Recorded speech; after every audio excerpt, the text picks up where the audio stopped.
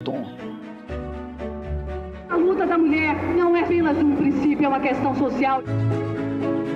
Temos os mesmos direitos, devemos também ocupar os mesmos espaços. Nós estamos chegando à conclusão que não basta reivindicar os nossos direitos, que é preciso gritar. Nós somos 52% da população e temos uma representatividade no Senado de 13%. Nós estamos falando abertamente que nós queremos sim espaços de poder. Liderança no Senado Federal, não há dúvida nenhuma, é uma grande conquista, nós conseguimos avançar. A gente não quer privilégio, a gente quer justiça, né? TV Senado. Democracia todo dia.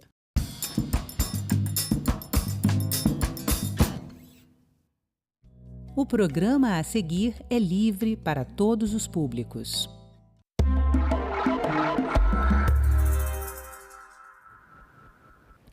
Olá! A igualdade de gênero nos cargos diplomáticos brasileiros continua sendo um desafio.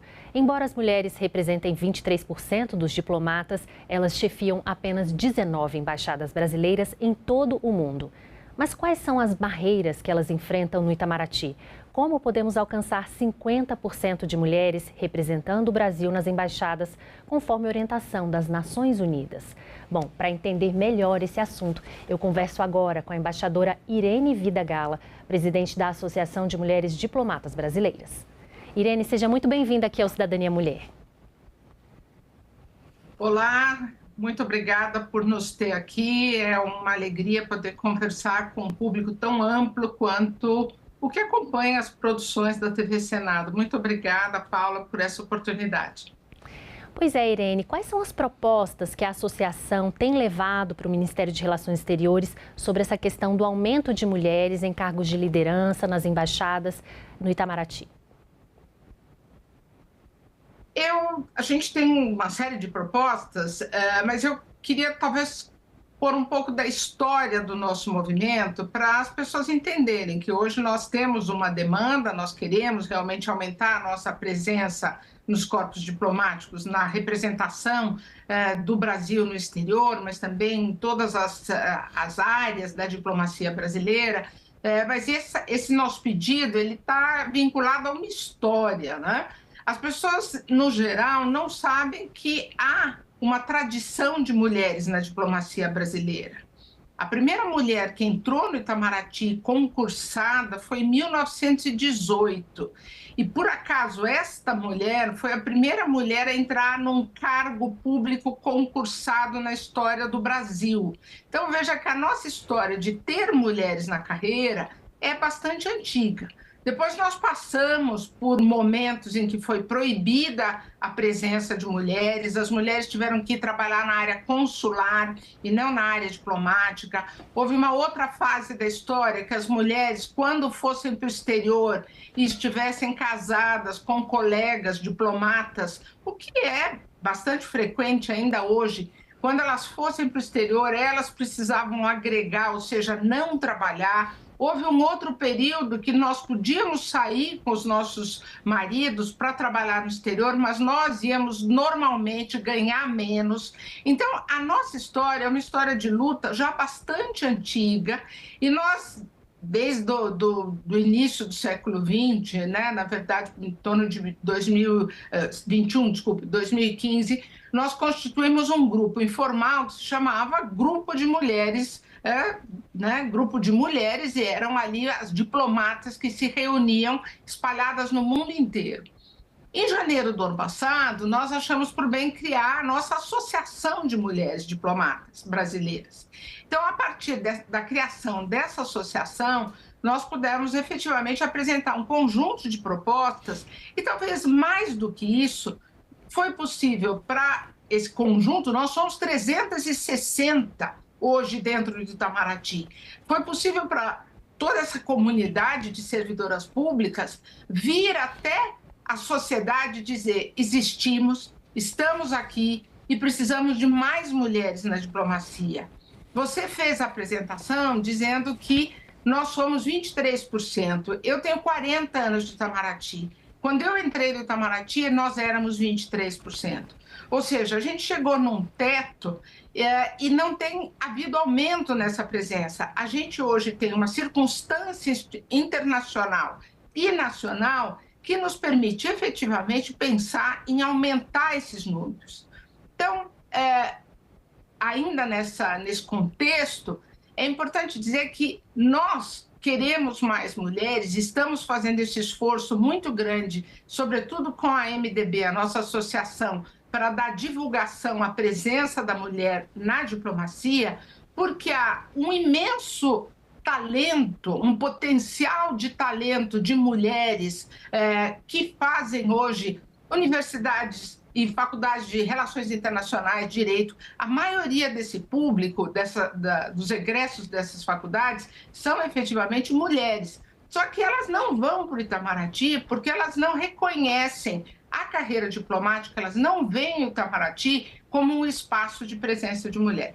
Por isso, antes de dizer a você quais são as propostas que a gente leva, era preciso dizer que o nosso esforço é, em primeiro lugar, dar visibilidade e dizer, sim, há mulheres na diplomacia brasileira, nós estamos na diplomacia brasileira há mais de 100 anos e nós queremos ampliar essa nossa presença. Para conseguir ampliar, e depois a gente pode até dizer, mas por que ampliar? Eu tinha que fazer essa referência, então, hoje, o que a gente leva para o Itamaraty? A gente leva, em resumo, o plano de paridade na diplomacia. Nós queremos chegar em que as mulheres possam ser, efetivamente, 50% das integrantes do corpo diplomático brasileiro. Por que a senhora acha que hoje ainda há barreiras e quais são esses desafios que vocês enfrentam no Ministério de Relações Exteriores para chegar a esse percentual? Bom, Paulo, eu te disse, né? O nosso primeiro ponto é efetivamente uma diminuição do interesse pela diplomacia entre mulheres. E, sobretudo, mulheres com grande talento que poderiam ir buscar a carreira diplomática. E quando eu digo diminuição, é porque há altos e baixos, há momentos em que nós conseguimos efetivamente algum tipo de mecanismo que cria mais atenção entre as potenciais aspirantes à carreira diplomática a efetivamente se engajar nesse concurso, que é um concurso muito difícil, mas é difícil para homens e para mulheres. Então, nós temos que chamar essas meninas, essas jovens, e dizer assim, é possível para vocês.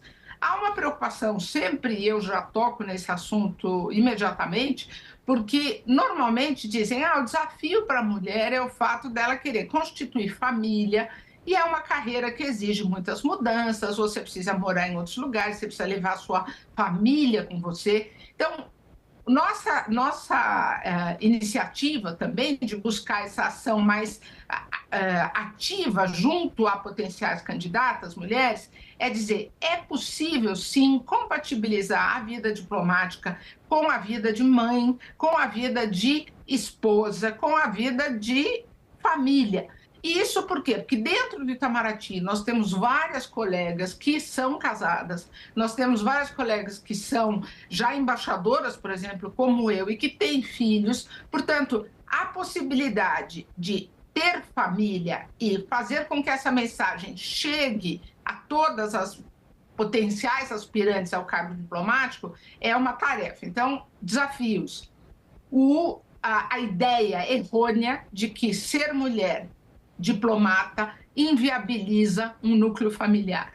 Outra questão muito difícil, né? Um desafio imenso. Uma estrutura que hoje, eu já estou pensando nos dados muito contemporâneos, não facilita condições para que a mulher esteja nesse espaço privilegiado de poder, que é a política externa, que é a diplomacia. Nós temos estruturas dentro do Itamaraty que ainda veem a carreira como um espaço essencialmente masculino.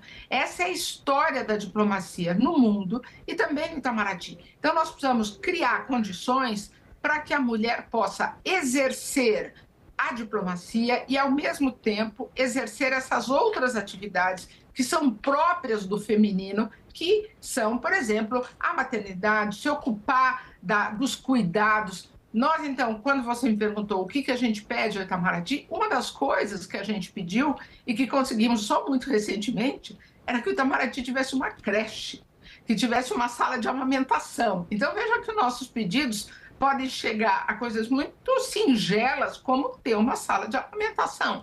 Mas é claro que os nossos pedidos vão muito além disso. Um outro desafio muito grande para nós é efetivamente uma cultura masculina que faz com que os homens se protejam. Eles se protegem por quê? Porque os grupos de sociabilidade, os grupos de compadrio, são muito marcadamente masculinos. E as mulheres não têm como entrar nesse grupo.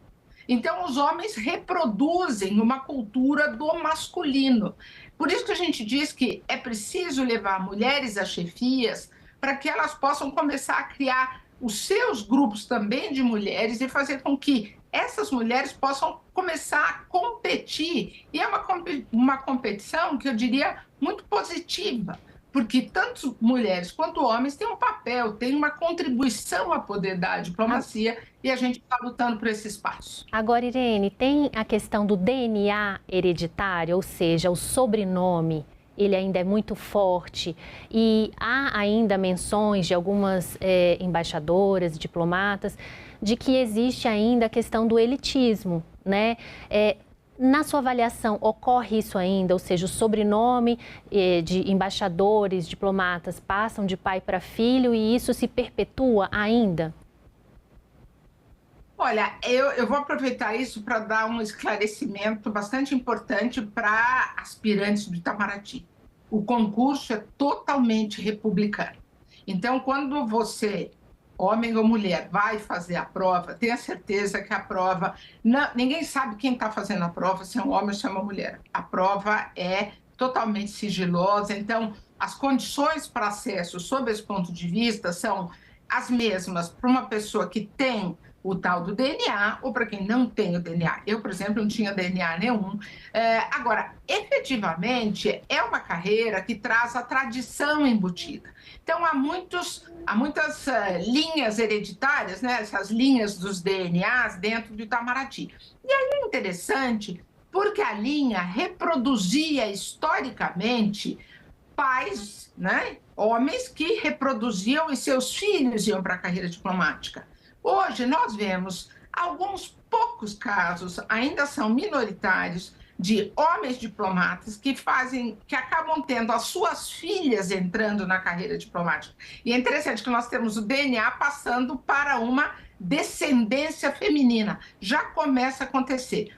E quando a gente fala essa questão do elitismo e do DNA, nós temos um outro problema no Itamaraty para as mulheres, que é a falta de normas claras, de regras conhecidas para ascensão funcional, para progressão funcional.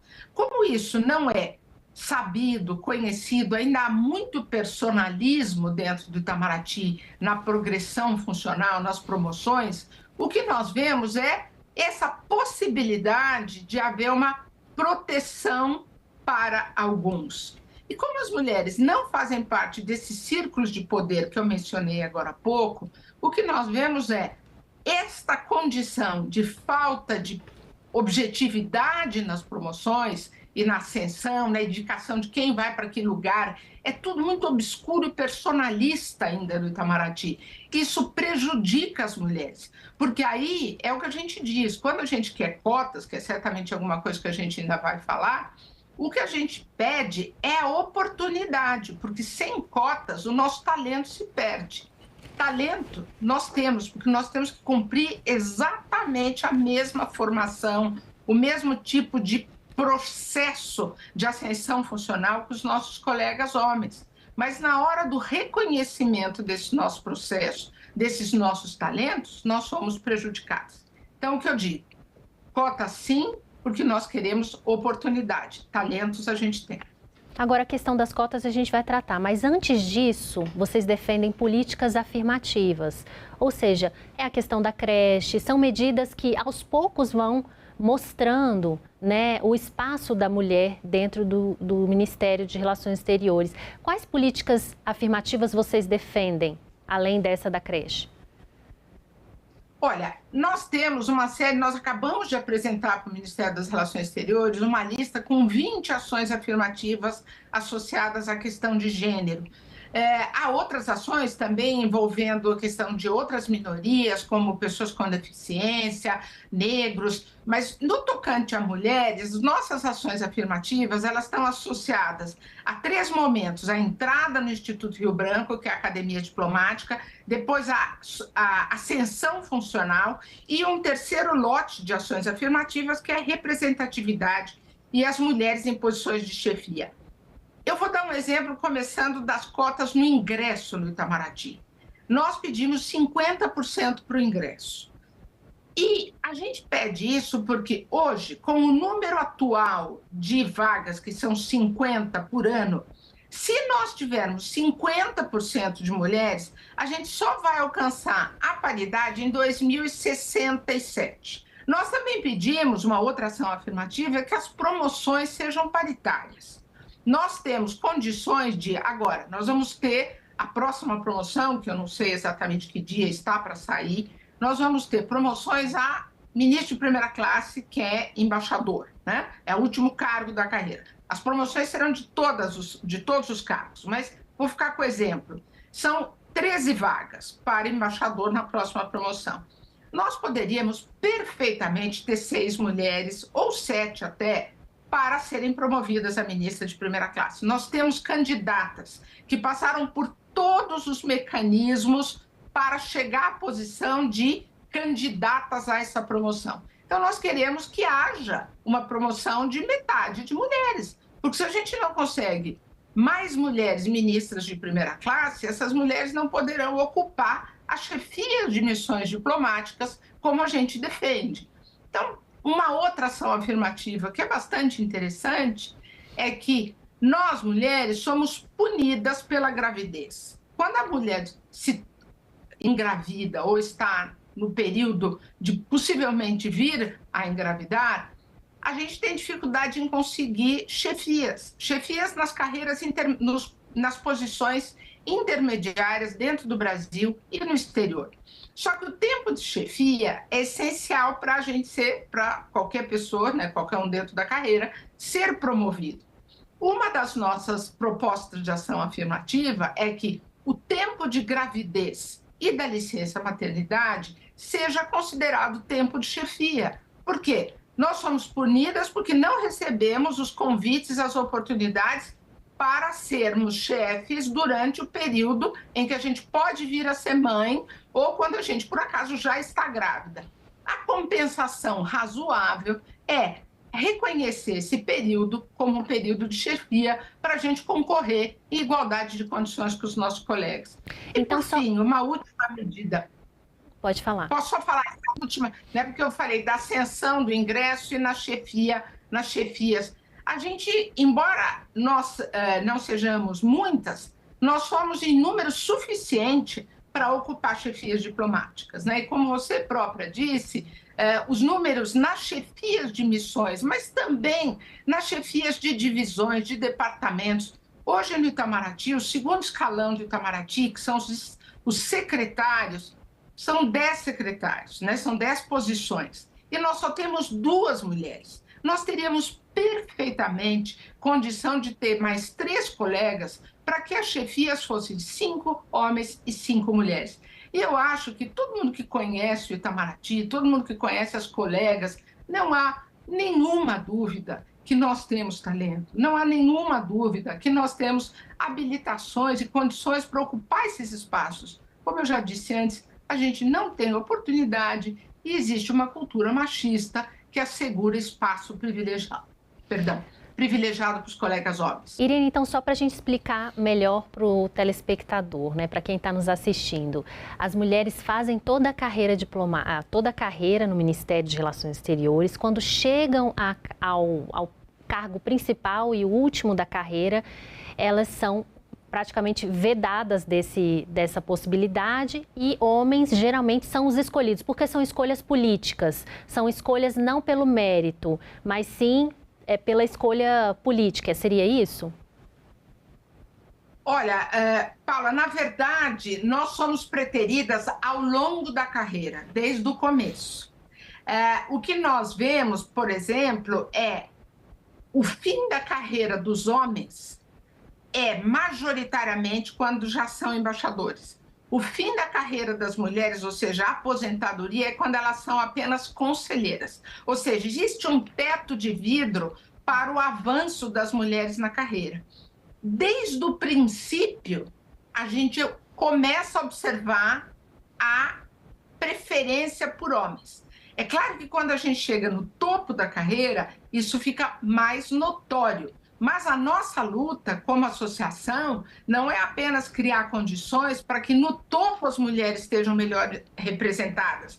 A nossa luta é que ao longo do espaço, né, ao longo desses 30 anos, para a gente eventualmente poder pensar em chegar numa posição de chefia, as mulheres tenham condições de competir em igualdade de condições com os homens. Hoje a gente não tem.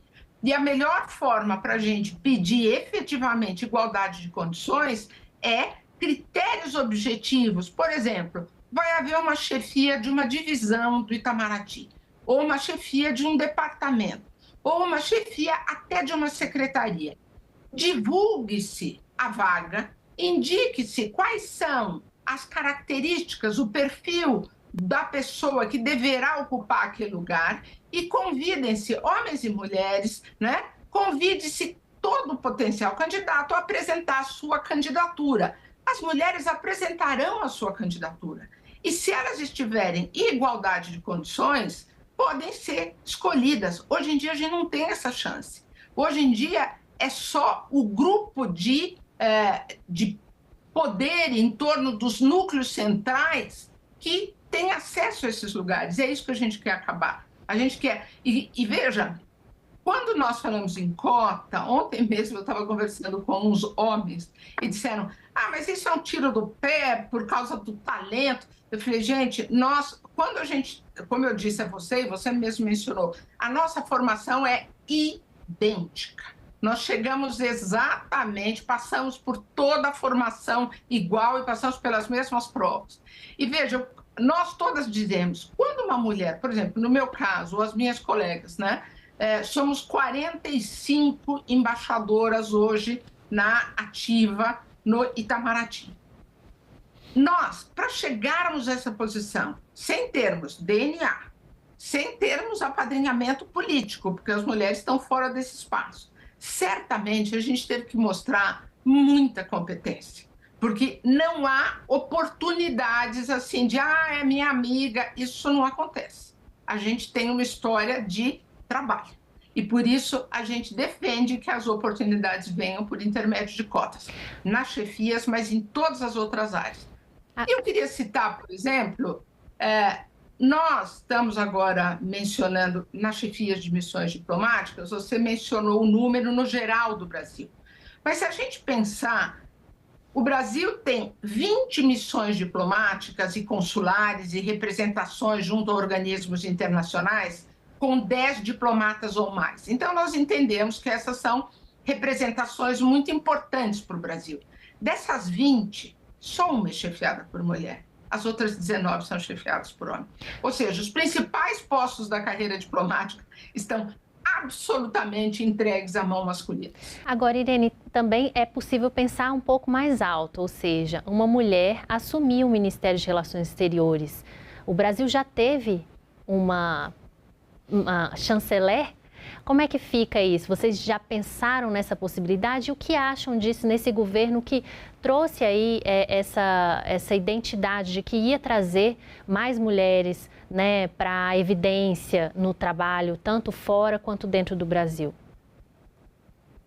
Pois é, quando nós tivemos agora as últimas eleições presidenciais, nós começamos uma carreira, e quando eu digo nós, somos nós mulheres diplomatas, mas uma rede de mulheres do campo das relações internacionais e todas juntas, porque, veja, há muitas mulheres no campo de relações internacionais. Há pouco eu disse que a maioria do corpo discente nas escolas de relações internacionais são mulheres. Então, esta comunidade de relações internacionais, com um grupo significativo também de homens, defendeu e levantou a hashtag, né, chanceler mulher, porque nós entendemos que o Brasil deveria ter, como uma gestão de uma política externa que buscava se reinserir no sistema internacional com uma marca bastante mais progressista, ter uma mulher na chefia da chancelaria brasileira seria muito positivo. E tanto mais porque no conjunto das Américas, todos os países, né, apenas o Brasil e o Uruguai nunca tiveram uma mulher chanceler. Nós fizemos a campanha foi bastante exitosa. Nós chegamos a ter a oportunidade de falar com o presidente Lula, na época ainda presidente eleito, e indicar para ele que essa era uma possibilidade e ele até gostou da ideia. Mas, como eu costumo dizer, os círculos de poder são ainda bastante masculinos. E certamente terá havido quem dissuadiu o presidente de ter uma mulher, e o melhor era continuar tendo um homem. Mas ficamos bastante felizes porque pela primeira vez temos uma número 2. Então, a secretária-geral das Relações Exteriores, né, o segundo cargo no Itamaraty, é uma mulher, pela primeira vez. Mas estamos aí aguardando e acreditamos muito que o momento está criado para que a sucessão do ministro Mauro Vieira seja feita com uma mulher. É o que a gente torce. Irene, eu agradeço muito a sua participação, foi uma conversa ótima e a gente fica impressionado porque justamente o Ministério de Relações Exteriores, que lida com tantos países, teria algo muito mais aberto, né, para a diversidade. E o que você nos mostra é que ainda há desafios aí para se enfrentar, até mais do que em outras áreas, né? Então, desejo boa sorte nessa luta e você em casa... Eu queria, Paula, deixa eu só mencionar uma coisa que eu acho que me faltou, porque a nossa luta, né, de mulheres é também por inclusão de mulheres negras, de mulheres indígenas. A nossa pauta é pela diversidade no Itamaraty e pela inclusão. Muito obrigada por nos ter aqui, Paula. E obrigada a você pela audiência. Essa entrevista já está disponível para você rever ou compartilhar em nossa página na internet, senado.leg.br/TV e no nosso canal no YouTube. Muito obrigado pela companhia e até o próximo Cidadania Mulher.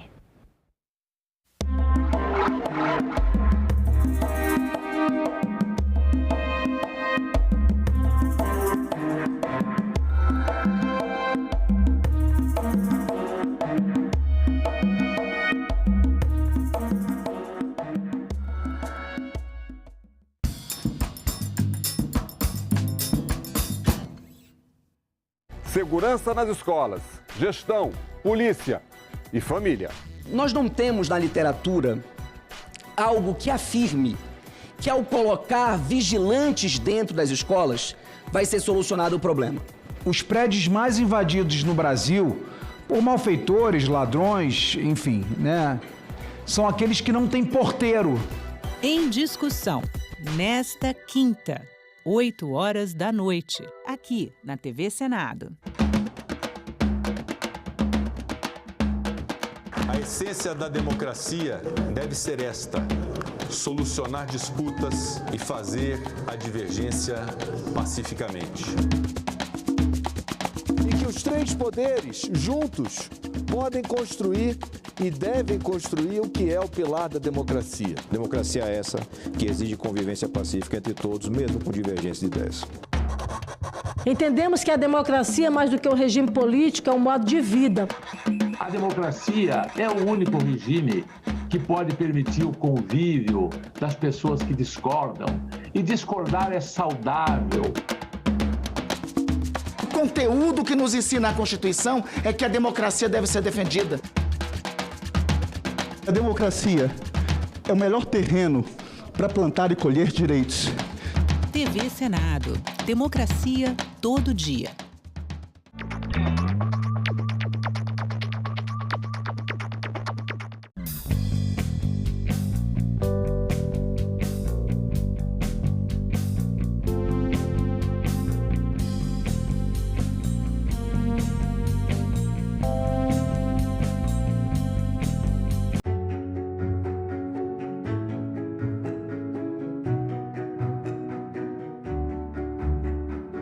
queremos proclamar a nossa abolição.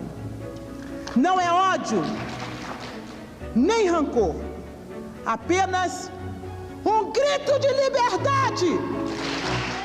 A luta não vai parar! Os exploradores do negro não vão ter descanso enquanto toda a nossa nação negro-africana não for definitivamente livre. O Estatuto da Igualdade Racial significa um avanço, passos à frente na defesa daqueles que são discriminados. O Estado, infelizmente, criminaliza a cor da pele. Não há sonho impossível. Seremos o que queremos ser. TV Senado. Democracia todo dia.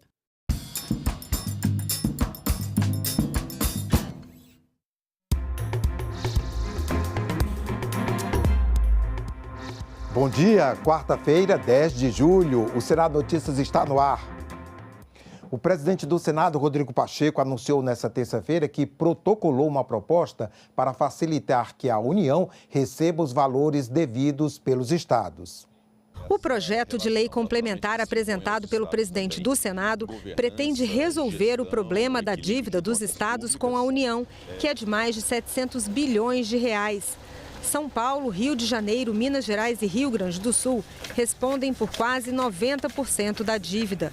O presidente informou que a proposta inicial de uma espécie de refis ou redução no valor principal da dívida não foi possível. A proposta inicial que nós tínhamos de poder fazer um programa equiparado ao refis, que pudesse ter um abatimento sobre o principal e o estoque, acaba não sendo possível em razão de vedações que nós compreendemos e da afetação que isso geraria ao resultado primário da União. Um dos principais pontos do projeto é a possibilidade de passar para a União ativos dos governos estaduais, como recebíveis, créditos judiciais, participação acionária em empresas e créditos inscritos em dívida ativa do Estado.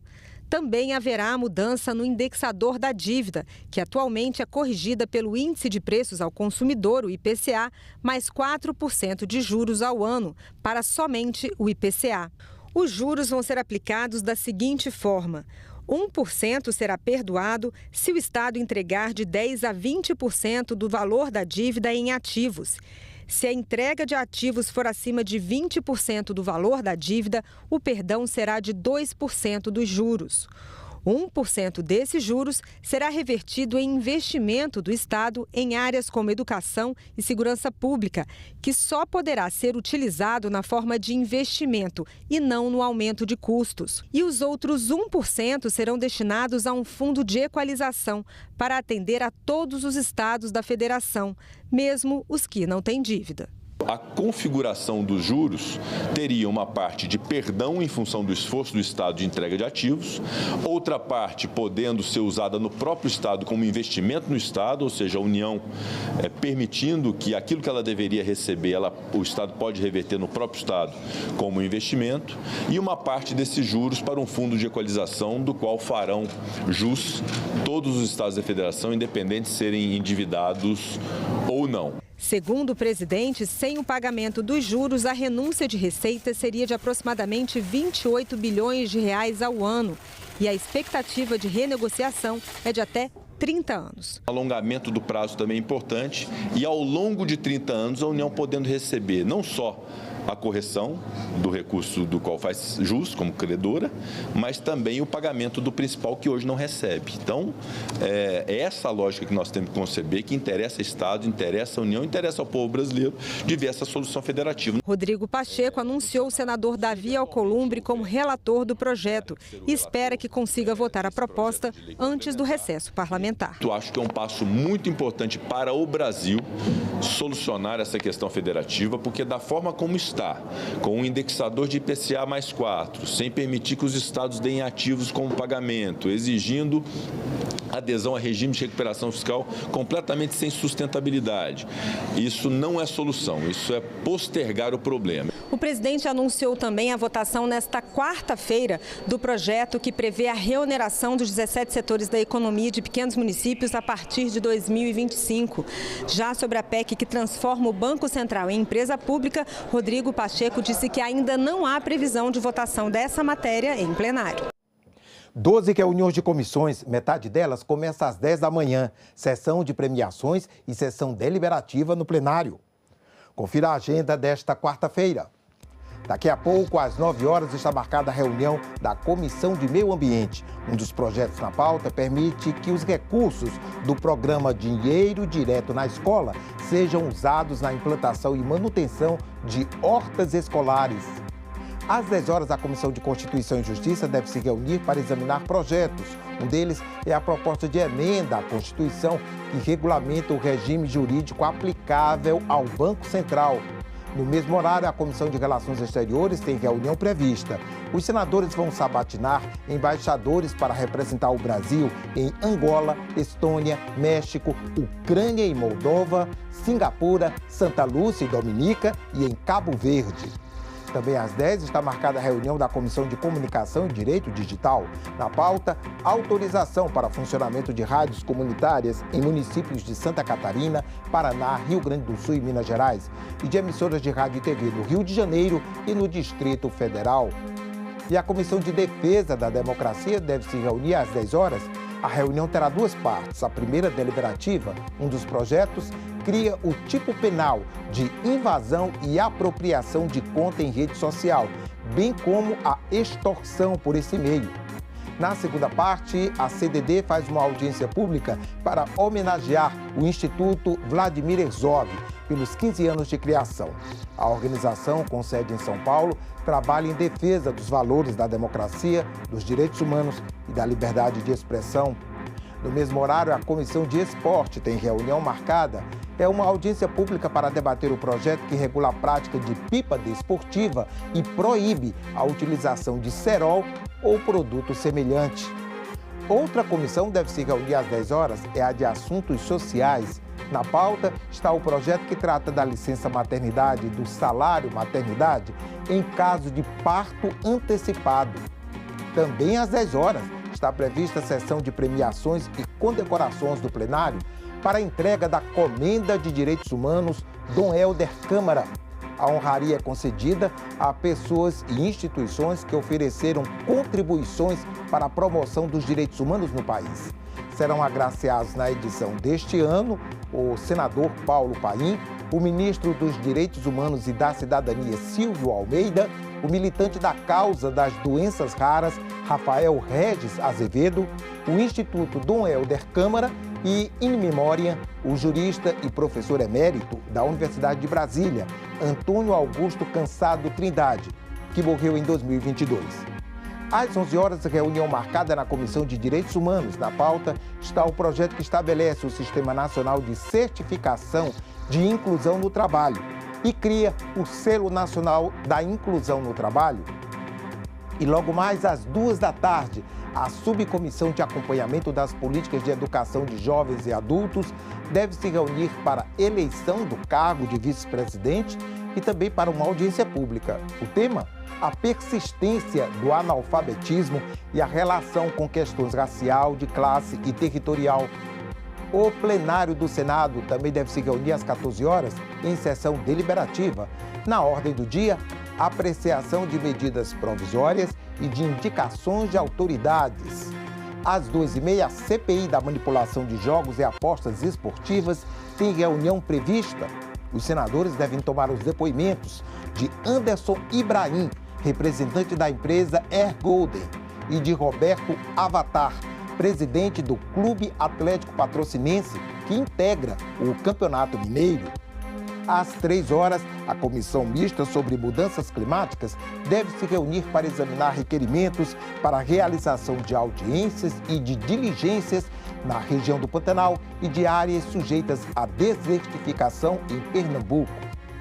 Também às 3 da tarde, a comissão temporária, criada para acompanhar as atividades de enfrentamento da calamidade do Rio Grande do Sul, tem reunião marcada para examinar um único item. É uma minuta de indicação que sugere ao Poder Executivo obras específicas para recuperação e prevenção de enchentes naquele estado. Os senadores aprovaram, nesta terça-feira, em plenário, a criação do Conselho Curador do Fundo de Aperfeiçoamento da Defensoria Pública da União. Também foram realizadas sessões de discussão de propostas de emenda à Constituição. O plenário do Senado aprovou nesta terça-feira a criação do Conselho Curador do Fundo de Aperfeiçoamento da Defensoria Pública da União. O fundo garante os recursos obrigatórios para investimentos em estrutura e capacitação profissional na Defensoria Pública. Esse é um exemplo claro do fruto de uma negociação entre oposição, governo, coordenado por Vossa Excelência, pelo presidente da CCJ, senador Davi Alcolumbre. Então, mais uma etapa que é vencida. Eu tenho certeza que ganha o direito do cidadão comum, principalmente aqueles mais necessitados. Os senadores também fizeram a terceira sessão de discussão de duas propostas de emenda à Constituição. Uma delas reabre o prazo para as prefeituras parcelarem dívidas com a Previdência Social e cria limites para o pagamento de precatórios municipais, dívidas decorrentes de sentenças judiciais. A outra cria regras para a eleição dos órgãos diretivos de tribunais de justiça dos estados. Entre elas, define que a eleição será por maioria absoluta e com voto direto e secreto. Isso não muda nada em nenhum dos outros estados. Aonde mudaria, que é no estado do Rio de Janeiro, é uma questão interna, porque não é no executivo e nem no legislativo, lá tanto a oposição quanto a situação, todos apoiaram e veio em comum acordo com a votação com mais de 400 votos da Câmara dos Deputados. Os senadores ainda aprovaram 2 projetos de resolução que autorizam o município de Rio Grande, no Rio Grande do Sul, e o estado do Espírito Santo a contratarem empréstimos com a Agência Francesa de Desenvolvimento e com a Corporação Andina de Fomento. Requerimentos para a realização de sessões especiais destinadas a celebrar o Dia do Advogado e os 50 anos do Seminário de Estudos dos Problemas Urbanos de Brasília também foram aprovados. O presidente do Senado, Rodrigo Pacheco, destacou durante a sessão plenária desta terça-feira os 30 anos do Plano Real, completados em 1º de julho deste ano. Pacheco destacou que a atuação conjunta do Parlamento com o Executivo foi fundamental para garantir a implementação da moeda. Uma iniciativa que elevou o nosso país a um outro patamar e representou muito mais que um plano econômico. O Plano Real, em um só tempo, foi capaz de derrubar a hiperinflação e trazer a estabilidade monetária para o nosso país. Só quem viveu nos anos anteriores ao Plano Real sabe a paz que é ter uma moeda estável. O brasileiro pôde, enfim, retomar sua confiança na sua moeda, na economia e nas instituições. O sucesso do Plano Real passou também por este Congresso Nacional, que, à época, aprovou medidas necessárias para sanear as contas públicas. Com compromisso público e dedicação, os presidentes Itamar Franco e Fernando Henrique Cardoso e suas extraordinárias equipes implementaram um plano que conquistou o engajamento do setor público, do setor privado e da sociedade. Há 30 anos, o Plano Real surgiu do perfeito entrosamento entre política e economia. Da sessão plenária, Pacheco recebeu uma comitiva de senadores e deputados do Rio Grande do Sul. Os parlamentares solicitaram prioridade para a aprovação de projetos de socorro ao Estado. Pacheco informou que uma sessão para a votação dessas propostas pode ser realizada na próxima terça-feira, antes do recesso parlamentar. Chamarei uma reunião imediata desta comissão para que possamos pormenorizar todas as iniciativas legislativas pendentes em tramitação e sugiro ao plenário do Senado Federal que, a partir desta aferição da Comissão Temporária do Senado Federal, possamos dedicar uma sessão antes do recesso para apreciação de projetos de interesse do Rio Grande do Sul, instando o governo federal e a liderança do governo, o senador Jacques Wagner, a participação desta reunião preparatória para que possamos possamos unir os esforços do Poder Executivo e do Poder Legislativo em relação à efetividade das medidas de garantia de empregos, de reconstrução do Estado, de auxílio às pessoas, de crédito para os produtores, enfim, da reconstrução do Rio Grande do Sul, que é um Estado que, de fato, foi devastado por essa tragédia recente, e não pode haver definitivamente um arrefecimento da empatia, da solidariedade e da busca de efetividade às medidas do Rio Grande do Sul. Rodrigo Pacheco também aproveitou a sessão para repudiar a tentativa de golpe na Bolívia que aconteceu no fim do mês passado. O presidente Lula está no país participando de reuniões com o presidente boliviano Luiz Arce. Lula afirmou ontem que a tentativa é imperdoável. Pacheco aproveitou para lembrar os atos antidemocráticos do 8 de janeiro no Brasil. Uma tentativa de golpe de Estado, que, segundo as informações disponíveis, contou com a participação de membros das Forças Armadas daquele país. Como presidente do Congresso Nacional, o mais democrático dos poderes, compartilho minha posição de repudiar qualquer ato que afronte a ordem constitucional, tal como ocorreu na Bolívia. Felizmente, dada a força de sua democracia, a tentativa de golpe restou frustrada. No Brasil, em 2023, enfrentamos uma tentativa de insurreição autoritária de uma minoria inconformada que nunca representou a vontade popular do nosso país. Essa tentativa foi rechaçada pela firmeza das nossas instituições e o resultado das eleições foi, enfim, respeitado como deve ser no regime democrático. Tenho certeza de que a Bolívia seguirá por esse caminho e fará prevalecer a Constituição Federal e a vontade de seu povo manifestada no processo eleitoral. A Comissão Temporária sobre Inteligência Artificial adiou novamente a votação do projeto que regula o tema. Mesmo sem uma nova data para a votação, a proposta motivou um grande debate na reunião dessa terça-feira. Logo no início da reunião, o senador Marcos Rogério alegou questões regimentais para invalidar a vista concedida pelo presidente da comissão, Carlos Viana, na reunião anterior.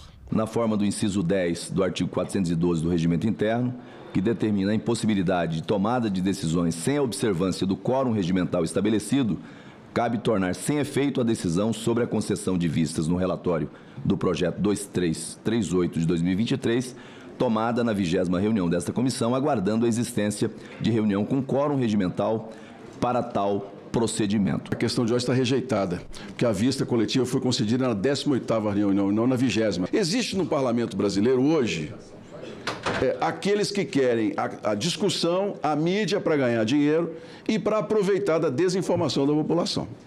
Está lotado de gente que faz isso em rede social. O Senado não é a casa para esse tipo de palco, para esse tipo de picadeiro. Vossa Excelência usou uma expressão que eu não usaria num ambiente como esse. Vossa Excelência usou o termo picadeiro. Não é apropriado. Não é apropriado. E, sobretudo, com quem está olhando para o projeto com a responsabilidade de estar legislando para o Brasil e para os brasileiros. Quando me referi, usei o termo picadeiro, é bom mesmo que Vossa Excelência tenha tocado, que eu vou explicar. Muitos dos que estão se levantando para criticar o projeto são populistas. Estão usando daquilo que as pessoas não sabem, justamente para poder manter os likes. É a rede. A decisão de não votar o projeto foi elogiada pelos senadores. Presidente, primeiro eu parabenizo Vossa Excelência por essa decisão. Nós estamos perdendo a oportunidade com esse projeto de avançar muito na inovação. Nós já estamos muito atrasados com relação a isso, por falta de investimento, por falta de uma série de coisas. Eu quero fazer esse reconhecimento, eu sei do compromisso que Vossa Excelência como presidente tem de pautar essa matéria e tentar avançar nessa etapa, porque depois ainda vai para o plenário, e eu espero que para outras comissões também, mas é preciso avançar na hora certa, com o texto certo, o texto que dê conforto e segurança ao conjunto dos senadores e das senadoras. Os senadores concordaram com a necessidade de mais debate sobre o assunto, mas alertaram que a discussão não pode se estender indefinidamente. Acho pertinente fazer os ajustes necessários, mas acho também fundamental que a gente feche esse capítulo para que o Brasil possa avançar sem ficar para trás de novo. A gente não pode ficar nessa discussão a vida toda. Nós precisamos chegar num ponto em que a discussão chega no final. A gente não pode ficar para trás.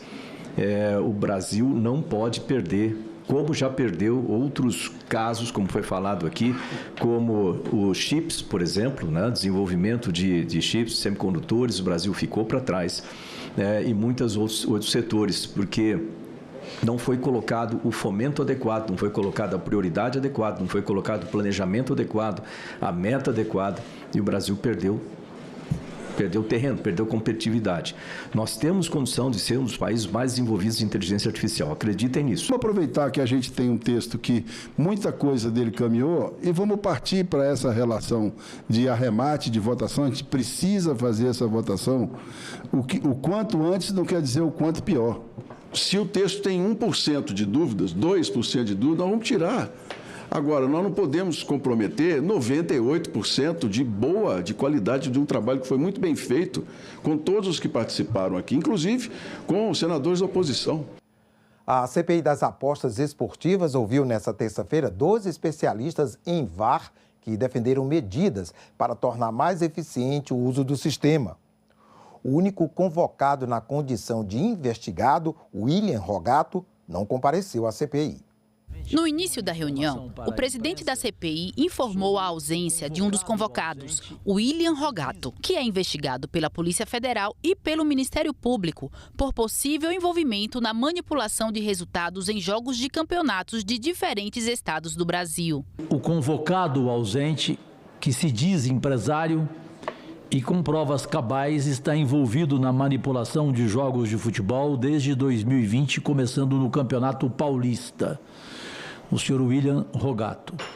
Ele está foragido, o DDD dele é de Lisboa e já foi decretado o mandado de prisão dele para conhecimento de todos. Na condição de convidado, o primeiro a falar à CPI foi o ex-árbitro da FIFA, Manuel Serapião Filho, um dos responsáveis pelo projeto de implementação do VAR no Brasil. Ele defendeu a necessidade do árbitro assistente de vídeo, mas apontou problemas enfrentados atualmente para um melhor desempenho do VAR. Nossa tecnologia não tem o devido calibre. As imagens não são boas, as iluminações dos estados não são boas. Então, nós precisamos ter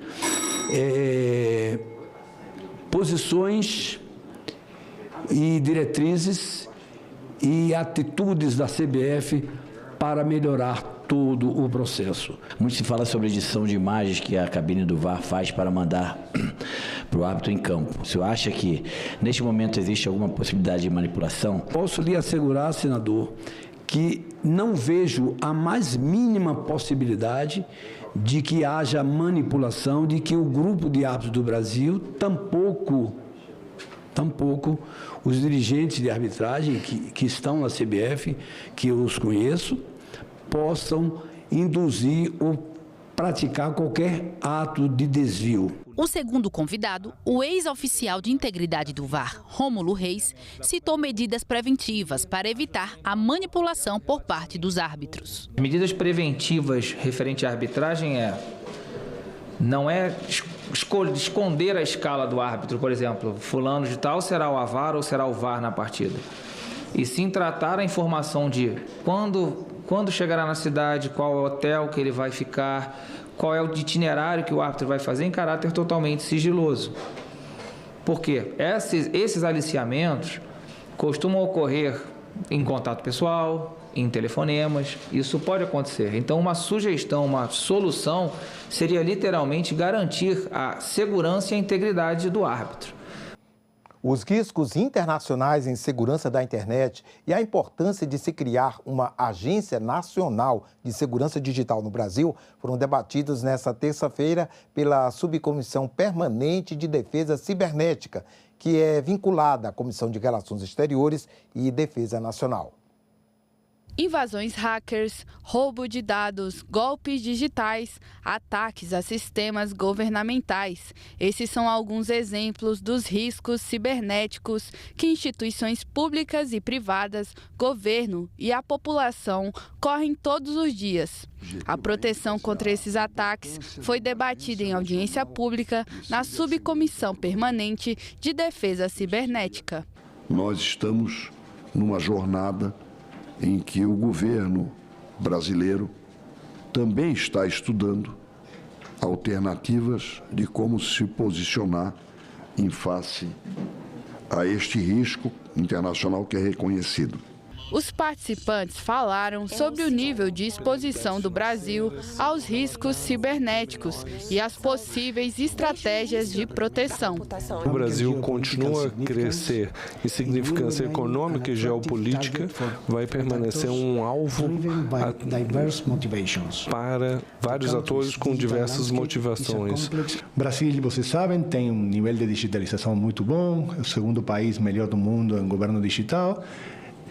E tem um nível de exposição muito alto e que tem que fazer alguma coisa para melhorar. Tem muitos atacantes e muitos defensores. Organizações que podem ser públicas, que podem ser privadas e que todas estão interrelacionadas, trabalhando juntos. Os senadores aproveitaram a audiência para esclarecer dúvidas sobre a implementação de uma Agência Nacional de Segurança Digital no Brasil. Talvez a questão mais pertinente seja a estruturação de um formato e de um financiamento. A minha ideia seria que ali também tivesse um conselho para segurança cibernética, relativamente da mesma forma, com representantes dos diversos setores reguladores, com representante da sociedade civil e aí sim, representante do Exército Brasileiro na questão da segurança, na defesa cibernética e, obviamente, do setor privado. Os debatedores responderam os questionamentos dos senadores. Tem que ter uma estrutura orgânica com capacidade operativa. Então, habitualmente você tem um nível mais estratégico político, onde os conselhos, os comitês fazem um muito bom trabalho. É diferente a criação de um conselho, como vocês estavam pensando, para a inteligência artificial, ou uma agência, ou seja lá que nome você queira dar, para uma entidade que vai ter responsabilidade operacional. Na segunda parte da reunião, os participantes destacaram a importância da cooperação entre setor público e privado no combate aos crimes cibernéticos. Iniciativas conjuntas podem promover a conscientização sobre cibersegurança entre o público em geral e as pequenas empresas, que são muitas vezes alvos fáceis dos atacantes. A reestruturação da Superintendência do Desenvolvimento da Amazônia, Sudã, foi debatida nesta terça-feira na Comissão de Desenvolvimento Regional e Turismo.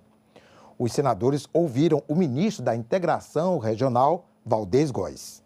A promoção do desenvolvimento sustentável no norte do país é o principal papel da Superintendência do Desenvolvimento da Amazônia, a Sudã. A reestruturação do órgão foi tema da audiência pública da Comissão de Desenvolvimento Regional, que ouviu o ministro da Integração, Valdez Góes. O chefe da pasta falou que não existem mais motivos para desconfiar do órgão. Eu estou ouvindo aqui dizendo que nós avançamos na parte do nosso planejamento, da nossa estruturação. E estamos preparados para recepcionar as emendas dos parlamentares. E disse também que eu poderia estar pedindo aqui para o Ministério da Integração. E, no entanto, eu estou pedindo para a Sudã, para confiar na superintendência. O ministro ressaltou a necessidade da aprovação da Política Nacional de Desenvolvimento Regional. A gente entregou a PNDR aqui e eu gostaria de nos desafiar a aprovar ela dentro dos prazos que o Congresso precisa, mas aprovar. A última vez que foi colocado no Congresso a Política Nacional de Desenvolvimento Regional, ela ficou no Congresso. Ficou, simplesmente ficou. Então, como é que a gente se ajuda? Porque eu estou muito crente na nova Política de Desenvolvimento Regional. O superintendente da SUDAM falou que o órgão está pronto para atuar no desenvolvimento da Amazônia. A SUDAM está preparada para atender toda essa demanda que os nossos estados, os nossos municípios e esse debate sobre desenvolvimento sustentável e a execução de todas as demandas que os nossos parlamentares querem agora demandar para nós, nós estamos preparados. Nós precisamos pensar no nosso povo, nós precisamos pensar no desenvolvimento da Amazônia. Essa situação da SUDAM, que é para desenvolvimento regional das regiões, igual é a SUDENE, igual a SUDEME, é de suma importância para cada região, como tem sua importância no Nordeste, tem importância no Norte do Brasil. Ao final da reunião, o senador Sérgio Petecão, autor do requerimento para a realização da audiência, falou sobre o assunto. Nós não podemos perder a SUDAM, nós precisamos fortalecer a SUDAM e espero que esse nosso encontro hoje, essa nossa audiência, tenha sido o pontapé inicial. O nosso ministro Valdez está empolgado, está entusiasmado, ele sabe da importância da SUDAM para a nossa região. Agora espero que outros parlamentares venham se somar. Nós já tivemos uma SUDAM atuante, nós tivemos uma SUDAM pujante, uma SUDAM forte, ajudando a Amazônia. E eu creio que se nós juntarmos forças, são 57 parlamentares, entre senadores e deputados federais, uma representatividade forte e nós não podemos deixar a SUDAM morrer. Um debate sobre concessão de benefício financeiro às vítimas da epidemia de Zika vírus concentrou a atenção dos senadores na sessão deliberativa da Comissão de Assuntos Econômicos nesta terça-feira. A epidemia de Zika vírus no Nordeste e em outras regiões assoladas pelo mosquito transmissor no ano de 2015 vitimou uma legião de crianças seriamente incapacitadas, comprometendo a qualidade da vida das mães e de toda a família. Um projeto aprovado na Câmara dos Deputados e com parecer favorável do senador Rodrigo Cunha prevê que a Previdência Social pague um auxílio às vítimas. A proposta provocou intensa discussão na Comissão de Assuntos Econômicos. Uma criança como essa, ela já tem o BPC, a mãe ou o pai podem pedir o BPC, então são 2 BPCs, são 2 salários mínimos. E, eventualmente, pode ter, dependendo da família, o Bolsa Família. Aqui, o projeto que foi concebido pela senadora Mara Grabir, quando ela era deputada, foi na crise da Zika. Além desses 2 BPC, o projeto propõe uma aposentadoria no teto da Previdência, que é R$7.000 e poucos, que se soma aos 2 BPCs, eu não estou dizendo que é muito, que se soma ao BPC e que é vitalício. Terão os especialistas daquilo que a criança precisa no interior? Não necessariamente. Eu, sinceramente, mesmo que fosse mais caro, eu achava que um projeto mais adequado era obrigar o governo a bancar os especialistas que aquela criança, não é transferência do dinheiro, que não é isso que vai resolver. Eu acho que era muito mais nobre a gente dizer, transfere-se essa criança com a família, com ônus, se for o caso do governo, para ela estar junto de especialistas que possam tratar. Eu não estou entendendo por que é que o projeto estende e transmite ao responsável legal do beneficiário em caso do seu falecimento. Ora, se o motivo é tratar do paciente, na hora em que ele vem a óbito, o motivo desaparece. Se o motivo desaparece, não tem por que manter o custo disso. Senador Flávio, a mãe de uma criança desta teve a vida interrompida. O tratamento da criança, alguns podem dizer, mas já vai ter o tratamento fora de domicílio, já tem um BPC. Mas espera aí, uma mãe de 20 anos que teve uma criança com Zika, a vida dessa mãe está interrompida, gente.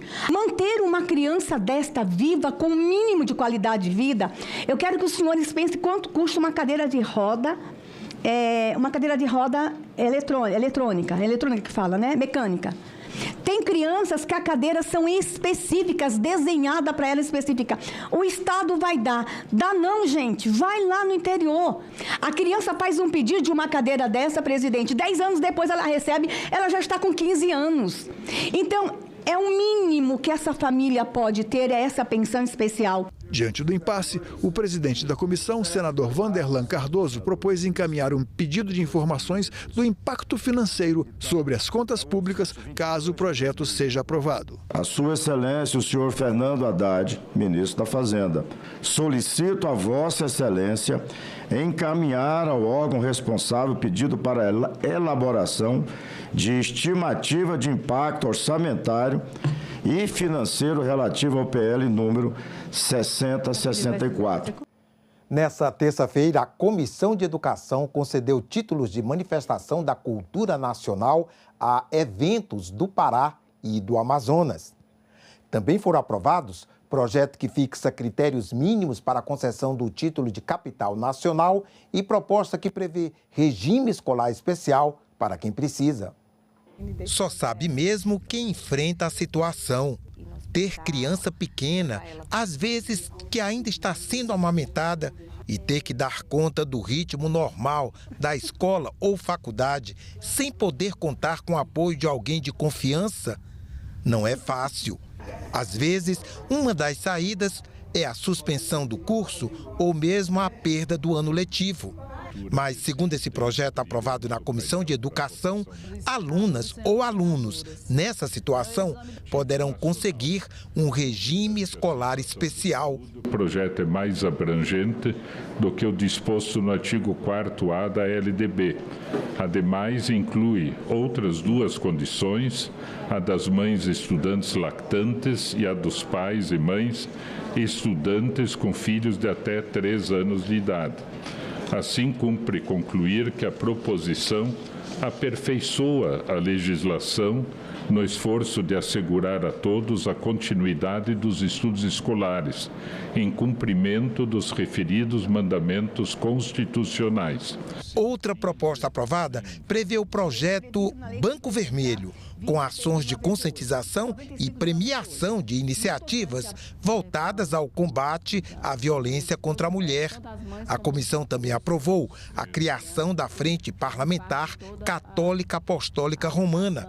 Também foram reconhecidas como manifestações da cultura nacional o Arraial do Pavulagem, em Belém do Pará, e o Festival Folclórico de Parintins, e os Bois, garantido e caprichoso, do município amazonense. A comissão também aprovou o projeto que fixa critérios mínimos para a concessão do título de capital nacional a município que se destaque em alguma área ou atividade. O projeto de lei estabelece que a concessão do título deve ser precedida de uma manifestação oficial do Poder Legislativo Municipal, demonstrando a anuência e os possíveis benefícios decorrentes da homenagem. Além disso, exige a comprovação documental de que o município se destaca na atividade proposta por pelo menos 10 anos consecutivos. Essa abordagem assegura que o título de capital nacional seja concedido apenas a municípios que realmente mantenham uma posição de destaque de forma contínua e consistente. Ficamos por aqui. Você pode rever as reportagens desta edição na nossa página na internet, senado.leg.br/TV. Obrigado pela companhia. Já já voltamos com a primeira atividade do dia. Enquanto isso, continue sintonizado aqui na TV Senado.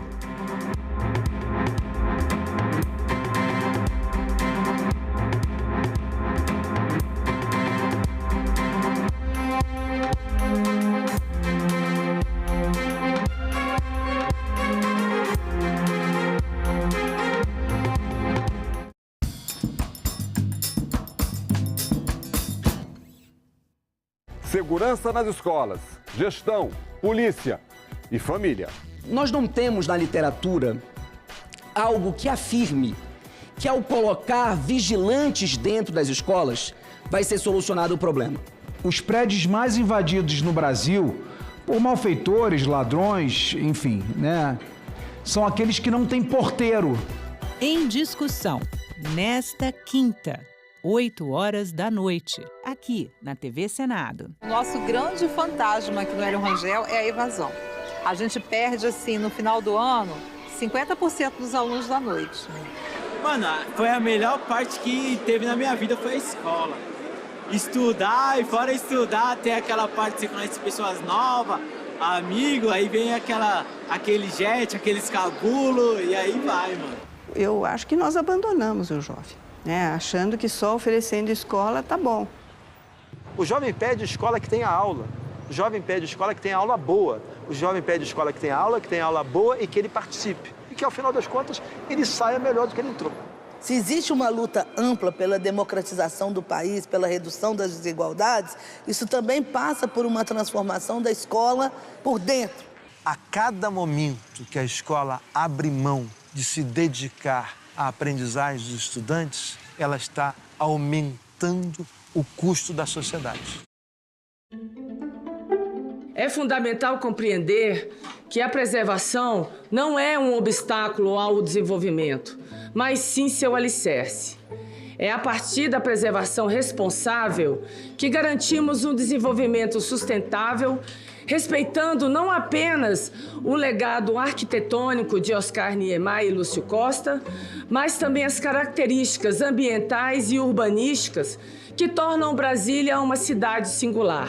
A cidade precisa se modernizar, mas ela não precisa abrir mão dos seus símbolos, ela não precisa abrir mão da sua história, ela não precisa abrir mão da sua arte.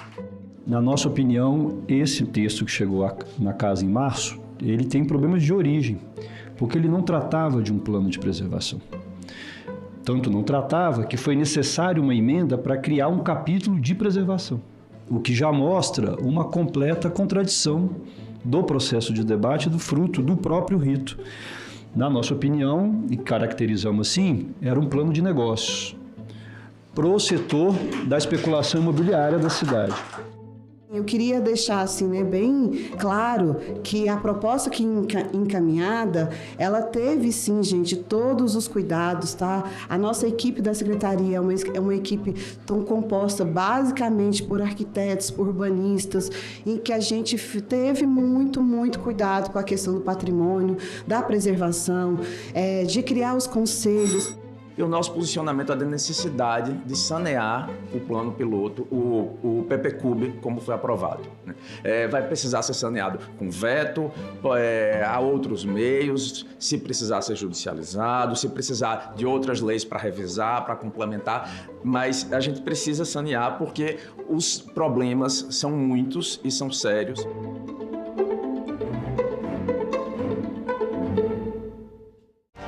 Pensemos en el calentamiento global. Vamos a tener menos agua de la que tenemos en este momento. ¿De a dónde vamos a obtener el agua? La tenemos aquí. Lo que pasa es que no la hemos utilizado de manera racional, inteligente, no la hemos planificado, hemos abusado del agua. O Caminho da Água, série em 4 episódios. Todo sábado, 19h30, aqui na TV Senado. Olá pessoal, meu nome é Felipe Figueiredo, sou professor de História, podcaster, youtuber e estou aqui para a gente falar um pouquinho sobre as constituições da história do Brasil. Para a gente começar a falar sobre Constituição, é preciso entender 2 termos bem importantes, né, professor? Nós temos que diferenciar as que são outorgadas, ou seja, elas que foram impostas por algum poder político, e as que foram promulgadas, ou seja, elas que são derivadas de um processo constituinte popular, normalmente eleito, né, que represente toda a sociedade. Na história brasileira nós tivemos 7 constituições. 4 delas foram promulgadas, 2 delas foram outorgadas, ou seja, impostas. Tivemos a Constituição de 67, aprovada pelo Congresso por exigência do regime militar. E em 69, durante a ditadura militar, uma grande reforma da Constituição, que não exatamente impõe uma nova Constituição, mas de maneira outorgada modifica a Carta Constituinte existente, incorporando os atos institucionais. Aí chegamos na atual Constituição em 1988. Essa muito bem pensada, muito discutida. É a maior Assembleia Constituinte já eleita na história brasileira. Não é à toa que ela é chamada de Constituição Cidadã, cidadã, né? A Constituinte também é muito lembrada por ter sido presidida por Ulisses Guimarães, e a Constituição que está em vigor até hoje. Outras conquistas da Constituição cidadã são, por exemplo, o direito à saúde, a consagração de diversos direitos trabalhistas, o voto facultativo a partir dos 16 anos, obrigatório a partir dos 18 anos de idade, ou seja, incentivando a participação política das pessoas, e também inclui no direito ao voto o voto das pessoas que eram consideradas analfabetas. As 7 cartas constitucionais que o Brasil teve retratam com riquezas de detalhe o nosso caminho, a nossa jornada como nação. É uma forma preciosa de entender os valores de um país. Senado, 200 anos. Uma notícia falsa pode vir de quem a gente menos espera, no grupo da família ou nas nossas redes sociais. Mas como saber se uma informação é verdadeira? Agora, as informações sobre o Senado podem ser checadas pelo WhatsApp.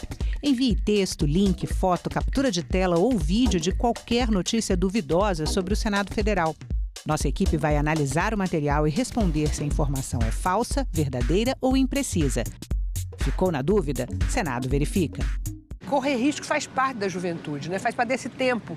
É um espaço de uma intensidade muito grande que está sempre à beira de uma ruptura. Você vive a intensidade da ruptura muito mais do que efetivamente a ruptura se dá. Não existe rito de passagem entre os indígenas sem dor, porque entende que esta é necessária para encarar a vida. O ensino médio, como tal, é basicamente um rito de passagem. Senadoc, neste sábado, 9 horas da noite, aqui na TV Senado. Estava numa luta diária, da gente não saber se teria aula, se o professor conseguiria vir à instituição, da instituição não ter a retirada de lixos. A gente se uniu para limpar ar-condicionado, limpar de todas as formas que vocês possam imaginar, e nisso também conseguir colaboração com outros departamentos de outras instituições que também estavam sofrendo com essa crise que a ciência ainda está enfrentando. Nada ia para frente. Foi 47% do orçamento para os banqueiros, 3,9% para a saúde, 3,7% para a educação e 0,01% para saneamento básico. E para ciência e tecnologia, 0,67%. Ou seja, para não desenvolver tecnologia, para nós ficarmos eternamente dependentes dos países industrializados que estão aí afora explorando a população mundial.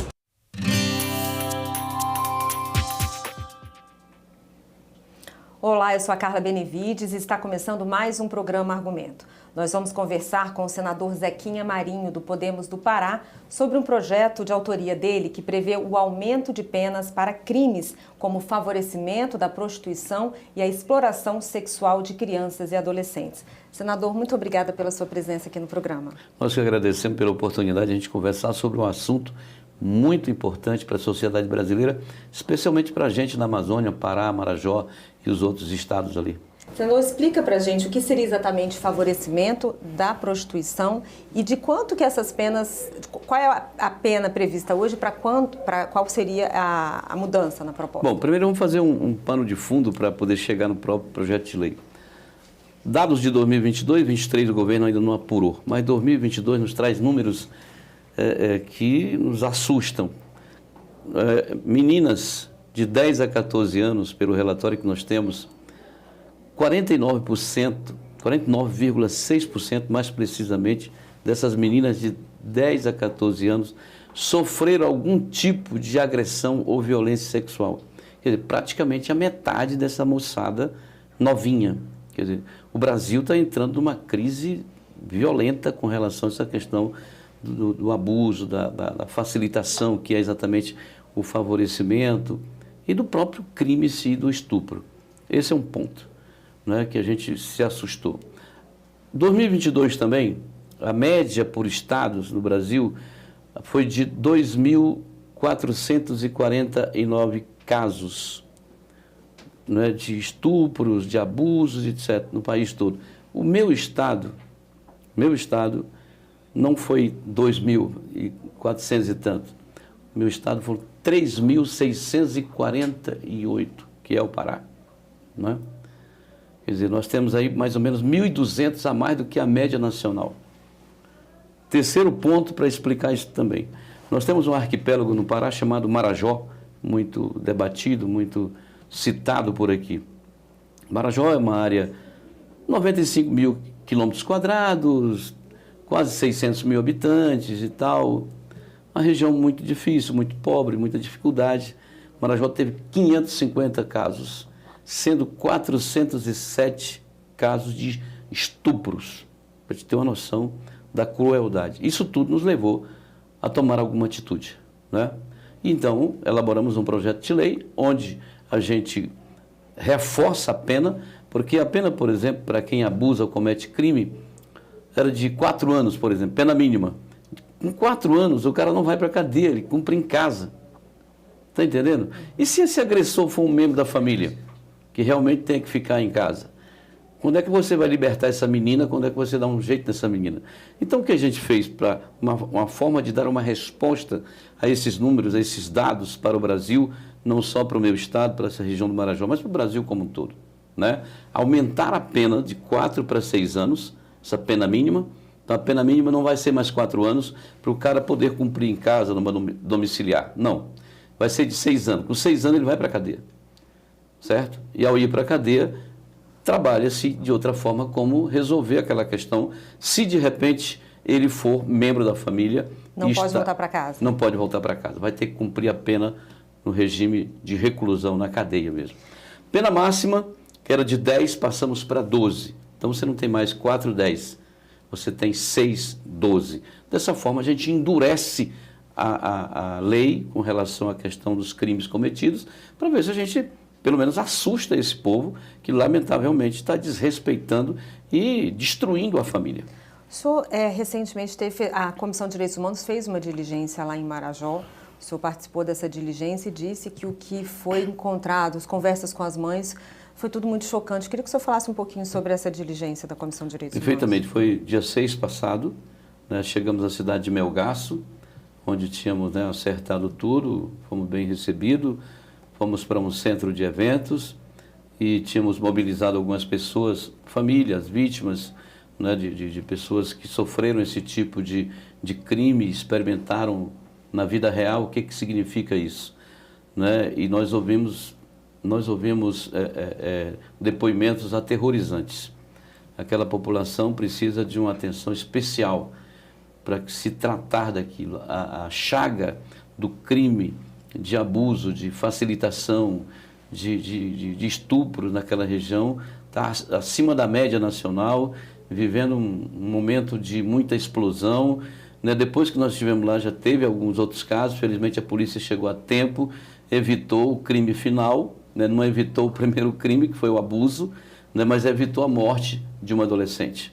E isso é preocupante, quer dizer, você está em cima, você está falando, você está pressionando contra, né? Mas o cara está se sentindo, digamos assim, na razão, no poder de poder fazer, né? É uma região onde a droga também transita com muita facilidade e um ser humano drogado, ele não responde bem ou nada, né, pelos seus atos. Eu acredito que tenha muita influência da questão droga pelo meio também, né? Então, o Marajó precisa de um tratamento muito, muito particular com relação ao Brasil como um todo. Esse tema, senador, de exploração sexual, de violência sexual contra as crianças e o estupro também, como o senhor mesmo falou, tem tomado os debates ultimamente, né? Foi muito debatido aqui no Senado também. Além de endurecer as penas, que outras medidas o senhor acha que poderiam ser colocadas aí como sugestões para reduzir isso? Bom, os governos precisam fazer isso. Lamentavelmente, política pública é muito mais discurso. Quando você pega para valer, abre o orçamento e vê alguma rubrica, você precisa para fazer alguma ação, dinheiro para fazer isso. Que não precisa ser muito, precisa ser apenas que atenda a necessidade. O Marajó tem os piores IDHs do Brasil, estão ali, correto? Quer dizer, a pobreza extrema, para não chamar miséria, está muito presente na vida do marajoara. E a pobreza termina sendo, essa miséria toda termina sendo uma fonte de violência, né? A violência nasce a partir daí, em função das necessidades das pessoas. Por exemplo, é comum quando as balsas passam nos rios, elas fazem rota para Santarém, para Manaus, aquilo ali vai e vem. Meninas, né, apoiadas pela própria família, Elas pegam uma canoinha de remo, encosta na balsa grande, amarra e sobe na escadinha, né, e vai pedir alguma coisa para os caminhoneiros, correto? Essa é uma forma que se pode evitar, né? Não permitir que isso aconteça, né? E assistir aqui na base essas famílias, o que está acontecendo, não é? Os programas sociais do governo estão aí. E se tem Bolsa Família, se não tem Bolsa Família, tem um outro tipo de colaboração para que essa família evite isso. Depois você tem que quebrar essa questão cultural, porque pedir, às vezes, por exemplo, se você vai numa região onde a presença indígena é muito forte, o indígena pede muito, né? Faz parte, ele acha que aquilo é normal, né? Aí essa cultura termina passando para os não indígenas também, me dá isso, me dá aquilo. E é nesse ponto aí eu vejo um ponto de muita fragilidade, quer dizer, me dá, sim, tá bom, eu não te dou, eu troco uma coisa por outra. Quer dizer, posso até te dar alguma coisa, mas me permita te usar, né? Pode ver que 98%, 99% dos crimes são contra meninas, correto? E não contra meninos. Entendido? Uhum. Exatamente em função disso. Então, a família marajoara precisa ser trabalhada do ponto de vista da sua cultura, para que o pai e a mãe tenham zelo, ciúme dos filhos, das filhas, especialmente, e as crie, ou os crie, mais perto, dominando suas movimentações e suas ações, que aparentemente era alguma coisa ingênua, sem maldade, mas hoje está um perigo. A Comissão de Direitos Humanos aprovou um projeto na semana, alguns dias atrás, é um projeto de autoria do senador Estiveson Valentim, a senadora Damares foi a relatora. Cria a Política Nacional de Combate à Exploração Sexual, à Violência Sexual contra Crianças e Adolescentes. E uma dos itens colocados como prevenção é a questão da informação. A senadora ressaltou que essas crianças teriam, dentro da própria escola, informações respeitando o discernimento, né, de cada idade de cada uma, para explicar que às vezes aquele carinho que acontece, né, em casa não é um carinho, que aquilo é sim um estupro, que aquilo é uma violência. O senhor acha que a informação pode permitir mudar um pouco essa realidade? Com certeza, tudo que possa contribuir para melhorar é bem-vindo, né? E a criança precisa aprender exatamente o que é um carinho, né, tocado, digamos assim, pela pele aqui, ou um carinho tocado pelas mãos dessa forma. Então, isso começa em casa. E ela tem que entender que alguém que trabalha dessa maneira, ou que lhe trata dessa maneira, é diferente do outro que trata, não é, com um outro gesto, com uma outra forma. Está entendendo? Então, essa família, eu acho que na família você tem o mal e o bem ali. Porque na família pode estar acontecendo o problema. Na família também que eu posso curar o problema. Sim. Certo? Se eu trabalhar essa família, eu vou ter uma célula ali estruturada, uma célula forte, e que essa menina vai receber da mãe e do pai informações, orientações, posicionamentos para tentar evitar esse tipo de coisa e não se tornar uma presa fácil lá fora. Como é que está a tramitação da proposta, senador? Está na CCJ, já sugerimos o relator e vamos conversar com o presidente Davi a fim de que a gente possa ver esse projeto avançar. A gente precisa dar uma resposta e essa casa tem a resposta e pode e precisa dar. Senador, obrigada pela sua entrevista e convidamos já para uma outra oportunidade. Com certeza, gratidão da nossa parte. Também estamos sempre à disposição para tratar não só desse, mas de tantos outros casos que os senhores queiram aqui divulgar e passar para a sociedade. Conte conosco, senador. Muito obrigada. E eu agradeço a você também que nos assistiu. Se você quiser rever esse programa, é só acessar o nosso site, senado.leg.br/TV ou o nosso canal no YouTube. Continue sintonizado aqui na TV Senado e até o próximo argumento.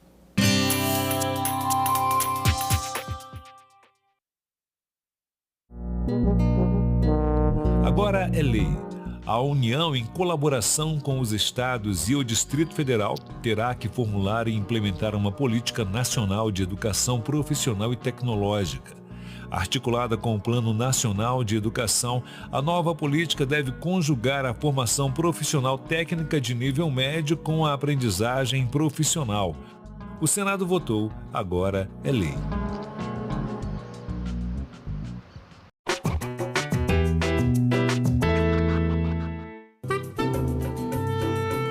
1958. O Brasil vive o auge dos anos dourados. Campeão do mundo, indústria aquecida e uma forte geração de empregos.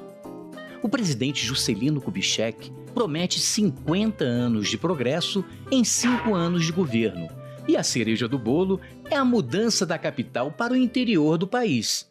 Mas afinal, quem inventou Brasília? A ideia de transferir a capital para a região central do Brasil é bem antiga.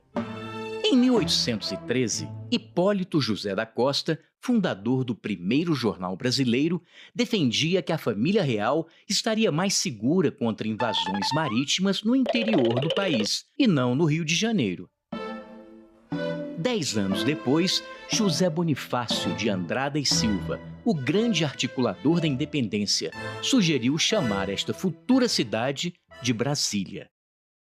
A ideia da mudança da capital foi ficando cada vez mais forte, e no final do século XIX, o astrônomo Luiz Ferdinand Cruz chegou até a demarcar o local onde seria construída esta cidade. Mas só em 1956, um presidente da República toparia o desafio.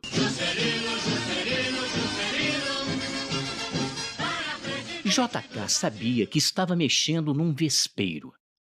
As elites econômicas não queriam trocar o litoral pelo interior, e as reações começaram a aparecer.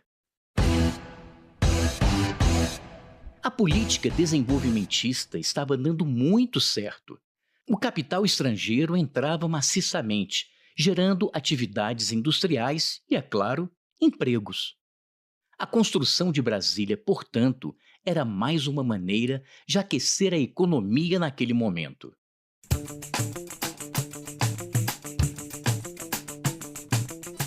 Sem se intimidar, o presidente montou uma equipe respeitável para construir Brasília. O arquiteto Oscar Niemeyer e o urbanista Lúcio Costa fizeram um projeto ousado e moderno para a época. Superquadras com prédios baixos, muito espaço e muito verde. Além disso, pessoas de diferentes classes econômicas poderiam viver lado a lado e estudar em uma mesma escola.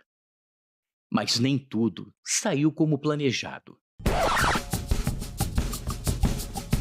As condições de trabalho eram precárias, os salários baixos, e muitos trabalhadores que ergueram a cidade, também chamados de candangos, tiveram que voltar para seus estados, pois não havia moradia para todo mundo. Os que ficaram foram para as cidades satélites na periferia, ainda sem nenhuma estrutura habitacional e sanitária. Brasília demorou cerca de 40 meses para ser construída e foi inaugurada em 21 de abril de 1960. Mais do que sede do governo, tornou-se uma cidade com vida própria, com seus problemas e virtudes, e impulsionou o desenvolvimento econômico do centro-oeste brasileiro. Já Juscelino terminaria seu governo com uma forte popularidade, um ótimo índice de crescimento econômico, mas também deixando o país com uma inflação bastante alta.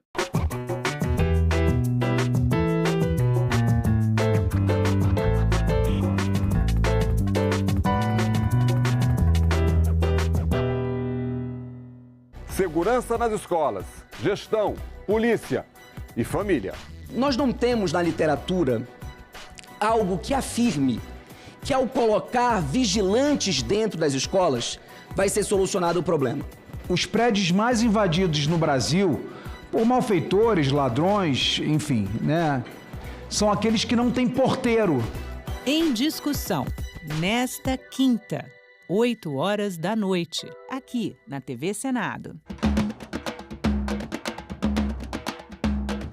A essência da democracia deve ser esta: solucionar disputas e fazer a divergência pacificamente. E que os três poderes, juntos, podem construir e devem construir o que é o pilar da democracia. Democracia é essa que exige convivência pacífica entre todos, mesmo com divergência de ideias. Entendemos que a democracia, mais do que um regime político, é um modo de vida.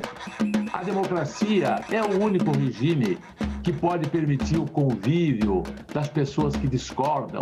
E discordar é saudável. O conteúdo que nos ensina a Constituição é que a democracia deve ser defendida. A democracia é o melhor terreno para plantar e colher direitos. TV Senado. Democracia todo dia.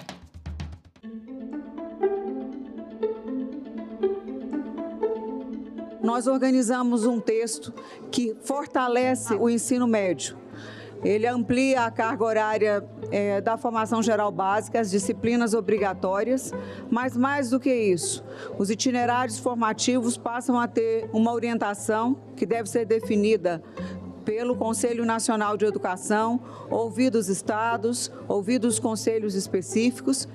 Não tem jeito, não tem mais reprovação, não pode fazer isso, não pode fazer aquilo.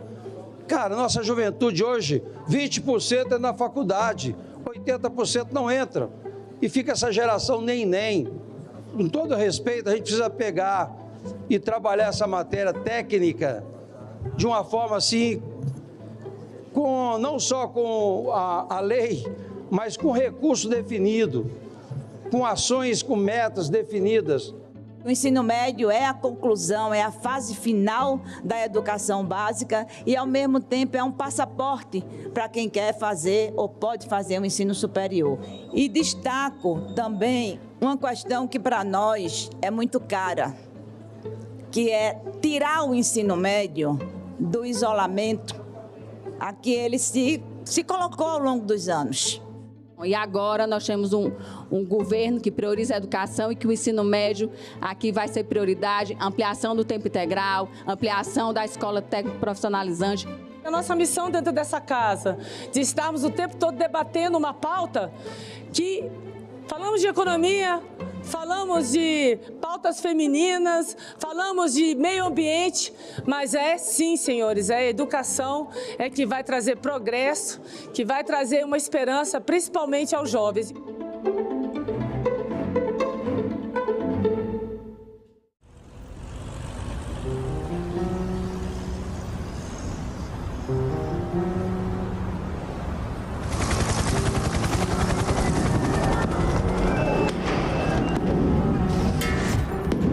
No dia 8 de janeiro de 2023, a democracia brasileira foi atacada.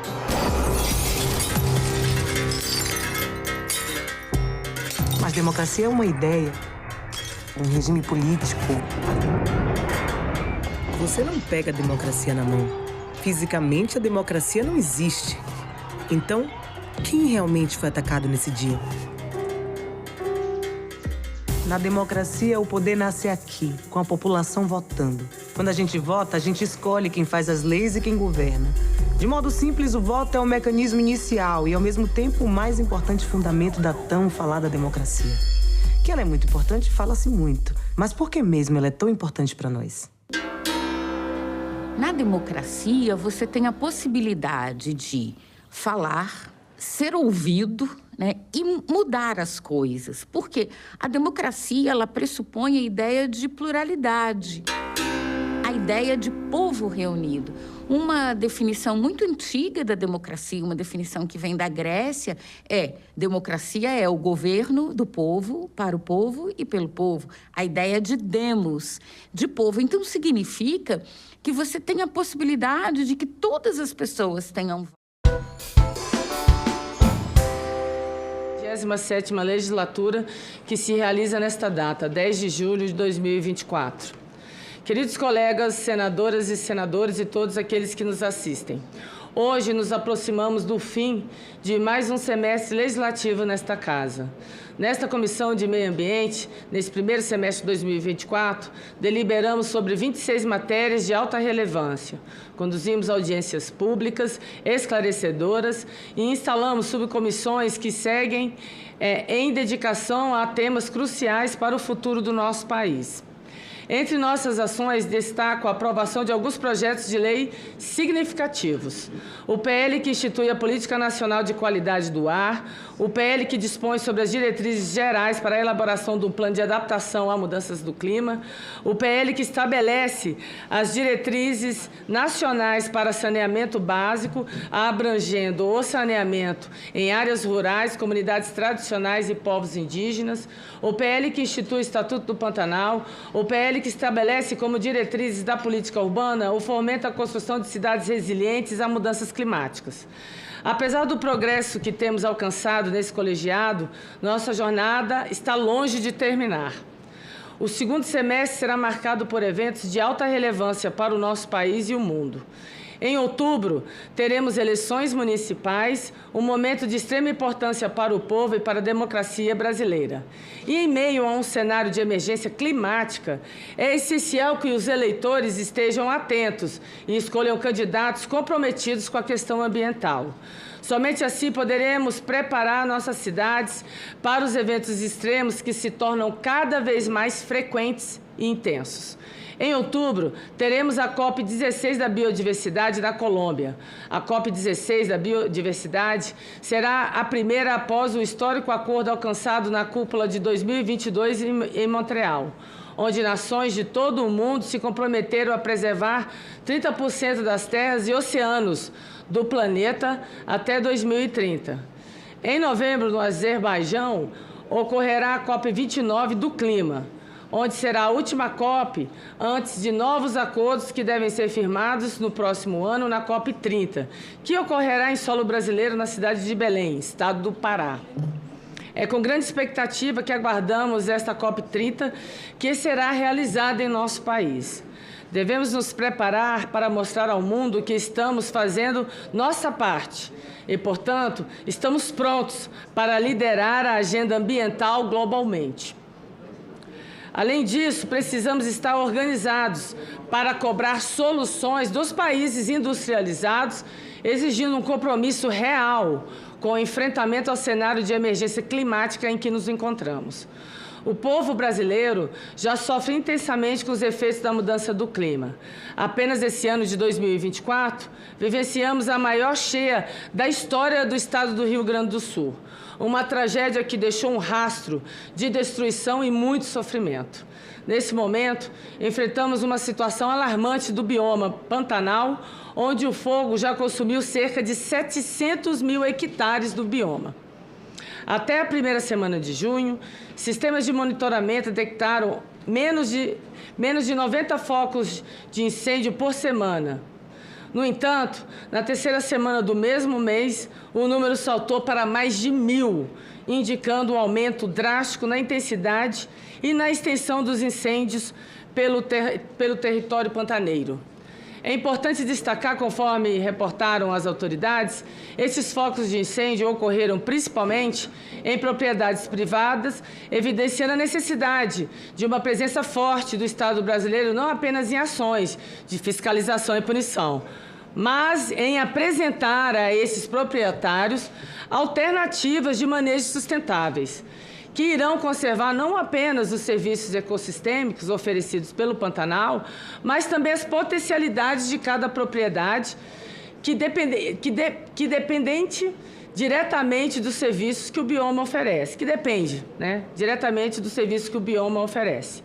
Nesse sentido, é preciso ressaltar a aprovação, na semana passada, do PL 1818 de 2022, que institui a Política Nacional de Manejo Integrado do Fogo, que foi um tema aqui bastante relevante e debatido aqui na CMA, com a participação da senadora Tereza Cristina, do senador Zequinha Marinho e também dos senadores como Fabiano Contarato, como Beto Faro. Então, é importante que a gente entenda que, independente dos campos, o mais importante aqui é que a gente trate o meio ambiente como digamos, um parceiro, um fator importante para o desenvolvimento, e o progresso do nosso país. Ainda está prevista uma nova seca no norte do país, na região amazônica, nos próximos meses. Sem falar aqui na região centro-oeste, que também está sendo já ventilado, né? Aliás, já está sendo falado que aqui também no Distrito Federal teremos uma das maiores secas. Então, a situação realmente é bem alarmante.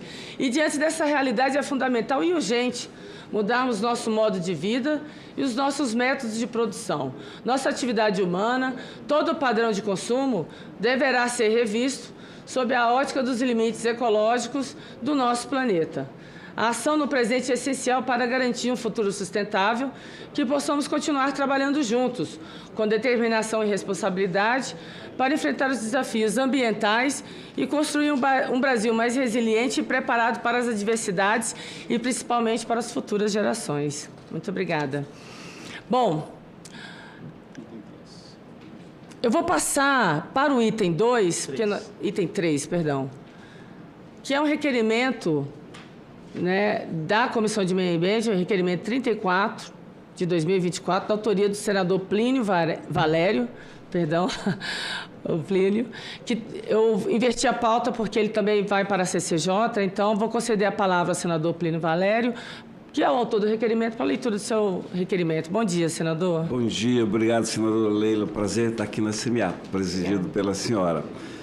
A senhora falou de cheia no sul, fogo no centro-oeste, seca na Amazônia, e isso leva a exageros e injustiças por parte das autoridades querendo zelar, e fica o excesso de zelo. Vou dar um exemplo aqui do requerimento que vou fazer, porque o ICMBio acaba de conseguir isolar 10 comunidades no Amazonas, lá no meu estado, para proteger o sauim de coleira. Então, eu preciso desse requerimento, dessa audiência, para ouvir os representantes das 10 comunidades que não foram ouvidos. Foram até a audiência, mas, como não foram ouvidos, saíram. E lá nós estamos tendo um problema do potássio em Altazes. O Ministério Público Federal não deixa, porque não tem a unanimidade das aldeias. 30 querem, 4 não. E, no caso agora dessa reserva, ninguém quer. E o ICMBio fez mesmo assim. Passo a leitura do requerimento lhe agradecendo, presidente. Requeiro, nos termos do artigo 58, parágrafo 2º, inciso 2 da Constituição Federal e do artigo 93, inciso 2 do Regimento Interno do Senado Federal, a realização de audiência pública com o objetivo de analisar e investigar os atos que deram origem ao decreto número 12.407, de 5 de junho de 2024, que cria o refúgio de vida silvestre do sauim de coleira, localizado no município de Taquatiara, no estado do Amazonas. Propõe para a audiência a presença dos representantes das 10 comunidades que vivem na região e que, pela legislação vigente, deveriam ser ouvidos para a criação da área de proteção ambiental que daria origem ao refúgio citado. Propõe também a presença dos responsáveis pelo Instituto Chico Mendes de Conservação da Biodiversidade, o ICMBio, que supostamente promoveram na quinta-feira, dia 2 de maio de 2024, uma consulta pública para a discussão da proposta de criação do referido refúgio da vida silvestre do sauim de coleira, numa área, e vou falar, e ninguém pense que é engano, numa área de 15,2 mil hectares, o que equivale a 15 mil campos de futebol. Nós estamos falando de uma área de 1.000 campos, equivalente a 1.000 campos de futebol habitada por 10 comunidades, mais de 2.000 pessoas. Justificação. A vontade do legislador brasileiro em relação à proteção ao meio ambiente está marcada na Constituição Federal, através de distribuição da competência em matéria ambiental que passa a ser comum entre a União, Estados e municípios, conforme o artigo 23 que dispõe. Sexto, proteger o meio ambiente e combater a poluição em qualquer de suas formas. 7, inciso 7, preservar floresta, a fauna e a flora. Restou, além disto, forte no artigo 225, que o bem ambiental é bem de uso comum do povo e essencial à sadia qualidade de vida, assegurando o direito ao meio ambiente ecologicamente equilibrado como direito de todos. Portanto, a natureza jurídica do meio ambiental é bem de uso comum, como bem a senhora estava falando há pouco, conviver, né? Saber conviver. Do povo e essencial à sadia qualidade de vida, que é um terceiro gênero de bem que não é público e muito menos privado. Agora, cabe ao Estado, ao poder público, portanto, como à sociedade civil, que é a coletividade, o dever de preservar os bens ambientais ambiental. Analisando o parágrafo 1º do artigo 225 da Constituição Federal, verifica-se que para assegurar a efetividade deste direito ao meio ambiente ecologicamente equilibrado, na forma do disposto no inciso 1º deste parágrafo, compete ao poder público preservar e restaurar os processos ecológicos essenciais e prover o manejo ecológico das espécies e ecossistemas. Também é responsabilidade do poder público exigir, na forma da lei, para a instalação de obra ou atividade potencialmente causadora de significativa degradação do meio ambiente, estudo prévio de impacto ambiental a que se dará publicidade. Além disso, ao poder público cabe controlar a produção, a comercialização e o emprego de técnicas, métodos e substâncias que compõem risco para a vida, da qualidade de vida e do meio ambiente. E aqui eu quero fazer um parênteses, presidente Leila. O Ministério Público Federal no Amazonas já definiu que em área de proteção ambiental produtores não podem ser financiados. Ou seja, tornou a área ambiental, matou os produtores. E é isso que a gente está querendo evitar no Amazonas. Tudo indica, porém, que isso não foi feito e que não houve qualquer consulta informal e muito menos formal às comunidades afetadas pela criação da reserva. Da mesma forma, não houve consulta a autoridades locais. Observa-se em caráter complementar que a Constituição de Reserva tem como efeito a proibição de atividades agrícolas e a suspensão de qualquer tipo de concessão de recursos à população para financiamento da sua própria sobrevivência. Senador Jaime, olha só, os moradores que estão lá plantando, colhendo, vendendo, não vão poder mais fazer isso. Vão viver de quê? Vão ter que ir para a sede, para a cidade. E é isso que o ICMBio quer. É tirar as pessoas do seu habitat para deixar isolado a Amazônia cada vez mais isolada. E repito, não tem 100, os macacos têm que ser protegidos, mas não chega a 100, para uma área equivalente a 15 mil campos de futebol. Pelos contatos que tivemos com a população local, temos todas as indicações de que a referida consulta não foi feita. Por esse motivo, e sem mencionar sequer o hiperdimensionamento da área da reserva, vou repetir, equivale a 15 mil campos de futebol, requerê-lo a referida audiência pública para verificar se os requisitos constitucionais legais foram preenchidos. Para evitar despesas, eu vou ler aqui, mas já concordamos, para evitar despesas, uma vez que o deslocamento para a região é custoso, será um incômodo trazer representante de toda a comunidade para o Distrito Federal, propomos que a audiência pública da Comissão do Meio Ambiente ocorra na própria região Novo Remanso, Taquatiara, Amazonas. Mas, como a senhora já me propôs, seria realmente em Brasília, na primeira semana pós-recesso. Obrigado, senador. Esse é o nosso requerimento. Perfeito, senador Plínio Valério. Só pedir ao senhor que eu vou acrescentar o representante do Ministério do Meio Ambiente. Sim. Tá? E já acordando com o senhor, na primeira semana, pós-recesso, nós faremos a audiência. Também do Ministério Público Federal, né? Pode ser também. Ministério Público Federal e Ministério do Meio Ambiente. Bom, em votação, a votação será simbólica, né? Em votação, requerimento. As senhoras senadoras e senhores senadores que concordam com o requerimento permaneçam como se encontram.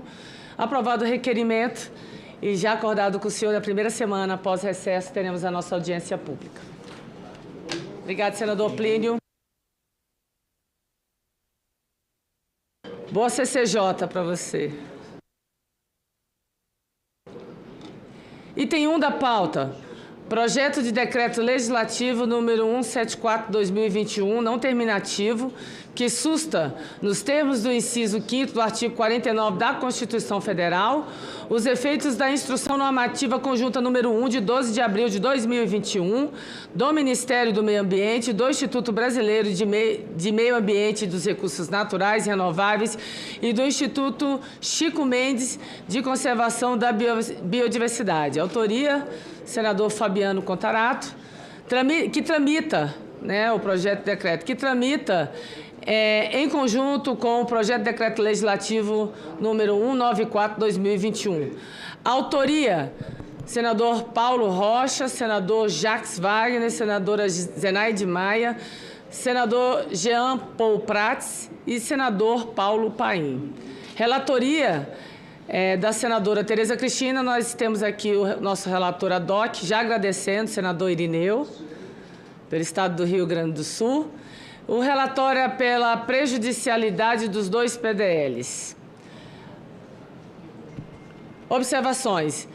Rejeitado na 28ª reunião, o relatório do senador Alessandro Vieira foi designada a senadora Tereza Cristina para suceder-lhe na relatoria. A matéria será apreciada pela Comissão de Constituição, Justiça e Cidadania. Eu concedo a palavra ao senador Irineu para a leitura do relatório. Bom dia, senador Irineu. A todos. Bom dia, senadora Leila. Eu vou passar ali, então, o relatório feito pela senadora Tereza Cristina como ad hoc. Na reunião da Comissão de Meio Ambiente, de 3 de julho de 2024, foi apreciado e rejeitado o relatório oferecido pelo senador Alessandro Vieira ao projeto de decreto legislativo PDL número 174 de 2021, do senador Fabiano Contarato, que susta, nos termos do inciso 5º do artigo 49 da Constituição Federal, os efeitos da Instrução Normativa Conjunta número 1, de 12 de abril de 21, do Ministério do Meio Ambiente e do Instituto Brasileiro de Meio Ambiente e dos Recursos Naturais Renováveis, e ainda do Instituto Chico Mendes de Conservação da Biodiversidade, e ao PDL número 194 de 2021, do senador Paulo Rocha e outros, que susta os efeitos das instruções normativas conjuntas número 1 de 12 de abril de 21 e 2 de 26 de abril de 21, do Ministério do Meio Ambiente, do Instituto Brasileiro do Meio Ambiente, dos Recursos Naturais Renováveis e do Instituto Chico Mendes de Conservação da Biodiversidade, que regulamentam o processo administrativo federal para apuração de infrações administrativas por condutas e atividades lesivas ao meio ambiente. O relatório do senador Alessandro Vieira conclui no mérito pela aprovação do PDL número 174 de 21 e pela prejudicialidade do PDL 194 também de 21. Por designação da presidente da Comissão do Meio Ambiente, coube a mim a elaboração deste relatório do vencido. Ambos os PDLs possuem 2 artigos. Artigo 1º, em ambas proposições, susta, nos termos do inciso 5º do artigo 49 da Constituição Federal, os efeitos da Instrução Normativa Conjunta, INC, número 1, de 12 de abril de 21, e de coautoria do Ministério do Meio Ambiente e Mudança Climática, MMA, Instituto Brasileiro do Meio Ambiente e dos Recursos Naturais Renováveis, IBAMA, o Instituto Chico Mendes de Conservação da Biodiversidade, Instituto Chico Mendes, e que regulamenta o processo administrativo federal para a apuração de infrações administrativas por condutas e atividades lesivas ao meio ambiente. No caso do PDL 194 de 21, o artigo 1º também susta os efeitos da Instrução Normativa Conjunta do IBAMA, Instituto Chico Mendes. O número 2, de 26 de abril de 21, norma que modifica alguns dispositivos do INC, número 1 de 21, estando, portanto, diretamente relacionado a esta. Artigo 2º. Das 2 proposições, estabelece cláusula de vigência imediata no caso de aprovação das matérias que tramitam conjuntamente e para as quais não foram apresentadas emendas. Disse na justificação dos projetos do decreto legislativo que as normas por eles atacadas extrapolam o poder regulamentar e tiveram como intenção o resultado dificultar a atividade de fiscalização ambiental tanto do IBAMA quanto do Instituto Chico Mendes. No mérito, as matérias não merecem aprovação. Atualmente, também perderam o objeto, fato que os torna prejudicadas. As instruções normativas conjuntas, aqui em debate, trouxeram razoabilidade, segurança jurídica e efetivo direito de defesa no processo administrativo federal para apuração de infrações ambientais, A principal consequência dessas normas foi colocar no centro da política de fiscalização e proteção ambiental a possibilidade de conciliação medida modernizadora e que soluciona de forma mais rápida, justa e eficaz os conflitos ambientais de ordem administrativa. Por esta razão, a edição das referidas INCS em nada contrariam o ordenamento jurídico ambiental vigente. Pelo contrário, o reforçam. Deste modo, não há que se falar em qualquer exorbitância do poder de regulamentar, única razão constitucional que daria ao Congresso Nacional razão para sustar os atos do Poder Executivo. O Tribunal de Contas da União, inclusive, se debruçou sobre a questão, naquilo que cabe para a avaliação de uma possível exorbitância no poder de regulamentar leis. A análise daquela corte é clara na conclusão de que não há evidências de irregularidades ou ilegalidades nas normativas aqui em debate. Por isso, a aprovação dos PDLs poderia configurar, em essência, um controle de mérito indevido sobre atos do Poder Executivo. Assim, os PDLs não são adequados e devem ser rejeitados. No entanto, como já dito, as proposições perderam objeto, pois o IBAMA e o Instituto Chico Mendes editaram normas posteriores sobre o processo administrativo para apuração de infrações ambientais, fazendo com que as normas, ora atacadas pelas PDLs, já estejam em prática sem efeitos, isto é, foram tacitamente revogadas. A única instância na qual as duas normas ainda vigem é o MMA, que não é incumbido de exercer qualquer atividade de fiscalização ambiental. Portanto, a INCS hoje não possui qualquer efeito prático.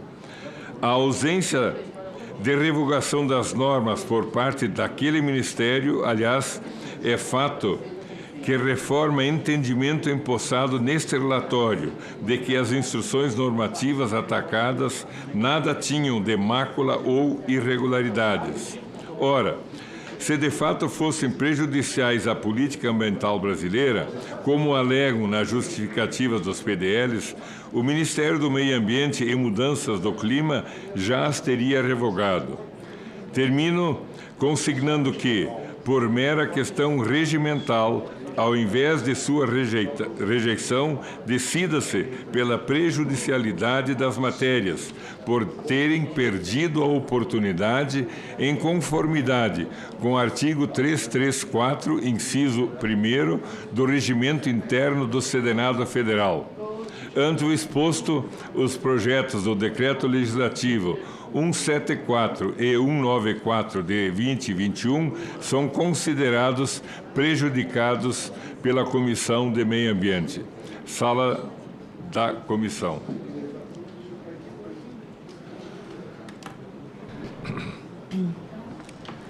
Perfeito, senador Irineu. Obrigada por aceitar aí o nosso pedido de ser o nosso relator ad hoc. Já também cumprimentando a senadora Tereza Cristina. A matéria está em discussão. Não havendo quem queira discutir, eu encerro a discussão. A votação ela será simbólica. Em votação, relatório apresentado. As senhoras senadoras e os senhores senadores que concordam com o relatório permaneçam como se encontram. Aprovado o relatório que passa a constituir o parecer da comissão pela prejudicialidade dos projetos de decreto legislativo 174 e 194/2021. As matérias vão à Comissão de Constituição, Justiça e Cidadania. Obrigado, senador Irineu. Item 2 para anunciar a retirada, né? O item 2, projeto de lei número 866, né, 866 de 2021, não terminativo, a senadora Tereza Leitão, ela solicitou à presidência a retirada da matéria da pauta para reexame do relatório. Então, foi retirado. Até para justificar o autor, né, que é o senador Jorge Cajuru. Comunicados.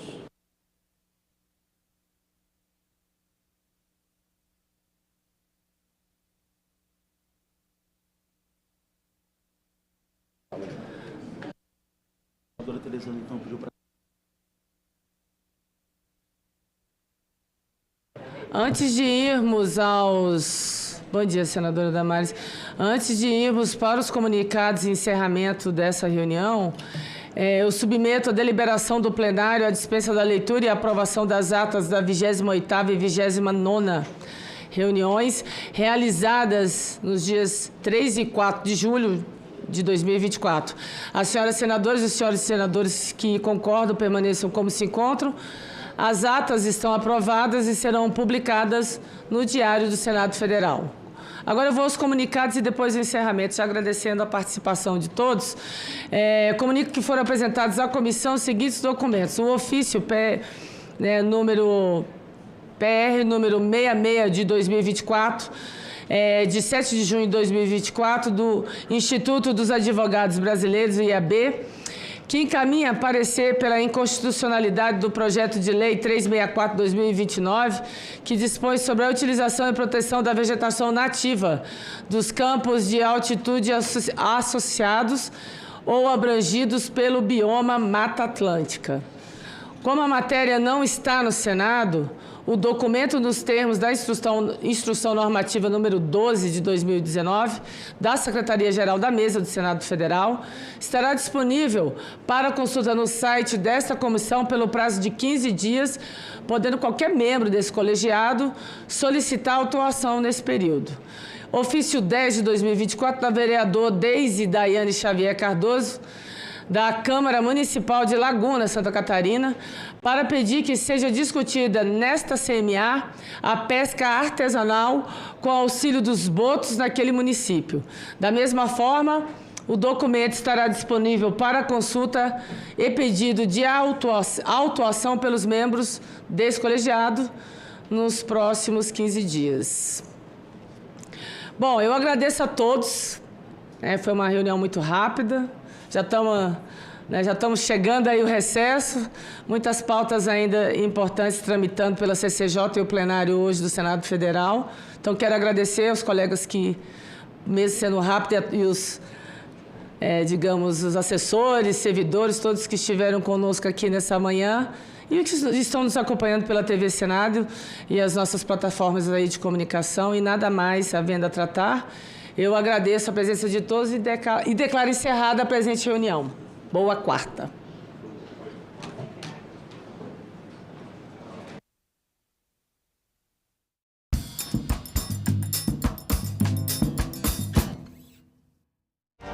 Pensemos en el calentamiento global. Vamos a tener menos agua de la que tenemos en este momento. ¿De a dónde vamos a obtener el agua? La tenemos aquí. Lo que pasa es que no la hemos utilizado de manera racional, inteligente, no la hemos planificado, hemos abusado del agua. O Caminho da Água, série em 4 episódios. Todo sábado, 7h30, aqui na TV Senado. O nosso grande fantasma aqui no Hélio Rangel é a evasão. A gente perde, assim, no final do ano, 50% dos alunos da noite. Mano, foi a melhor parte que teve na minha vida, foi a escola. Estudar, e fora estudar, tem aquela parte que você conhece pessoas novas, amigo, aí vem aquele jet, aqueles cabulos, e aí vai, mano. Eu acho que nós abandonamos o jovem, né? Achando que só oferecendo escola tá bom. O jovem pede escola que tenha aula. O jovem pede escola que tenha aula boa. O jovem pede escola que tenha aula boa e que ele participe. E que, ao final das contas, ele saia melhor do que ele entrou. Se existe uma luta ampla pela democratização do país, pela redução das desigualdades, isso também passa por uma transformação da escola por dentro. A cada momento que a escola abre mão de se dedicar à aprendizagem dos estudantes, ela está aumentando o custo da sociedade. Eu sou o senador astronauta Marcos Pontes e eu sou natural de Bauru. Meu pai, seu Virgílio, ele era servente de serviços gerais do Instituto Brasileiro do Café. Minha mãe era escriturária da Rede Ferroviária Federal. E eu comecei a trabalhar com 14 anos como eletricista aprendiz para poder ajudar em casa. E a partir de lá eu fui para a Força Aérea, me tornei piloto. Fui selecionado em 1998 pela NASA. Em 2006 eu realizei a primeira missão espacial do Brasil. Eu sou o único astronauta profissional do Hemisfério Sul. Fui à Estação Espacial Internacional. Eu trabalhei junto com a ONU como embaixador para desenvolvimento industrial. Também eu sou embaixador mundial de ensino profissionalizante. Em 2018, a convite do presidente Bolsonaro, antes de ser candidato ainda, me convidou para ser ministro de Ciência, Tecnologia e Inovações e Comunicações, o dia 1º de agosto, dia de aniversário da minha cidade, lá de Bauru, e eu passei então a ser candidato ao Senado. Sempre cumpri missões na minha vida, e aqui é mais uma missão no Senado. Acabei de entrar em 3 comissões, que é a Comissão de Ciência e Tecnologia, a Comissão de Relações Exteriores e Defesa e, obviamente, pela educação, que eu tenho trabalhado durante tanto tempo. Essas são comissões, para mim, extremamente preciosas. Então, chegando no ambiente de trabalho... Apresentando aqui meu gabinete. O gabinete é simples, não tem que ser com um monte de coisa, tem que ser operacional, né? A ideia é justamente dar continuidade ao trabalho que eu tenho feito ao longo da minha vida, na promoção da ciência, da tecnologia, da educação e a utilização disso para o bem-estar das pessoas. Quando você vai decolar, você está sentado numa bomba de tamanho bem grande e naquele momento lá eu senti o coração pulsando, vamos dizer assim, do Brasil inteiro. E é o que eu sinto aqui no Senado também. Sou brasileiro e muito da minha vida, eu passei 20 anos com a NASA, não tenho uma relação excelente com os Estados Unidos e com outros países, como a Rússia, por isso que entrar na Comissão de Relações Exteriores para mim aqui era uma coisa extremamente importante. Essa frase está marcada como minha, mas na verdade é da minha mãe. Querendo ser piloto, não tinha dinheiro. Pô, moleque, você está sempre com esse livro aí, você está estudando para quê? Não estou estudando para fazer a prova da academia, você é piloto. Você é piloto? Cai na real, isso é coisa impossível para você, só para filho de rico, você nunca vai conseguir. Minha mãe, dona Zuleika, olhou bem para mim e falou assim, presta atenção, você pode ser tudo o que você quiser na vida, desde que você estude, trabalhe, persista e sempre faça mais do que esperam de você. Por uma razão muito simples, acreditar que é possível. Segurança nas escolas, gestão, polícia e família. Nós não temos na literatura algo que afirme que ao colocar vigilantes dentro das escolas vai ser solucionado o problema. Os prédios mais invadidos no Brasil por malfeitores, ladrões, enfim, né? São aqueles que não têm porteiro. Em discussão, nesta quinta, 20h, aqui na TV Senado.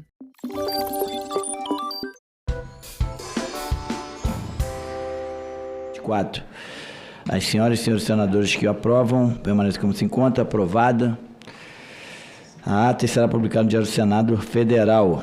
A presente reunião se destina à realização de audiência pública com o objetivo de debater o projeto de lei número 339 de 2024, que regula a prática de pipa desportiva e proíbe a utilização de cerol ou produto industrializado nacional ou importado semelhante que possa ser aplicado nos fios ou linhas utilizados para manusear pipas ou balões ou semelhante, em atenção ao requerimento 8 de 24 da CEPES da minha autoria. Convido para tomar lugar à mesa os seguintes convidados: Sr. Carlos Magno da Silva Gouveia Filho, representante da Confederação Brasileira de Pipa Esportiva, CB Pipa, Sr. Valner Mamed Júnior, diretor da Frente Nacional de Combate ao Cerol, FNCC, Sr. Vicente Calvano Galazzo, presidente da Associação de Pipas do Estado do Rio de Janeiro, a PERJ, Sr. Marcelo Augusto de Eira Correia, vereador do município de Manaus. Sejam todos bem-vindos e muito obrigado a todos pela participação. Antes de passar a palavra aos nossos convidados, comunico que esta reunião será interativa, transmitida ao vivo e aberta à participação dos interessados por meio do portal e-cidadania, na internet, no endereço senado.leg.br/e-cidadania ou pelo telefone 0800 061 2211. O relatório completo com todas as manifestações estará disponível no portal, assim como as apresentações que forem utilizadas pelos expositores. Na exposição inicial, cada convidado poderá fazer uso da palavra por até 10 minutos E ao fim da exposição, a palavra será concedida aos parlamentares inscritos para fazerem suas perguntas ou comentários. Temos aqui ao meu lado o vice-presidente, meu amigo, irmão, senador Jorge Cajuru. Primeiro inscrito será o senhor, primeiro com a palavra será o senhor Carlos Magno da Silva Gouveia Filho, representante da Confederação Brasileira de Pipa Esportiva. Senhor Carlos, o senhor tem 10 minutos para a explanação. Federal e a Comissão de Esporte por nos convidar a estar aqui para falar, né, talvez isso não seja de conhecimento geral dos brasileiros, mas é o segundo esporte mais praticado no Brasil depois de futebol. Então eu estou aqui, é uma honra estar aqui representando os milhões de pipeiros de todo o Brasil. Primeiro eu gostaria de explicar o que é realmente a pipa esportiva, né? Nós temos a pipa, que todo mundo conhece, aquela brincadeira de infância, e a gente divide a pipa em 3 modalidades. Nós temos a pipa artística, que são aquelas pipas bonitas que enfeitam o céu, tem vários festivais no mundo inteiro, inclusive. Nós temos a pipa recreativa, que é aquela pipa que a criança brinca mesmo, fica soltando pipa na praia, enfim, com a família. E nós temos a pipa esportiva. A pipa esportiva ela é igual à pipa recreativa, né? Porém, ela tem um objetivo em comum, que é você duelar contra um adversário. Por isso que tem um caráter esportivo.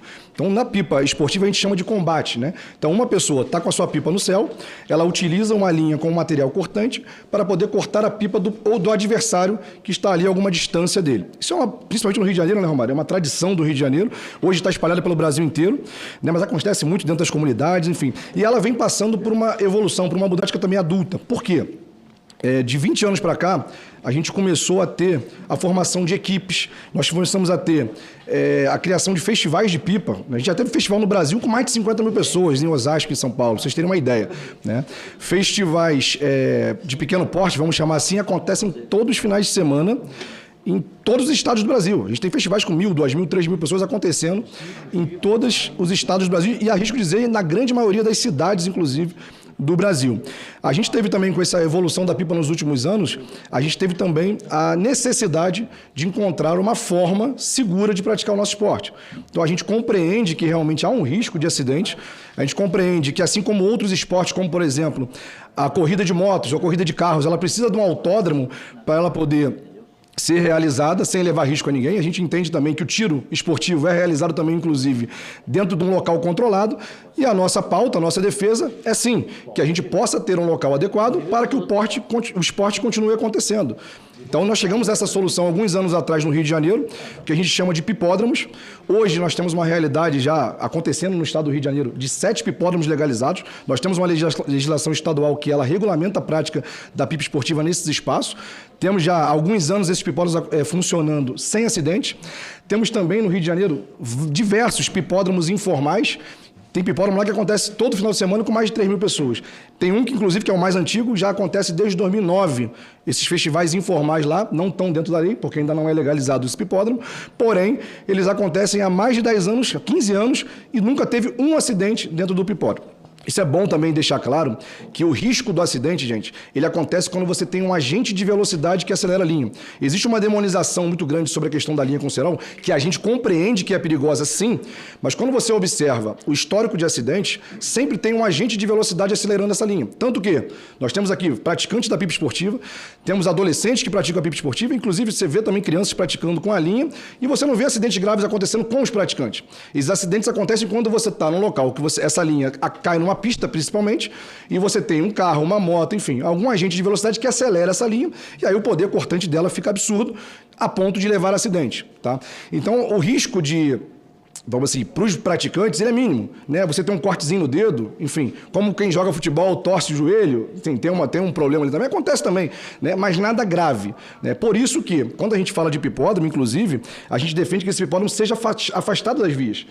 E outra coisa importantíssima, que dentro do pipódromo não tem a bicicleta, não tem a moto, não tem a carro, não tem nenhum agente de velocidade que possa gerar esse risco, inclusive para quem está praticando esporte, né? Eu acho que o caminho realmente para a solução é a gente regulamentar os pipódromos em todo o Brasil. Já temos uma experiência acontecendo, que é no Rio de Janeiro, com 7 pipódromos funcionando, e isso está mostrando que funciona. Então não é uma coisa que a gente está supondo que vai funcionar. Isso já está acontecendo lá no estado do Rio de Janeiro. Na cidade do Rio de Janeiro, que é um dos maiores polos de prática de pipa esportiva do Brasil, ainda não tem. Nós estamos numa luta muito grande lá ainda, né? Mas ainda não conseguimos. Eu falo do Rio de Janeiro porque eu sou do Rio de Janeiro, tá? Então estou mais familiarizado com a realidade do Rio de Janeiro. Em relação ao PL 339 de 2024, a gente participou da construção desse projeto na Câmara dos Deputados. Inclusive, a gente passou bastantes informações que foram incluídas no projeto sobre a questão de reconhecer a pipa esportiva, né, como esporte, que até então não era reconhecida a nível nacional. A gente falou também da importância da criação dos pipódromos, o projeto trata disso, né, e falamos também da importância da manutenção, da legalização, da utilização da linha esportiva dentro dos espaços adequados. Então, o projeto está bem completo nesse sentido. O que aconteceu na Câmara, ele foi votado, se não me engano, no primeiro dia do retorno do recesso. E ele passou, na minha visão, com uma falha ali, justamente no artigo que define o que é a linha esportiva. Ele fala lá o seguinte, que inclusive esse texto eu escrevi lá no Rio e ele foi mais ou menos baseado nesse texto. A linha esportiva de competição, ela deve ser exclusivamente de algodão, conter 3 fios no máximo, porque aí você não deixa a linha ficar muito grossa, e ser encerada com gelatina, é uma cola, né, animal ou vegetal, e faltou um finalzinho da frase. Que até então você tem uma linha com cola. A linha com cola, ela não possibilita a prática esportiva. Ela não vai gerar o poder de corte que você precisa para o esporte acontecer.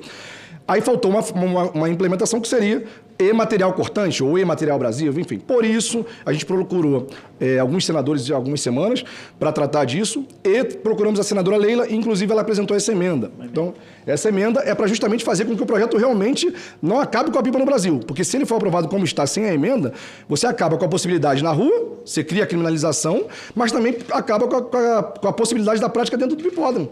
Porque se não pode usar a linha com material cortante dentro do pipódromo, o esporte para de acontecer. É a mesma coisa que você fazer uma corrida de moto e dizer que só pode correr a 5 por hora. Né? Então você tem que ter ali, né, que as pessoas possam ter seu diferencial. E aí eu queria fazer uns apontamentos aqui sobre o projeto. Né? Além da aprovação do projeto com a emenda, que a gente precisa muito dessa emenda, tem outros pontos importantes nesse projeto que eu queria salientar aqui para vocês. O primeiro, né, a gente acredita que a penalização criminal ela é exagerada. A gente defende, sim, que haja punição. A gente é contra a prática na rua. Tá? Deixar bem isso claro aqui. A gente é contra a prática na rua, a gente é a favor da vida, a gente quer salvar a vida. O primeiro objetivo nosso aqui é salvar vidas. E a gente não está aqui de agora, não. A gente está nesse projeto desde 2017, né, Vicente? Com a PERJ, com o objetivo principal, primeiro, de salvar vidas. Mas segundo objetivo, de que não acabe o esporte no Brasil. Também é importantíssimo. E eu vou falar mais sobre isso. O projeto, ele trata também, acho que precisa também ter, ele precisa sim, né, não a criminalização com penal, mas sim com punições e multas, enfim. Inclusive em relação às multas, eu acho que seria importante que esse dinheiro da multa voltasse para a pipa. De que forma? Através da conscientização para o uso correto da linha esportiva. Né? Então, acho que não ir para outro fundo, e sim criar um fundo para que esse dinheiro seja utilizado para financiar conscientização dos pipeiros, conscientização também dos motociclistas em relação ao uso da antena, né? E aí vale até a pena entrar nesse ponto aqui. Distribuição de antenas, enfim. E vale a pena até entrar nesse ponto aqui da questão da antena corta-linha, que é o seguinte, nós temos no Código de Trânsito Brasileiro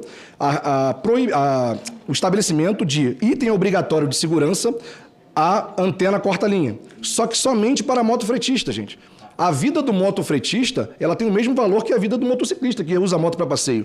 Então, existe, na minha opinião, uma falha no Código de Trânsito Brasileiro, quando ele só visa ali, com esse artigo, ele só visa proteger a vida de quem está usando a moto para trabalhar. Mas e quem usa a moto para passeio? Então, é importantíssimo que seja alterado, inclusive, o Código de Trânsito Brasileiro, nesse artigo, para que você tenha segurança para todos que utilizam as motocicletas, né? Além disso, outros pontos importantes do PL, que eu acho que a gente poderia ter alterações. O prazo para a instalação dos pipódromos, gente. Hoje nós só temos praticamente legalizados 7 pipódromos no Brasil e todos estão no Rio de Janeiro. A partir do momento que a lei for aprovada, como é que ficam essas pessoas que soltam nesses lugares que não tem pipódromo? Você vai acabar com a prática por alguns anos, talvez. E quando você acaba com a prática por alguns anos, ela dificilmente retoma. Então vai abalar a cultura da pipa, vai abalar a pipa esportiva, se a gente não tiver um prazo para que os prefeitos adaptem a sua realidade da sua cidade a essa nova lei federal, né? Também, outra coisa que é em relação às crianças, né? A Damares eu acho que não está aqui, mas ela falou sobre isso na última reunião. Em relação às crianças, existe sim a possibilidade da prática segura para crianças, né? No Chile, por exemplo, as crianças disputam um campeonato utilizando a linha esportiva, tá? Mas a gente até propõe que no Brasil possa ser até diferente, que a gente tenha uma regulamentação da prática para as crianças, com a gente usando um pedaço de linha esportiva somente na frente, e na mão da criança ela usa a linha pura. Então você continua tendo esporte, porque não adianta a gente resolver aqui a questão do esporte para os adultos, legal, porque acima de 16 anos tudo bem, mas e a continuação do esporte esporte, gente? Ele vai acabar? Porque quando a gente morrer, todo mundo que está aqui, os pipeiros adultos, quais são as crianças? Qual é a renovação que vai acontecer? Se você não pode deixar uma criança praticar o esporte, né? Então, acho importantíssimo também a gente pensar nessa questão. Para finalizar minha fala, acho que já deu meu tempo, né? A gente tem outras medidas para poder salvar vidas. Eu acho que a aprovação desse projeto ele é importante, porém, a gente precisa da conscientização dos praticantes de pipa esportiva quanto ao perigo da utilização da linha esportiva de forma... Legislatura. Antes de iniciarmos nossos trabalhos, proponho a dispensa da leitura e aprovação da ata da 24ª reunião ordinária. Os senadores e as senadoras que aprovam permaneçam como se encontram. A ata está aprovada e será publicada no Diário do Senado Federal. A presente reunião destina-se à deliberação dos itens de número 1 a 6. Questão de ordem. Tem Pois não, senador Sérgio Moro, com a palavra, Vossa Excelência. Presidente, na última sessão estava pautado o projeto de lei 226/2024, de autoria do senador Flávio Dino, da minha relatoria, e houve um pedido para que fosse retirado de pauta, para ajustes, para uma discussão, na verdade, em relação a ele. Essa discussão foi feita e havia um compromisso de Vossa Excelência para mantê-lo na pauta dessa semana. Como não entrou, eu pediria, né, que, se fosse possível, colocasse então extra pauta para que nós pudéssemos fazer valer aquele compromisso e aproveitar que é um projeto importante, inclusive de um ministro do Supremo, mas ele trata de um tema que nós temos sido cobrados, que é das audiências de custódia. Então, peço a Vossa Excelência a inclusão, e aqui, contando com a compreensão do nosso querido senador Plínio, pediria que ele fosse apreciado antes da PEC do Banco Central, a qual eu sou favorável, porque eu imagino que a discussão será um pouco mais longa, enquanto a discussão será mais breve. Bem, primeiro vamos definir a inclusão extra-pauta deste projeto. Eu tenho uma demanda também do senador Randolfo Rodrigues, e a qual eu tive a incumbência de ser o relator desta proposta, porque se trata de uma transformação do campus da Universidade Federal do Amapá, Universidade Federal da Fronteira, lá no município de Oiapoque. Eu sou o relator dessa matéria. Eu também, da mesma maneira que o senador Sérgio Moro solicita a inclusão extra-pauta, eu também, enquanto senador e relator desta proposta, já que é uma questão que trata da Universidade Federal do Amapá, na relação binacional da fronteira, eu gostaria de colocar em deliberação a inclusão extra-pauta deste item, do item que o senador Sérgio Moro se referiu, porque, na verdade, foi uma falta de comunicação com o doutor Edinaldo, porque foi feito um acordo para tirarmos e incluirmos na próxima pauta. Eu quero incluir este aqui também, extra-pauta, e tem uma solicitação da senadora professora Dorinha e do líder Efraim, que são os três, digamos assim, problemas que eu tenho em relação à pauta da reunião de hoje. E eu queria, naturalmente, incluir este item também que a senadora Dorinha solicitou, para a gente deliberar extra-pauta. Hoje, não havendo objeção, consulto o plenário se posso incluir as três proposituras como item extra-pauta. Muito obrigado aos senadores. Está aprovada a inclusão como extra-pauta. Senador Jacei está aqui. Item 1, número Lei 410 de 2022. Altera a Lei número 9.503, de 23 de setembro de 1997, Código de Trânsito Brasileiro, para disciplinar as modificações e as adequações destinadas ao uso não convencional dos veículos automotores. O autor é o deputado federal Luiz Miranda, o relator é o senador Jorge Seife. O relatório é favorável ao projeto, as emendas número 1 e 2, nos termos da subemenda e uma emenda que apresenta. Em 12/6, a presidência concedeu vista coletiva aos senadores nos termos regimentais. Em 2/7, foi recebida a emenda número 1, de autoria do senador Alessandro Vieira. Em 3/7, foi recebida a emenda número 2, de autoria da senadora Mara Gabrilli. Em 3/7, foi apresentado um voto em separado do senador Fabiano Contarato, contrário ao projeto. Ao projeto não, ao relatório apresentado. Concedo a palavra ao senador Jorge Seife para proferir o relatório. Senhor presidente, primeiramente eu quero agradecer ao senhor mais uma vez, que isso foi um pedido meu pessoal, para que fosse incluído até pelo momento que o Rio Grande do Sul está passando e o trabalho que essa classe, os jipeiros, estão fazendo voluntariamente em prol dos gaúchos. Isso aí comoveu, esse projeto já está há bastante tempo aguardando deliberação e o senhor prontamente me atendeu. Outra coisa também, senhor presidente, que nós fizemos de tudo para que esse projeto não precisasse retornar à Câmara dos Deputados. No entanto, conversando aí com a equipe da senadora Mara, com o senador Alessandro, com o senador Contarato, nós entendemos que as emendas que eles apresentaram têm todo sentido. Nós precisávamos avançar, precisávamos aprovar essa questão na CCJ, então nós acatamos. Eu vou direto para a análise, se o senhor me permitir. Com certeza. Nos termos do artigo 101 do Regimento Interno, compete à CCJ opinar sobre a constitucionalidade, juridicidade e regimentalidade das matérias, sendo essa a única comissão a se posicionar acerca da proposição análise, compete também opinar sobre o seu mérito. Registramos que a matéria sob exame não apresenta vícios de constitucionalidade formal, uma vez que o tema da proposição está compreendido no campo da competência legislativa privativa da União, consoante o que dispõe o artigo 22(11) da Constituição Federal. Ademais, não se trata de matéria submetida à iniciativa privada do Presidente da República, nos termos do inciso 1º do artigo 61 da Carta Magna. No que concerne à juridicidade, notamos que a lei ordinária é um instrumento adequado à inserção do conteúdo proposto no ordenamento jurídico nacional e que o projeto possui os elementos necessários de novidade, generalidade e abstratividade.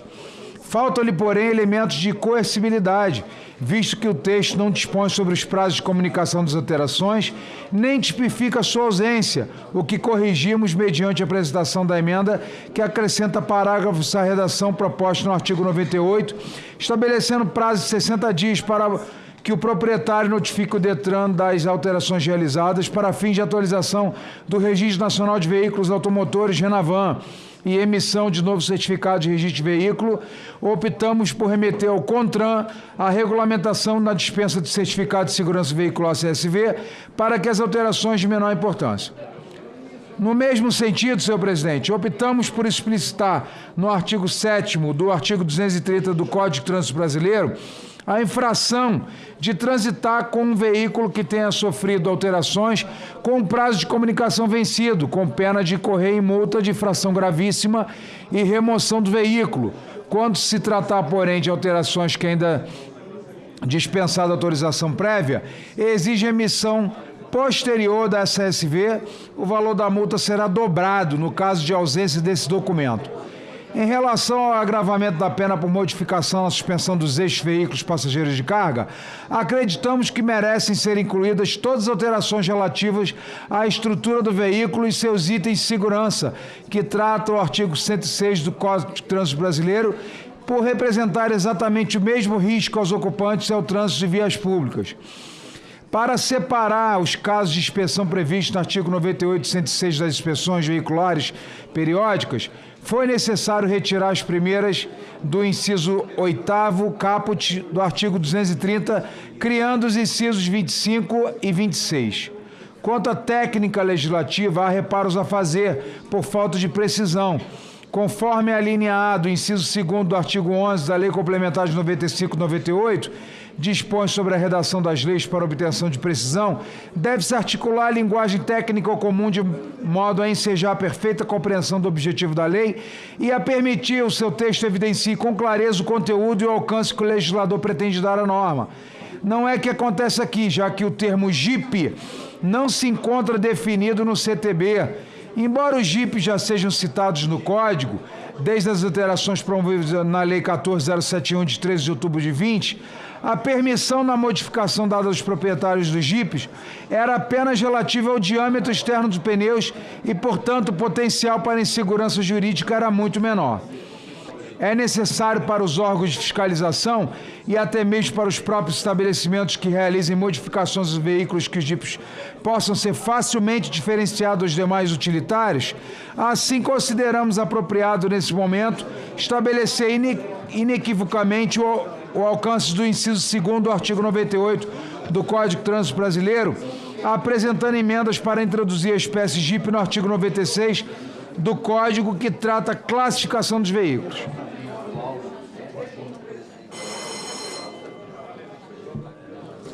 Pessoal tá agitado aí, hein? Vamos embora, pessoal. Vamos respeitar aí.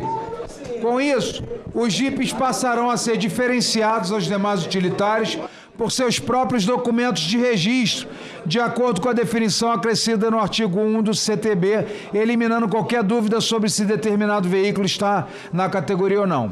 Tal como ocorre em outras espécies de veículos, o Jeep poderá ser um veículo regular ou um veículo especial. No caso dos veículos regulares, isso é, um veículo misto que seja de marca e modelo característica de Jeep, a reclassificação será automática, desde que não tenha sofrido alterações. Além disso, senhor presidente, reorganizamos a lista de alterações permitidas para os Jeeps para que cada linha se refira apenas a uma delas em cumprimento ao disposto do artigo 11, terceiro D, da Lei Complementar 95/98. No mérito, o pleito do projeto de desburocratização de alterações realizado em veículos automotores é justo. No entanto, é necessário ponderar que existem diversos tipos de grau de alteração, que vão desde a simples estética, mudança de cor do veículo, aos mais avançados projetos, o uso de hidrogênio como combustível. Eles não têm, nem poderiam ter, o mesmo tratamento. Assim, o entendimento construído durante as discussões sobre esse PL é que as muitas alterações podem ser dispensadas de autorização prévia, mas não todas. A Resolução 916/22 do CONTRAN traz duas listas de alterações em seu anexo 4º e 5º.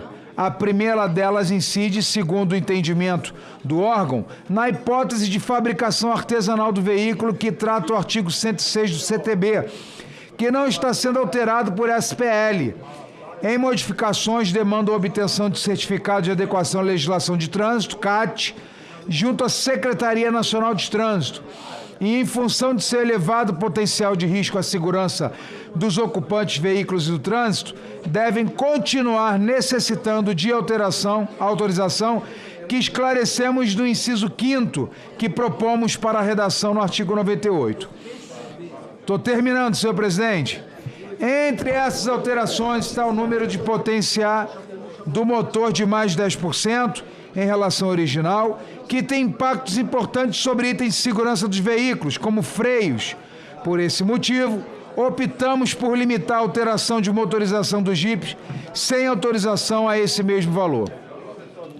A segunda lista é a de modificações que exigem apenas a autorização prévia, dada pelo DETRAN, do registro de veículo, e alguma dessas podem ser objeto de flexibilização. No caso dos Jeeps, as regras permanecem estipuladas diretamente no CTB, conforme o texto aprovado pela Câmara dos Deputados, que achamos razoável em função de sua característica de uso primariamente fora da estrada, que o diferencia dos demais veículos.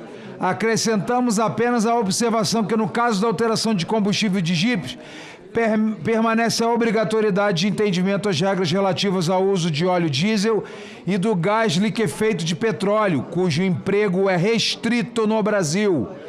Para demais veículos, seguindo a linha de emendas número 1 e 2, que acatamos, estamos criando parágrafo no artigo 98 para remeter ao CONTRAN a elaboração de regulamentação que dispense a autorização prévia de modificações para os veículos em geral, podendo ser dispensado até mesmo, como já dissemos, a obtenção de novo CSV para alteração do registro de veículo. Sabemos que a modificação sugerida no texto vindo da Câmara são extensas, porém esse é o papel da Casa Revisora. Desde já, senhor presidente, agradecemos a contribuição de todos os senadores na discussão dessa matéria e acreditamos que a redação proposta nesse relatório terá atingido o equilíbrio necessário entre liberdade de proprietários, segurança dos ocupantes e do trânsito em vias públicas e a preservação da atualização dos dados constantes no RENAVAN. Voto, senhor presidente, Ante todo exposto, somos pela constitucionalidade, juridicidade, regimentalidade do projeto de lei 410/22 e no mérito e pela aprovação da proposição e emendas na CCJ. Obrigado, senhor presidente.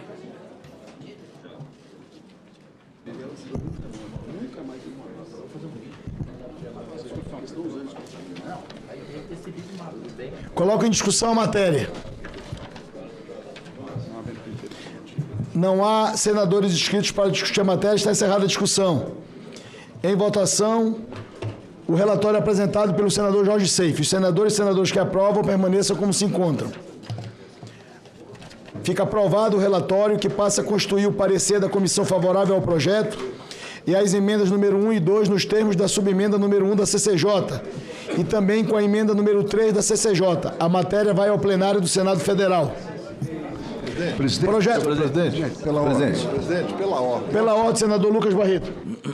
Senhor presidente, eu queria pedir permissão a Vossa Excelência, porque eu preciso fazer um comunicado que, no final do século XIX, mais precisamente 139 anos atrás, a França passou a intensificar suas ações diplomáticas e militares para se apropriar ilegitimamente da região do contestado franco-brasileiro, que envolvia as terras entre a margem esquerda do rio Araguari e a atual fronteira do Brasil com a Guiana Francesa. E a garantia do direito do Brasil pleitear e vencer no Tribunal Suíço o domínio dessa região nasceu do princípio utis possidetis, ou seja, aquela que ocupa e é o legítimo dono. Então, senhor presidente Davi Alcolumbre, presidente dessa CCJ, os ocupantes que legitimaram o direito de domínio foram os garimpeiros brasileiros, que no início dessa semana, e com muita tristeza comunico a Vossa Excelência, que esta comissão, que zela pela Constituição e esmero da Justiça, suas habitações e fontes de suprimentos, lá no Garimpo do Lourenço, os suprimentos e as instalações de acordos, inclusive com o Ministério do Trabalho, de alojamentos, com banheiro, com tudo, foram ontem queimados pelo Exército Brasileiro. Então, sem nenhum processo legal e sem direito à ampla defesa e do contraditório, conforme estabelece o artigo 5º da Constituição Federal, que tem os seguintes direitos: ninguém será privado da liberdade ou de seus bens sem o devido processo legal. Então, as informações que temos da operação de ontem, realizada por uma força-tarefa, que envolviam forças constitucionais, IBAMA, SEMA do Amapá e policiais judiciários, tanto da União Federal quanto do Estado do Amapá. E aqui eu quero reconhecer o pronto atendimento e retorno imediato dos ministros Lewandowski e José Múcio, que, estarrecidos, estão tomando as providências emergenciais e perícia a territorialidade onde a Constituição não só foi violada, mas a Justiça também foi exilada para aquela comunidade do distrito do Lourenço, que Vossa Excelência visitou agora, que colocou emenda para fazer asfalto, que inaugurou vários equipamentos lá. Então, eu quero finalizar, senhor presidente, relembrando que nossos colegas desta comissão e a este Senado, que esses descendentes dos garimpeiros que estão lá há mais de 130 anos, conquistaram com trabalho árduo e, em muitos casos, com a própria vida, definindo aquela região não como território francês, mas como um novo território brasileiro. Então, o direito à habitação livre, iniciativa, ao trabalho e aos bens não podem ser discricionariamente violados numa operação policial sem produzir um devido processo indenizatório e uma ação de regressão penal e civil que possa alcançar os responsáveis por tão grande abuso de autoridade e crimes contra a dignidade humana e bem-estar social. E aqui quero deixar minha solidariedade aos 7.000 habitantes lá do distrito do Lourenço, que ontem tiveram os seus bens, inclusive com os vídeos, senhor presidente, queimando até os documentos, os garimpeiros da cooperativa, regularizada na Agência Nacional de Mineração, tiveram seus documentos queimados sem direito a defesa nada contra a força que impuseram lá ontem. Então, quero aqui externar minha solidariedade e pedir a Vossa Excelência providências pela CCJ. Obrigado, senhor presidente.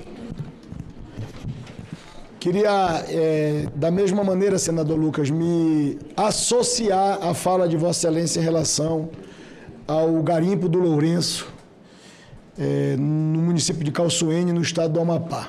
Este garimpo, há apenas 2 anos atrás, foi reconhecido pelo Ministério Público Federal como uma comunidade tradicional garimpeira, porque existe há 135 anos.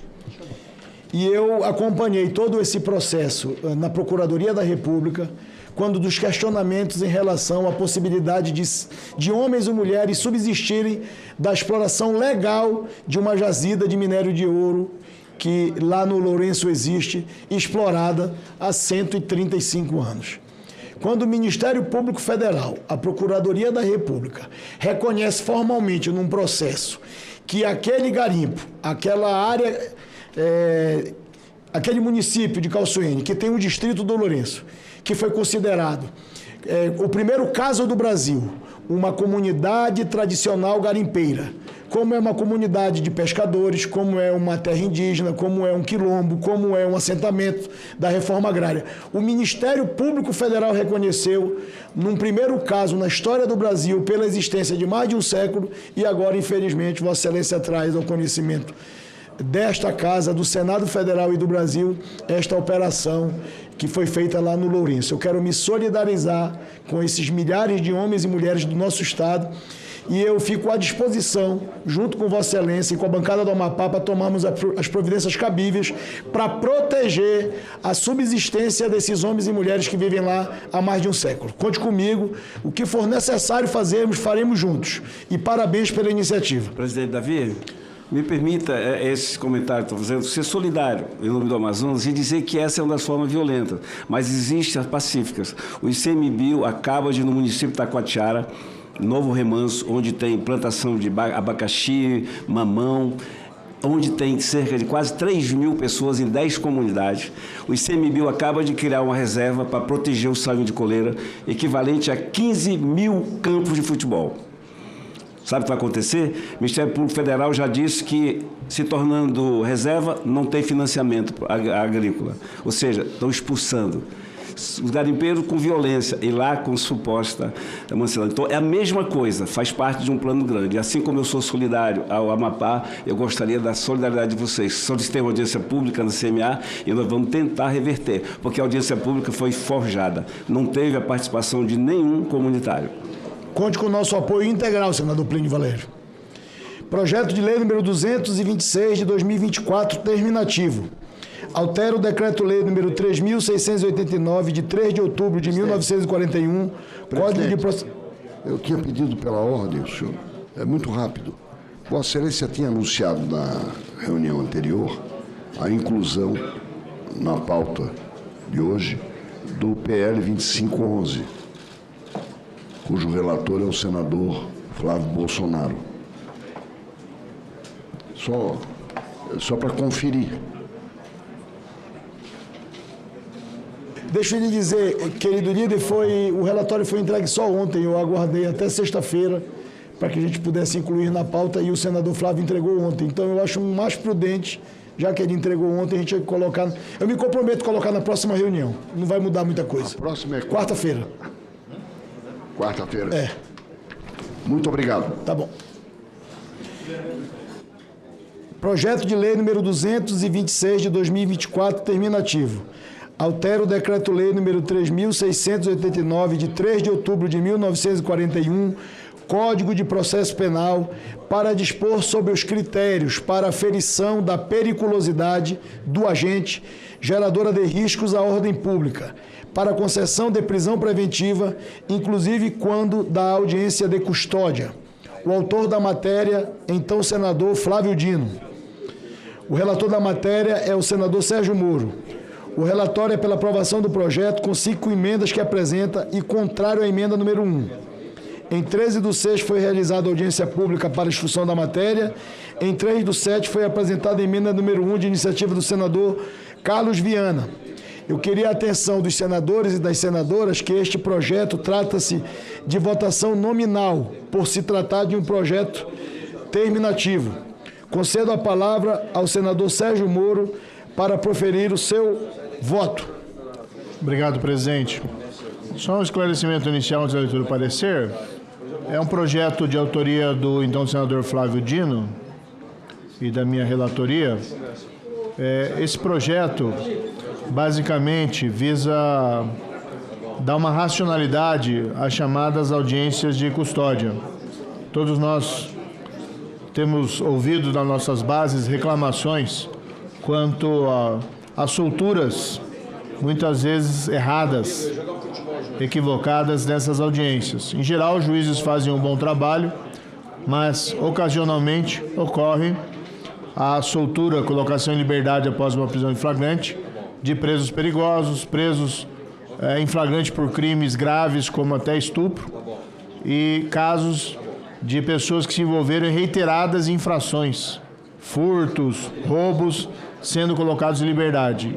Dando vazão àquela frase, né? A polícia prende, a justiça solta, que é um estereótipo equivocado, mas acaba, de certa maneira, refletindo esses erros judiciários que não são tantos, mas que acabam comprometendo a credibilidade do Instituto.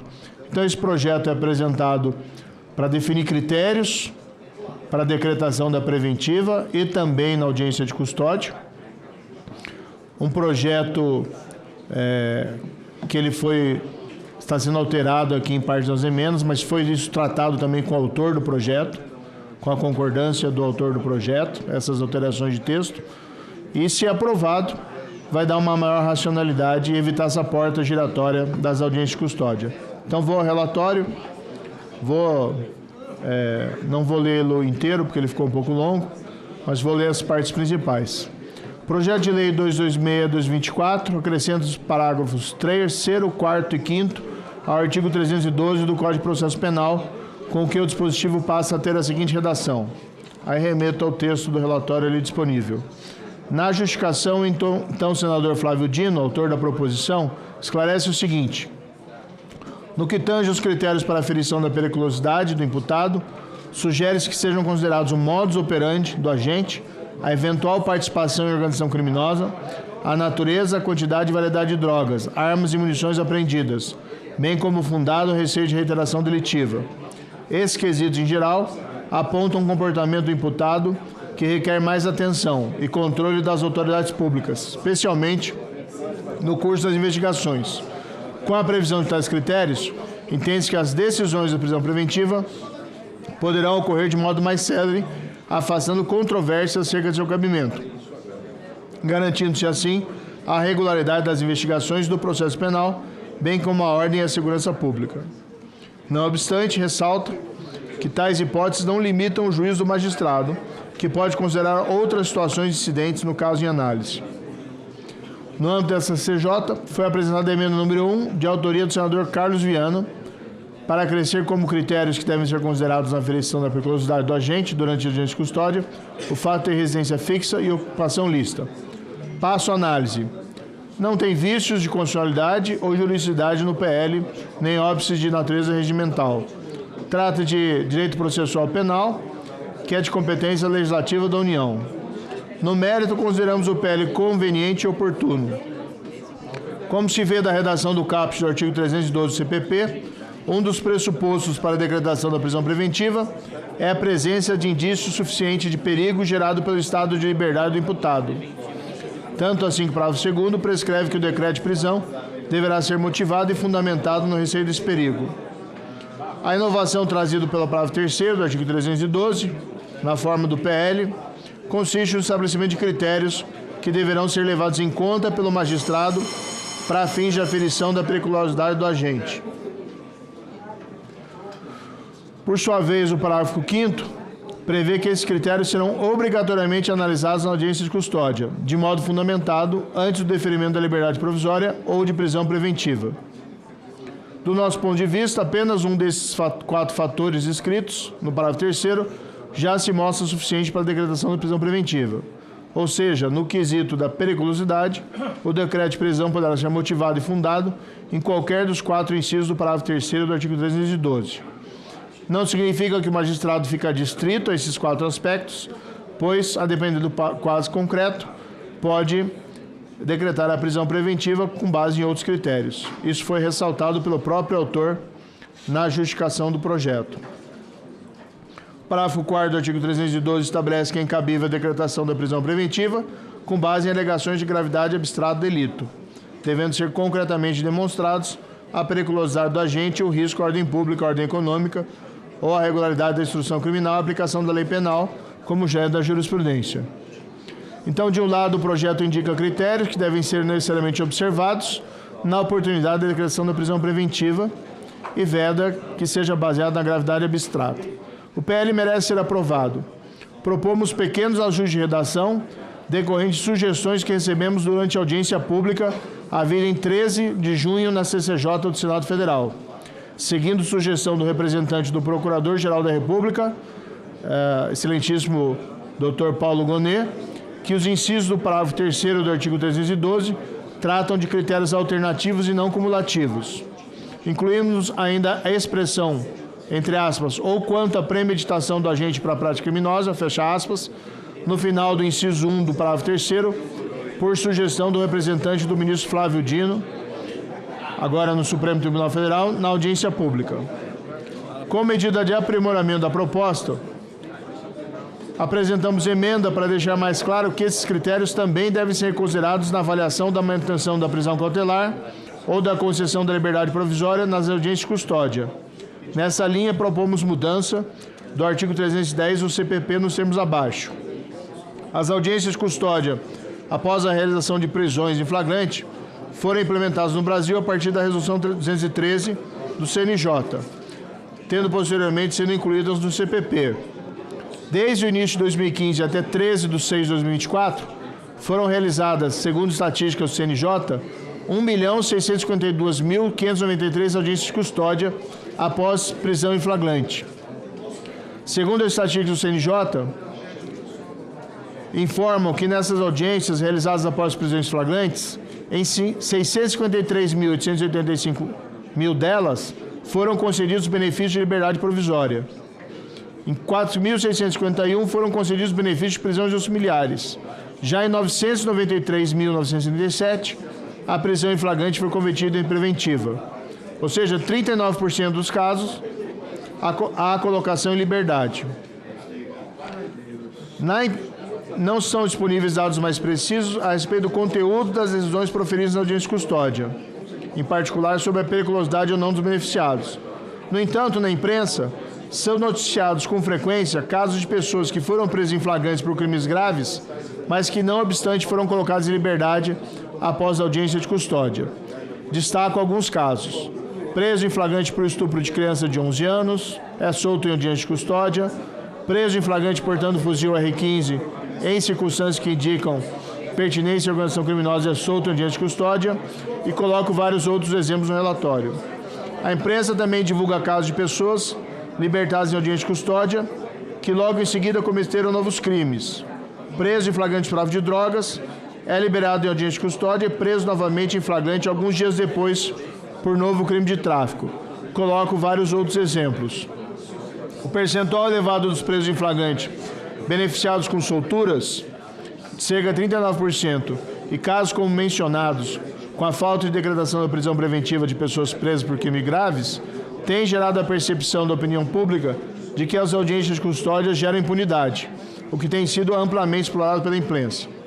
Tem-se que o problema não consiste nas audiências de custódia, mas na falta de critérios mais definidos para orientar o juiz na concessão da liberdade ou na conversão da prisão em flagrante preventiva. Com base nesse entendimento, a emenda proposta visa promover mudanças também no artigo 310 CPP e introduzir critérios semelhantes ao do projeto original para orientar as autoridades judiciais na decisão, recomendando a conversão do flagrante em preventiva em circunstâncias específicas. São circunstâncias exemplificativas. Optamos por elencá-los a título de recomendação à autoridade judicial, pois não é o objetivo estabelecer na lei hipóteses obrigatórias de prisão preventiva. O objetivo da emenda é, no mesmo sentido do projeto de lei análise, evitar a concessão da liberdade nas audiências de custódia a criminosos perigosos para a sociedade ou para os outros indivíduos, estabelecendo critérios mais objetivos que devem ser objeto de exame obrigatório da decisão judicial. Em razão do teor da emenda, entendemos pelo deslocamento do parágrafo 5º do artigo 312 na redação originária para a nova localização topográfica e com alteração da redação parágrafo do texto. No outro aspecto, e baseado nas sugestões recebidas na Justiça Pública, propomos ainda a emenda que objetiva viabilizar a coleta de material biológico para a obtenção de perfil genético do custodiado que tenha sido preso em flagrante por crime praticado com violência ou grave ameaça contra pessoa, por crime contra a liberdade sexual ou crime sexual contra vulnerável, ou por integrar a organização criminosa que utiliza ou tiver à sua disposição armas de fogo. A extração do perfil genético consiste em mecanismo poderoso para a investigação criminal, tanto para identificar o autor do crime, como para exonerar o inocente. Além disso, a identificação genética tem grande potencial para a redução da reiteração delitiva, já que alguém preso em flagrante, que tenha o perfil genético extraído pelo Estado, terá naturais receios de cometer novas infrações penais, já que será mais facilmente identificado a partir de vestígios deixados no local do crime. Quanto à emenda número 1 apresentada pelo senador Carlos Viana, aqui com todo o respeito, senador, nós estou opinando pela rejeição, uma vez que a inclusão dos critérios que exijam do agente possuir residência fixa e ter ocupação lícita para fins de aferição da periculosidade pode conduzir a uma distinção com relação a pessoas sem residência fixa, a exemplo dos moradores de rua, bem como desempregados ou trabalhadores informais. Certamente, compreendi as intenções para dar mais segurança ao juiz, mas como pode ter esse efeito colateral negativo, nós estamos optando aí com todo o respeito, senador, e com as vênias e com a sua compreensão, pela rejeição desse ponto. Vou ao voto. Pelo exposto, o voto é pela aprovação do projeto de lei 226 de 2024, pela rejeição da emenda número 1 do CCJ e pela apresentação das seguintes emendas. Emenda CCJ. Insira-se a conjugação ou ao final do inciso 3 do parágrafo 3º do artigo 312 do Decreto-Lei do Código de Processo Penal, nos termos do artigo 1º do projeto de lei 226. Outra emenda. Desse a seguinte redação, inciso 1 do parágrafo 3º do artigo 312 do Código de Processo Penal, nos termos do artigo 1º do projeto de lei 226/2024. Aí a mudança do inciso 1. O modus operandi, inclusive, quanto ao uso reiterado de violência ou grave ameaça à pessoa, ou quanto à premeditação do agente para a prática delituosa. Mais uma emenda, suprima-se o parágrafo 5º, proposto no artigo 312 do CPP, nos termos do artigo 1º do projeto de lei. Outra emenda, o artigo 310 do Código de Processo Penal passa a vigorar com as seguintes alterações. E aí tem a redação que estamos propondo. E outra emenda, o Código de Processo Penal passa a vigorar com o acréscimo do artigo 310-A, que trata aí da coleta do perfil genético por ocasião da audiência de custódia, como foi, e aqui tem a redação específica. É o voto, então, senhor presidente. Obrigado. Presidente. Coloca em discussão a matéria. Presidente, eu queria pedir vistas, apesar de achar que a gente precisa diminuir a discricionariedade de quem decide, de quem toma decisão, acho que é preciso dar uma ajustada naquilo que se estabelece como regra definitiva para decretar a prisão preventiva. Então, eu queria pedir vista, senhor presidente. Vista também, senhor presidente. Para discutir, senhor presidente. Como foi concedido, líder Viana? Nos termos regimentais fica concedido vistas coletivas ao projeto. Presidente, uma questão de encaminhamento, por favor. Pois não, líder Márcio. Presidente, com todo respeito ao mecanismo legal de incluir extra pauta, eu quero pedir a Vossa Excelência que a gente mantenha agora a ordem que a própria presidência já estabeleceu. Nós temos duas votações que o Brasil inteiro está esperando. Essa questão do marco temporal, que ao não votar, nós estamos mantendo uma insegurança no Brasil inteiro, e a questão do Banco Central. Então, se Vossa Excelência puder concordar, o meu pedido de encaminhamento é que a gente volte à pauta e depois faz os extras. Vamos voltar já. Só vou fazer o segundo item extra pauta que já foi aprovado. Em seguida eu vou voltar. Não é o meu. O meu, se precisar, não volta hoje, não tem problema. Eu quero cumprir meus compromissos.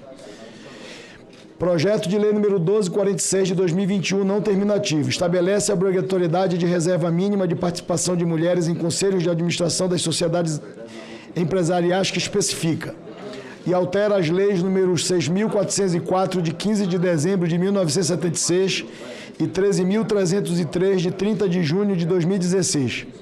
A autora é a deputada federal Tabata Amaral. A relatora é a senadora professora Dorinha Seabra. O relatório é favorável ao projeto com a emenda número 2 da CDH e da CAI de redação.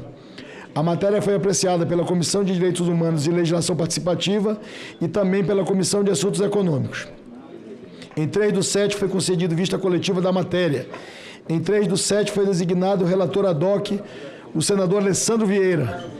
Em 4/7 foi apresentada a emenda número 3 de iniciativa do senador Messias de Jesus, esta emenda pendente de relatório. Concedo a palavra ao senador Alessandro Vieira para proferir o relatório apenas sobre a emenda de número 3.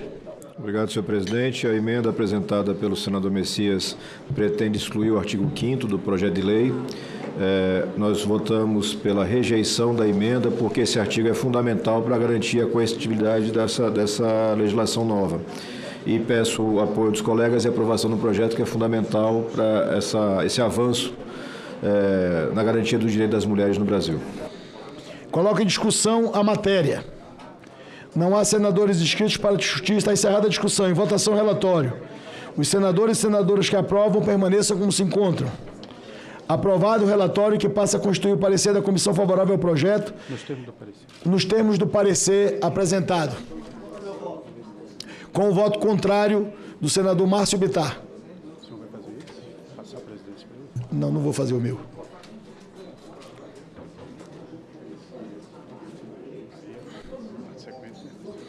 Proposta de emenda constitucional número 48 de 2023, não terminativo. Altera o parágrafo 1º do artigo 231 da Constituição Federal para definir marco temporal de demarcação das terras tradicionalmente ocupadas pelos povos indígenas.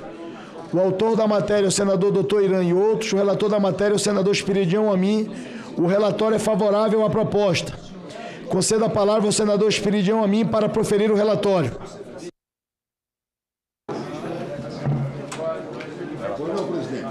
Vossa Excelência, com a palavra, senador Espiridião Amin.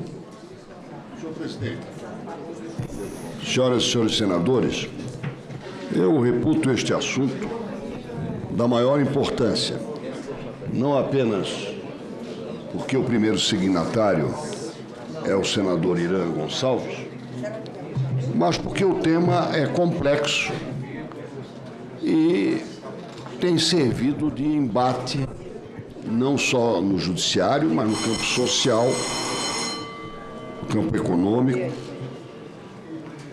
e até em vários aspectos de segurança pública.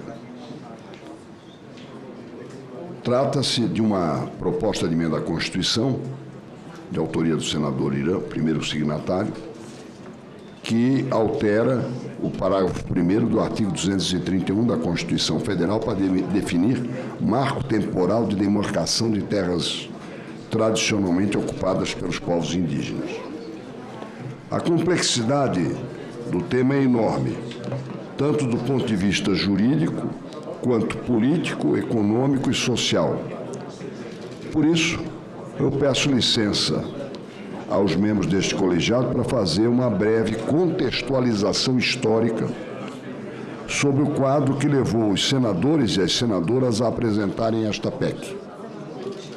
Logo em seguida, eu passo a opinar sobre a admissibilidade e o mérito da proposição nos termos do artigo 354 seguintes do nosso regimento.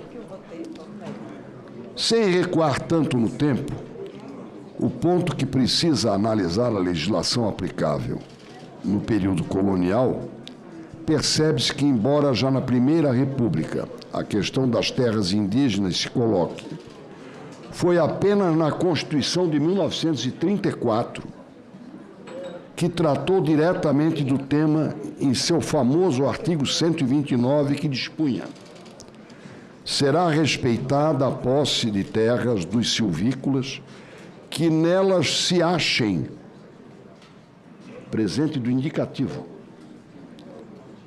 permanentemente localizados, sendo-lhes, no entanto, vedado aliená-las. Ou seja, não é uma propriedade incondicionada. A mesma dicção foi repetida no artigo 154 da Constituição de 1937. Será respeitada aos silvícolas a posse das terras em que se achem localizados em caráter permanente, presente do indicativo, sendo-lhes, porém, vedada a alienação das mesmas. Também, sem alterações de relevo, o artigo 216 da Constituição de 1946 dispôs que será respeitada aos silvícolas a posse das terras onde se achem, presente do indicativo, permanentemente localizados, com a condição de não a transferirem. A Constituição de 67 inovou parcialmente ao prever o usufruto exclusivo das comunidades indígenas em relação aos recursos naturais. Portanto, foi essa Constituição que alargou os direitos dos indígenas, do chamado período ditatorial ou revolucionário. Ao escrever, é assegurada aos silvícolas a posse permanente das terras que habitam, presente do indicativo, e reconhecido o seu direito ao usufruto exclusivo dos recursos naturais e de todas as utilidades nelas existentes. Artigo 186. A emenda constitucional de 1969, senador Alessandro, inovou mais substancialmente no tema, trazendo pela primeira vez a previsão de nulidade dos atos de ocupação não índia. Portanto, foi a mais ampla na proteção dos indígenas de todas, e é tida pelos juristas como a menos democrática das intervenções constitucionais. Ela prescreve no artigo 198 as terras habitadas, portanto, presente, não é do indicativo, mas as terras habitadas pelos silvícolas são inalienáveis nos termos da lei federal, a eles cabendo a sua posse permanente e ficando reconhecido o seu direito ao usufruto exclusivo das riquezas naturais e de todas as utilidades nelas existentes. Parágrafo 1º. Ficam declaradas a nulidade e a extinção dos efeitos jurídicos de qualquer natureza que tenham por objeto o domínio, a posse ou a ocupação de terras habitadas presentemente pelos silvícolas. Parágrafo 2º. A nulidade e extinção de que trata o parágrafo anterior não dão aos ocupantes direito a qualquer ação ou indenização contra a União ou a Fundação Nacional do Índio. Sempre, porém, como se vê, foi prevista uma norma de natureza declaratória, reconhecendo aos índios as terras que naquele momento, naquele tempo, portanto, temporalmente, ocupavam. Durante a Constituinte de 87 e 88, houve sobre o tema vários debates.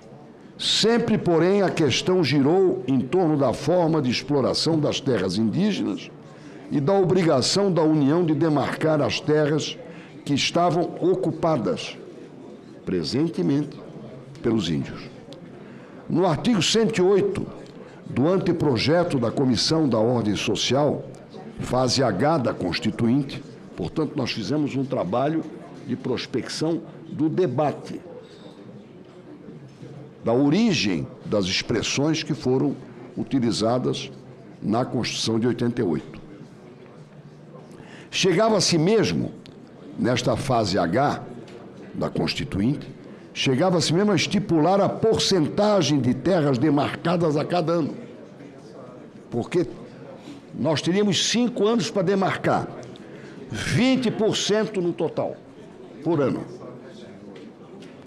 O que obviamente pressupõe que exista um total de terras indígenas ocupadas naquele momento, promulgação da Constituição Federal. O primeiro dispositivo, quando foi mantido o anteprojeto da Comissão de Sistematização, fase I, artigo 498, e praticamente em todas as fases seguintes, resultando no atual artigo 67 do Ato das Disposições Constitucionais Transitórias, o qual dispõe: a União concluirá a demarcação das terras indígenas no prazo de 5 anos a partir da promulgação da Constituição. E até a taxa de 20% ao ano foi debatida. Isso é a busca, é a exegese do texto. Ora, o termo concluirá traduz uma ideia de finitude, de término, de missão a ser cumprida. Sabe-se que a interpretação gramatical é apenas um ponto de partida do processo hermenêutico e que a análise do contexto histórico da Constituinte não determina por completo a interpretação do dispositivo aqui e agora.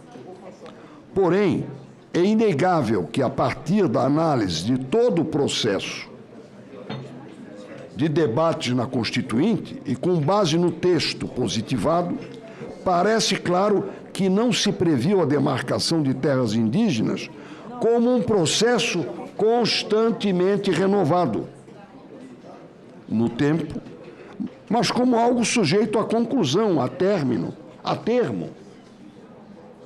Ou seja, parece claro que havia um propósito de pacificar o assunto e adotar as providências subsequentes à demarcação.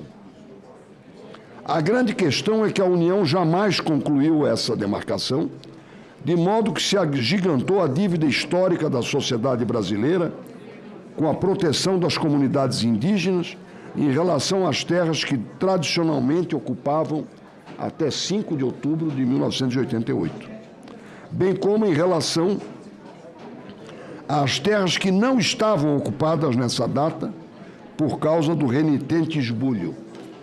Sim, houve renitente esbulho reconhecido naquela época. De qualquer forma, porém, quando dos debates da Constituinte não havia expectativa de ampliação das terras indígenas, mas de demarcação daquelas já ocupadas naquele momento, como se colhe do texto do artigo 67 do Ato das Disposições Constitucionais Transitórias. Foi também por isso que, em 2008, o STF, ao julgar o rumoroso caso da Raposa Serra do Sol, petição número 3388, de Roraima, uma ação popular de autoria do então senador Mozarildo Cavalcante, fixou a tese do marco temporal. Foi aí que se fixou a expressão e o sentido da palavra, da expressão marco temporal.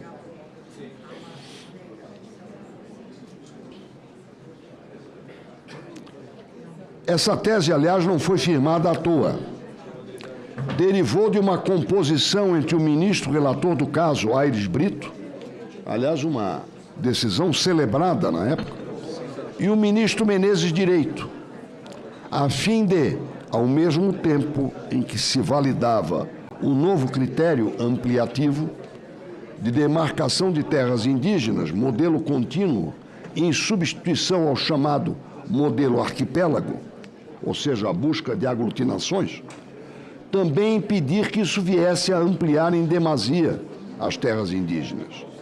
Foi nesse contexto que a Corte decidiu que, cito, a Constituição Federal trabalhou com data certa, a data da promulgação dela própria, 5 de outubro de 1988, como insubstituível referencial para o caso da ocupação de um determinado espaço geográfico por essa ou aquela etnia aborígene, ou seja, para o reconhecimento aos índios dos direitos originários sobre as terras que tradicionalmente ocupam, presente do indicativo.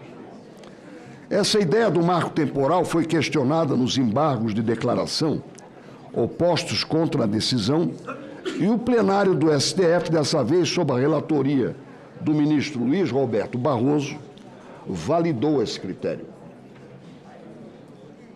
Depois disso, sabem as senhoras e os senhores, o desenrolar do tema. O STF pautou o julgamento do recurso extraordinário número 1017.365, originário do meu estado, Santa Catarina,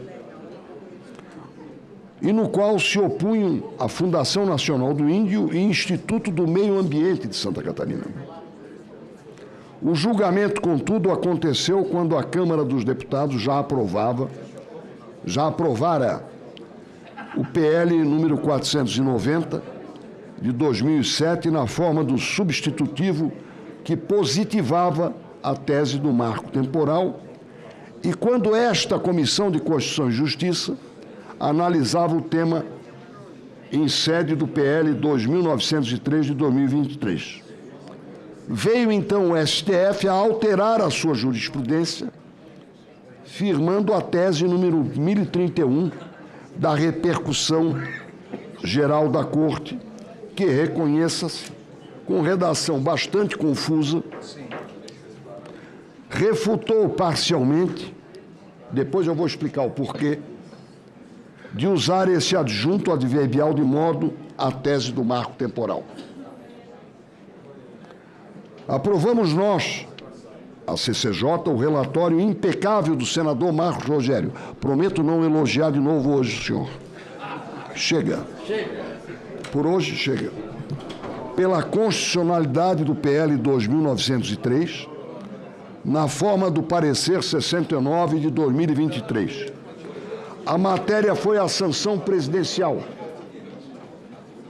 e o presidente da República vetou a quase íntegra do projeto, mas o veto foi rejeitado pelo Congresso Nacional e por uma expressiva maioria constitucional, originando a Lei 14.701, de 20 de outubro de 2023, que se encontra em pleno vigor.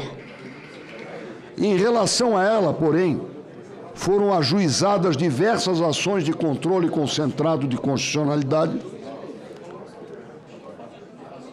perante o STF. Até o momento, aguardam decisão da Corte os seguintes feitos.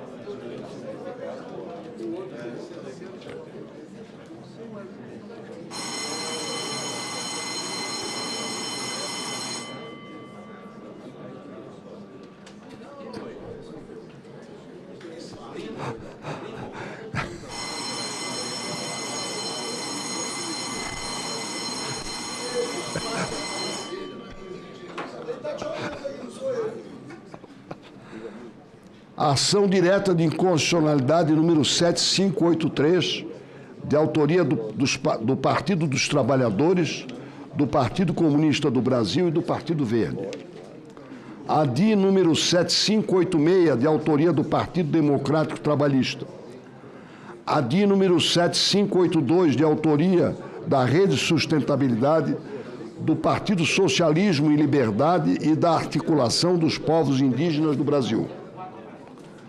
Mais, ação declaratória de constitucionalidade número 87, de autoria do Partido Liberal, do Republicanos e do meu partido, o Progressistas. Todo esse contexto ajuda a explicar a iniciativa do senador Dr. Irã, encampada por outros senadores, para tentar positivar na própria Constituição a tese do marco temporal, pondo fim, em nível constitucional, à controvérsia que tanta insegurança jurídica tem gerado. Eu fiz questão, e não é meu hábito, de trazer essa longa, porém relevante contextualização, porque só a partir dela se pode discutir tecnicamente a admissibilidade ou não desta PEC. Eu registro ainda que, se estivéssemos a tratar de um projeto de lei ordinária, eventual decisão do STF em sentido contrário ao tema não seria impeditivo à aprovação da matéria. Cito apenas a título de exemplo, porque em verdade são centenas de casos. A ADI número 5.105, de relatoria do senador, do ministro Luiz Fux. Isso porque o legislador não está vinculado a seguir eventual entendimento da Corte Suprema, por interpretação que o próprio STF confere ao parágrafo 2º do artigo 102 da Constituição Federal. Aliás, numa democracia, não há última palavra, já que todos os temas podem ser revisitados, tanto assim que já é muito estudado o fenômeno do efeito backlash, ou efeito revanche, por meio do qual setores da sociedade revoltam-se contra decisões judiciais, inclusive buscando meios de superá-las. Cito Direito e Backlash, Salvador, Bahia,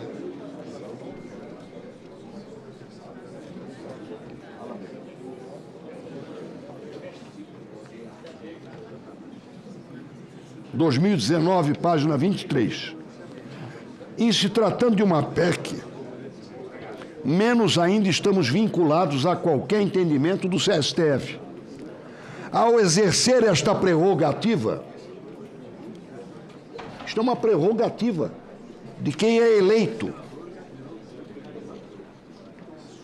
de emendar a Constituição, o Congresso Nacional age como o verdadeiro poder constituinte, chamado poder constituinte derivado reformador, de modo que suas únicas limitações são as de ordem circunstancial. Quais são elas?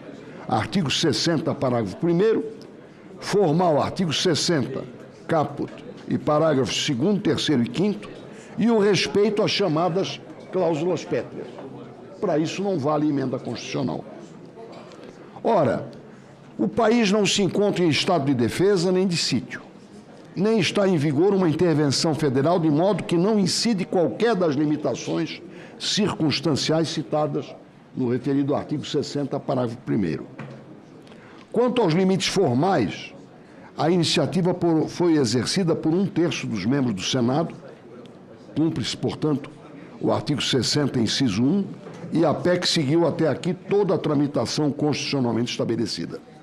Finalmente, em relação às cláusulas pétreas, a PEC em questão não afeta o núcleo essencial da forma federativa do Estado, nem do voto direto, secreto, universal e periódico, nem da separação de poderes.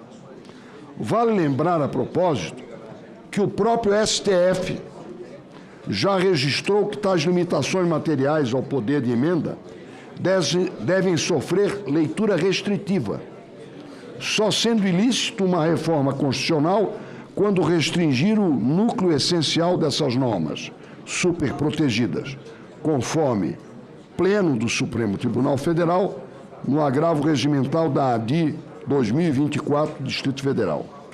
Além disso, ao efetivar a previsibilidade e a preservação das relações jurídicas, a PEC, na verdade, reforça um direito individual previsto no artigo 5º, caput, e incisos 36 da Constituição Federal.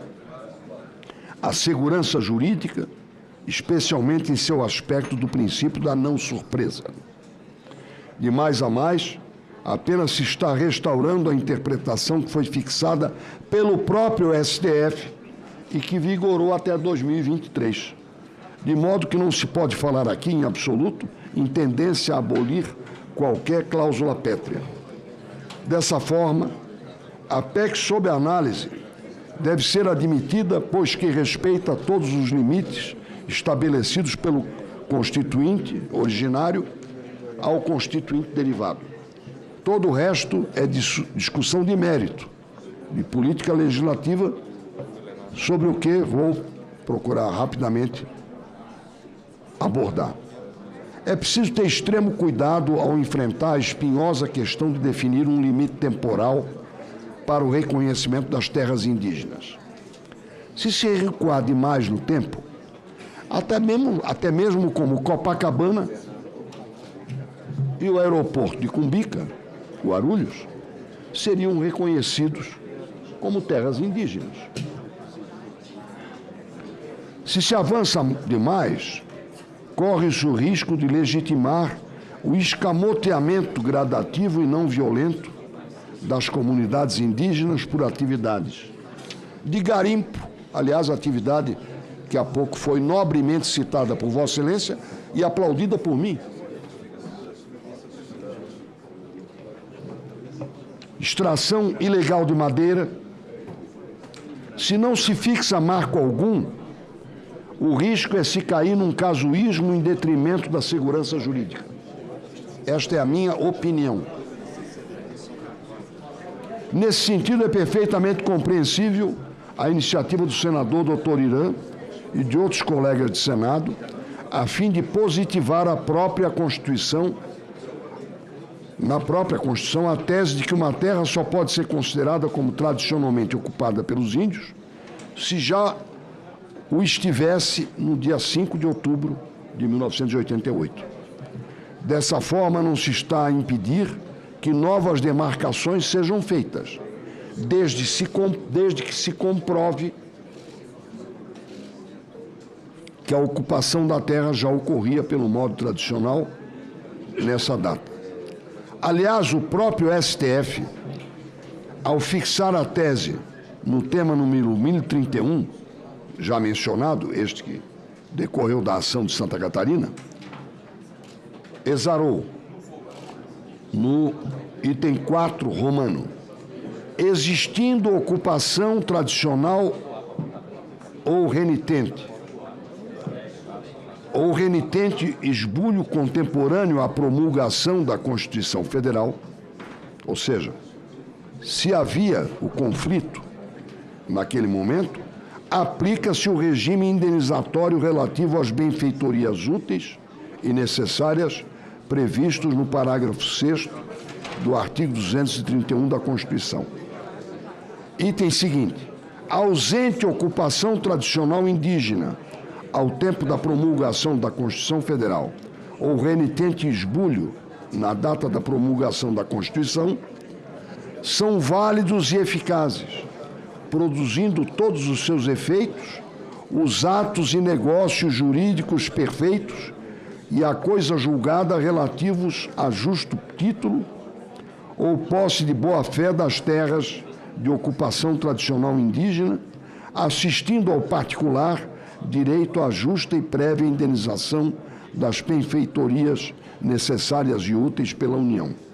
E quando inviável o reassentamento dos particulares, caberá a eles indenização pela União com direito de regresso em face do ente federativo que titulou a área, correspondente ao valor da terra nua, paga em dinheiro ou em títulos da dívida agrária, se for do interesse do beneficiário, e processada em autos apartados do procedimento de demarcação, com pagamento imediato da parte em controvérsia, garantido o direito de retenção até o pagamento do valor incontroverso, permitidos a autocomposição e o regime do parágrafo 6º do artigo 37 da Constituição Federal. Sexto item, inciso: descabe indenização em casos já pacificados, decorrentes de terras indígenas já reconhecidas e declaradas em procedimento demarcatório, ressalvados os casos judicializados em andamento. Portanto, esta deliberação do Supremo tem uma série de condicionantes de grave repercussão em termos de segurança jurídica.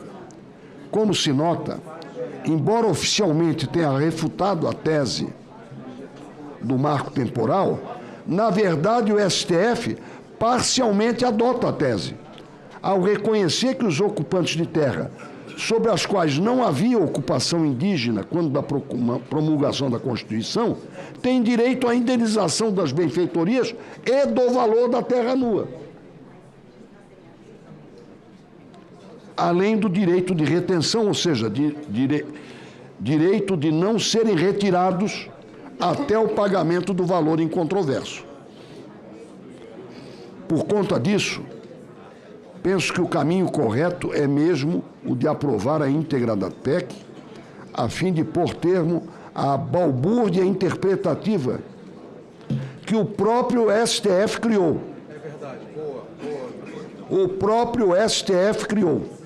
Não foi criada pelo advogado que requereu, mas pela forma como foi acolhida a decisão.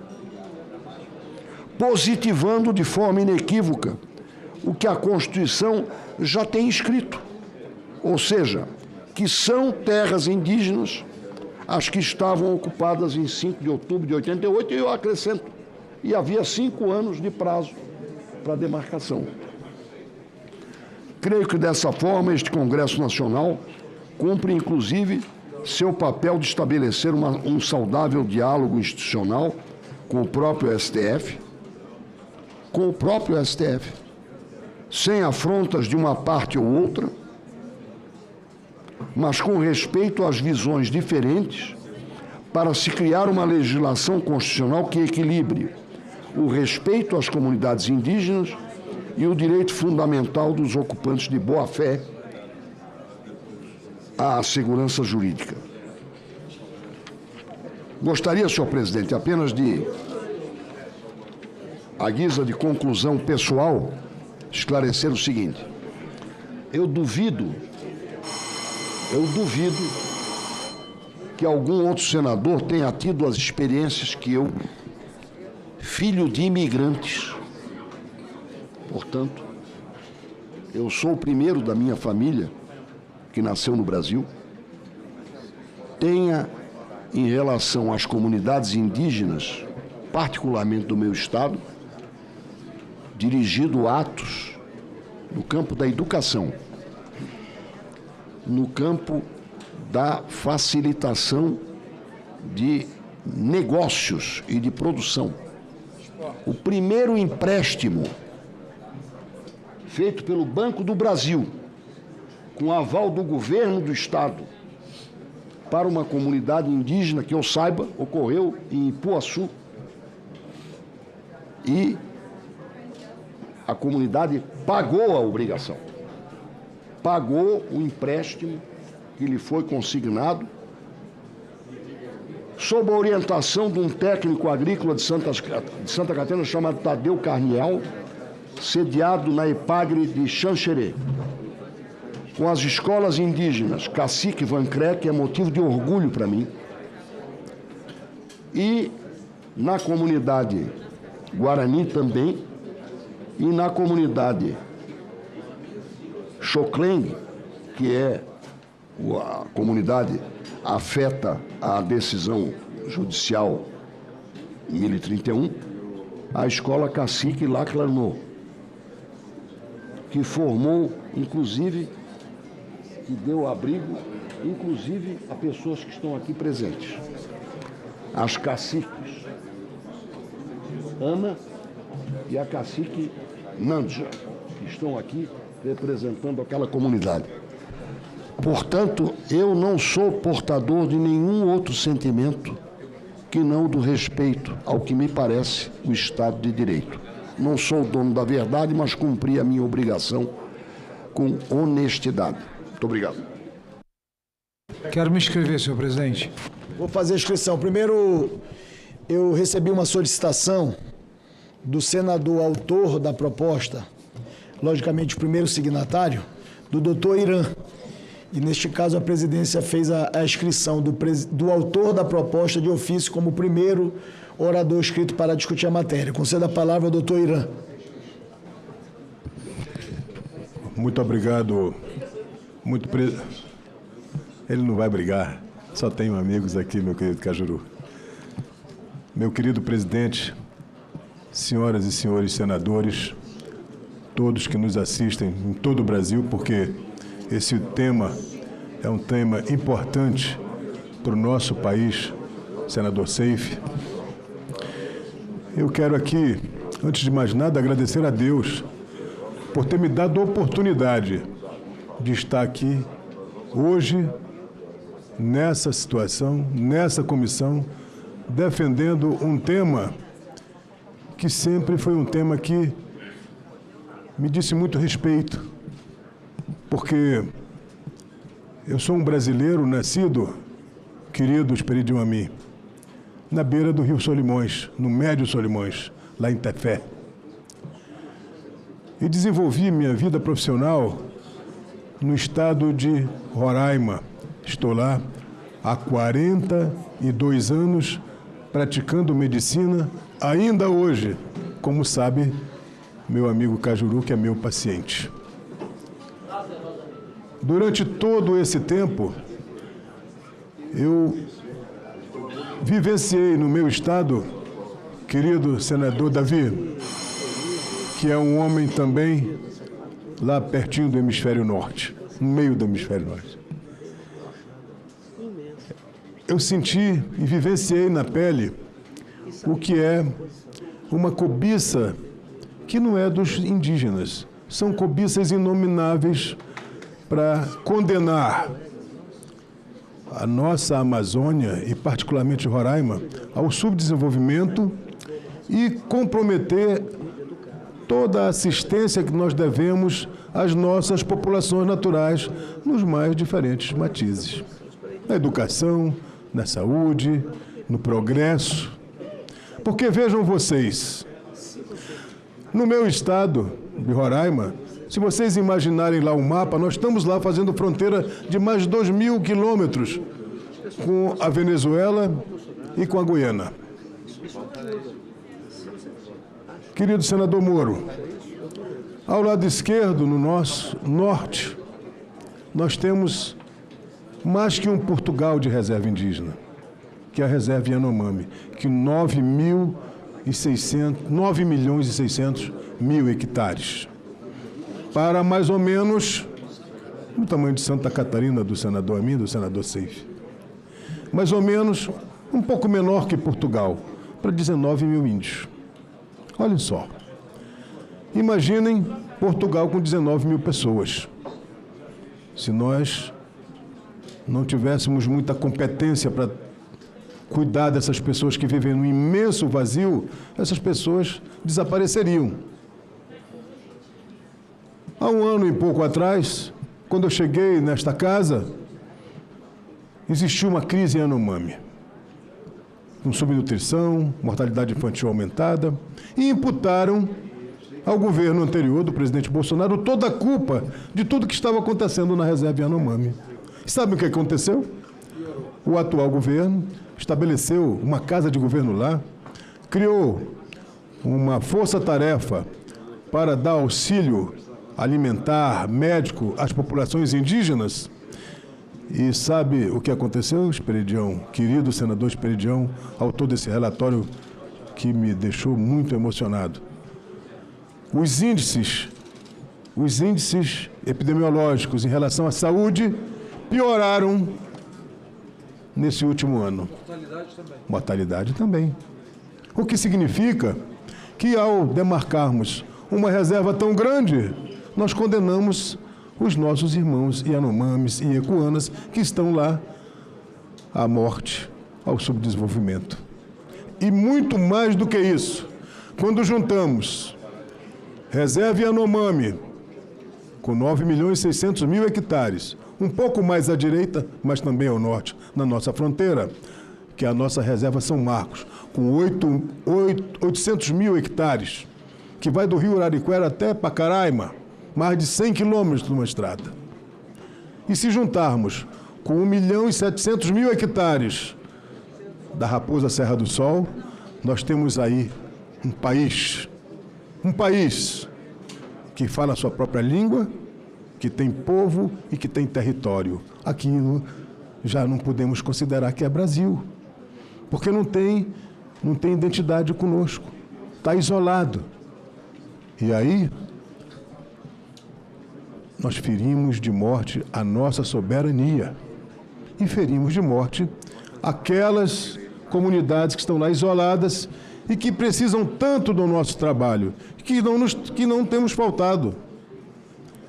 Querido Esperidião, você que me conhece como profissional da saúde, eu, ainda durante a minha fase de jovem, eu fui coordenador da FUNASA, que a ela era dada a atribuição de cuidar das comunidades indígenas do nosso país. Àquela época, 1989 e 90, nós criamos lá, na minha gestão, o primeiro Distrito Sanitário Especial Indígena do país, que foi o Distrito Sanitário Yanomami. E aí ninguém venha me dizer que eu não gosto de indígenas. Muito pelo contrário. Ninguém mais do que eu, naquele meu estado, operou mais indígenas durante a minha atividade como médico, e ninguém cuidou mais deles na minha atividade como coordenador da FUNASA naquele estado. Mas eu não posso entender que depois de estarmos aqui discutindo nessa casa, cerca de 26 anos, essa questão do marco temporal, ainda hoje eu me deparei ali na mesa do presidente com um requerimento para se fazer uma audiência pública para discutir o tema. Estão de brincadeira. Ora, nós temos aqui no nosso país, vigindo uma lei, a 14.201 de 2023, tão bem relatada aqui pelo nosso Marco Rogério, aprovada no Congresso Nacional, vetada pelo presidente, derrubado o veto aqui e vigindo essa lei, a nossa preocupação é que, na vigência da lei, já se apresentaram lá 3 ações diretas de constitucionalidade, o que volta a gerar insegurança, não só para os indígenas, como para a população não indígena do nosso país, que precisa de terra para trabalhar, o agronegócio, a agricultura familiar principalmente. De formas que eu quero aqui chamar a atenção de que nós estamos atrasados desde a publicação da nossa Constituição, que lá estava consignado no artigo 67 das disposições constitucionais transitórias de que, como foi falado aqui pelo relator, nós tínhamos 5 anos para demarcar nossas terras indígenas. Então, o que nós estamos fazendo aqui hoje, senador Marcos Rogério, nós estamos resgatando aquilo que não foi feito nessa casa durante esses 26 anos e que gerou toda essa confusão jurídica entre o parlamento, que tem como uma das suas competências constitucionais legislar. Nós estamos legislando, nós não estamos brigando com quem quer que seja. E eu espero que aqui, hoje nessa casa, querido presidente, que é um amazônico, que conhece as nossas particularidades, e grandes senadores aqui que conhecem todas as vicissitudes que nós vivemos lá naquela região, que nós possamos avançar e votar esse tema para o bem também das populações indígenas, que, a meu ver, não precisam de mais território, precisam de políticas inteligentes para garantir a sua sobrevivência digna, progresso, a sua inserção na sociedade, porque não são os índios que querem ficar isolados lá. Na própria Raposa Serra do Sol, nós temos entidades como a Sodiur, que quer fazer hidrelétrica no Cotingo, por exemplo, mas nós temos lá o CIR, o Conselho Indígena de Roraima, cuja representante mais genuína é a nossa presidente da FUNAI, Joênio Apichana, que o sonho dela é manter aqueles índios isolados lá para ficar vendendo uma ideia de preservação nos convescotes internacionais, e nós aqui, e os índios sofrendo com toda essa situação política instável que se instalou nesse país. Eu espero que hoje aqui, senhoras e senhores senadores, nós possamos exercer aquilo que é mais genuíno que o povo nos concedeu, que é o poder de legislar. E legislar com inteligência, com equilíbrio. Que belo relatório apresentado pelo nosso querido Esperidião Amin. Eu tenho a impressão que dificilmente alguém vai se colocar contrariamente ao que foi colocado aqui pelo nosso relator. Meu presidente, muito obrigado e quero saudar aqui Vossa Excelência pela sua coragem, pela sua envergadura. É por isso que todos aqui nessa casa respeitam você e querem que você continue aí comandando os destinos aqui dessa comissão e, quem sabe, no futuro, do Congresso Nacional. Muito obrigado, presidente. Obrigado, senador Irã. Concedo a palavra ao senador Jacques Wagner. Bom, queria cumprimentar a Vossa Excelência, presidente, cumprimentar todos os senadores e senadoras, cumprimentar o senador Esperidião Amin pelo relatório e o senador Irã pela iniciativa. E pela relação que já construí com o senador Irã, quero testemunhar a legitimidade, independente se alguém concorda ou discorda, mas a legitimidade das suas palavras e da sua indignação. Mas eu queria lembrar que já na Constituição de 88 houve uma decisão da Constituinte que se promovesse a regulamentação em 5 anos. Diz isso o ato das disposições transitórias. Nós temos mais de 35 anos da promulgação da Constituição e a verdade é que até hoje não foi regulamentado aquilo que o Constituinte decidiu. Há controvérsia se o Constituinte falou se era quem estava já assentado ou se ele abria a possibilidade de futuros identificações de terra indígena. A verdade é que nós temos, eu sou da Bahia, senador Irã, e também temos vários conflitos dessa natureza, de não índios com índios, não evidentemente tanto quanto em Roraima, que o território de Roraima tem uma presença muito mais consistente, eu diria, de tribos indígenas. Mas eu concordo com Vossa Excelência que tudo na vida tem quem queira defender com legitimidade, tem quem queira defender para tirar proveito, de um lado e de outro. Eu acho que santos e diabos estão em todos os lados e não de um lado só. Eu estou dizendo isso porque todos sabemos que houve uma decisão do Supremo que constrangeu a casa e daí, de uma certa forma, foi surgida, se não me engano, a PEC de Vossa Excelência. O ministro Gilmar Mendes, isso já está nos jornais, na minha opinião, numa postura correta, porque eu vou dizer sempre que na democracia é melhor um acordo do que uma boa briga no judiciário, e a verdade que tem estabelecido recentemente no caso de Santa Catarina, naqueles colonos, e realmente é dramático, alguém que estava lá há 100 anos de repente dizer que está desalojado. Eu já vivi isso na Bahia.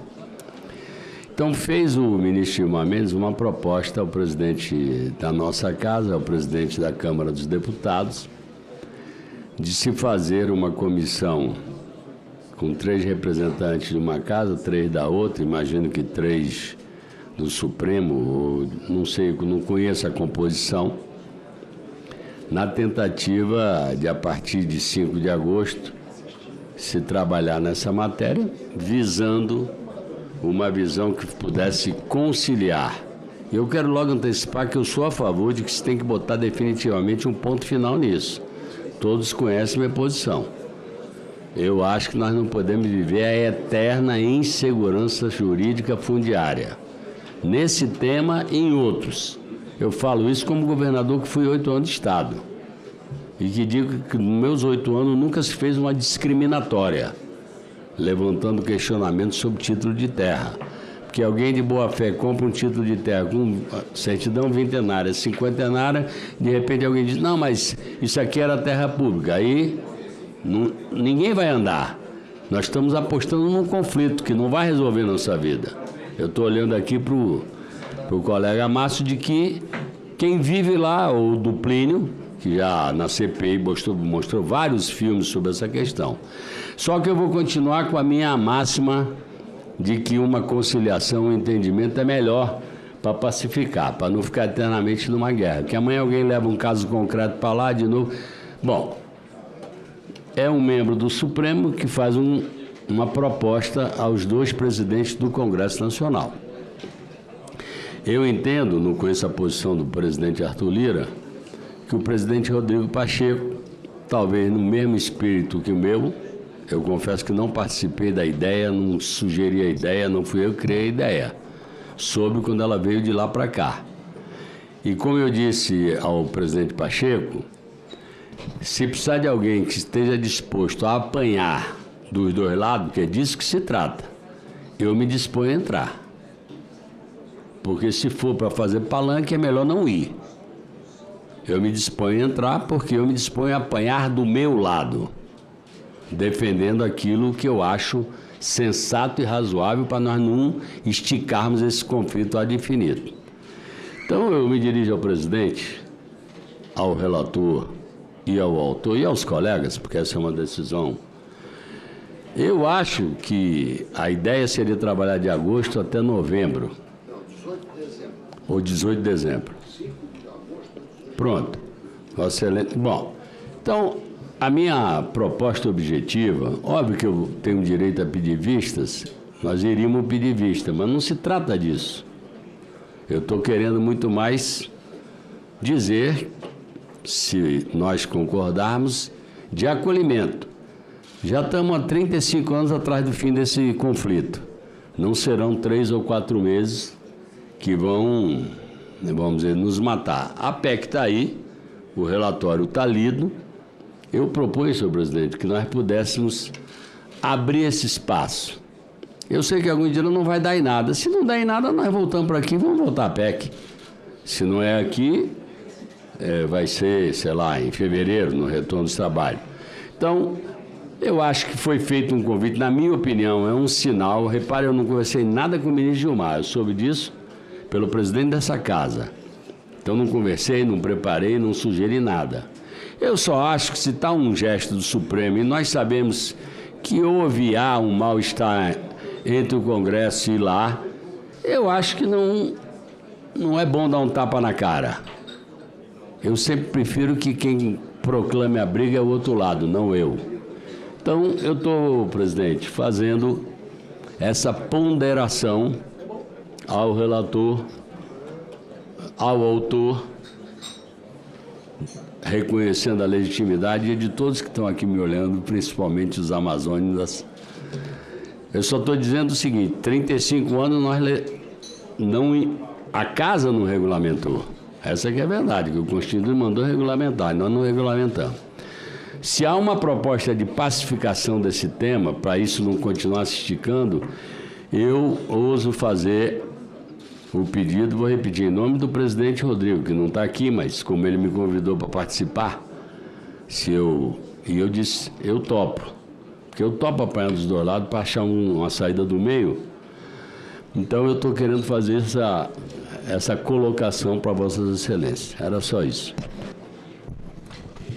Eu, já que fui citado pelo líder Wagner, primeiro eu quero cumprimentar a coragem de Vossa Excelência, enquanto líder do governo, de fazer uma fala muito coerente em relação a um assunto muito delicado e que, se nós estamos há 35 anos sem tomarmos uma decisão efetiva, Márcio, em relação a esse assunto, é porque concretamente é um assunto tão polêmico que nunca veio, de fato concreto, ao debate desta casa. E como nós estamos iniciando a tramitação desta proposta pelo Senado da República, e há a manifestação do presidente da Câmara e do presidente do Senado em buscar um entendimento na construção adequada e ideal de uma legislação que já foi aprovada pelo Congresso, sancionada pelo governo e que, questionada no Supremo Tribunal Federal em outra esfera de poder, também um poder constituído, acabou criando todo esse problema, essa celeuma em relação a uma legislação em vigor. E concretamente, líder, estou falando como senador pelo estado do Amapá, da Amazônia brasileira e também do Brasil, concretamente essa proposta de emenda constitucional surgiu, a bem da verdade, por conta justamente desse imbróglio criado pelo Poder Judiciário. Não é embate, enfrentamento, protagonismo. É papel constitucional desta Casa deliberar de assuntos legislativos. E quando a demanda chegar no Judiciário, lógico e evidente, ele instado, ele vai ter que tomar um encaminhamento. Mas diante de todo esse cenário, eu entendo a manifestação de Vossa Excelência, compreendo, acolho a manifestação. Eu tenho certeza que, no fundo, todos os senadores que estão aqui hoje estão buscando um caminho para resolver esse problema, porque fica essa pendência que ninguém sabe o que vai acontecer amanhã, todo mundo inseguro juridicamente, um problema gigantesco para o país, não é para um governo, ou para esse atual governo, ou para os outros que passaram, ou para os que virão. É um problema de país, de Estado brasileiro, é muito maior que uma proposta de emenda constitucional ou uma discussão jurídica de um projeto de lei no Supremo Tribunal Federal. Apenas uma coisa, sei que Vossa Excelência tem, e vários senadores que conversaram comigo, todo o direito regimental de fazer o pedido de vista, assim nós fizemos em outros assuntos importantes, e assim eu tive que cumprir regimentalmente essa decisão, mas acho que o caminho que Vossa Excelência propõe e a coragem de Vossa Excelência, quando fala em apanhar dos dois lados, ela tem que ter um efeito significativo em cada senador e em cada senadora desta comissão. Porque se o presidente do Senado, doutor Irã, fez uma fala buscando a conciliação, se chamou o governo para dentro, se convocou a senadora Tereza Cristina para fazer parte dessa construção, uma construção institucional entre o Poder Legislativo, o Poder Executivo e o Poder Judiciário. Aliás, eu acho que é mais isso que está faltando em muitos problemas que nós estamos vivendo no Brasil. Construção política institucional de alto nível, um olhando no olho do outro e pedindo apenas para que cada um cumpra as suas atribuições, em vários assuntos. Se nós estamos vivendo muitas polêmicas no Brasil nos últimos anos, é porque, infelizmente, de um modo ou de outro, acaba um poder tentando ter o protagonismo em relação ao outro, e isso cada vez mais nos impõe, no mandato popular, no voto popular, com o direito assegurado na Constituição de falar. Para isso é o parlamento, para isso é o mandato outorgado pelo povo. 81 senadores representam os 27 estados da federação. A população brasileira nos delegou essa missão e essa atribuição dos nossos estados. E cada vez mais, se nós buscarmos esse entendimento, esse diálogo concreto e efetivo, eu também sou daquela parte da população brasileira que, quando busca o diálogo, eu quero buscar o diálogo não com um sentimento de iniciar uma proposta sem encaminhar. Eu quero buscar o diálogo sabendo que nós vamos ter uma luz no fim do túnel e que nós vamos buscar um caminho, da mesma maneira que faço com as críticas. Porque a crítica pela crítica, senador Viana, eu não levo em consideração, mas a crítica com um encaminhamento adequado para que a gente possa corrigir os caminhos naturais, eu fico muito sensibilizado em atender. Então eu queria fazer uma fala, mas eu quero também fazer uma proposta. Eu tenho vários senadores inscritos aqui para falar. Vossa Excelência fez uma proposta concreta. Eu, nessa linha da construção, gostaria que isso fosse possível que acontecesse, aguardar esse período para a gente fazer uma decisão construída a várias mãos.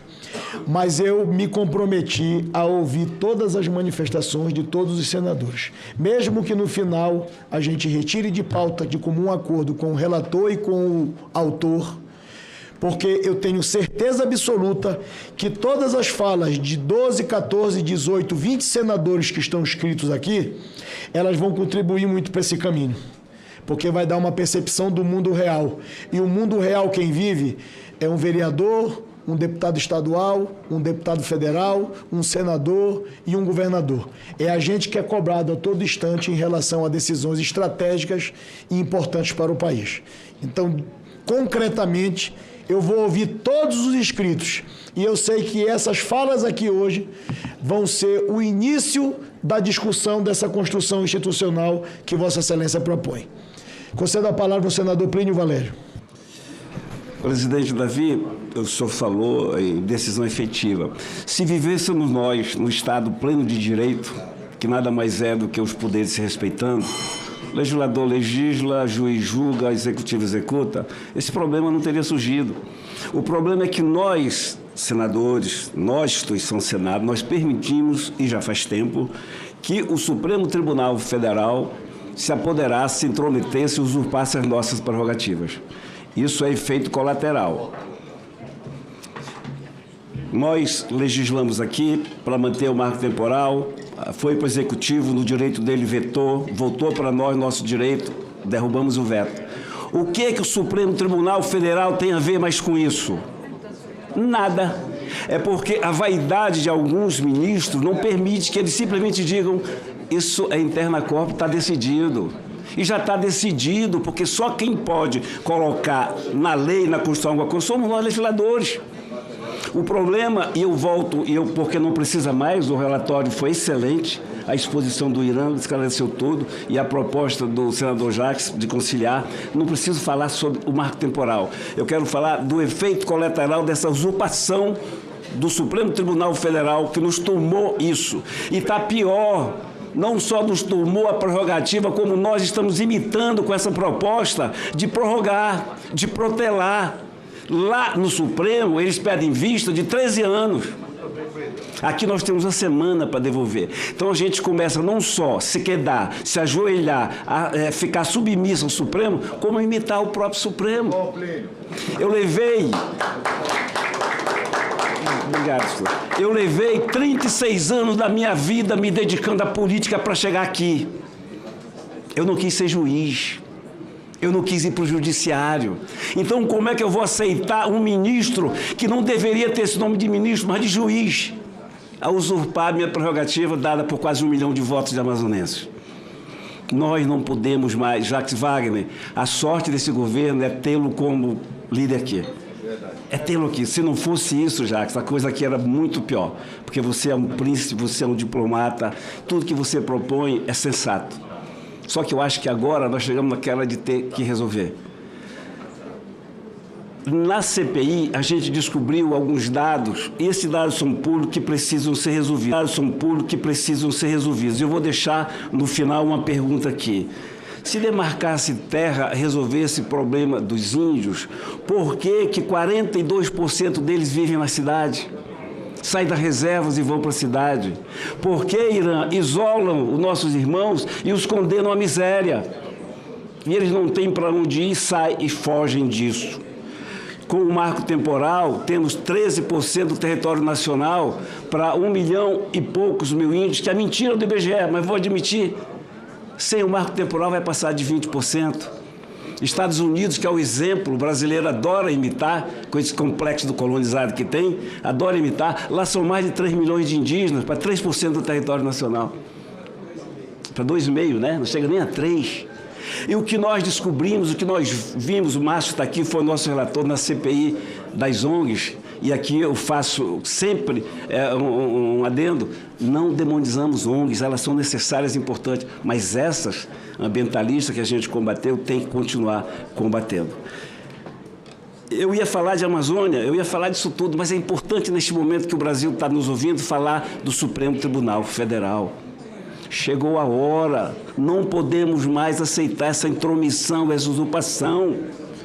Eles não podem legislar numa Constituição que eles imaginam, que eles gostariam de ter e que tem a frustração de não ser o que nós somos. Eles pensam que são mais que nós, mas no íntimo eles sabem que não são, porque eles não podem criar leis. Eles não podem colocar na Constituição leis. Eles podem rasgar a Constituição, mas não podem colocar na Constituição as leis que nós podemos colocar. E daí essa desavença. Eu não falo da instituição, Jacques. O Supremo Tribunal Federal é respeitado, é extremo, necessário e precisa. Eu falo de alguns ministros que se julgam semideuses, de alguns ministros que pensam que o prédio do Supremo é o Olimpo, e não é o Olimpo. Portanto, eu acho que a questão não pode mais ser levada adiante. A gente tem que decidir pelo sim ou pelo não, porque esse tempo, Jacques, eles vão lá e vão acabar julgando que o marco temporal não deve permanecer lá. Aí nós vamos enfrentar uma coisa que está decidida. O judiciário legislou, o executivo vetou, o judiciário derrubou o veto. Pronto, isso é Estado pleno de direito. Repito, Estado pleno de direito é coisa simples. Juiz julga, legislador legisla, executor executa. Só isso. E a gente não vive o Estado pleno de direito. A sua exposição, Davi, esclarecedora e corajosa. Eu acho que é porque nós, Amazônia, sofremos mais do que os outros nesse aspecto. A gente sofre muito mais por você saber que o Amapá está amordaçado, cadeados ambientais, que Roraima está amordaçada, que o Amazonas está amordaçado. Eu vou dar 2 exemplos para encerrar de como são manipuladores. O potássio e a altase são 34 etnias e eles dizem, CMBio, todos eles precisam da unanimidade. 30 querem, 4 não querem. E haja Procurador Federal da República da liminar vetando. Temos agora lá, no Novo Remanso, Itacoatiara, Amazonas, o ICMBio foi lá, fez audiência pública e já tá num decreto, numa norma aí, reservando o equivalente a 15 mil campos de futebol para proteger o saúde de coleira, sem ouvir nenhuma comunidade. São 10 comunidades. Olha só a hipocrisia dessa gente. Então, se a gente protela, se a gente não põe um freio, se a gente não enfrenta dessa vez o Supremo, não vamos enfrentar nunca mais. E quando eu digo enfrentar, não é por querer aquilo que não nos pertence, é por querer o que é nosso por direito. Eu estaria envergonhado aqui se não estivesse dizendo isso. O meu eleitor, quando mandou para cá, sabia que eu ia dizer isso. Então, se eu fico submisso, se eu me quedo perante os maus ministros, existem os maus ministros, sim, no sentido de que não estão fazendo o seu papel, eu não posso deixar que eles façam o meu trabalho, sob pena de que eu estou falhando, enganando aqueles que votaram em mim, que acreditam nisso. Então, como amazônida, eu só falei isso como amazônida, na realidade, como cidadão, porque, volto a repetir, o relatório, a mim, perfeito. Intervenção do doutor Irã, perfeita. E a tua também, Davi. Então, quisera eu não ter que dar esse desabafo e esse grito. Quando eu falo do Supremo, eu não estou, pelo amor de Deus, falando do comportamento de senadores. Eu falo do meu comportamento. Eu não ouso falar de nenhum comportamento de nenhum colega e nenhum colega. Eu falo do meu comportamento. E o meu comportamento me diz que não podemos mais tolerar a usurpação, a intromissão do Supremo Tribunal Federal na causa que só nos diz respeito. O marco temporal já está decidido. Nós decidimos, o presidente Lula vetou, nós derrubamos o veto e o Executivo respeitou. Aí recorre e o Supremo não tem a humildade, a consciência de dizer não. Isso está decidido, a gente não vai mais se meter. Agora, olha só, um ministro propõe, tu traz 3 representantes, tu traz 3, nós vamos decidir.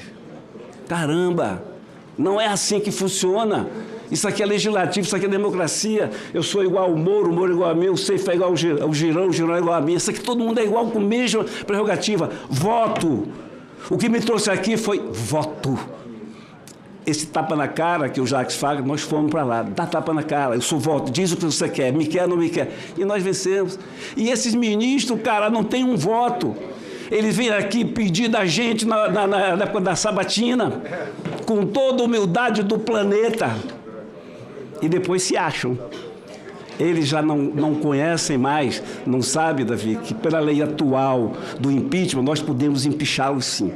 E eu encerro dizendo, nesse caso, só remédio amargo. E o remédio amargo é empichar um desses ministros. Muito bem. Senador Márcio Bittar.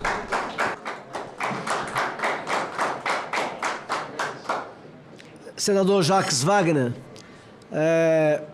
embora Vossa Excelência tenha mais cabelos brancos do que eu, mas talvez eu possa lhe fazer uma fala. Bem-vindo ao grupo. Eu também já passei por isso, muito. patrulha ideológica. Uma época eu achava que ela só existia no campo da esquerda. Hoje eu sei que ela existe dos dois lados. Já aconteceu comigo recentemente, né? Agora, senador, louvando a sua fala, eu acho que, de qualquer forma, é fundamental que o líder do governo compreenda que, de fato, essa é uma causa muito maior do que todos nós. Nós vamos todos passar, mas ela vai permanecer. Porque o que se trata aqui é de soberania nacional perdida. É de patrimônio nacional que nós não mandamos mais. Não pense, Vossa Excelência, que quem tem mais poder sobre a reserva indígena é o atual governo de Vossa Excelência. Não é. Não foi o governo que eu participei, que era do Bolsonaro. O ISA, só esse instituto, só essa ONG, ela comanda muito mais, 14% do território nacional, do que qualquer governo federal que esteja no cargo ou que esteve, governos estaduais e prefeituras, Instituto Socioambiental. Ele é mais poderoso nesses 14% do território nacional do que qualquer instituição que passa, como disse o meu querido amigo Plínio, pela instituição do voto. Com relação à fala do ministro Gilmar Mendes, eu aprendi com meu pai, tinha o 3º ano de grupo, que a autoridade é um patrimônio que você tem que zelar por ele. Porque você se não zelar, você gasta. Então, quando o ministro, esse mesmo, vai a Portugal dizer lá de uma opinião política, de que ele entende que não há clima no Brasil para uma anistia, ele está indo para uma área que ele não foi convidado. Estou dando um exemplo do mesmo ministro. E, de repente, ele gasta a sua autoridade, se metendo a dar opinião sobre tudo e todos, entrando claramente numa área que não é dele, que não deveria ser deles. E aí, quando propõe algo que poderia ter algum juízo, algum valor, essa autoridade ela está desgastada por ter exercido aonde não deveria ter sido feita. Mas, de qualquer maneira, eu louvo, e como brasileiro e amazônida, louvo mesmo, porque de fato é uma questão muito maior do que todos nós. Nós estamos falando, e aí o meu querido amigo Plínio, que fez e lutou pela CPI, Vossa Excelência esteve lá, participou, ele me deu o privilégio de ser relator, e isso está errado, Jacques. Essa conta não bate. Fora aqueles militantes que vivem disso, como aqui hoje nós temos outros que vêm aqui, conseguem pagar passagem de avião, hotel, hospedagem, etc. Esses estão instrumentalizados. Agora, qual é a realidade? O último IBGE deu conta de que nós temos apenas 700 mil índios na área rural. Ora, como é que você tem apenas 700 mil índios na área rural? O resto está na área urbana. Você tem 14% do território nacional e eles estão morrendo de fome. Então essa conta não bate. E aí, ao invés de parar para analisar o que é que está acontecendo com irmãos nossos que estão morrendo de fome em reservas que ultrapassam o tamanho de Portugal, não, cria mais reserva, e mais, e mais, e mais. E aí você não resolve o problema, e o problema e nós sentimos isso na CPI, eles se sentem manipulados, tutelados, vivendo em cima de recursos infinitos e tendo problema de alimentação, doenças que já foram quase eliminadas na área urbana. Então você não resolve isso, porque é para olhar para dentro e ver o que é que precisa ser feito. Vossa Excelência mesmo na CPI não só concordava, como usou a palavra que não é possível que qualquer ONG entre na Justiça e o Ministério Público recomenda ao Supremo Tribunal Federal que pare obras.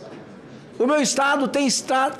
Jacques, como é que daqui a 500 anos, um professor em qualquer lugar do planeta, como é que ele vai explicar que e o aluno não vai entender Como é que você vai explicar que numa região imensa do Brasil não se pode fazer estrada?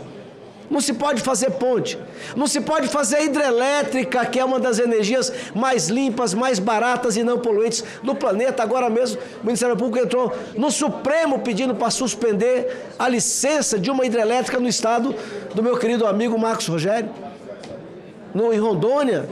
Quer dizer, como você vai tirar aquela população imensa da miséria? Somos a região mais pobre do país. Se você não pode usar recurso natural, se você não pode fazer infraestrutura. Então, portanto, deixar aberto a possibilidade de criação de mais e mais reservas não resolve. A gente foge do problema, que é dar a eles a autoridade de serem donos. A Cátia Abreu gravou um vídeo agora, nós falamos isso na CPI, mas ela tem razão. O Brasil paga royalty de forma indireta para índios do Canadá, porque parte do potássio que eles não querem que a gente tire no Brasil vem do Canadá de reserva indígena. Então, eles podem, o nosso índio não pode. A perda da autonomia, Jacques, das audiências que nós fizemos, eu gravei muito na cabeça, coisa que não vai sair. Mas uma delas, lá na único exemplo de uma aldeia que se impôs e abriu menos de 2% do seu território para o agronegócio, em Campo Novo dos Parecis, não é isso? E um dos líderes índios, eles criaram cooperativas, o padrão de vida deles nem se compara com o resto do norte e Amazônia brasileira. E uma frase que nunca vai sair da minha cabeça, ele disse assim: não se preserva a cultura com estômago vazio. Simples assim. A aldeia, senadora Tereza, estava os jovens todos indo embora. No momento em que eles adquiriram o agronegócio, eles retomaram vários desses jovens que hoje nós vimos lá, hoje cuidam das 5 cooperativas que eles criaram. Então você não resolve um problema e cria outro. Qual é o outro? Você cria instabilidade para um setor que é responsável por quase 30% da exportação brasileira, do PIB brasileiro e de 25% da mão de obra no Brasil, que é o agronegócio. Então eu louvo mais uma vez o líder do governo, pela experiência de se colocar numa visão diferente do próprio governo, do próprio presidente. Porque, como disse o Plínio, o assunto, a nosso ver, estava encerrado. O presidente vetou, nós derrubamos o veto. Aí recorre ao Supremo e o Supremo reinventa a história, porque ela já tinha terminado. Então eu louvo a sua atitude e peço que Vossa Excelência continue nisso firme. Aqui é uma casa de... aí não tem como impor nada. Se pede pedido de vista, o presidente da CCJ vai ter que conceder, e ao conceder, de qualquer forma, já vai dar o prazo para chegar lá no dia 5 de agosto. Mas que Vossa Excelência mantenha essa firmeza. Eu termino por reafirmar. O que está em discussão é a perda da soberania nacional sobre grande parte do território nacional. O que foi criado até agora mantém o índio pobre, miserável, e se nós não fizermos um olhar verdadeiro sobre esse problema, nós não resolvemos esse flagelo e atacamos um outro setor que funciona muito bem no Brasil, que é o agronegócio. Eu estou pronto para votar há tempos, mas claro e evidente que o presidente da CCJ, nosso querido Davi Alcolumbre, meu amigo, vai ter a prerrogativa e vai ter que ceder vistas, e aí vai dar o prazo que o senador Jacques Wagner está pedindo. Muito obrigado. Vou cedo a palavra à ministra senadora Tereza Cristina. Presidente, esse assunto, outros aqui brilhantes oradores já falaram, e eu concordo plenamente, é um assunto que não dá mais para se arrastar. Nós já votamos, nós temos... A Constituição, na minha visão, é clara, mas tá bom, questionaram, fizemos uma lei, votamos, foi derrubado o veto, enfim, ela tem que estar valendo, mas ainda temos o Supremo, as pessoas instam o Supremo e eles estão lá querendo votar novamente o que já é realidade, o que já existe. E nós tínhamos que virar essa página, quando nós votamos por ampla maioria, não só na Câmara como no Senado, eu fiquei esperançosa da gente resolver os problemas dos dois lados, injustiças que são cometidas dos dois lados, presidente Davi, né? Mas tá bom, o que temos hoje? Uma PEC, né, para reafirmar o que já está na Constituição. Mas tudo bem, se é isso que a gente precisa fazer, vamos fazer. É nosso papel de legisladores votar. E que a maioria vença, né? Então, vamos, tá aqui colocado o relatório brilhante do senador Amin. Agora, o que eu penso é que nós podíamos, né, em vez desse acordo, votar à vistas, aprovar à vistas, porque a qualquer momento a gente volta com esse assunto. Isso não quer dizer que a gente está afrontando o Supremo, que o Supremo faça lá a comissão, tomara que dê certo, que a gente avance para um entendimento de caminhar, vamos dizer, de maneira mais célere. De repente, o caminho é esse, mas aqui nós estamos colocando a nossa posição de colocar a PEC, de votar a PEC e resolver esse assunto de uma vez por todas. Essa é a minha opinião. Muito obrigada. Tereza, até por isso. Senador vice-presidente desta comissão, Marcos Rogério. Senhor presidente, senador Davi Alcolumbre, senhoras e senhores senadores. Senhor presidente, eu primeiro gostaria de começar a minha fala fazendo 2 registros. Primeiro, um registro de reconhecimento e agradecimento à Vossa Excelência, que pauta esse tema. Eu sei que esse é um tema sensível, especialmente para o governo, mas Vossa Excelência reafirma o papel dessa Casa de Leis, dessa Comissão de Constituição e Justiça, e numa demonstração de absoluto respeito ao Pleno da Comissão de Constituição e Justiça, ao pautar esse tema que é caro para muitos de nós. Talvez por razões diferentes, para todos nós, alguns contra, outros a favor, mas é um tema da maior importância para todos nós. Eu queria fazer o registro de reconhecimento ao gesto de Vossa Excelência, num ambiente de tensão, diante dos apelos que recebeu, Vossa Excelência trouxe o tema à pauta e nós estamos a discutir. Então, o primeiro registro. O segundo registro que faço é um reconhecimento ao brilhante relatório que o eminente senador Espiridião Amin apresentou. E aqui emprestando ao texto do líder senador Irã, que teve a iniciativa, e não por acaso, aqui reúne 2 situações fáticas. A situação fática primeira, que aconteceu no caso Raposa Serra do Sol, que levou o Supremo até a primeira decisão, eu vou falar sobre isso daqui a pouco, e o senador Irã traz a proposta, apresenta à mesa a proposta de emenda à Constituição. Então, reconhecimento à Vossa Excelência. Vossa Excelência viveu, o seu Estado viveu essa situação na prática, viveu isso. E o senador Espiridião Amin, que traz um relatório com muita força, porque é um relatório com o fundamento constitucional, mas com a compreensão histórica, com a visão dos fatos e trazendo também a sensibilidade de alguém que viveu no seu estado o segundo drama que levou a Suprema Corte a mudar o entendimento. Foi justamente no estado de Santa Catarina. Então, meu reconhecimento a esses 2 colegas, um pela iniciativa, o outro pelo brilhante relatório que acrescenta a esta comissão condição para apreciar essa matéria, nobre senador Espiridião Amin. Mas esse tema só está sendo constitucionalizado porque a via ordinária, senador Oriovisto, não foi o bastante para resolver a questão. Eu tive a honra de ser o relator do projeto do marco temporal, mas não bastou para pacificar o tema. A insegurança jurídica continua afligindo, atormentando a vida de milhares e milhões de brasileiros.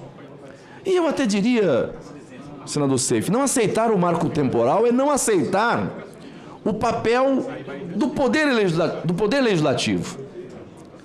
Porque o originário estabeleceu o texto constitucional primeiro, na Constituição de 88. O derivado reafirmou a partir da legislação ordinária. E o que está acontecendo? O governo ignorou a lei, dizendo que o Supremo fixou entendimento. E é bom frisar, porque senão apequenamos o papel do Legislativo. A decisão do Supremo não vincula o poder legislativo.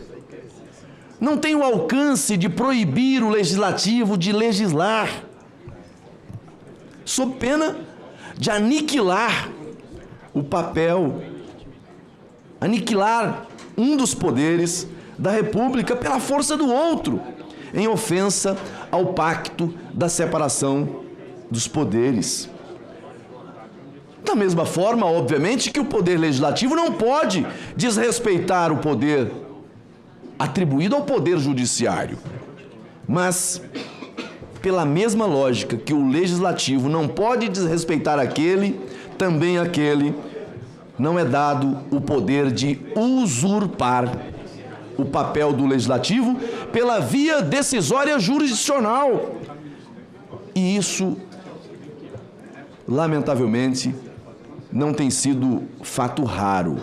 Isso tem acontecido de modo até insistente, eu diria. Por vezes, é preciso fazer aqui um recorte de reconhecimento, por vezes, por omissão do parlamento. Mas nem sempre aquilo que atribuem como omissão do parlamento é uma omissão.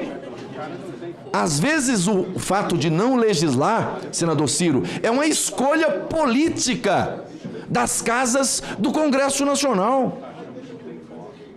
Veja a questão de pautas de costumes, aborto, drogas e tantos outros temas. O parlamento já fixou sua posição. Não é omissão, é escolha política. Agora, o pior e o mais grave é o poder executivo desrespeitar o legislativo. O parlamento legislou, o governo vetou. O Congresso Nacional derrubou o veto. E o presidente da República não teve a coragem, a disposição de fazer o ato protocolar da presidência, que é promulgar a decisão do Congresso Nacional. Essa tarefa coube ao presidente do Congresso Nacional fazê-lo, o senador presidente Rodrigo Pacheco. Portanto, aqui, depois desses atos, houve o chamado exaurimento do processo legislativo. Não há mais o que se fazer.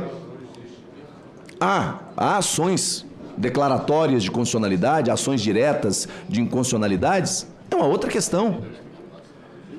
Ao derrubar o veto à lei do marco temporal, o que o parlamento fez foi devolver, senador Portinho, segurança jurídica para o campo, buscando justamente aquilo que é o objetivo de todos nós, a pacificação no campo. O marco temporal das terras indígenas, ele materializa o direito de propriedade, tanto de índios quanto de não índios. Então você não pode viver uma situação de absoluta insegurança no campo. A intranquilidade permanente é um ato de tortura. É inaceitável. Famílias com terras documentadas há mais de 50 anos. E quando eu digo documentadas, eu não estou dizendo mais de 100 anos. Eu não estou dizendo aqui de uma posse precária. Eu estou falando do direito de propriedade, traduzido em escritura pública ou título definitivo. Ora, se o Estado não pode garantir a presunção de validade jurídica, a segurança jurídica pelos títulos que emite, quem mais pode? Mas esse é o quadro do Brasil. Esse é o quadro do Brasil. E aí, todo mundo com título na mão, famílias centenárias, perdendo em razão de uma mudança de entendimento do Supremo Tribunal Federal. Porque foi isso que aconteceu. O Supremo Tribunal Federal reconheceu o marco temporal no caso Raposa Serra do Sol. É bem verdade que naquele caso, sem a repercussão geral. Depois, o mesmo Supremo Tribunal Federal mudou de posição, mudou de entendimento. Já nesse segundo caso, aqui reconhecendo o Instituto da Repercussão Geral, decisão que atinge o Brasil inteiro. Ao reapreciar essa questão, em nova situação fática, o Supremo Tribunal Federal ele reconhece a repercussão geral e cria um problema gigantesco para o campo, no Brasil inteiro. Então, o Legislativo, ao cumprir o seu papel, ele escreveu na lei o que o próprio STF estabeleceu como condicionantes na decisão primeira. É o mesmo que dizer, a decisão primeira do STF é inconstitucional. Porque foi isso que o legislador fez. Eu fui o relator dessa matéria. Tenho um absoluto respeito pela Corte, mas o que fez o legislador foi reproduzir no texto legal aquilo que os integrantes daquela Corte colocaram como condicionantes. Agora, aqui eu destaco, o STF pode mudar de posição, pode mudar de entendimento sobre determinadas pautas. Claro que ele pode mudar. Em razão da mudança de composição, em razão da mudança de compreensão. Eu ia repetir uma frase do ex-ministro Marco Aurélio aqui, que ele sempre usava, falava, mas pode mudar. Agora, todavia, por óbvio, isso cria um ambiente de insegurança jurídica. A coisa julgada no Brasil perdeu estatura. Perdeu estatura. Essa questão do marco temporal, repito, já tinha sido enfrentada pelo Supremo e o entendimento fixado era no sentido de garantir validade ao marco temporal. Agora, o mesmo Supremo, ao apreciar essa questão diante de uma situação fática lá de Santa Catarina, traz uma decisão diferente. E aqui, senhor presidente, eu acrescento, é razoável querer mudar de posição? Aliás, querer não, mudar de posição. É razoável mudar de posição em um ato, em um fato, que não teve repercussão geral, e agora, o novo fato com repercussão geral muda-se de posição, e aqui vem o mais grave. O mais grave, querer, ao fazê-lo, elevar ao patamar de cláusula pétrea o 231 da Constituição Federal? E por que eu estou tratando desse tema aqui, senador Márcio Bittar? Porque se isso de fato acontecer, eu espero que não, e aí eu vou finalizar com relação à questão de entendimento, porque se isso de fato acontecer, aquela primeira decisão do Supremo foi uma decisão inconstitucional que violou a própria Constituição, porque mexeu em algo que era cláusula pétrea. Não pode agora o mesmo Supremo, respeitosamente, mudar de posição? Eu até só não muda quem já morreu. Quem está vivo pode mudar. Quem está vivo pode mudar de posição, de entendimento. Agora, não pode, senador Jacques Wagner, mudar de posição e elevar ao patamar de cláusula pétrea aquilo que não se verificou, aquilo que não se verifica, aquilo que não é.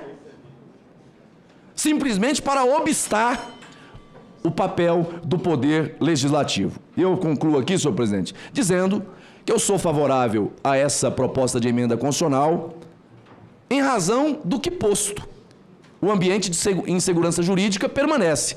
Todavia, eu tenho que dizer, ela seria desnecessária se houvesse respeito ao legislado. E aqui a proposta trazida pelo senador Jacques Wagner de abrir espaço para que no campo da mediação buscasse um entendimento, eu entendo que essa casa é uma casa política, uma casa de concepções plural.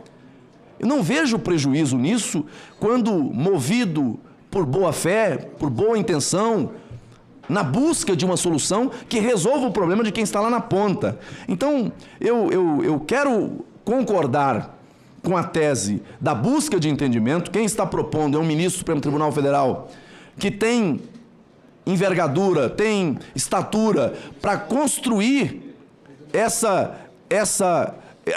esse diálogo no âmbito do Supremo, mas que está invocando aqui o presidente do Senado Federal, o presidente da Câmara dos Deputados, para que numa ação a muitas mãos, muitas cabeças pensantes, compreensão do problema, e aqui, senador Jacques, eu me perdoe, presidente, eu vou concluir aqui, sei que eu estou sendo um pouco até extensivo.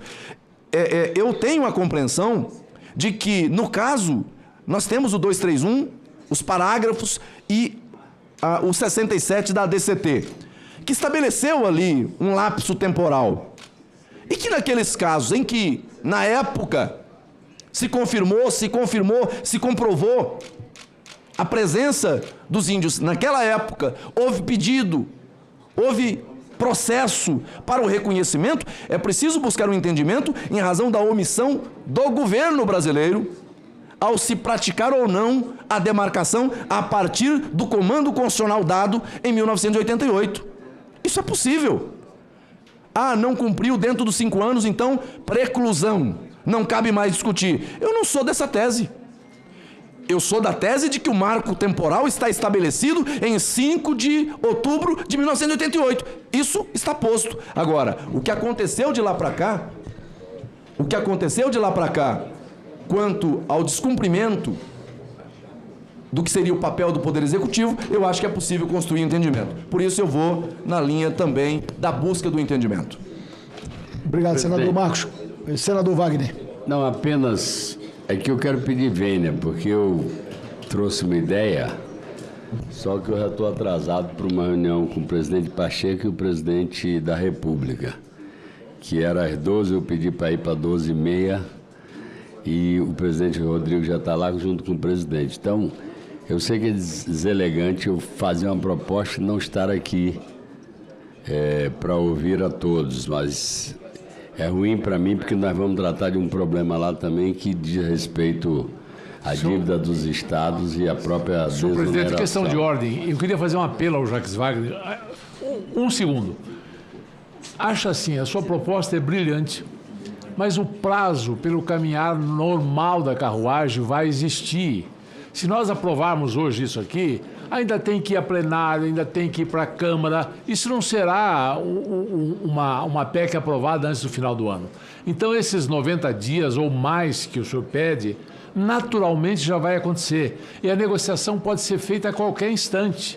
Então, se nós votássemos aqui, poderíamos fazer emendas no plenário, a Câmara pode mudar. Então, o meu apelo é, senão a gente não vota hoje, que o senhor retirasse esse pedido, entendendo que esse prazo já vai ser dado pelo próprio processo e que nós pudéssemos votar. Eu quero fazer esse pedido enquanto o senhor está aqui ainda. Presidente. Senador Rogério Carvalho. Eu queria, Jacques Wagner, antes de você sair, o que eu acho que nós estamos... Líder, só que Vossa Excelência está escrito, então eu estou concedendo a palavra para discutir. Eu vou discutir, presidente, sem... Eu queria chamar a atenção dos senhores e das senhoras senadoras que o que está se propondo é a construção de um texto que seja consensual. E o que eu estou entendendo é que a postura aqui e a posição aqui defendida pelo senador Jacques Wagner vai ser a posição do governo nesta comissão. E a posição que vier do STF, do Judiciário, vai se transformar num entendimento para que a gente possa acabar com esse problema que já se vão 35 anos sem uma solução. Eu queria propor ao senador Ariovisto, ao senador Irã, ao senador Márcio Bittar, a todos, que ao invés da gente dar 90 dias, que isso pudesse ser feito em 45 dias, reduzisse o prazo para essas. Não tem muito, né? Não tem muito o que conversar, a não ser se acertar e fechar um acordo o mais rápido possível. A minha sugestão é que fosse 45 dias, meu líder, se houvesse concordância. E aí a gente terminaria aqui, aprovaria, ia para o plenário, já num rito, também poderia ser um acordo aqui, no rito acelerado. Deixa eu só fazer um esclarecimento. Eu não sou autor da proposta do grupo de trabalho. Eu apenas fui convidado e trouxe. O senador Espiridião Amin, assim como Vossa Excelência, assim como o senador Marco Rogério, já falamos aqui rapidamente no sentido de reduzir esse prazo. E tinham falado de ir até 30 de outubro, que daria tempo de depois, se frustrada a tentativa, de se voltar a essa casa e votar a matéria. Então, senador Ioviste, quando eu peço à vista, é só para nós maturarmos, não é para procrastinar, entendeu? Então, porque a vista não é só minha, tem vários colegas que estão pedindo vista aqui. Então, o que eu estou dizendo é o seguinte, houve a proposta até mais enxuta de Rogério, eu estou dizendo, eu não sou o autor da proposta, não fui eu que pedi até 18 de dezembro. Mas eu levarei isso ao presidente Pacheco para levar para o ministro Gilmar. Isso foi aventado pela comunicação do ministro Gilmar Mendes. Não, claro, mas eu acho que isso claro. representaria o quê? Representaria jogar para fevereiro do ano que vem. Tudo bem, mas nessa linha, só para me tentar ajudar, eu vou fazer um compromisso. Se não resolverem, nós vamos votar esse ano aqui. Mas então, isso não impede que haja o pedido de vista com esse acordo. Pronto. Mas é esse acordo, nós vamos votar esse ano. Quem quiser pedir vista, peça. Vai pedir. Pede vista. Ele está sob vista. Pronto. E há uma possibilidade de acordo, seja 45 dias, seja 15 de setembro, só que nós temos uma eleição. Então, acho que é melhor marcar para outubro. Seja 30 de outubro. Eu vou fazer o meu compromisso aqui, que no mês de outubro nós vamos deliberar isso aqui. Com pedido de vista coletiva? Vista coletiva. Vista coletiva 30 de outubro. Já que está feito o acordo da vista coletiva, eu posso tirar todas as inscrições? Pode. Eu dou tempo na outra matéria. Vista coletiva e outubro para deliberação. Vista coletiva concedida com prazo determinado para o mês de outubro deliberar. Show! Presidente, pela ordem, presidente.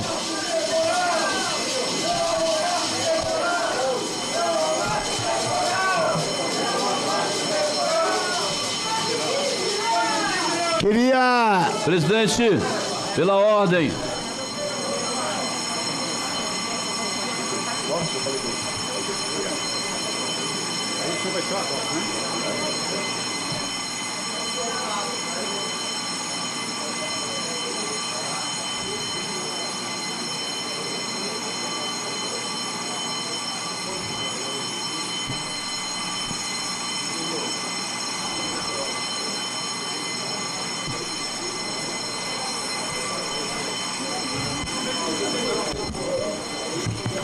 Proposta de emenda à Constituição número 65 de 2023, não terminativo.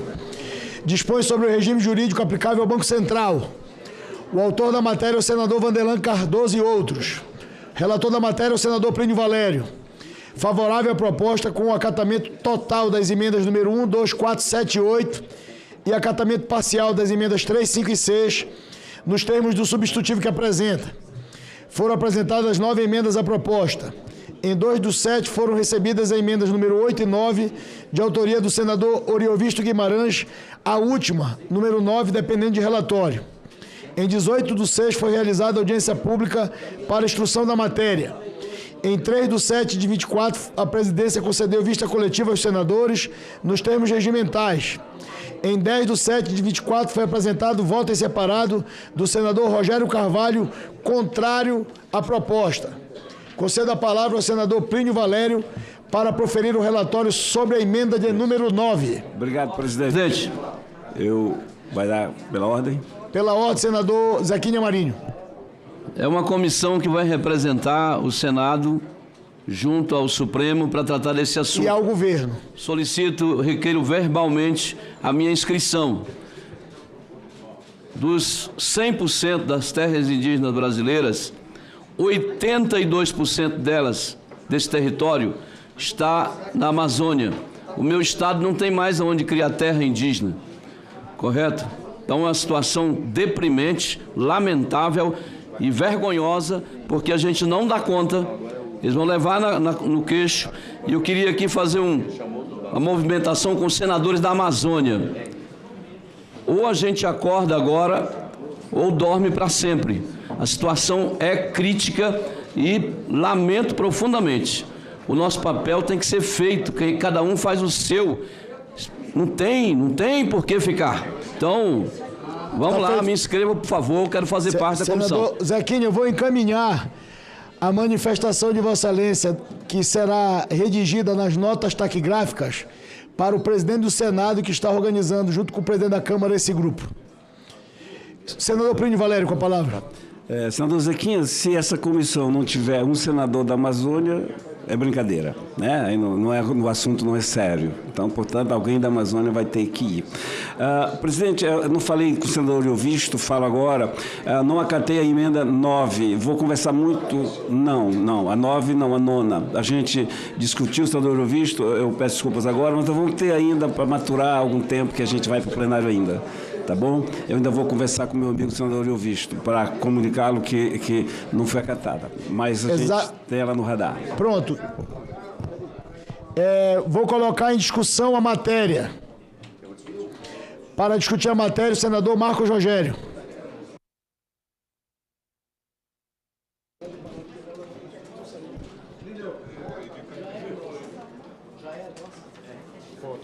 Senhor presidente, esse tema... Alguma coisa? Quer falar antes? Tem um voto em separado, presidente. Mas, pois é, nós estamos discutindo a matéria agora. Isso. O relatório é apresentado. Eu acho que o voto separado é depois do relatório. Exatamente. Né, deixa eu garantir a palavra aqui ao senador Marcos Rogério e eu vou fazendo as inscrições conforme... eu vou fazer, mas daqui a pouco. É depois.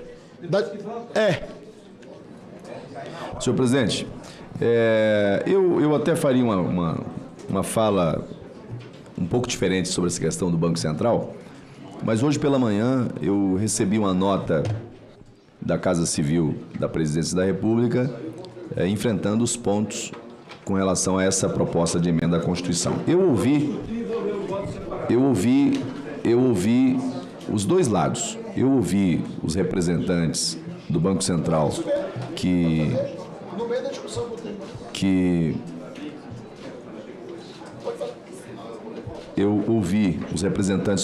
que defendem a proposta, suas razões, os fundamentos. Ouvi, inclusive, diretores do Banco Central, inclusive diretor indicado pelo presidente Lula, e que esteve no gabinete defendendo a proposta de autonomia financeira do Banco Central. E ouvi também os representantes sindicais que são contrários a essa proposta. E para ser honesto com o que falei, com o que tratei com todos eles, eu disse que existem pontos que aqueles que são contrários, pontos de preocupação, que eu acho que são pertinentes. São pertinentes.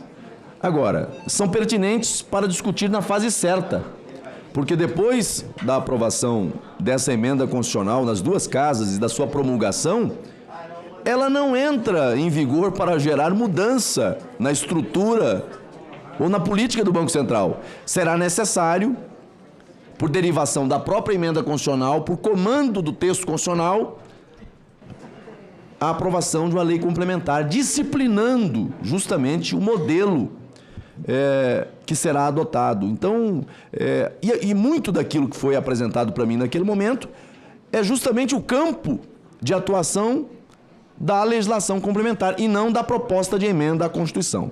Hoje eu peguei a nota que veio da Casa Civil, me parece que fizeram com muita pressa, porque nem os erros ortográficos tiveram tempo de corrigir. Confiaram que o senhor faria? Não farei. Eu vou apenas fazer algumas ponderações em relação aos pontos que apresentaram. Falaram aqui inviabiliza o arcabouço fiscal com impacto primário de cerca de 125 bilhões na PILOA 2025, submete o orçamento às variações cambiais.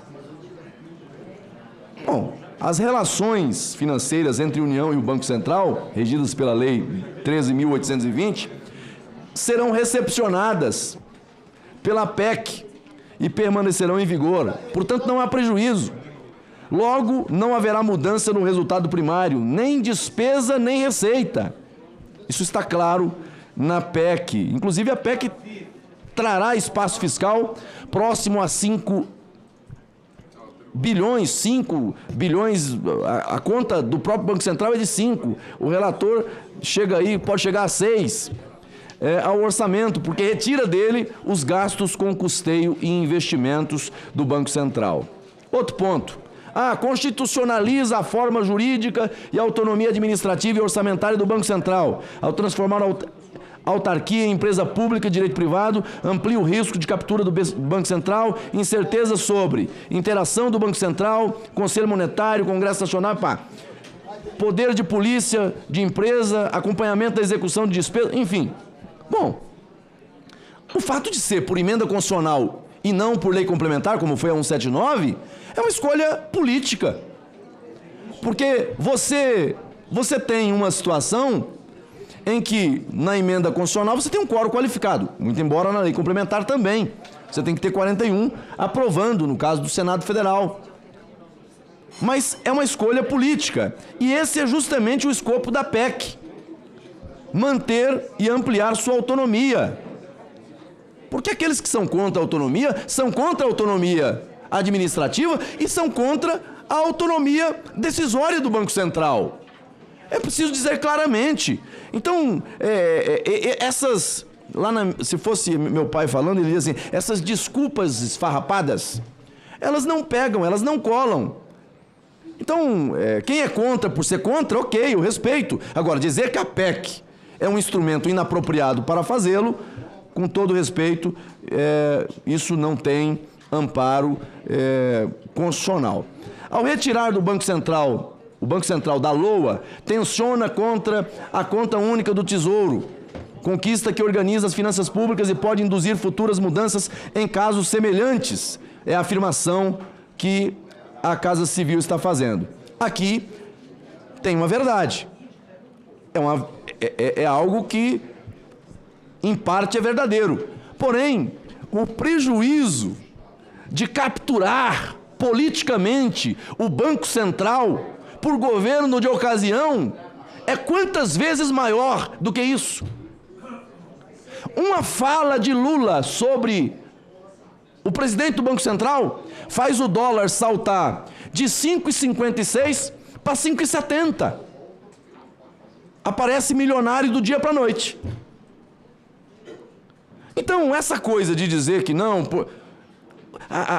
as oscilações da falta dessa autonomia gerou ao longo do tempo os maiores prejuízos, não ao Banco Central, pura e simplesmente, ao povo brasileiro, à sociedade brasileira. Então esse argumento, ele é um argumento falacioso e que não para de pé. De todo modo, é prerrogativa justamente do Congresso Nacional discutir e aprovar tais medidas. Ele diz aqui na nota que retira a capacidade do Executivo de aprovar o orçamento do Banco Central, limitar o gasto pessoal do Banco Central. Novamente, essa é justamente a intenção da proposta de emenda constitucional, dar autonomia administrativa ao Banco Central. Sobre gastos com pessoal, e essa foi uma preocupação que eu tive também, porque daqui a pouco, com a mudança no modelo, vão estabelecer salários estratosféricos sem controle. Não, a emenda constitucional cuidou disso também. Reservou essa competência ao Congresso. Então, não há... também, essa preocupação também, ela não para de pé, né? Poderá ter essas mudanças, claro, com aval do Congresso. O orçamento vai ser aprovado por quem? Pelo Congresso. Então, é um argumento que não subsiste. Eleva o indicador da dívida bruta do governo geral, ajuste apenas contábil, mas que produz dano à imagem de sustentabilidade da dívida. Aqui é irrelevante, porque se trata de conceito, não de dívida em si. O mercado não terá dificuldades com isso. O mercado tem dificuldades com o falatório fora de tempo, com os ataques ao presidente do Banco Central e para mudança de foco. Porque tenta colocar o foco no presidente do Banco Central para desfocar o foco da irresponsabilidade do governo, que leva a um ambiente de insegurança, de fuga de investidores, aos problemas econômicos que nós temos. Por fim, insegurança jurídica sobre o montante do limite de gasto do Banco Central que sai da LOA. Bom, não configura insegurança jurídica. O Banco Central se tornará empresa pública, com orçamento submetido à aprovação do Senado Federal e fiscalizado pelo Congresso Nacional e pelo Tribunal de Contas da União. Aonde é que está o problema? Então, senhor presidente, eu, com todo respeito, eu poderia continuar falando da nota que a Casa Civil mandou, falando mais de que assim, a nota ela foca mais questões que nada tem a ver com a proposta, e é uma escolha política. E a escolha política eu respeito. O governo é contra a autonomia do Banco Central. Todo dia Lula amanhece olhando e imaginando, temos que derrubar o presidente do Banco Central. E aí, depois de ser aconselhado em razão das oscilações do mercado e o dólar que não para de crescer quando ele fala, deu uma trégua. Mas nós não queremos ficar refém de uma retórica política ou de uma escolha desse ou daquele governo. Nós queremos uma escolha que seja permanente, que tenha validade para o governo do presidente Lula, como terá validade também para o próximo governante.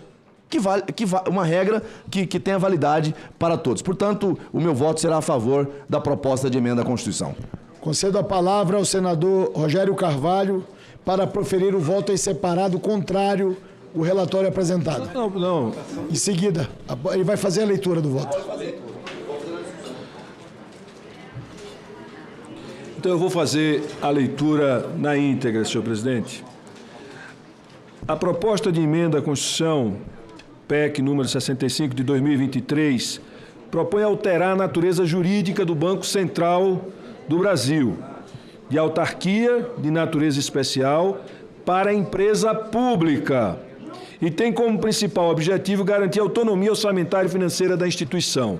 Aqui eu já quero antecipar que essa empresa pública ela terá natureza autárquica, portanto, ela não terá esta autonomia, conforme está sendo sugerido aqui, porque ele vai precisar de subsídio e de dinheiro do Tesouro Nacional.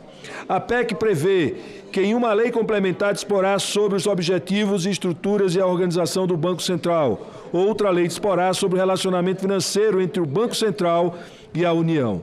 A fiscalização contábil, orçamentária, financeira, operacional, patrimonial do Banco Central, quanto à legalidade, legitimidade, economicidade, aplicação das subvenções e renúncia de receitas será exercida pelo Congresso Nacional mediante controle externo, com auxílio do Tribunal de Contas da União e pelo sistema de controle interno do Banco Central. A proposta determina ainda que os atuais servidores do Banco Central do Brasil será assegurada, nos termos da lei, a opção de forma irretratável entre carreiras congêneres, que são carreiras congêneres no âmbito do Poder Executivo Federal, e o quadro de pessoal do Banco Central, após término do prazo para opção de servidores, optantes permanecerão em exercício do Banco Central até a recomposição do seu quadro pessoal constante disposto em lei.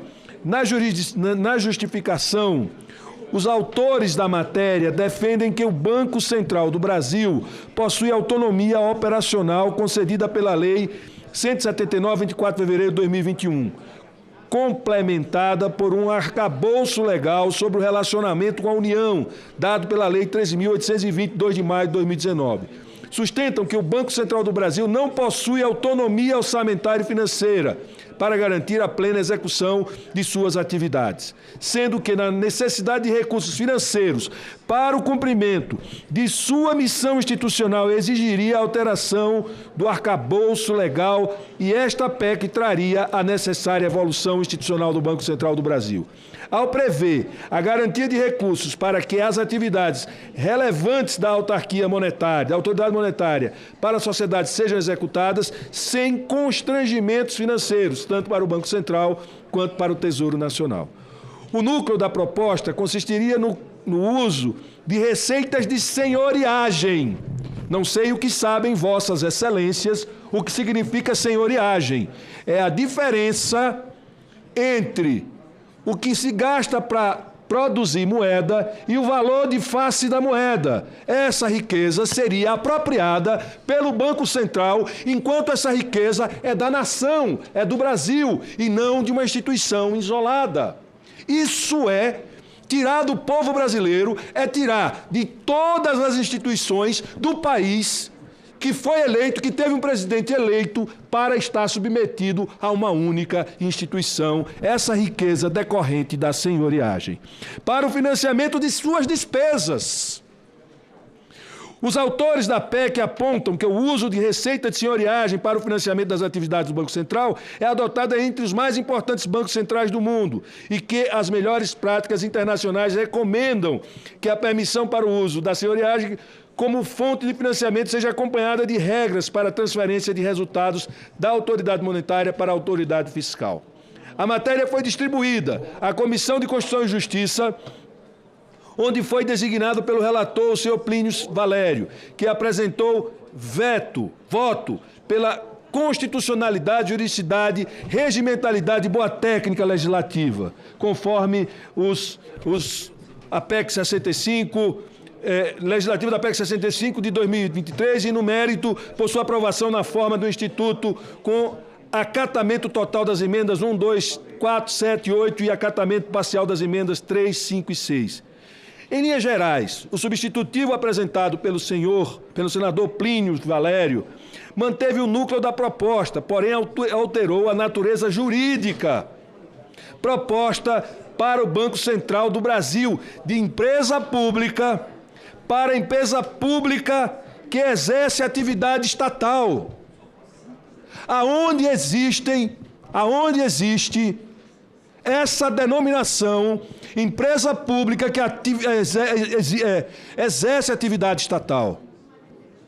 Empresa, como um instrumento jurídico, existe para atividades concorrentes, quando o Estado brasileiro ou o Estado quer concorrer com o setor privado, ele lança a mão da natureza jurídica de empresa. E ela aí pode ter uma atividade concorrente. O Banco Central tem atividades exclusivas de Estado. E aí cria-se aqui uma jabuticaba chamado de empresa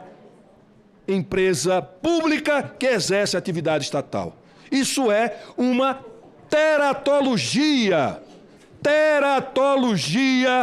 legislativa.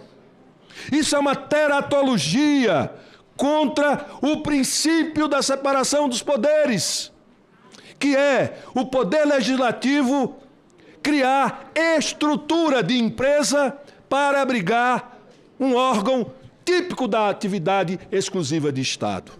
Senhoras e senhores senadores, essa é uma discussão séria. Este país tem institucionalidade séria. Não dá para a gente brincar com a seriedade que é o Banco Central do Brasil.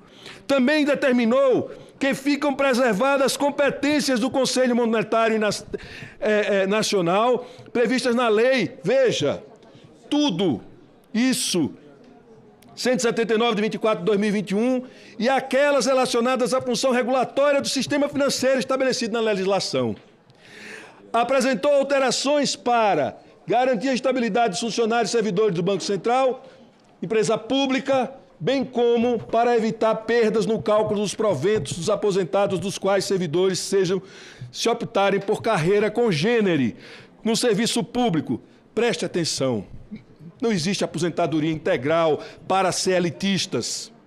Não existe emprego público de empresa com estabilidade.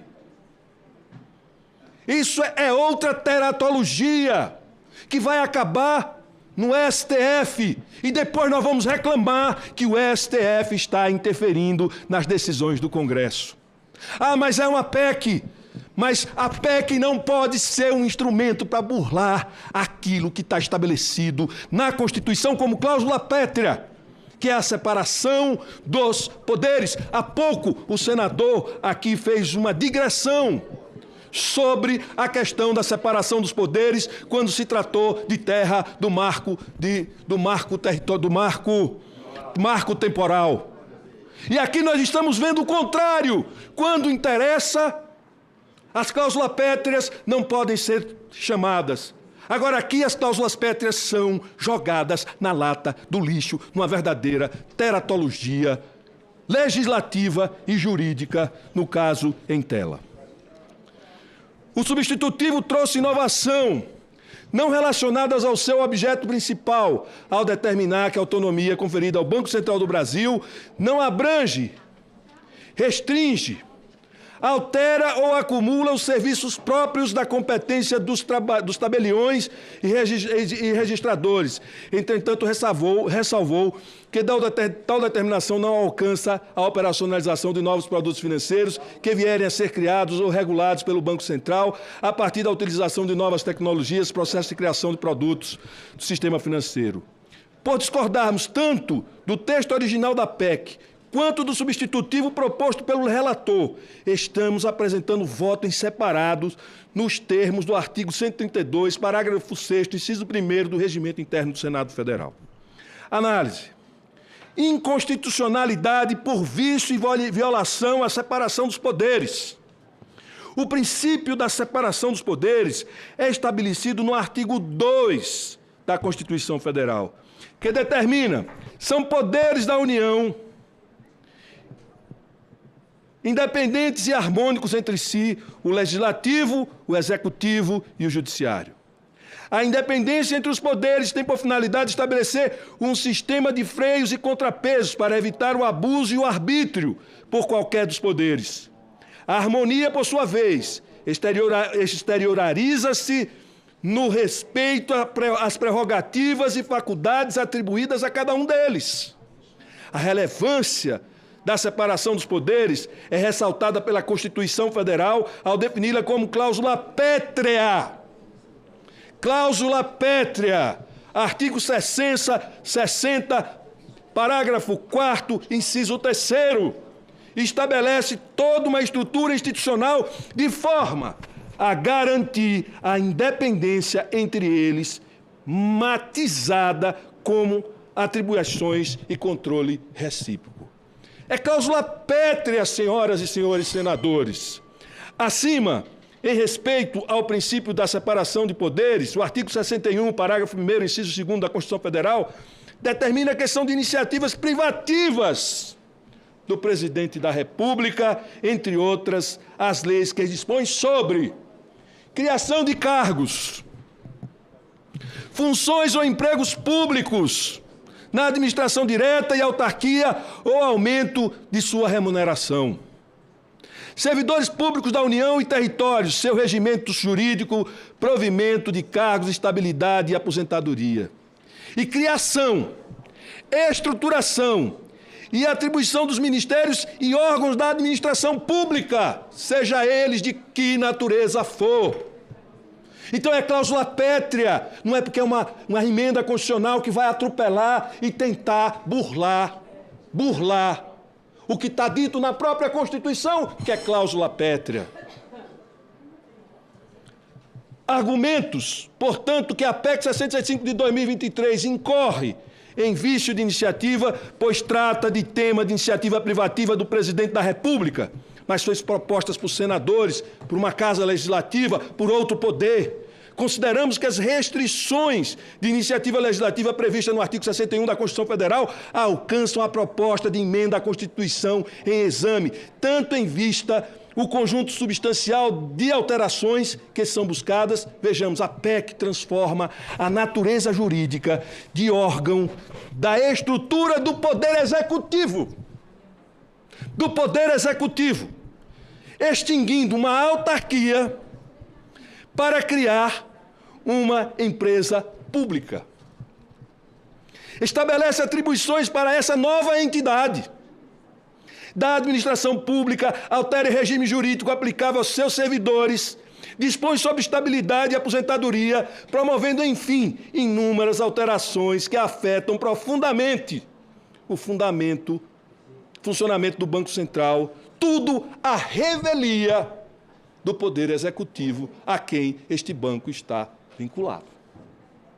É uma flagrante inconstitucionalidade, senhoras e senhores senadores e senadoras. Além disso, a PEC prevê que sua regulamentação será feita por meio de lei complementar que será de iniciativa ampla, ou seja, não limitada à iniciativa privativa do Presidente da República. Neste aspecto, a PEC determina que a lei complementar, cuja iniciativa observará o disposto no caput do artigo 61, disporá sobre objetivos, estruturas e a organização do Banco Central, ao fazer menção apenas ao caput do artigo 61. Trata-se fugir das restrições de iniciativa legislativas impostas pelo parágrafo 1º, inciso 2º do referido artigo. Tal subterfúgio não faz sentido e claramente fere a separação de poderes, pois não é possível ler-se apenas parte do artigo 61, ignorando a sua essência, que é a restrição de iniciativa legislativa. Certamente, se aprovada essa PEC, será criada enorme incerteza jurídica, com complexas e longas discussões levadas ao Supremo Tribunal Federal sobre sua constitucionalidade. Segundo item, a incompatibilidade entre o modelo de empresa pública e as atribuições típicas de estados exercidas pelo Banco Central do Brasil. A Lei Complementar número 179 de 2021 estabelece que o Banco Central do Brasil é a autarquia de natureza especial, caracterizada pela ausência de vinculação a ministério, de tutela ou de subordinação hierárquica, pela autonomia técnica, operacional, administrativa e financeira, pela investidura a termo de seus dirigentes e pela estabilidade durante seus mandatos. A PEC número 65 de 2023 propõe transformar o Banco Central em empresa pública, como forma de ampliar sua autonomia financeira e administrativa. O objetivo não é sujeitar o Banco Central aos limites de gastos impostos a todos os órgãos da administração pública, nem ao ato de remuneração dos servidores públicos, bem como submetê-lo a regras mais flexíveis de contratação de pessoal e aquisição de bens e serviços, conforme texto apresentado nas demonstrações financeiras do Banco Central. Em razão da composição do seu balanço patrimonial, o resultado do Banco Central é fortemente impactado pelas oscilações nas taxas de câmbios e de juros. Isso ocorre principalmente porque parte relevante dos seus ativos, que compõem as reservas internacionais do país, são constituídas em moeda estrangeira. Além disso, é importante ressaltar que todas as operações do Banco Central realiza visam o alcance dos seus objetivos institucionais e não a obtenção de lucro. Ele é uma instituição que regula o mercado financeiro brasileiro, o sistema financeiro brasileiro. Não é uma empresa que vai concorrer com o Bradesco ou com qualquer outra agência bancária. Dessa forma, a apuração de resultados positivos ou negativos decorre das condições gerais da economia nacional e internacional e da necessidade de atuação do Banco Central do Brasil junto ao sistema financeiro para o cumprimento da sua missão. Dessa forma, em documento oficial, a instituição ressalta seu papel como executor de políticas públicas e que, diferentemente de empresas privadas ou públicas, não tem objetivo de lucro. Não tem objetivo de lucro. Em nosso ordenamento jurídico, as atividades típicas, preste atenção, senhoras e senhores senadores, em nosso ordenamento jurídico, as atividades típicas de Estado são desempenhadas sob regime de direito público. De direito público.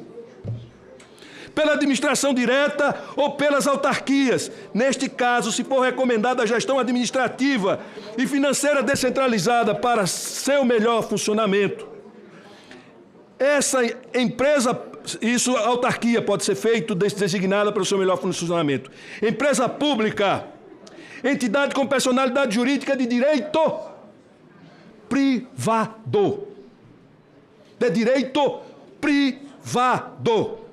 E as implicações disso nós vamos ver, que é a função exclusiva de Estado que tem que ser exercido por instituições de direito público. E não pode ser exercido por instituições de direito privado de natureza segundo o ordenamento jurídico brasileiro. Essa empresa pública, entidade com personalidade de direito privado, criada por autorização legal, com patrimônio próprio e próprio capital social integralmente detido pelo poder público. Conforme o artigo 173 da Constituição, as empresas públicas, sociedades de economia mista e suas subsidiárias são instituições estatais, caracterizadas para a exploração de atividade econômica de produção ou comercialização de bens ou de prestação de serviços. Os bens ou serviços produzidos por essas empresas estatais são comercializados no mercado e geram as receitas que pagarão suas despesas. Dessa forma, o Banco Central não se enquadra na caracterização de empresa pública, pois não explora atividade econômica, como faz, por exemplo, na área financeira, os bancos públicos, Caixa Econômica Federal, Banco do Brasil e BNDES.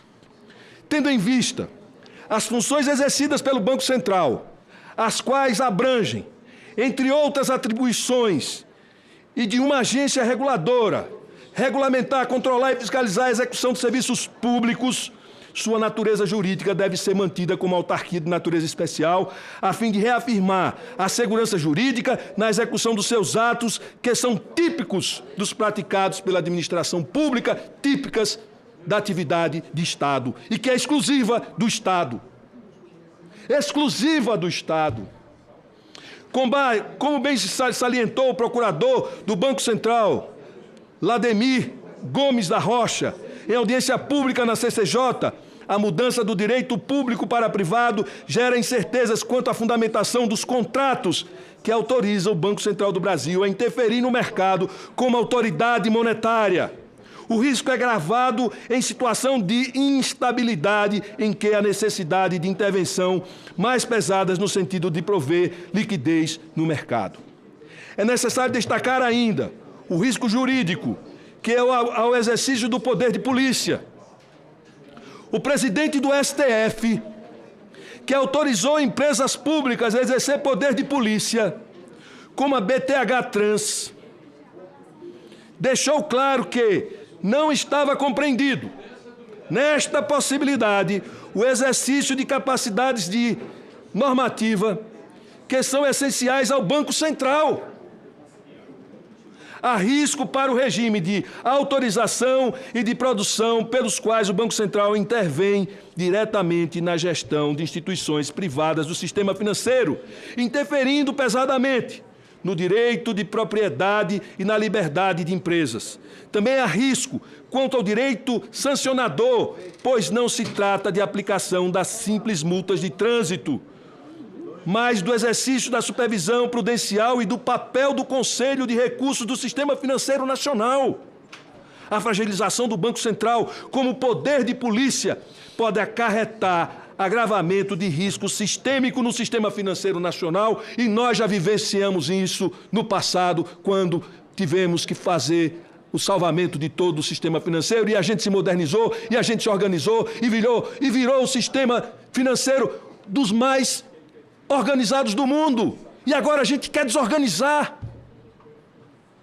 A proposta do relator de PEC, em seu substitutivo, de criar uma nova figura jurídica específica para o Banco Central, a empresa pública que exerce atividade estatal, apenas confirma os sérios problemas e incertezas trazidas pela mudança proposta, submetendo a exceção da política monetária e a execução da política monetária e a regulação do sistema financeiro a riscos desnecessários. Terceiro item, criação de precedentes para outros órgãos públicos que tenham receitas próprias e pleitearem autonomia financeira semelhante. Nós vamos ser um país com vários pequenos países, com seus orçamentos, em que o povo, em que esta casa, em que os parlamentares, o governo, o executivo não terão força para definir e estabelecer o orçamento com essas receitas. Se aprovada a PEC, será criado um perigoso precedente, dito isso por André Lara Rezende, num dos debates.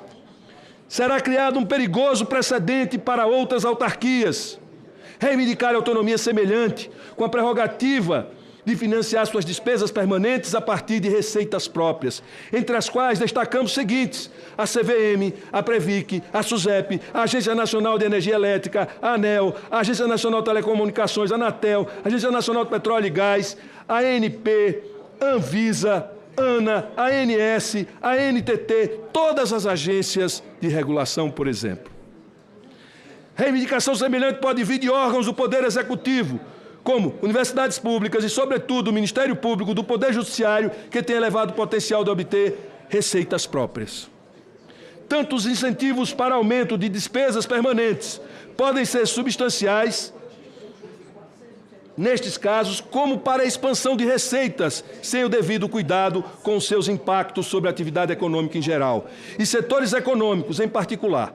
O resultado final seria a perda de controle sobre o orçamento da União, com a sua fragmentação em várias partes autônomas, forte aumento das despesas públicas, sem quaisquer preocupações com a eficiência, a economicidade desses gastos, e tudo isso em favor, basicamente, de um seleto grupo de funcionários públicos. Prestem atenção, senhoras e senhores senadores. Quarto, efeitos sobre os servidores públicos do Banco Central. Vamos lá. O artigo 2º da PEC 65 estabelece que os servidores do Banco Central será assegurada, nos termos da lei, a opção de forma irretratável entre carreiras congêneres, no âmbito do Poder Executivo Federal e o quadro de pessoal do Banco Central, o que nos parece uma afronta direta ao princípio do concurso público. Em que pese o fato do princípio do concurso público não constar do rol de disposições que constituem cláusula pétrea, a manifestação do Supremo Tribunal Federal em sentido diverso, como, por exemplo, a súmula vinculante número 43, que diz: é inconstitucional toda modalidade de provimento que propicia ao servidor investir-se sem prévia aprovação em concurso público destinado ao seu provimento, em cargo que não integra a carreira na qual anteriormente investido. Dentre a vasta jurisprudência da Corte sobre o tema, destacamos aqui a inconstitucionalidade das normas que permitiram a investidura em cargos ou empregos públicos de diversos daqueles para os quais prestou concurso. Aqui no caso do Banco de Desenvolvimento do Rio Grande do Norte e outros exemplos.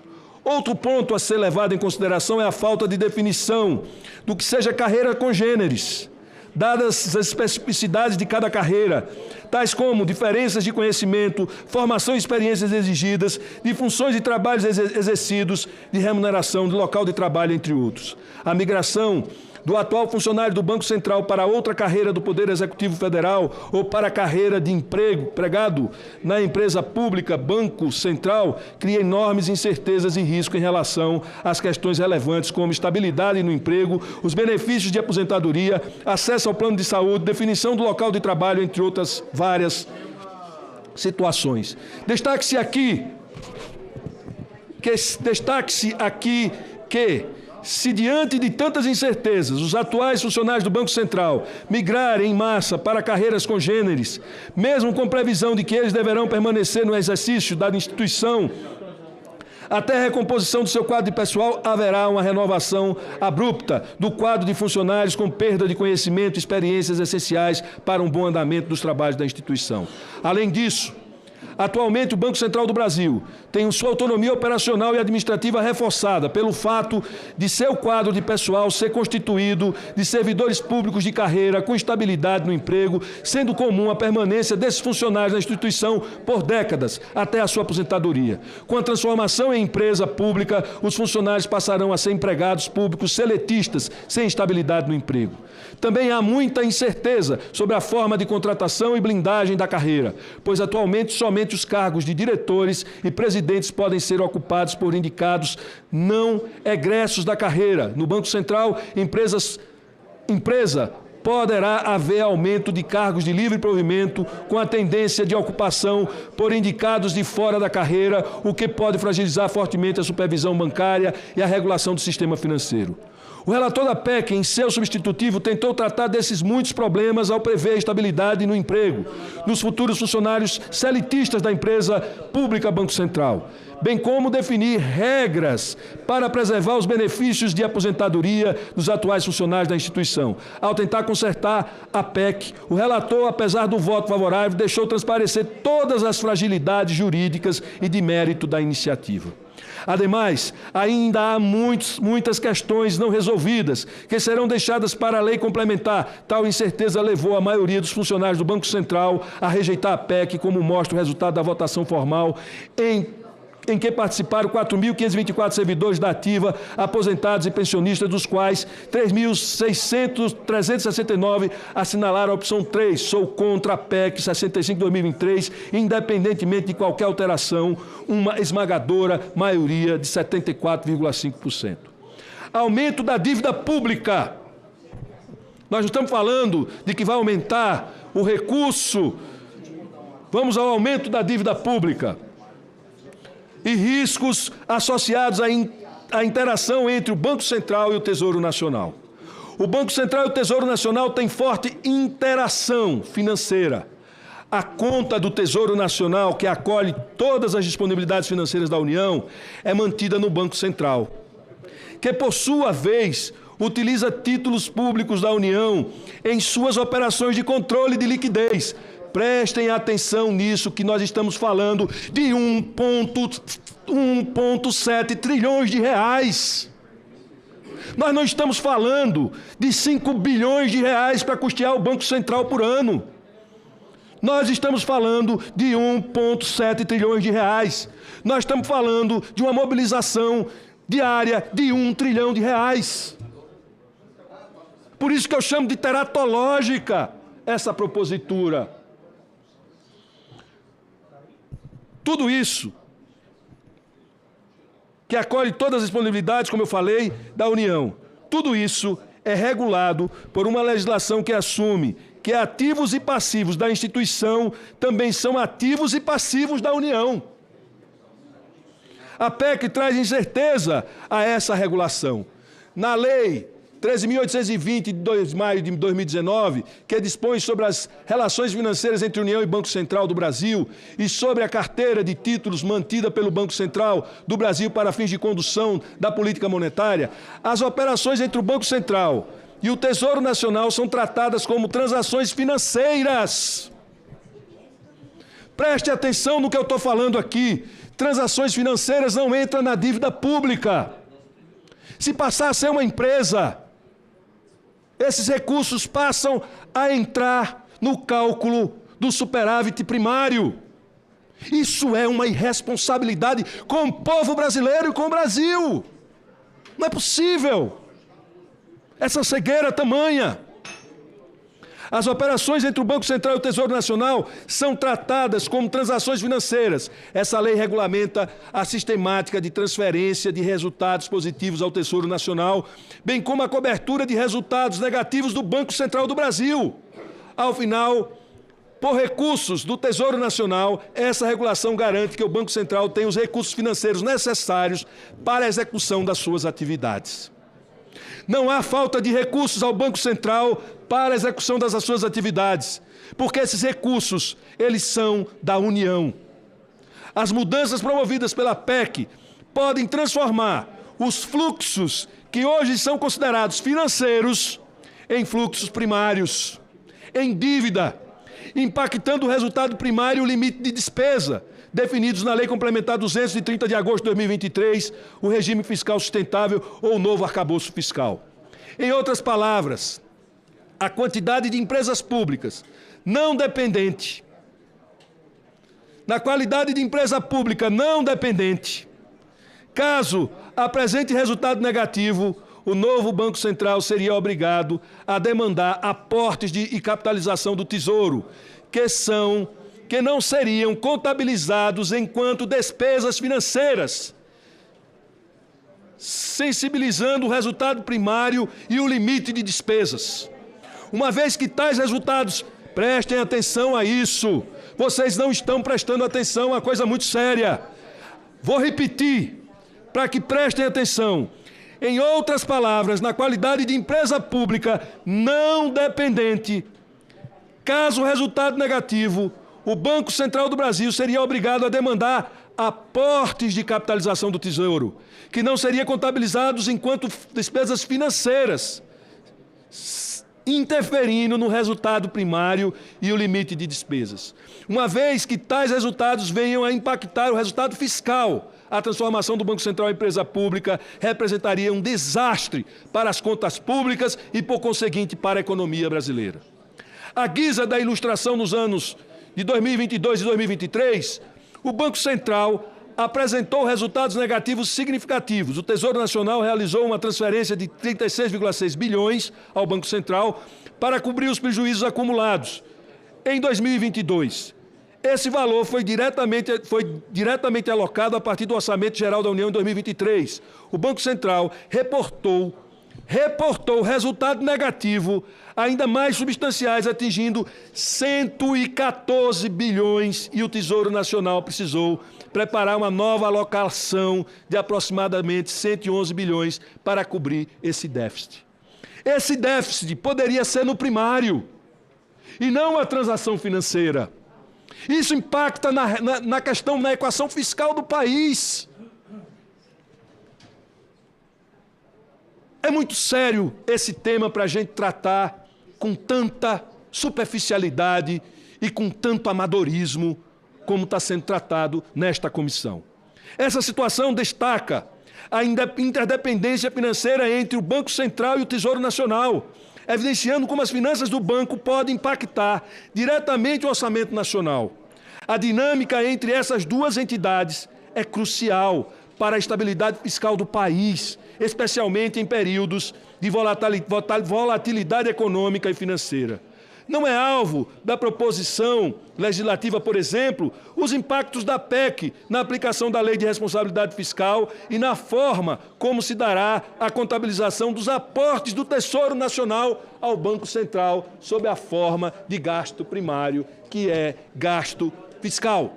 O risco fiscal decorrente da obrigação de lei, da obrigação da União, cobrir os resultados negativos do Banco Central, portanto, não podem ser menosprezados.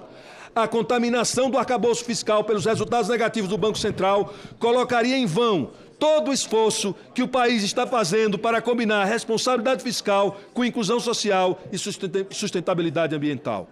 A ausência de uma avaliação rigorosa e detalhada do impacto da PEC 65 de 2023 sobre a complexa relação financeira entre o Banco Central e o Tesouro já seria motivo suficiente para recomendar a não aprovação da matéria. Além disso, a gestão monetária tem relação direta com a gestão fiscal, de forma que as alterações propostas terão desdobramentos para o cenário fiscal de estabilização da dívida pública.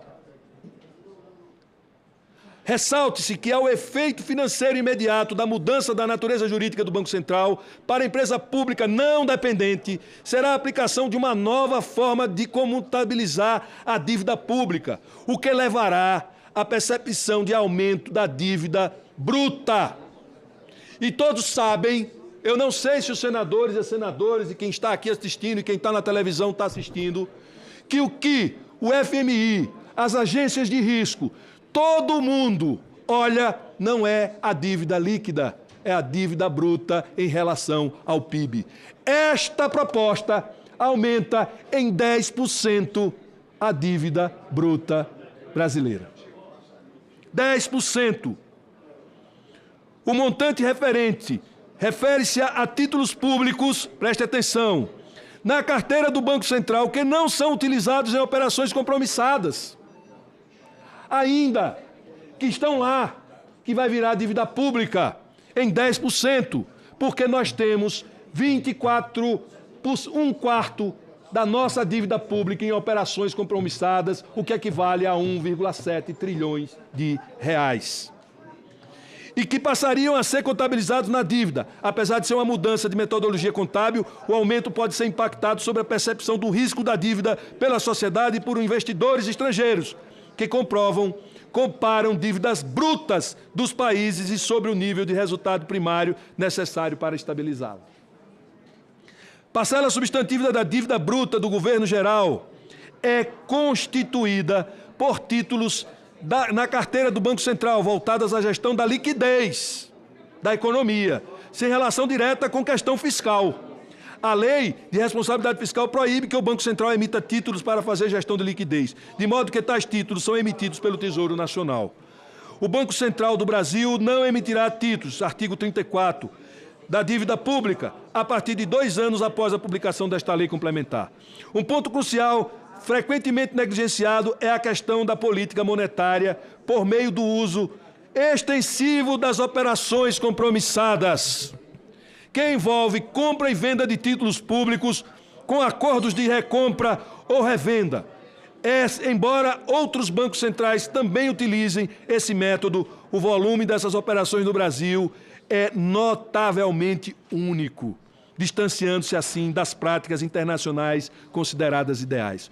O Banco Central brasileiro utiliza as operações compromissadas, que é título da dívida pública e que gera dívida pública e que impacta na dívida bruta, para adicionar ou remover liquidez do sistema bancário, com o objetivo de estabilizar as reservas bancárias e manter a taxa Selic alinhada com a meta definida pelo Copom.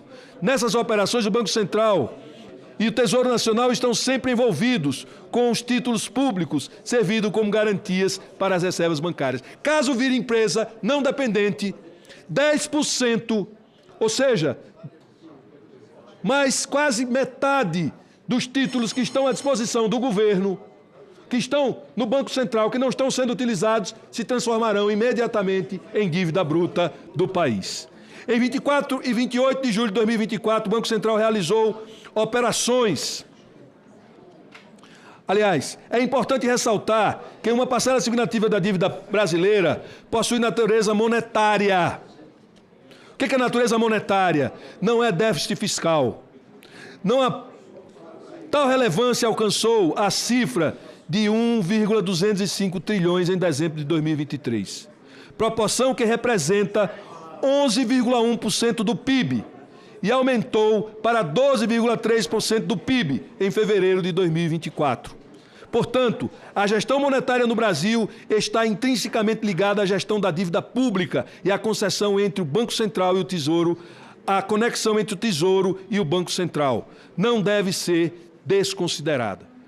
Entre 24 e 28 de julho de 2024, o Banco Central realizou operações compromissadas, veja, em 4 dias. O Banco Central realizou operações compromissadas, tomadoras de recursos de cumprimento de prazo, que é dívida pública, que impacta na dívida bruta da União, e não utilizou a remuneração dos depósitos voluntários como regra, uma lei que nós aprovamos aqui nesta casa, o volume de 1 trilhão por dia. 1 trilhão por dia. Para efeitos de comprovação, em 2026, essas operações apresentavam cerca de 150 bilhões, com valores atualizados. As operações compromissadas sairiam do patamar de cerca de 1% em 2006 para um volume de 24% da dívida bruta geral, que não é dívida fiscal, é dívida de gestão monetária, que contamina a dívida pública, que aumenta o risco do país, que aumenta o prêmio para a rolagem da dívida do governo brasileiro.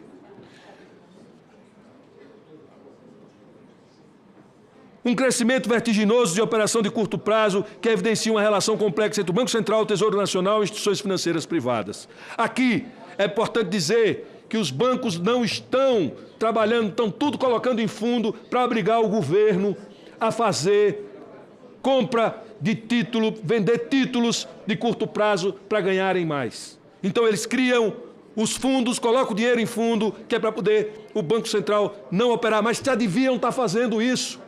E não está aqui tentando transformar-se em empresa sem cumprir a sua obrigação, que é a gestão monetária, sem interferir na equação fiscal do governo brasileiro e colocando em risco a população do Brasil. As notas de crédito de um país. No geral, a dívida pública federal ocorreu no mês de abril de 2024 de 6,7 bilhões. Além disso, há previsões que indicam que a dívida pública poderá alcançar 7 trilhões no final de 2024. Parcela significativa do montante foi paulatinamente aumentado artificialmente pela utilização das operações compromissadas para a gestão monetária e não por déficit público. Ou ninguém entende isso? Não é déficit público, é gestão monetária que poderia estar sendo resolvida com a remuneração dos depósitos voluntários, sem gerar aumento da dívida pública e reduzindo a relação dívida-PIB. Como eu digo aqui, parcela significativa do montante paulatinamente aumentando artificialmente pela utilização das operações compromissadas, pela gestão monetária, pelo Banco Central. Instrumento já superado pela possibilidade de se utilizar depósitos voluntários. Que gestão do Banco Central é esta? Tem que estar sob questionamento e essa casa foi quem botou esse presidente do Banco Central. Por que não resolve a dívida pública que é monetária e não fiscal e deixa o Brasil exposto com sua nota de risco aumentando e aumentando a dívida bruta brasileira? As notas de crédito de um país, também conhecidas como ratings de crédito soberano, são avaliações feitas por agências especializadas que indicam a capacidade e a probabilidade de um país pagar suas dívidas. Esses ratings são fundamentais para os investidores, pois influenciam as condições sobre as quais os países podem tomar empréstimos no mercado internacional. Pondero, caso o instrumento de operações compromissadas fosse excluído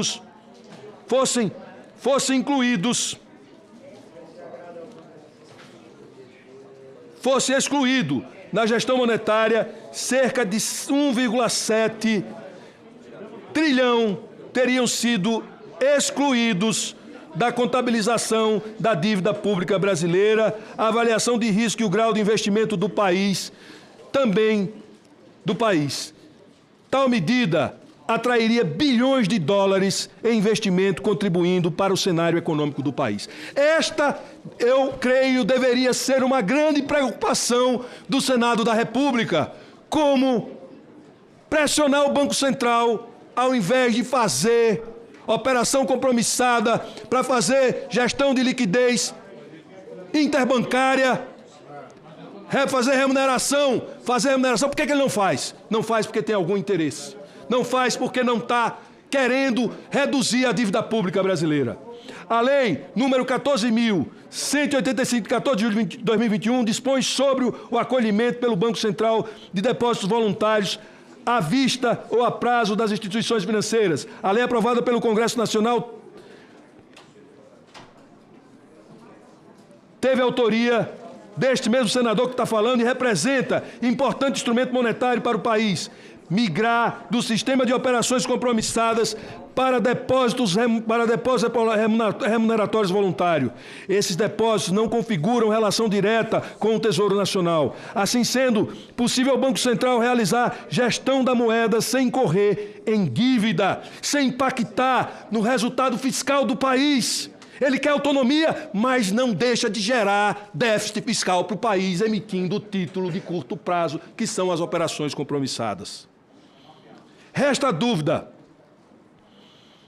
Esses depósitos não configuram relação direta. Caso seja levado adiante, esse instrumento poderia reduzir a dívida pública em cerca de 1/4. 1/4 da dívida pública brasileira poderia deixar de existir. 25% da dívida bruta brasileira. E na relação dívida-PIB, isso significaria uma mudança do que o mundo vê sobre o Brasil. Resta a dúvida quanto aos motivos que levam o Banco Central a não avançar na utilização dos depósitos voluntários como instrumento de gestão monetária. Essa questão deveria estar no centro das preocupações desta Casa e que as transformações do Banco Central, do banco em empresa pública, sucinta. Trata-se de grande montante de valores na ordem de trilhões de reais e toda a cautela é necessária para avaliar os impactos das alterações legislativas. Pela ordem, senhor presidente, o tempo é livre? Eu tenho três projetos tão importantes quanto eu queria pedir respeito. Todos os projetos são importantes. Quero saber se o tempo é livre. Líder Portinho. Nunca vi isso aqui. Não, deixa eu falar aqui. O tempo é livre. Pera lá. O voto apresentado pelo senador Rogério Carvalho é um voto contrário ao relator da matéria. Isso, no âmbito do processo legislativo, é uma prerrogativa do senador. E como ele está votando contrário a uma matéria muito importante, esta presidência está aquiescendo para que o senador que apresentou o voto contrário, o outro senador, que é o relator da matéria, possa fazer a sua manifestação para que os senadores compreendam o porquê do voto contrário. Obrigado, melhor adiar a sessão do plenário, então. Sim, ou seja, demora o tempo que leva. Sim. Como diz o chefe da oficina quando eu vou levar meu Se vocês não têm paciência para ouvir Não, colega, sei, pelo todo amor de mundo com Deus. paciência. Então, vamos deixar eu terminar. A gente está perdendo tempo. Falta 3 páginas só. O financiamento adequado do Banco Central não requer sua transformação em empresa pública. Na justificativa da PEC, argumentava-se que a maior autonomia orçamentária e financeira do Banco Central é necessária para garantir que as relevantes atividades da instituição sejam executadas sem constrangimentos financeiros, tanto para a instituição quanto para o Tesouro Nacional. O argumento de que a autonomia orçamentária e financeira é necessário para garantir a plena execução da dívida, atividade do Banco Central, como colocado na justificativa da PEC, não é correto, pois as maiores despesas da autoridade monetária não são as despesas de custeio, investimento e pessoal, mas sim as despesas financeiras do orçamento da autoridade monetária resultantes dos descasamento da remuneração de seus ativos e passivos. Tais despesas não enfrentam qualquer restrição e, como vimos, o arcabouço legal atual garante a cobertura pelo Tesouro Nacional e eventuais resultados negativos do Banco Central do Brasil. Atualmente, o Banco Central do Brasil trabalha com 2 orçamentos. O orçamento administrativo. Este orçamento é regulado pela Lei Orçamentária Anual e inclui despesas obrigatórias do Banco Central, como salário e benefícios, além de despesas discricionárias de custeio e investimento. Impacta diretamente os gastos prioritários da União. Segundo o valor pago, o total recai 3,8 bilhões. O orçamento da autoridade monetária legalmente prevê receitas e despesas ligadas às funções do Banco Central, como gestão de reservas internacionais e circulação de moeda, aprovado pelo Conselho Monetário Nacional, não passa pela LOA e é dividido em financeira, inclui despesas e receitas financeiras, cerca de 1 trilhão relacionadas à política monetária e cambial, que não afetam a dívida líquida do setor público. Administrativa engloba despesas e receitas primárias, cerca de 1 bilhão em despesas e 0,5 bilhão em receitas, que impactam nas despesas, que impactam na dívida líquida do setor público, incluindo custos de manutenção e distribuição de numerário, entre outros. Percebe-se que o Banco Central do Brasil tem lógica dual, ao ter orçamento gigantesco de autoridade monetária, ao mesmo tempo que administrativamente trabalha com recursos modestos de funcionamento do corpo administrativo. A questão de restrição fiscal, decorrente dos déficits primários acumulados do país na última década, tem levado diversas áreas do Estado brasileiro ao quase colapso em termos de funcionamento administrativo básico. Servidores e inúmeras áreas reivindicam recursos após cenários devastador da Emenda Constitucional 95 de 2026, chamada também de teto de gastos, que inaugurou a ausência fiscal sem precedentes, a austeridade fiscal sem precedentes no país. Com o Banco Central não foi diferente. De 2019 a 2022, o orçamento administrativo teve uma redução contínua de 16% devido às restrições impostas. No primeiro ano, o atual governo Lula, em 2023, já houve uma pequena recuperação do orçamento administrativo do Banco Central, que deve se ampliar nos próximos anos com a aprovação dos reajustes dos servidores da instituição de 23% nominais, divididos em 2 parcelas, uma em janeiro de 2025 e outra em maio de 2026. O salário de final de carreira de analista, que hoje é de 29, chegará a 37,6 mil em 2026. Segundo consta o relatório integrado da gestão do Bacen, comparado com os valores utilizados em 2022, houve um aumento de 7,4% no grupo de despesas discricionárias, custeio e investimento, e de 4,3% no grupo de despesas obrigatórias, pessoal, encargos sociais e benefícios. Assim, O valor utilizado total de 2023 foi de 4,5% maior que o de 2022. Ainda segundo o relatório, em 2023, das dotações orçamentárias de 3 milhões e 800 milhões alocados na unidades orçamentárias, 92,7% do total, 3,69 bilhões são destinados para pessoal, encargos sociais e benefícios, 222 são verba de custeio e somente 69 verbas de investimento. Em outras palavras, o orçamento de investimento do Banco Central poderia ser aumentado substancialmente com algumas centenas de milhões de reais. O montante seria suficiente para resolver o problema de gestão orçamentária do Banco Central e assegurar o aumento remuneratório e reajuste reivindicado pelos servidores, a expansão da rede informatizada e o sistema de transferência monetária instantâneo em real, PIX, pode ser alvo de projetos específicos que reorganizem internamente o banco, sem a necessidade de alteração constitucional e de inovação legislativa de tanta expressão e com tamanhos riscos. A questão orçamentária pode ser resolvida por instrumentos legítimos do Congresso Nacional e do Poder Executivo, que é quem tem a prerrogativa para encaminhar matéria desta natureza.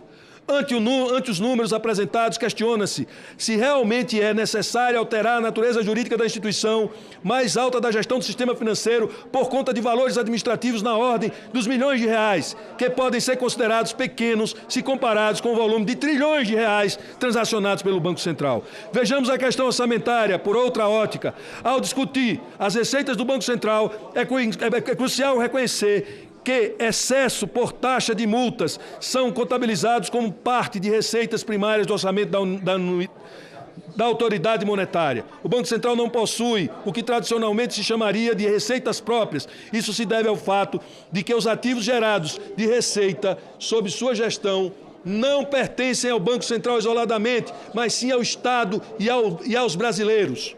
A Constituição Federal do Brasil, em seu artigo 21, inciso 7 e 8, esclarece que a emissão de moeda e a gestão das reservas internacionais são competências exclusivas da União. Esses ativos, portanto, são de propriedade coletiva nacional e estão sob a administração do Banco Central, que é um autarquia aqui especial, como parte das suas funções institucionais.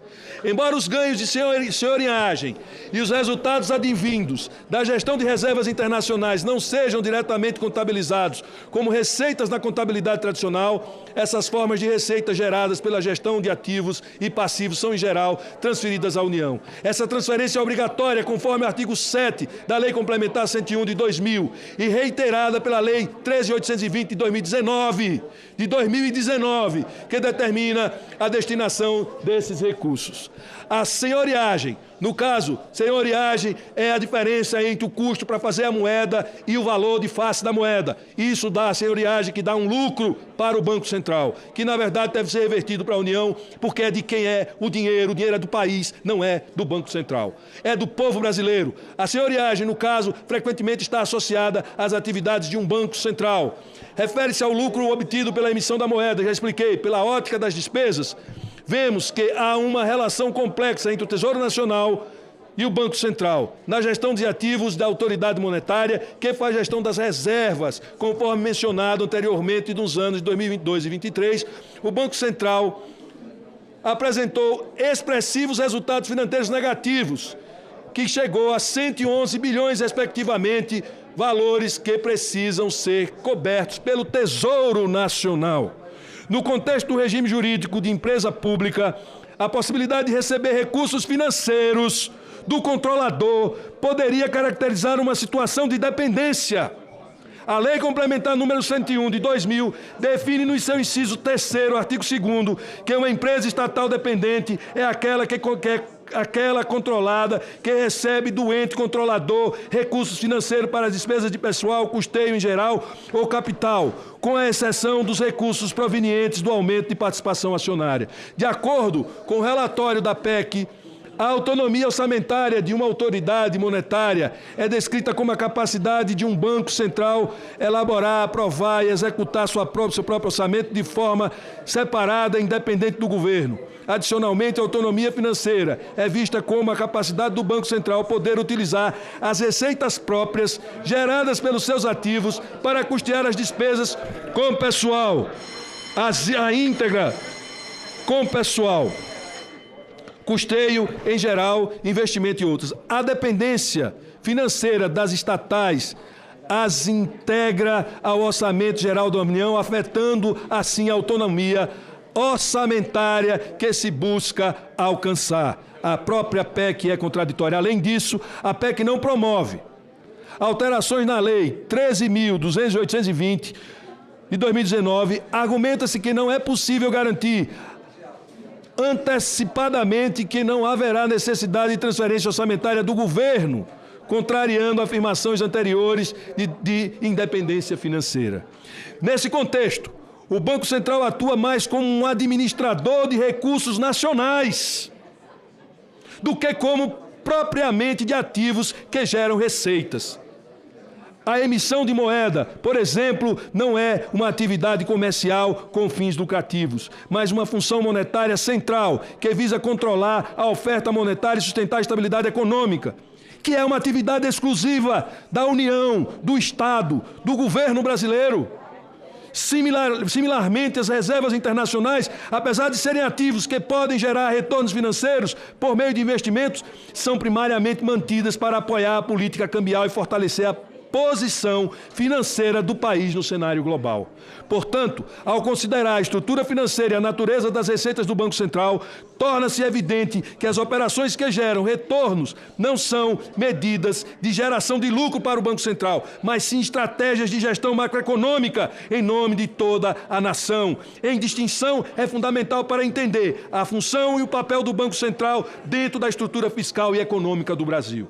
As únicas restrições orçamentárias e financeiras enfrentadas atualmente pelo Banco Central estão relacionadas às despesas relativas a pessoal e encargos sociais, custeio administrativo, inclusive destinadas a benefícios de assistência aos servidores e aos investimentos. Em relação às despesas mencionadas no Banco Central do Brasil, enfrenta as mesmas restrições que outros órgãos públicos, autarquias, fundações públicas, agências reguladoras. Nesse aspecto, as restrições de recursos enfrentados pelo Banco Central não são diferentes das enfrentadas por outras autarquias que exercem função de regulação e supervisão de determinadas atividades econômicas, tais como a Comissão de Valores Imobiliários e as agências reguladoras.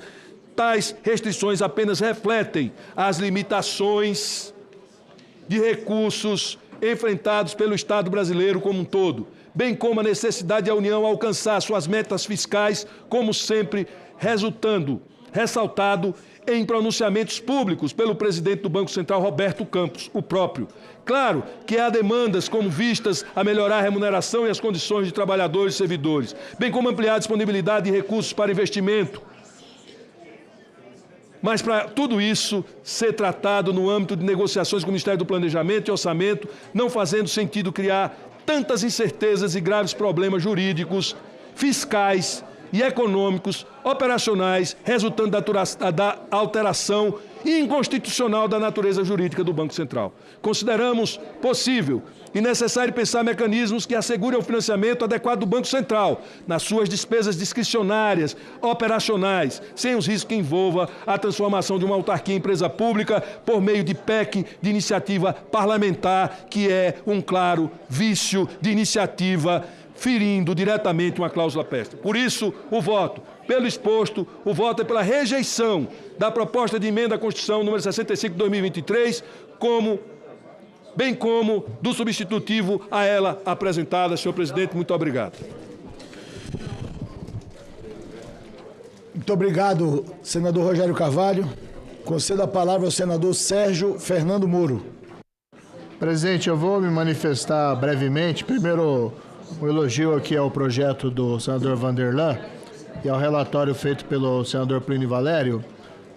Sou muito prático nesse assunto. Tem aquela famosa frase do Deng Xiaoping, que foi o líder chinês que acabou impulsionando a China para esse desenvolvimento econômico tão expressivo a partir da década de 70, transformando ela na segunda maior potência econômica do globo.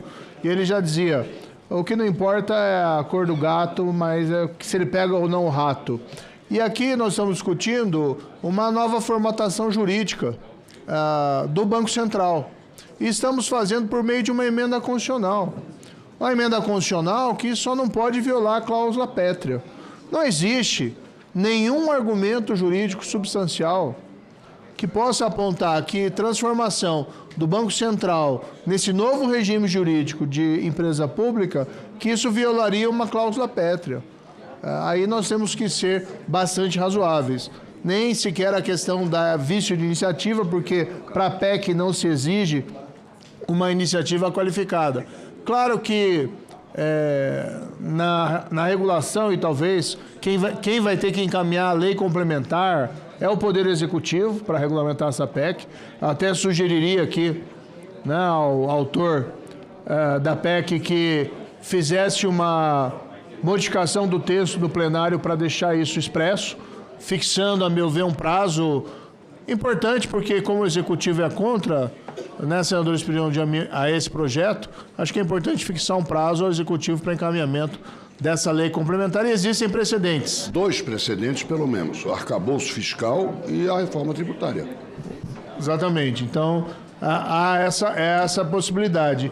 Não é verdadeira a afirmação de que a empresa pública não pode exercer poderes próprios de uma autarquia ou próprios da própria administração pública central de fiscalização e poder de polícia. Cito aqui o recurso extraordinário 633782, decidido pelo Supremo Tribunal Federal em 2020, e a tese ali estabelecida é constitucional a delegação do poder de polícia, por meio de lei, às pessoas jurídicas de direito privado, integrantes da administração pública indireta, de capital social majoritariamente público, que prestem exclusivamente serviço público de atuação própria do Estado em regime não concorrencial.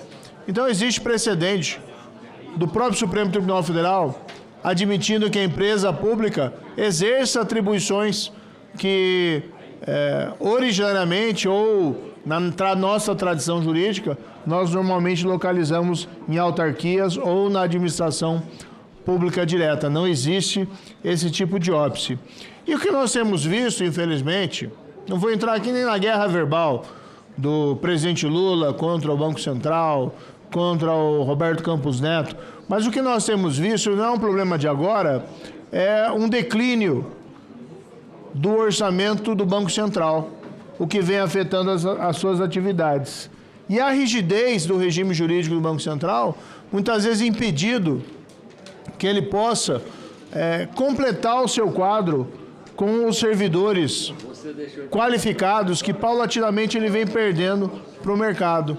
Então, alguma flexibilização jurídica para deixar o Banco Central mais eficiente, mais eficaz, mais apto a realizar esse importante trabalho que ele realiza, é oportuno. E não me convence o argumento, e não convence nenhum jurista, com todo respeito, que nós alterarmos o regime jurídico do Banco Central seja algo incompatível, seja algo contrário a uma cláusula pétrea da Constituição. Não tem nenhum objetivo escuso aqui, não tem nada sendo feito pelas sombras. Aliás, o relator teve muito cuidado de colocar normas para proteger os direitos dos servidores atuais do Banco Central, inclusive expressamente garantindo-lhes a aposentadoria, mesmo indo para o regime público-privado. E se o regime de empresa pública é tão ruim assim, por que temos tantas no Brasil? Por que tem a Petrobras, que é empresa pública, que é sociedade de economia mista, o Correio, empresa pública? Se isso tudo fosse um grande mal, então devemos transformar tudo isso também em autarquia ou algo parecido. Enfim, sou favorável ao projeto, ele tem conveniência e oportunidade, e se afirmar que o Congresso não tem competência para alterar o regime jurídico do Banco Central, para ele desempenhar melhor as atribuições que ele já exerce hoje e para que ele possa ter algum fôlego orçamentário para essas importantes funções, orçamento que vai ser definido pelo Congresso. Ou seja, não tem nada aqui fora, né, do que é próprio dentro do regime público. Aí nós podemos largar aqui as nossas funções senador Eurovisto, ir para casa, porque o Congresso não serve mais para nada.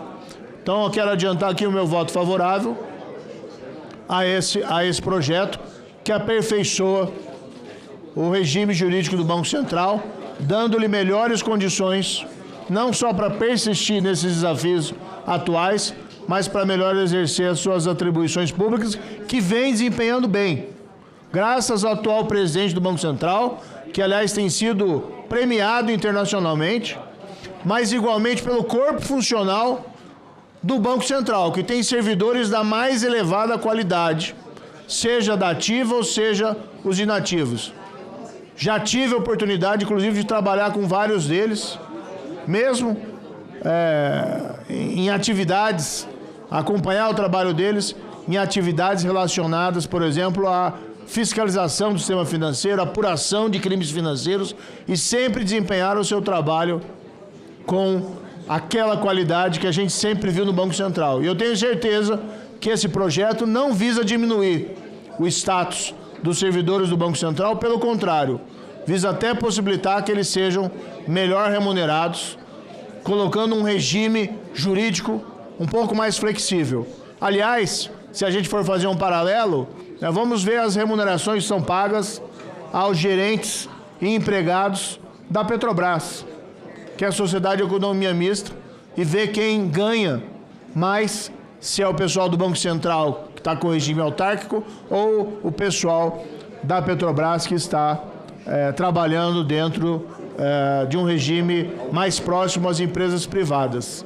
Nada aqui visa diminuir o Banco Central, e nós confiamos na origem do projeto e na proposição irá aperfeiçoar a autonomia do Banco Central, que esse Congresso também definiu anos atrás.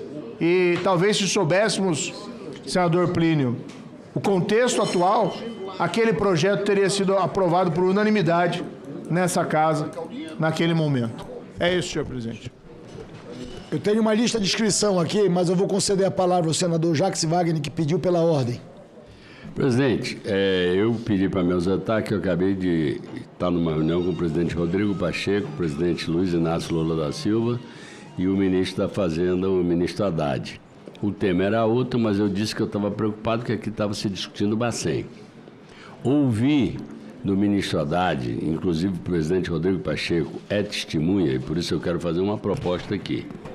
Eu não vou adjetivar nada, eu peço até vênia ao autor e ao relator, mas eu quero dizer o seguinte: aqui nós estamos discutindo duas coisas diferentes, e talvez essa mistura que está dando esse imbróglio. A autonomia financeira administrativa do Bacen, não há nenhum problema conosco, nenhum. A forma de atingi-la que nós não concordamos, de transformar o Bacen em uma empresa. E explico por quê. Para transformar, como não sei se está ainda no relatório, tem figuras como seletista estável. São figuras exóticas, eu diria, no mínimo. Segundo, o prejuízo da administração das reservas nacionais pelo Bacen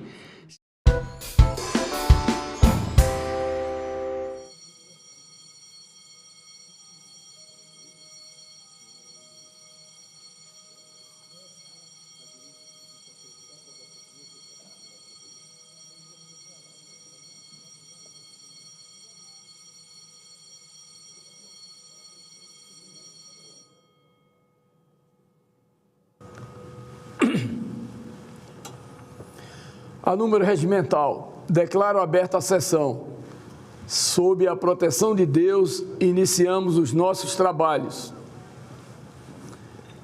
As senadoras e os senadores poderão se inscrever para o uso da palavra por meio do aplicativo Senado Digital, por lista de inscrição que se encontra sobre a mesa, ou por intermédio dos totens disponibilizados na casa.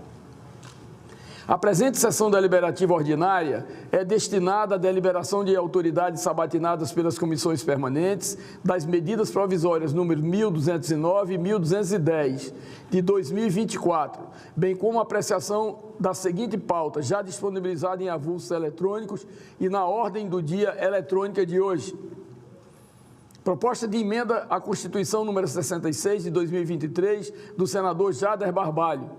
Proposta de emenda à Constituição número 26 de 2022, do deputado Cristino Áureo. Projeto de lei número 1006 de 2022, do deputado Pedro Lucas Fernandes. Projeto de lei número 292 de 2020, da Presidência da República. Projeto de lei número 1847 de 2024, do senador Efraim Filho. Projeto de lei número 147 de 2024, da deputada Maria Arraes. E projeto de lei número 1548 de 2022, substitutivo da Câmara dos Deputados ao projeto de lei do Senado número 117 de 2018, do senador Cidinho Santos. Passamos aos oradores inscritos, que terão o prazo de 10 minutos para o uso da palavra. Como primeiro orador inscrito no pequeno expediente, passo a palavra ao senador Eduardo Girão. Vossa Excelência dispõe de 10 minutos. Perfeito, presidente. Perfeito, presidente. Só peço, eu combinei com o senador Paulo Paim, ele vai fazer o primeiro pronunciamento, eu faço o segundo. Enquanto ele sobe à tribuna, queria apenas manifestar os meus parabéns ao grande radialista cearense, Júlio Salles, que é paraense, na verdade, mas que o coração já está no estado do Ceará e está completando hoje 83 anos. Um grande homem da imprensa, né, cearense, que tem feito um trabalho fantástico, né, no radiojornalismo e que hoje está completando 83 anos. Júlio Salles, meus parabéns para você, muita luz, muita paz, especialmente a todo mundo. Quem é torcedor do Ceará, do Fortaleza, do Ferroviário, dos times, tem um apreço muito grande pela paixão com que ele imprime o seu talento ali narrando futebol. Mas especialmente a torcida tricolor, a torcida do Fortaleza é muito grata por todo o carinho. Ele que também é torcedor do Leão, mas é o Leão lá do Norte, que é do Remo. Um grande abraço. Eu quero me associar a Vossa Excelência pela referência que faz, porque as pessoas passam e marcam na sua vida. E o radialista Júlio Salles, conforme Vossa Excelência aqui fez esse elogio, né, e o elogio, inclusive, elogio comemorativo ao seu aniversário de 83 anos, deve, obviamente, encantar a todos os ouvintes das grandes redes do Ceará, pelo seu profissionalismo, né? Então, eu entendo que Vossa Excelência o faz exatamente baseado nesses valores que o Júlio Salles tem como profissional do rádio e, especialmente, desse esporte majestoso que é o futebol no nosso país. Por inversão, no caso, então, eu passo a palavra ao senador Paulo Paim, do PT, que já está à tribuna. Vossa Excelência dispõe de 10 minutos. Tudo bem. Muito obrigado, presidente Chico Rodrigues. Muito obrigado, senador Girão, que fez a permuta. Mas, senhor presidente, hoje eu venho à tribuna para me somar a outros deputados federais, senadores, deputados estaduais, até vereadores, que também estão denunciando a má atuação dos planos de saúde e os aumentos abusivos praticados por eles. A saúde é um bem maior para toda a população. E não podemos permitir que esses abusos continuem a prejudicar aqueles que mais necessitam. É inaceitável que os planos de saúde estejam cancelando unilateralmente, de forma unilateral, serviços essenciais, deixando à mercê da própria sorte pessoas que dependem de atendimento contínuo. Sejam autistas, por exemplo, portadores de doenças raras, idosos, pessoas com deficiência. Tenho recebido inúmeros relatos de familiares desesperados, que não sabem mais a quem recorrer diante dessa situação desumana. Estamos falando de um verdadeiro ataque aos direitos humanos. não é apenas uma questão de legalidade, mas de humanidade e dignidade. Os planos de saúde têm uma responsabilidade para com seus clientes e é fundamental que eles ajam corretamente, garantindo a assistência necessária e respeitando os direitos dos consumidores. A Agência Nacional de Saúde Suplementar, a ANS, no meu entendimento e de todas as denúncias que eu recebo, precisam endurecer com os planos de saúde, de forma mais eficiente e rápida, para proteger o consumidor. A ANS tem a responsabilidade de regular, fiscalizar o setor de saúde suplementar no Brasil. A sua atuação deve ser mais contundente diante desses abusos. A Lei 14.454 de 2022, que derrubou o rol taxativo, nós todos trabalhamos nesse sentido, aquele que impedia clientes de plano de saúde de terem acesso a tratamento não listados nos procedimentos editados pela ANS. Essa decisão precisa ser cumprida rigorosamente. Essa lei foi uma conquista significativa para a proteção dos direitos dos consumidores e deve ser observada, respeitada em sua totalidade. É importante destacar que os planos de saúde lideram o ranking de reclamações de consumidores. Ficaram em primeiro lugar em 2023, o setor que houve mais denúncia, mais reclamação. O setor atingiu em 2023 o maior percentual de queixas desde 2018, segundo o estudo do IDEC, Instituto de Defesa do Consumidor. A saúde é um direito de todos e precisamos lutar para que esse direito seja garantido de forma justa e humana. Não podemos fechar os olhos para essa realidade. É nosso dever assegurar que todos tenham acesso a um atendimento de saúde digno e adequado, que a ANS cumpra o seu papel com eficiência e que os planos de saúde respeitem os seus clientes, garantindo os serviços essenciais de que tanto necessitam, e foi assim acertado quando formularam e acertaram o contrato de procedimento. Senhor presidente, faço essa fala porque esta semana eu ainda recebi no meu gabinete inúmeras entidades que todos traziam praticamente a mesma denúncia. A denúncia de que estavam simplesmente comunicando aqueles que têm plano de saúde privado, né, que eles não mais poderiam ser atendidos pelo plano que pagaram, muitos deles, a vida toda.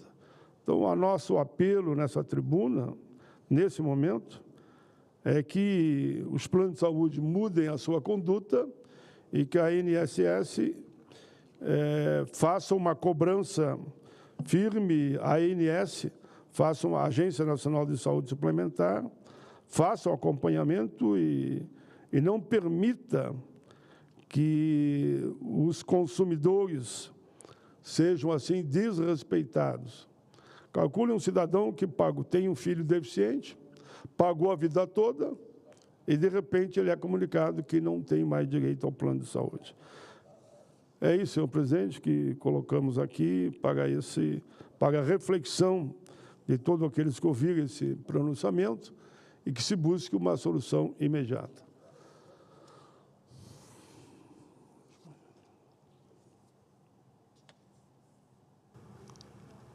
Eu agradeço a Vossa Excelência pelo pronunciamento e nobre senador Paulo Paim.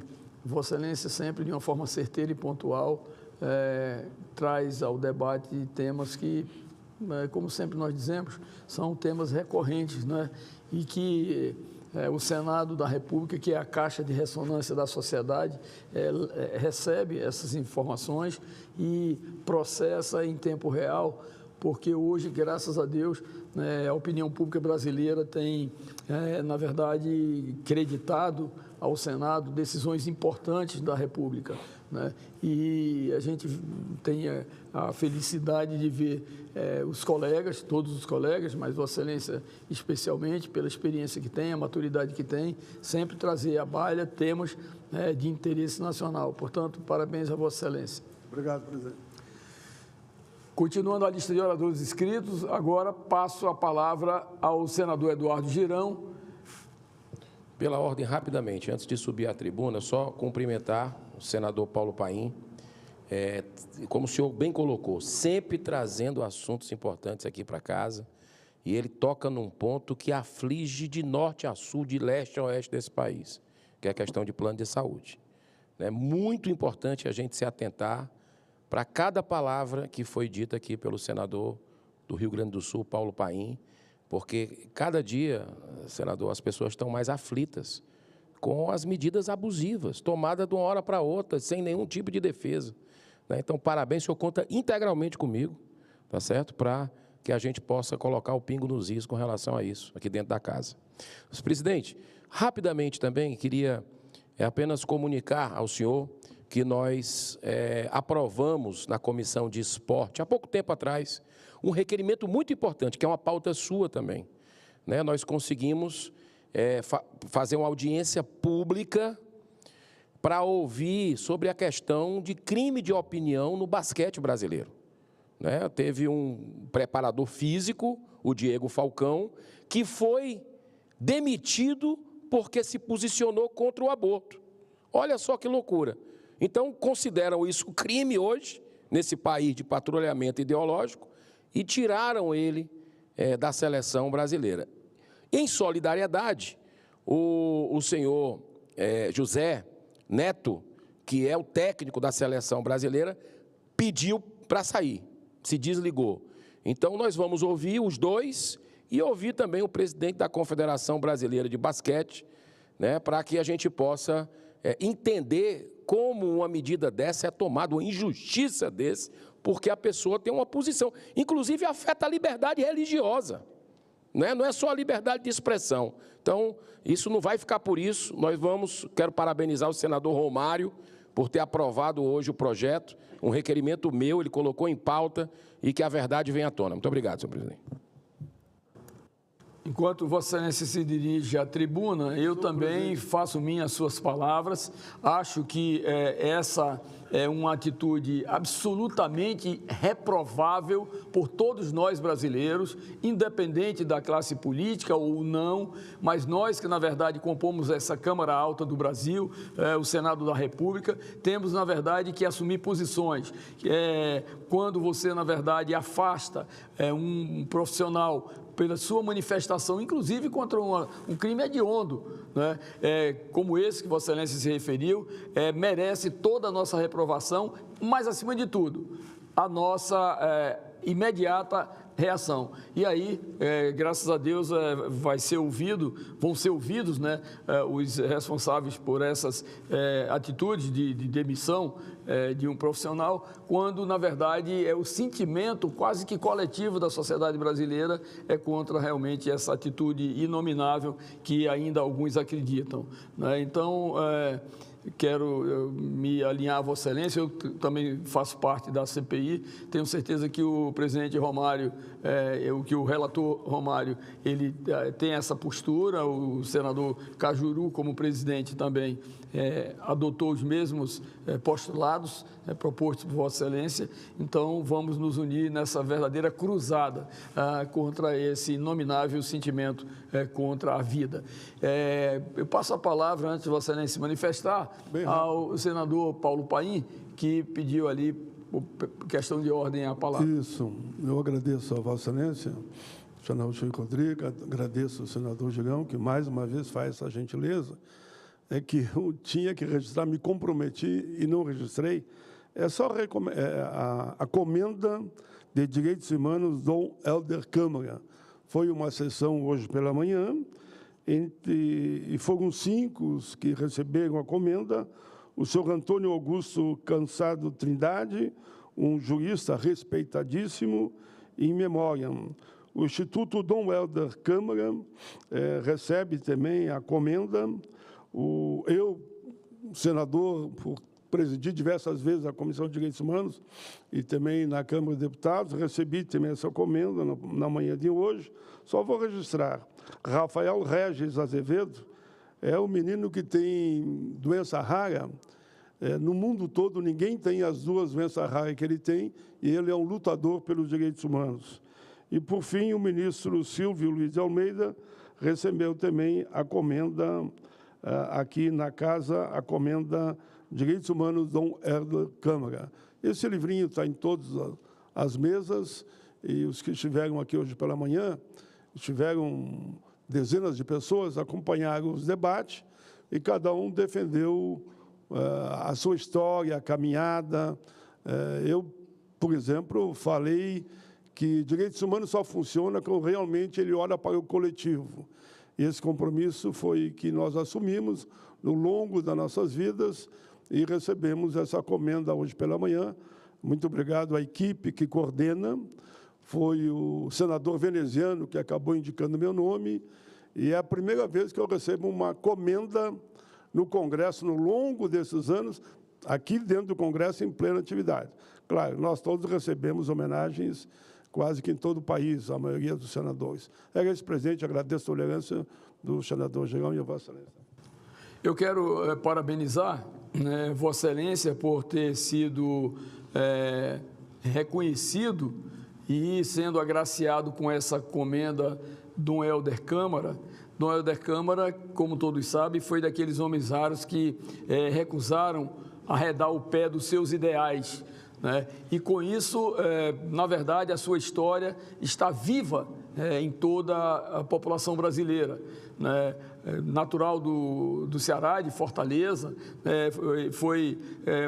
exerceu sua vocação religiosa, né, aflorando desde cedo, né? E os primeiros passos foi dado na Igreja Católica, onde, na verdade, marcou datas e momentos importantíssimos na vida brasileira, né? Portanto, eu tenho certeza que essa indicação do senador veneziano Vital do Rego, do nome de Vossa Excelência, ela é absolutamente justa, até porque, na verdade, não há um trabalhador brasileiro sequer que não tenha sido ainda beneficiado pelos seus projetos e pela sua crença na importância de grandes projetos chegarem até os trabalhadores brasileiros. E, lógico, esse Vossa Excelência tem, e foi com muita justeza e muita justiça sido agraciado. Portanto, parabéns a Vossa Excelência. Só posso agradecer a Vossa Excelência. Gratidão. Pois não. Muito obrigado. Concedo a palavra ao senador Eduardo Girão. Vossa Excelência dispõe de 10 minutos. Eu quero, em primeiro lugar, parabenizar também o senador Paulo Paim pela comenda, né, em nome desse grande cearense que teve uma vida lá em Pernambuco, em Olinda, né? Grande pacifista da humanidade. Parabéns, senador Paulo Paim. Deus te abençoe. Presidente, boa tarde para o senhor. Muito obrigado, mais uma vez, por estar abrindo essa sessão. Quero celebrar aqui também a presença de assessores, funcionários dessa casa, brasileiras, brasileiros que estão nos assistindo agora pelo trabalho sempre muito correto da equipe da TV Senado, Rádio Senado e Agência Senado. Mas, senhor presidente, eu não posso deixar de falar, ainda mais tendo aqui essa bandeira linda aqui atrás, do Brasil, do nosso país, deixar de falar sobre barbaridades que estão acontecendo em nossa nação, de todas as ordens. Me parece, senador Exalci, que os valores chegaram a inversão tão grande que até preso político a gente tem no Brasil em pleno século XXI, e o senhor está denunciando isso aqui, que eu sou testemunha, diariamente. Vai ter uma manifestação dia 14 de julho em São Paulo, eu estou indo, também pela anistia aos presos políticos. Se o senhor puder estar conosco, vai ser muito importante também. E nós temos que denunciar Parece que está tudo de cabeça para baixo nesse país maravilhoso que é o Brasil. E eu vou entrar por alguns assuntos. Não vai dar para, em 8 minutos, falar tudo. Mas olha só, brasileiro, você, brasileira, o que é que estão fazendo com o seu dinheiro? Dinheiro suado dos impostos pagos por você. O site Antagonista publicou uma matéria baseada em informações do Portal da Transparência sobre o Ministério dos Povos Indígenas, do governo Lula. Em apenas 1 ano e 5 meses, já foram gastos 11 milhões de reais só com passagens aéreas e hospedagens, e mais 7 milhões em diárias. Cerca de 2.000 trechos aéreos foram para atender pessoas que não são funcionários, sabe de quem? Do Ministério dos Povos Indígenas. É o caso, por exemplo, de Rony Sobrinho, amigo da ministra Sônia Guajajara, que fez 23 viagens. Apesar de não ter vínculo com o Ministério, ele costuma se apresentar como assessor especial da ministra. Esse não é um caso isolado. Atenção, brasileiros. A Transparência Internacional destacou outra situação gravíssima, também denunciado pelo importante jornal O Estadão. O ministro das Minas e Energias recebeu pessoalmente, por 17 vezes, os irmãos Joesley e Wesley Batista, para em seguida concluir uma medida provisória, transferindo para você, população desse país, através do aumento da sua conta de luz, cerca de 1 bi, B de bola e de índio. 1 bilhão de reais que constituía a dívida de uma empresa de energia recém-adquirida, adivinha por quem? Pelos irmãos Batista. Os mesmos irmãos que, em colaboração premiada da Lava Jato, foram réus confessos da transferência de 150 milhões de reais para Lula e Dilma. Olha que loucura! Cadê os cidadãos de bem desse país? Isso é uma indignidade. Isso é uma vergonha escancarada. É um tapa na cara da sociedade. Esses casos, senhor presidente, devem ser devidamente apurados pelos órgãos competentes. Inclusive, tem um requerimento meu na Comissão de Transparência para chamar o ministro aqui. Mas eles poderiam ser detectados pela CGU, que tem a prerrogativa de fazer o controle interno do próprio governo, de forma a coibir abusos e corrupção. Mas a CGU não é um órgão valorizado por Lula, cuja marca mais preponderante é a irresponsabilidade. Só com suas viagens do Lula ao redor do mundo, acompanhado por comitivas, já foram gastos mais de 700 milhões de reais em 1 ano e meio de governo. Os caras não estão nem aí para o dinheiro de vocês. Pai dos pobres, da causa social, gastando 700 milhões de reais em viagem, para cima e para baixo. Se é a ponta do iceberg, tem muito mais coisa. Mas a verdade a gente precisa entregar, senhor presidente. Não podemos deixar jamais de lembrar que o governo anterior funcionou muito bem com 23 ministérios. Mas agora são 39. Uma indecência. Tudo para acomodar mesquinhos interesses político-partidários com seus cabides de emprego, de projeto de poder, pelo poder, às custas do povo brasileiro. Todos, senhor presidente, os países da América Latina têm menos de 20 ministérios, com exceção da Venezuela, do ditador Nicolás Maduro, que tem 33, claro. É o flerte que o Lula faz com o Maduro o tempo todo e com outro ditador, que é o Daniel Ortega. Embora a gente não pudesse dizer isso durante a campanha, foi proibido. Todos os países desenvolvidos da Europa, assim como os Estados Unidos, têm, em média, apenas 16 ministérios, ou seja, menos da metade do número vergonhoso de 39 no Brasil. São essas anomalias que ajudam a explicar um grande paradoxo da atualidade. A arrecadação resultante do pagamento da elevada carga, caríssima, tributária, vem aumentando mês a mês nesse governo, descontrolado. Um governo que é de vingança também, não só perdulário, é de revanche. Em maio, o país arrecadou 202 bilhões de reais, um número recorde nos últimos 30 anos. Mas, ao mesmo tempo, o rombo, atenção Brasil, o rombo nas contas públicas também não para de crescer. O acumulado dos últimos 12 meses se mantém na casa de R$1 trilhão, mesmo o patamar de 2021, quando o país passou pela pandemia, que causou uma forte desaceleração da economia e um aumento astronômico dos gastos do governo. Mas essa gastança, senhor presidente, inconsequente, também é feita pelo Poder Legislativo. Só nesse primeiro semestre, a Assembleia Legislativa do meu estado, do Ceará, já gastou, do meu estado, já gastou 400 milhões de reais para o seu funcionamento, que se mantém muito distante dos reais interesses dos cearenses. Mesmo esses gastos exorbitantes não conseguiram prevenir e evitar um estranho incêndio que no dia 20 de junho destruiu, sabe o quê? O plenário da casa, como aqui, foi destruído, o fogo na Assembleia do Ceará, não sei se o senhor soube. O Lula chegando lá, parece brincadeira, as energias negativas, chegando do Lula e pegando fogo a Assembleia Legislativa toda, o plenário 13 de maio, plenário bonito, como esse aqui. Agora, olha só o que aconteceu.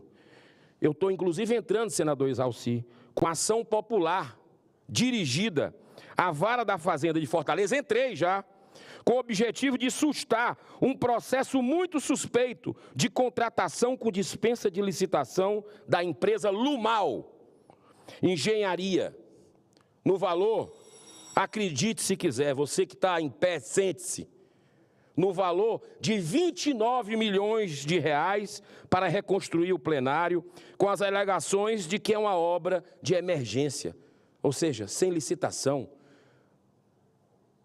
do dinheiro de quem paga imposto na minha terra, dos meus conterrâneos cearenses. Isso é uma indecência. Ocorre que o sócio administrador dessa empresa é Jorge Henrique Marques Valença, ex-executivo, sabe de onde? Da empresa Galvão Engenharia, condenado em primeira instância a 9 anos de prisão pelos crimes de organização criminosa e corrupção passiva, senhor presidente. Olha as coisas se ligando, não existe coincidência. Parece que nem seguro de incêndio tinha. Como é que pode um negócio desse? É administração. E esse senhor, ele fez também acordo de colaboração premiada, mais conhecido como a delação premiada, revelando esquemas de desvios em obras do Denox e principalmente da construção da Arena Castelão, que fizeram, à época, a Polícia Federal promover o indiciamento de 17 autoridades governamentais, incluindo 2 ex-governadores do Ceará. O Senado também segue esse mau exemplo com orçamento exorbitante de 5,1 B de bola e de índio, bilhões de reais do seu dinheiro brasileiro. Uma das minhas primeiras medidas legislativas foi tentar acabar com os privilégios concedidos aqui, demasiadamente. Enquanto isso não muda pela vontade da maioria, venho fazendo a minha parte nesse aspecto. E já conseguimos uma economia só do nosso mandato de 10 milhões de reais devolvidos ao erário. Como o mau exemplo, senhor presidente, para encerrar realmente lhe agradecendo a benevolência, como o mau exemplo está vindo de cima, o governador do Ceará segue quase todos os péssimos exemplos de Lula. vem mantendo os mesmos gastos indecentes com propaganda, no mesmo patamar de seu antecessor, Camilo Santana, hoje ministro, que em 8 anos do seu mandato gastou 1 bilhão, B de bola e de índio, com propaganda e publicidade. Senhor presidente, não tem mais desperdício irresponsável, né? Mas tem, sabe o quê? Só no primeiro semestre desse ano, o governador Elmano autorizou o pagamento de 5 milhões de reais apenas para manter um jatinho à sua disposição 24 horas. 5 milhões de reais é um descalabro. Daria para dar voltas ao mundo. O correto seria a utilização de voos comerciais e só excepcionalmente fretar uma aeronave. Senador Chico Rodrigues, o senhor vem de avião de carreira. Eu venho de avião de carreira para cá, ando junto com os brasileiros. Por que o governador do Ceará não dá o exemplo? Por que tem que torrar o dinheiro do cearense? Anda de avião como a gente, vai para os aeroportos como a gente, está com medo de crítica? É isso, faz parte da atividade política e é bom que venham as críticas. Mas é um absurdo estar dando esse exemplo. Último minuto, se eu me permitir. Eles estão perdendo o pudor, presidente. Eu vejo aqueles escândalos que aconteceram aqui. Deputado que tinha assessor com dólar na cueca. Uma série de situações lá do meu estado, do Ceará. Indo para restaurante,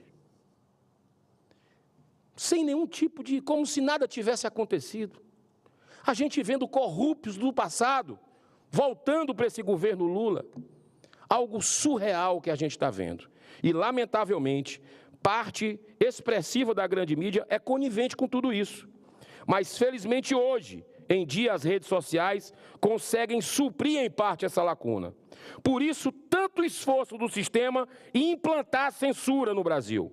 Mesmo sendo minoria, vamos continuar fazendo a nossa parte da melhor forma possível, porque Deus faz o resto. Afinal de contas, tudo que é indigno não se sustenta indefinitivamente e um dia acaba caindo. Deus abençoe essa nação, presidente. Continuo na lista de oradores inscritos, passo a palavra ao nobre senador Isalci Lucas, do PL do Distrito Federal. Vossa Excelência dispõe de 10 minutos.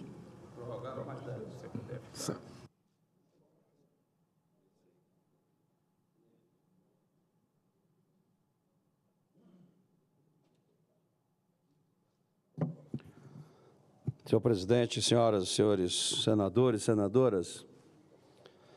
Presidente, as recentes decisões do judiciário brasileiro seguem um roteiro estarrecedor.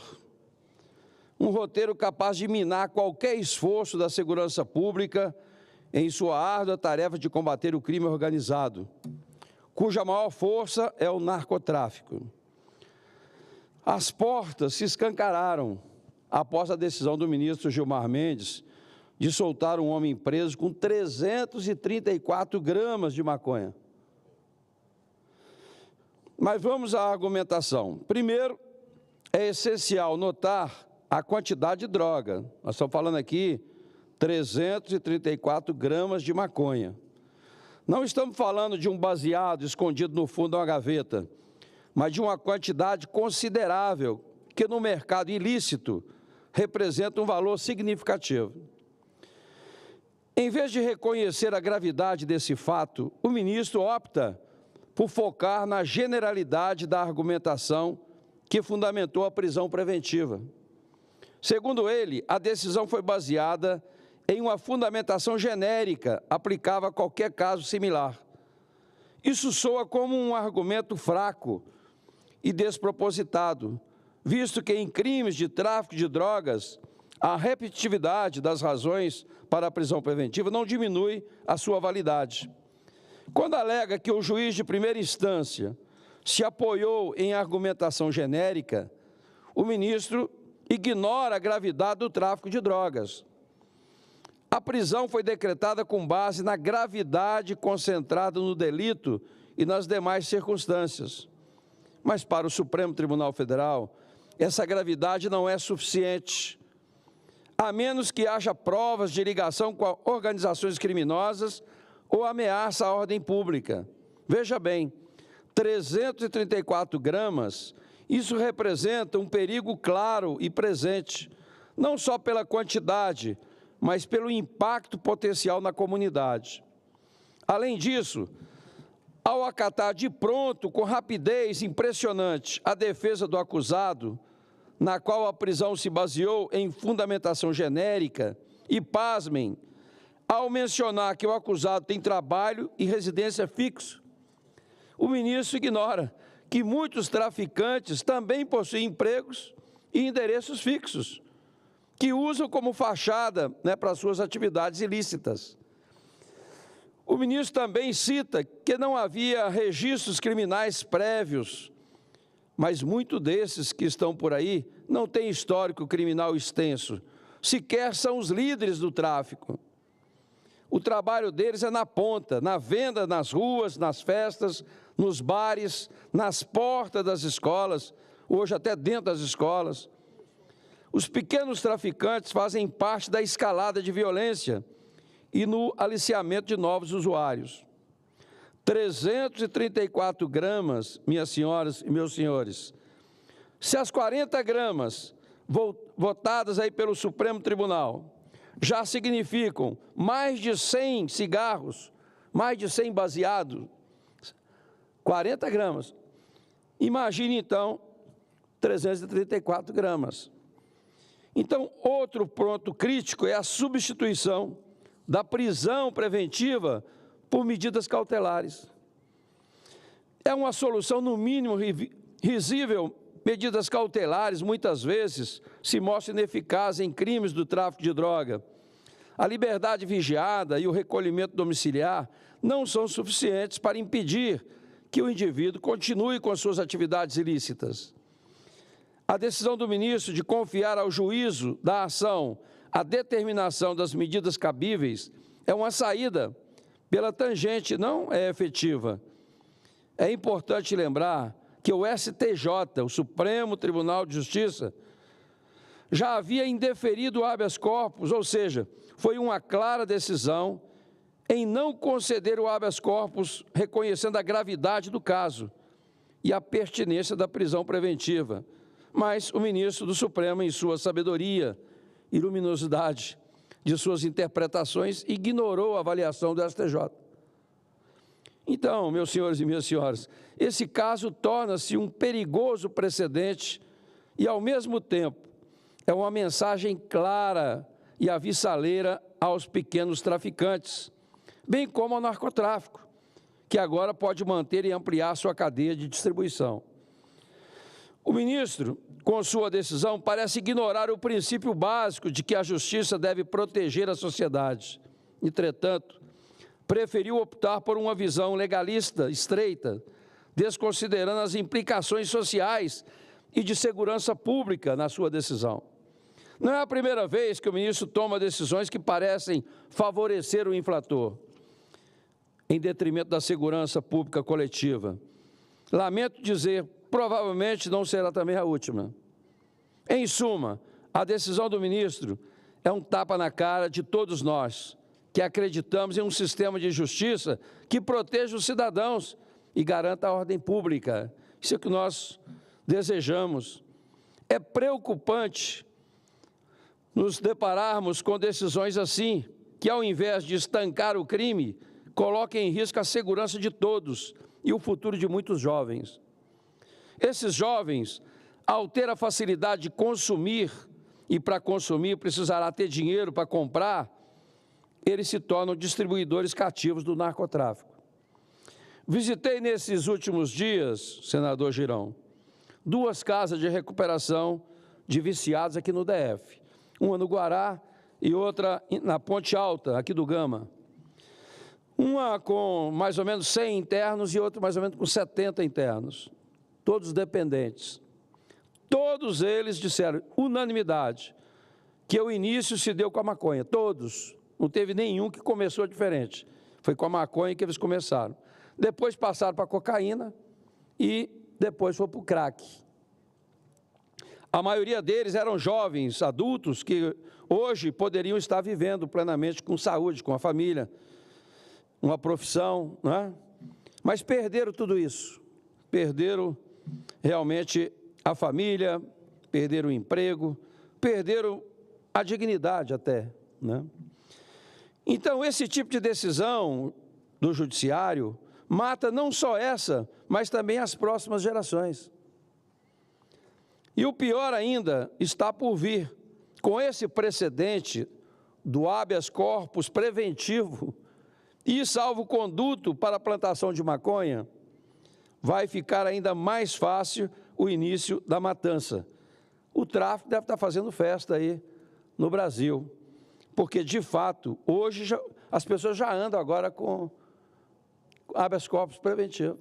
Está fumando, está com moção, está aqui, ó.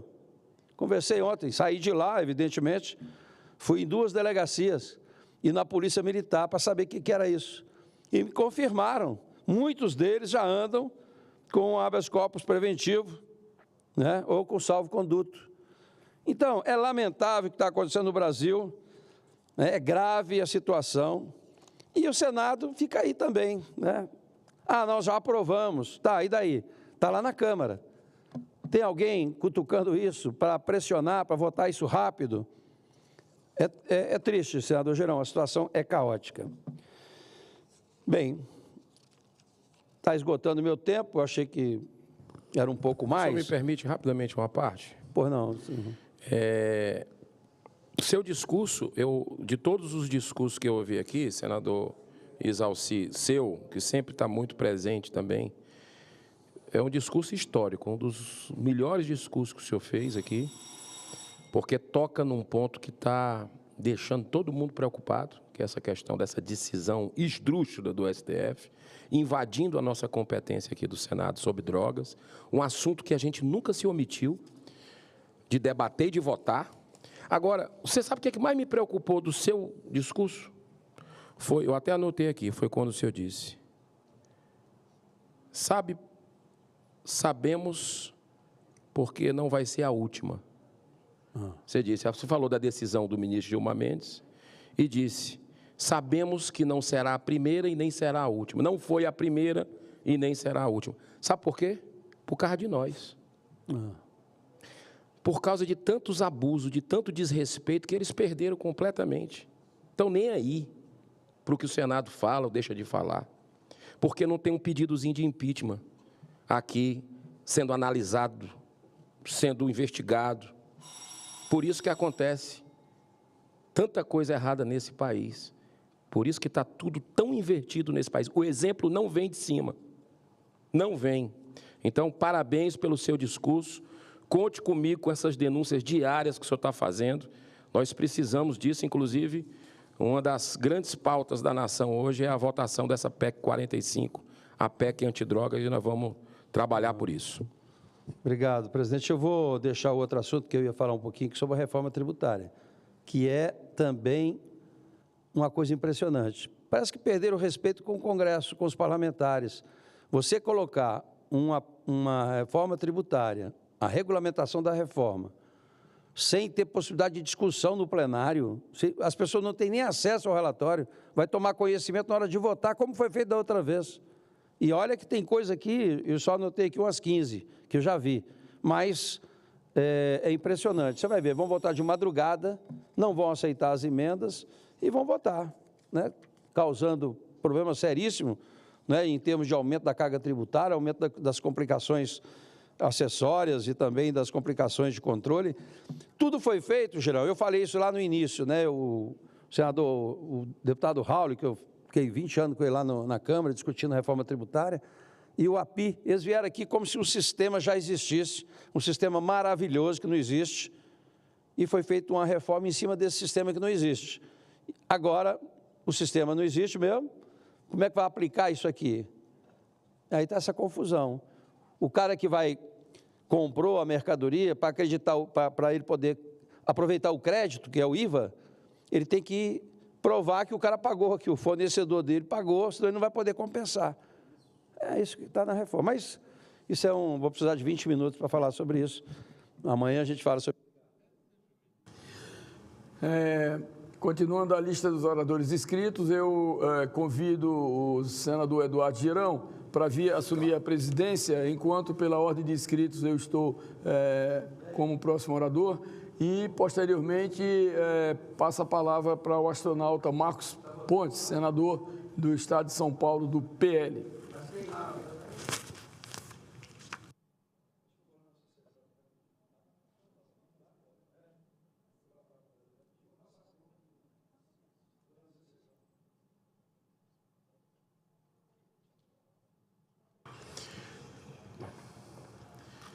Imediatamente já passo a palavra para o senador Chico Rodrigues, do estado de Roraima.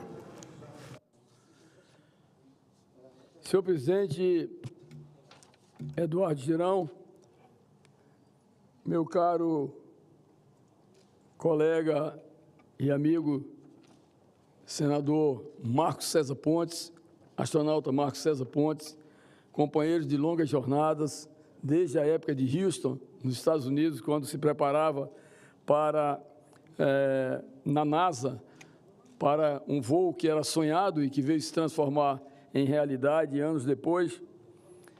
Eu quero, como presidente do Grupo Parlamentar Brasil-Bolívia e membro da representação brasileira no Parlamento do Mercosul, quero dizer que tive a honra de integrar a comitiva do senhor presidente na cúpula do Mercosul no Paraguai e em visita oficial à Bolívia nos últimos 2 dias.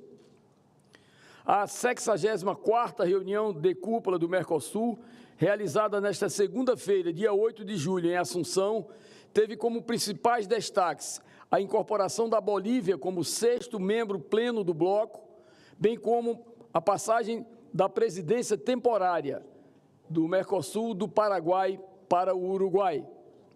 Em discurso, o presidente da República enfatizou a importância da democracia e a necessidade de os países da América Latina liderarem o debate sobre o combate às mudanças climáticas, lembrando da triste devastação pela qual passou o Rio Grande do Sul, bem como do triste cenário de estiagem e queimadas que atinge nossa Amazônia e outros países do bloco.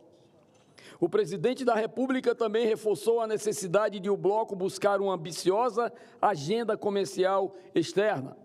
Neste sentido, cobrou a conclusão do acordo Mercosul-União Europeia e destacou a necessidade de um acordo abrangente com a China.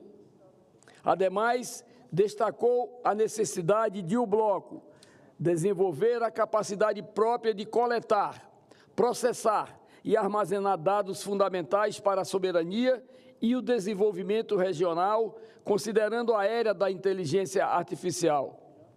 O Mercosul atualmente representa o equivalente à 7ª maior economia mundial, com PIB de 2,86 trilhões de dólares e engloba 67% do território da América do Sul. Em 2023, o Brasil exportou 23,56 bilhões de dólares para o bloco e importou 17 bilhões, com superávit de 6,5 bilhões de dólares. A maior parte das exportações brasileiras foi composta de produtos manufaturados e as principais mercadorias comercializadas entre os membros do bloco são automóveis, peças automotivas, energia e soja.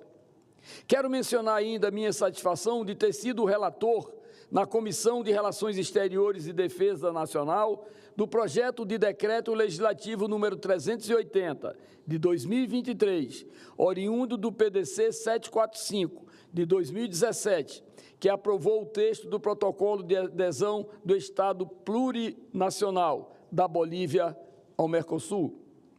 Este protocolo de adesão foi assinado em 2015, concluindo um processo que se iniciara quase 10 anos antes, em 2006, quando o então presidente Evo Morales anunciou o desejo da Bolívia de aderir ao Mercosul. Tal adesão, senhor presidente, é um passo importante para fazer avançar o processo de integração sul-americana. A Bolívia vem juntar-se ao Brasil, à Argentina, ao Uruguai, ao Paraguai e à Venezuela, que recentemente ficou afastada, na realização do projeto de aprofundar a união em nosso continente. Com o ingresso da Bolívia, o Mercosul passa a constituir um bloco de 300 milhões de habitantes. Vou repetir, minha gente, um mercado gigantesco, com 300 milhões de habitantes, numa área de 13,8 milhões de quilômetros quadrados, e com um PIB de 2,86 trilhões de dólares. Para o Brasil, a entrada da Bolívia no bloco inaugura uma nova fase de uma longa história de relacionamento, que remonta à própria constituição dos dois países, a começar pela definição de fronteiras.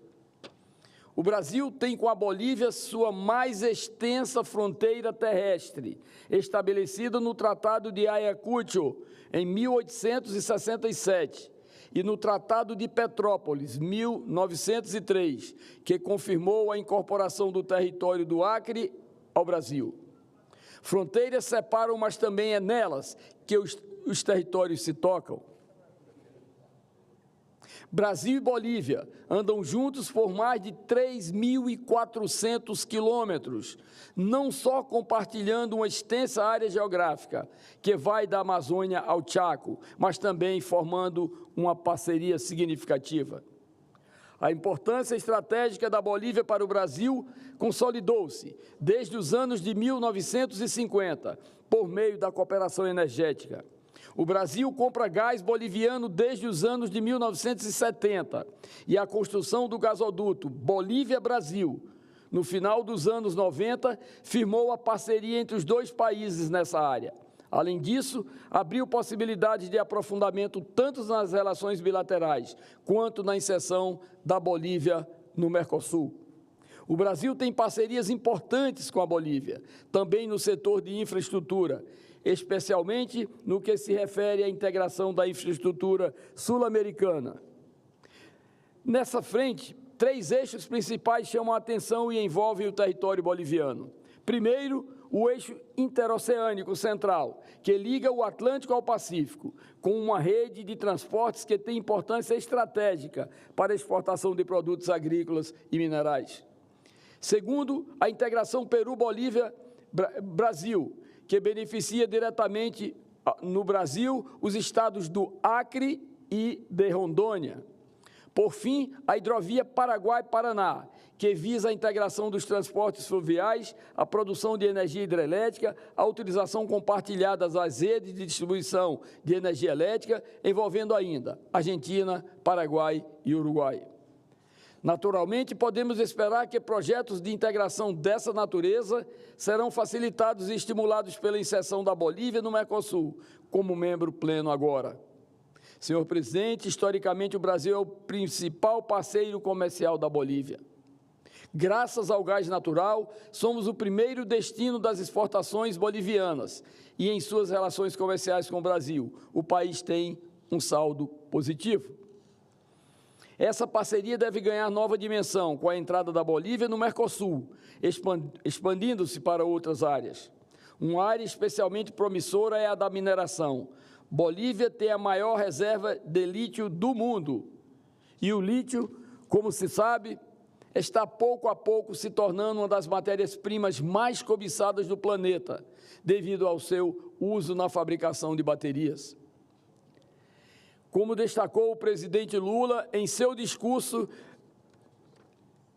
abro aspas, temos tudo para nos tornarmos um elo importante na cadeia de semicondutores, baterias e painéis solares. Podemos formar uma aliança de produtores de minérios estratégicos e críticos para que os benefícios do processamento desses recursos fiquem em nossos países. Chineses e russos já anunciaram projetos de parceria com a Bolívia para a extração de lítio. Não podemos ficar atrás. Argentina, outro membro pleno do Mercosul, e Chile também concentram reservas importantes. Há aí uma oportunidade ímpar para o bloco sul-americano de assumir uma posição de liderança nesse mercado que tende a se tornar cada vez mais estratégico para o futuro. Como presidente do Grupo Parlamentar Brasil-Bolívia, fico feliz em saudar a entrada do nosso vizinho, a Bolívia, no Mercosul, agora como membro pleno. A aprovação do protocolo de adesão encerrou um processo iniciado há mais de 15 anos e abre um novo ciclo da história das relações entre Brasil e Bolívia, agora no contexto das relações multilaterais do Mercosul. Faço votos de que, nesse novo ciclo, os laços de cooperação e de amizade que historicamente ligam os nossos países, Brasil e Bolívia, fiquem ainda mais estreitos. Senhor presidente, nós temos que entender que os governos passam e essa pátria amada fica. Às vezes, posições políticas e teológicas, elas tiram o foco da importância do momento em que vivemos. Seja qual for o governo, nós entendemos que a nossa interpretação desses fatores geopolíticos e geoestratégicos, eles transcendem as opiniões formadas, as disputas localizadas, provincianas ou não, do ideário político. Portanto, nós entendemos que esse é um momento importante, que o Brasil tem que estabelecer essa relação de liderança no mundo e tem procurado fazê-lo. Nós somos testemunha de que, pela grandeza desse país, que hoje trata-se da 8ª economia do mundo, não pode deixar, na verdade, de ser protagonista das grandes disputas internacionais. E espaço não existe aberto entre nações. Ou você ocupa ou você fica pequeno. E o Brasil, na verdade, está se agigantando exatamente em cada nova discussão que participa, em cada nova frente que representa. Porque acho, presidente, que é assim que uma nação como o Brasil, com 8 milhões e 500 mil quilômetros de fronteira, com uma população de mais de 200 milhões de habitantes, como o maior banco de proteção de proteína do planeta, tem que se colocar nos fóruns internacionais. Portanto, tenho certeza que esta reunião que participamos ontem na Bolívia mostra de uma forma clara, de uma forma tão clara como uma janela sem vidros, que o Brasil realmente tem que protagonizar as grandes decisões globais, senhor presidente. Era esse registro que eu gostaria de fazer nessa tarde, aqui neste plenário. Muito obrigado, senador Chico Rodrigues, do estado de Roraima. Discurso forte, contundente. Como sempre. Como sempre. Aí complementou aqui o nosso querido senador Plínio Valério, que está aqui do meu lado.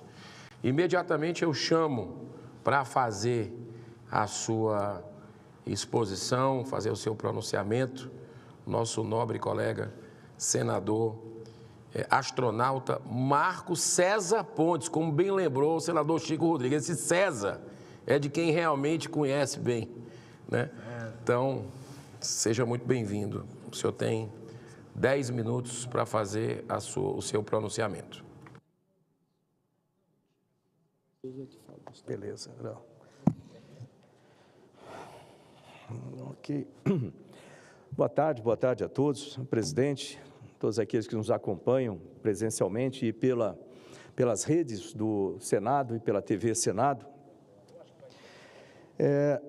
Hoje eu gostaria de falar a respeito de inteligência artificial. Eu sou vice-presidente da Comissão Temporária de Inteligência Artificial e provavelmente o membro daqui com maior experiência no setor, nessa tecnologia, seja por trabalhos anteriores, de algumas décadas nesse setor, mas também como ministro de Ciência, Tecnologia e Inovações, e a inteligência artificial era um dos nossos eixos estratégicos. Inclusive, durante aquele período, como ministro, nós criamos 8 centros de inteligência artificial, focados em cidades inteligentes, saúde 4.0, indústria 4.0 e saúde 4.0. Hoje em dia já são 10 centros. Mas a ideia desse pronunciamento é basicamente uma prestação de contas à sociedade do que está sendo feito com a regulamentação da inteligência artificial e quais são as perspectivas agora, né, dessa regulamentação em termos de tempo e como que o conteúdo tem sido tratado e será abordado nos próximos passos. Como primeiro ponto aqui, eu gostaria de parabenizar o nosso presidente da Comissão Temporária de Inteligência Artificial, o senador Carlos Viana, de Minas Gerais, que ontem teve uma decisão bastante sábia de adiar a votação, porque o texto ainda precisa de algumas melhorias, que eu vou citar aqui, e também parabenizar o nosso relator, o senador Eduardo Gomes, do Tocantins, que também teve uma paciência muito grande e muito importante de ouvir os diversos setores, e, logicamente, com isso existem muitos interesses, lembrando que inteligência artificial é algo que afeta todos os setores, basicamente, no país e no mundo, e vai afetar cada vez mais positivamente, em 98% dos casos, né, hipoteticamente falando um número aqui, e algum risco aí no restante desse percentual.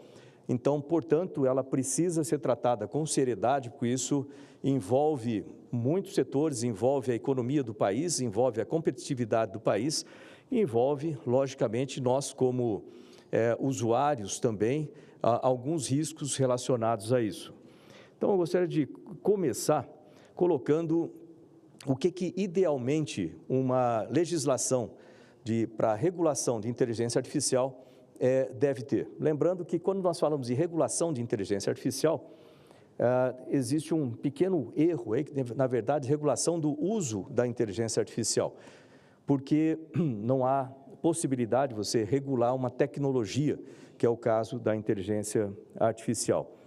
Então, o primeiro ponto aqui, idealmente, essa legislação, ela precisa ser principiológica e ela precisa se atentar, e muito, na questão de obsolescência.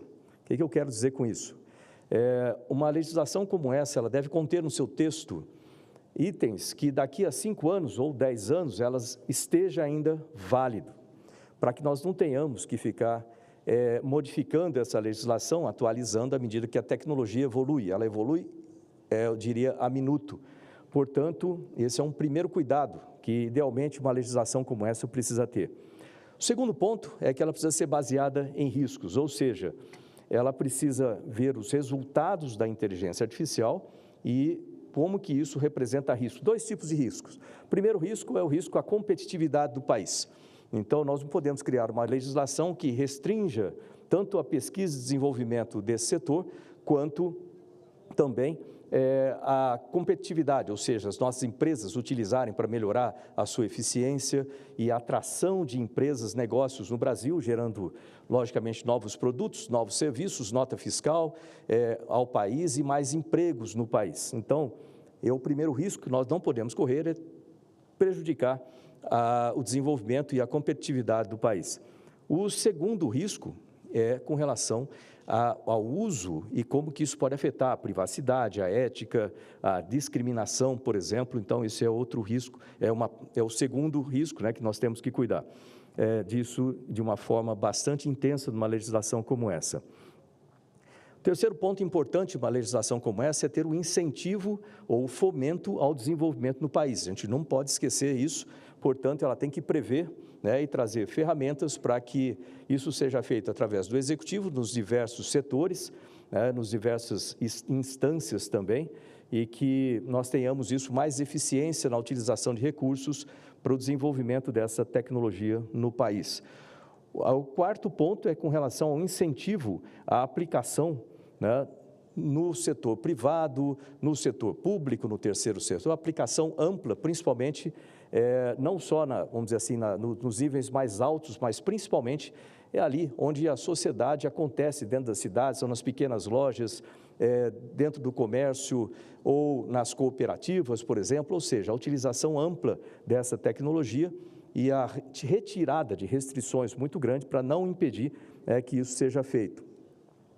Outra parte importante é com relação à objetividade no tratamento de riscos, né? Eu trabalhei muito tempo da minha vida fazendo investigação e prevenção de acidentes aeronáuticos, e nós temos uma metodologia bastante ampla, utilizada em engenharia, de forma geral, que isso trata da situação em que aquela situação de perigo, vamos dizer assim, acontece, e como que o risco é tratado através da probabilidade de ocorrência de um evento negativo, e também o impacto da ocorrência desse evento. Então, probabilidade e impacto é utilizado de forma ampla, são tabelas que tratam disso com fatores contribuintes, geralmente espalhados nas suas colunas. E, então, essa é uma das metodologias utilizadas, que pode ser utilizado também nesse caso, e isso traz um tratamento objetivo dos riscos, né? Isso evita insegurança jurídica, isso é muito importante para evitar processos, né, e disputas jurídicas que certamente atrasam o desenvolvimento do país no setor. O próximo item a ser cuidado numa legislação como essa é que ela sirva como guia para as regulações setoriais. Você não pode, com uma legislação de inteligência artificial, que é algo transversal, que está presente em basicamente todos os setores, como saúde, telecomunicações, todos os setores, setores de cinema ou qualquer área usa hoje inteligência artificial. Portanto, uma legislação como essa, ela não pode interferir na regulação própria ali. Isso é um ponto muito importante para evitar também problemas de desenvolvimento nas diversas áreas. É também importante garantir, né, o conhecimento para mitigar os riscos. Deixa eu explicar essa parte, que é importante para entender. Se você restringe muito o desenvolvimento e a utilização de inteligência artificial no país, você também restringe o conhecimento dessa área. Ou seja, nós vamos utilizar sistemas importados e o conhecimento vai estar fora do país. Como que a gente vai mitigar os riscos, ou reduzir, vamos chamar outra palavra, reduzir os riscos para o cidadão, em termos de ética, discriminação, etc., se a gente não conhece o sistema de uma forma precisa, de uma forma frequente, porque isso muda com o tempo muito rapidamente. Ou seja, não utilizar inteligência artificial é mais arriscado do que usar inteligência artificial, porque usando você aprende, aprendendo você utiliza para reduzir os riscos ao cidadão também. Apesar de todo o esforço da comissão, né, representada ali pelo Carlos Viana, eu e o nosso relator, Eduardo Gomes, nós ainda não chegamos a um texto que nós podemos considerar pronto para votação. Portanto, o texto ainda apresenta problemas e, como eu falei no começo, eu estou aqui para fazer uma prestação de contas de como anda esse setor, essa tramitação nesse setor. E, portanto, ontem foi decidido pelo presidente dar continuidade nas discussões. Nós abrimos, esse é um ponto importante, nós abrimos a participação ampla da sociedade. Eu presidi a maior parte das audiências públicas que nós tivemos. Acho que foi talvez o assunto com um número maior de audiências públicas, né? Não tenho certeza dessa afirmação, mas nós tivemos muitas audiências públicas com todos os setores produtivos, toda a parte da academia, comunidade científica, governo, terceiro setor, etc. Nós abrimos a todas as pessoas para conversarem e nos darem informações a respeito do que eles acham dessa legislação, e com isso nós estamos construindo esse texto que ainda precisa de algumas melhorias. E é importante citar que a emoção básica do medo, né, que todo ser humano tem, a emoção mais básica do ser humano, ela interfere bastante nesse caso, porque as pessoas têm medo da inteligência artificial. Duas razões pelas quais esse assunto ele tem tem dificuldade em prosseguir. Primeiro, é a complexidade natural do assunto, que participa de diversos setores. Segundo, é o medo. E o medo, com o medo, as pessoas tendem a levar para o lado pessoal, porque certa coisa aconteceu comigo, teve um deepfake usando a minha imagem, minha voz, então, portanto, a gente precisa colocar nessa legislação algo que proíba isso. Não é assim que funciona, a gente tem que trabalhar com lógica, né? E eu já vou explicar sobre isso. Porque o medo, o que ele faz? Ele interfere, primeiro, faz com que se inclua dentro de uma legislação como essa daí, né, uma distinção de risco, uma descrição de alto risco ou de risco inconcebível de uma forma, ou inaceitável, de uma forma dentro do texto. Isso aí, estando dentro do texto, vai se tornar obsoleto em alguns dias ou algumas semanas depois que um texto sai. Portanto, ela tem que ter destacado do texto e trabalhado esses riscos de forma objetiva e de uma forma frequente, analisado frequentemente. Por isso que nós temos ali a provisão de um conselho para se tratar disso. E a gente ainda tem o problema desses riscos estarem escritos no texto. Isso causa aí uma obsolescência muito rápida. Segundo ponto que a gente precisa corrigir nesse texto é a questão de deixar a classificação de risco ainda de forma subjetiva. Isso aí precisa ser colocado de uma forma mais objetiva dentro desse texto. São 4 pontos que nós vamos trabalhar nas próximas discussões que vão acontecer esse semestre, no finalzinho agora, e no semestre que vem também para resolver esse texto. Então, são esses 4 pontos, por isso que é importante. Vou ressaltar aqui. Primeiro, então, tirar a inclusão de riscos, da descrição de riscos do texto e colocar de forma destacada. Segundo, a classificação de risco ser mais objetiva. Terceiro, a inclusão de elementos que não fazem parte de inteligência artificial dentro do texto. Por causa do medo, a gente tem essa tendência de querer incluir tudo ali, e como é uma tecnologia que afeta muitos setores, imagina se a gente tiver que colocar todos esses setores dentro desse texto. Então, vão ser milhares de páginas e, mesmo assim, não vai ser completo e vai ser completamente ineficiente. Portanto, o mais eficiente é fazer da forma correta, ou seja, tem que estar dentro desse texto o que é princípio, o que afeta a inteligência artificial. O que a inteligência artificial afeta em outras áreas, onde já existe uma legislação própria, precisa ser tratado nessa legislação própria, e não na legislação de inteligência artificial. Acho que deu para entender essa colocação. Por exemplo, o que você coloca, o que se trata, por exemplo, de fake news, isso não tem que estar na legislação de inteligência artificial, isso tem que estar na legislação de fake news, né? O que trata de, por exemplo, direitos autorais, né? Como a inteligência artificial afeta direitos autorais, tem que estar lá na Lei de Direitos Autorais, 9.610, de 1998, tem que estar lá, não dentro da Lei de Inteligência Artificial, e assim por diante. Dessa forma, a gente tem uma legislação que é mais eficiente no seu contexto, né? E sem ferir ou interferir com outra legislação, como de proteção de dados e assim por diante, que tem que estar na Lei de Proteção de Dados. Quarto ponto é a questão das definições de alto risco ser muito abrangentes. Como isso aí? Se a gente coloca de uma forma muito abrangente, tudo passa a ser praticamente de alto risco. Obviamente, com isso aí, a gente restringe o desenvolvimento da inteligência artificial no Brasil, reduzindo pesquisa e desenvolvimento no país, reduzindo os investimentos no país, reduzindo a competitividade, reduzindo os empregos.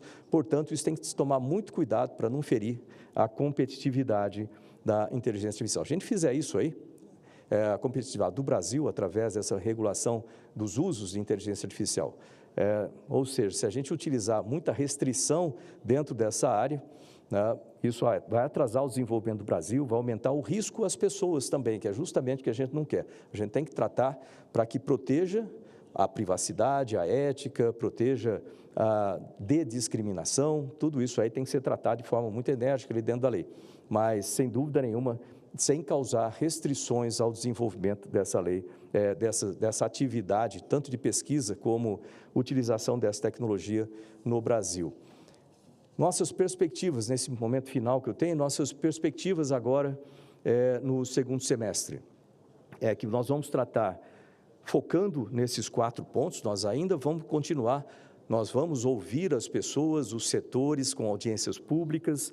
O relator tem uma paciência muito grande, é muito importante isso, ele é muito aberto a ouvir todos os setores e dentro desses 4 pontos de melhoria nós vamos trabalhar para ajustar esse texto para que ele esteja pronto para votação e sem dúvida nenhuma isso vai ser muito importante para o país. Relembrando que não existe uma pressa para que nós tenhamos uma legislação desse tipo no Brasil. O que nós precisamos é qualidade dessa legislação e não pressa. E essa observação também do que tem sido feito no exterior e em outros países também nos dá certas diretrizes ou certas dicas do que funcionou em outros países, que nós podemos adaptar para as nossas condições, obviamente, e o que não funcionou para que a gente possa evitar aqui. Portanto, essa é um tipo de como eu falei, um tipo de uma prestação de contas do que nós estamos fazendo e como que está o desenvolvimento da regulação de inteligência artificial no Brasil. Podem ter certeza que nós temos trabalhado muito, mas muito mesmo, para que nós tenhamos uma das mais avançadas legislações tratando de inteligência artificial e que o país tenha competitividade, tenha pesquisa e desenvolvimento no país, tenha geração de empregos, melhoria, geração de empresas, atração de negócios para o Brasil e, ao mesmo tempo, protegendo o cidadão. Obrigado, presidente. Obrigado pela aula, senador Marcos Pontes, sobre inteligência artificial e os pontos que o senhor tocou realmente preocupa a todos nós. Eu pergunto à senadora Rossana Martinelli, quer usar a palavra, porque embora não esteja aqui na ordem, mas pode falar que a gente vai ceder. Senador Marcos, o senhor vai sair agora? Vai ficar aqui porque o senador Chico Rodrigues me incumbiu de ficar aqui no lugar dele, ele que é titular da CPI das apostas esportivas, e eu gostaria de usar a tribuna depois. Com a palavra, a senadora Rosana Martinelli.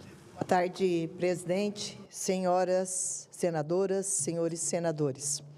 Eu compartilho com vocês uma excelente notícia sobre a duplicação da BR-163 entre o trecho Sinop e Guarantã, que é a divisa do estado com o Pará, presidente. Nós estamos num trabalho muito forte para que seja duplicado essa BR até Miritituba.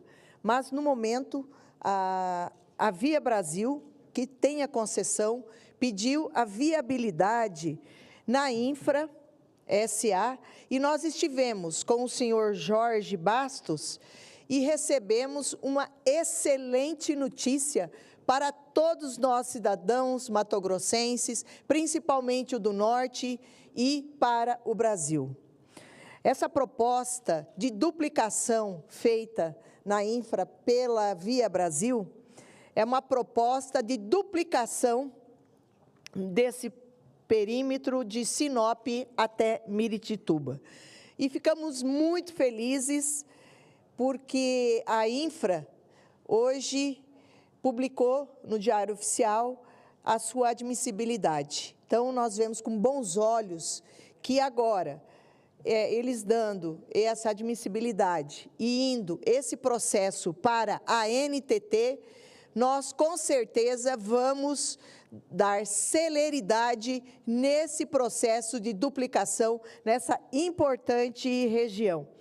É uma proposta que inclui, entre outras melhorias, a duplicação de 245 quilômetros de Sinop até Guarantã e a implementação de faixas adicionais, a construção de acessos e também ampliação de acostamento e novas travessias, dando segurança. Segundo o presidente da Infra, o projeto tem uma alta probabilidade de sair do papel muito em breve. E nós queremos ainda que esse ano nós tenhamos todas as prerrogativas aprovadas para que a Via Brasil possa dar celeridade e iniciar em 2025 esse processo de duplicação. A rodovia é de extrema importância para o escoamento de toda a nossa produção agropecuária e também de grãos, que hoje o Mato Grosso é o maior celeiro de grãos do nosso Brasil. E sua duplicação é fundamental não apenas para o desenvolvimento econômico da nossa região, mas também para salvar vidas, que nesse trecho é onde está acontecendo um dos maiores perímetros com maior índice de acidentes do Brasil. E esperamos melhorar a segurança e a fluidez do tráfego. Diariamente, milhares de pessoas utilizam essa BR-163, seja para o trabalho ou lazer. Além disso, toneladas de grãos são transportadas por essa estrada. Nosso compromisso, presidente, é garantir mais dignidade para todos que trafegam por essa via, proporcionando uma rodovia mais segura, economicamente e também eficiente, principalmente no tocante a salvar vidas. Estamos determinados a transformar essa promessa em realidade, trabalhando em conjunto com todas as partes envolvidas. Deputados estaduais, deputados federais com a nossa bancada, os nossos senadores do estado de Mato Grosso, tanto Jaime Campos como a senadora Margarete, porque é uma demanda que com certeza vai ajudar o nosso Mato Grosso. E vamos superar desafios e concretizar esse projeto. Essas obras de duplicação são prioridade e continuaremos a trabalhar incansavelmente para vê-las construídas.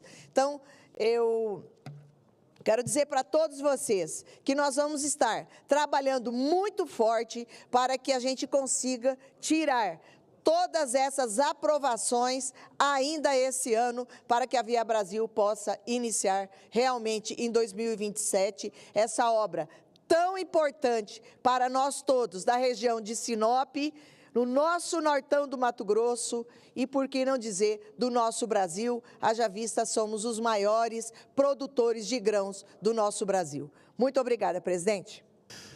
Obrigado, parabéns pela preocupação com o Estado que todos nós devemos ter. Senadora, a senhora pode assumir, senadora Rosana, a senhora pode assumir aqui a presidência para que eu possa ocupar a tribuna? Já que os oradores inscritos não estão aqui, aí eu faço o nosso discurso e volto aqui.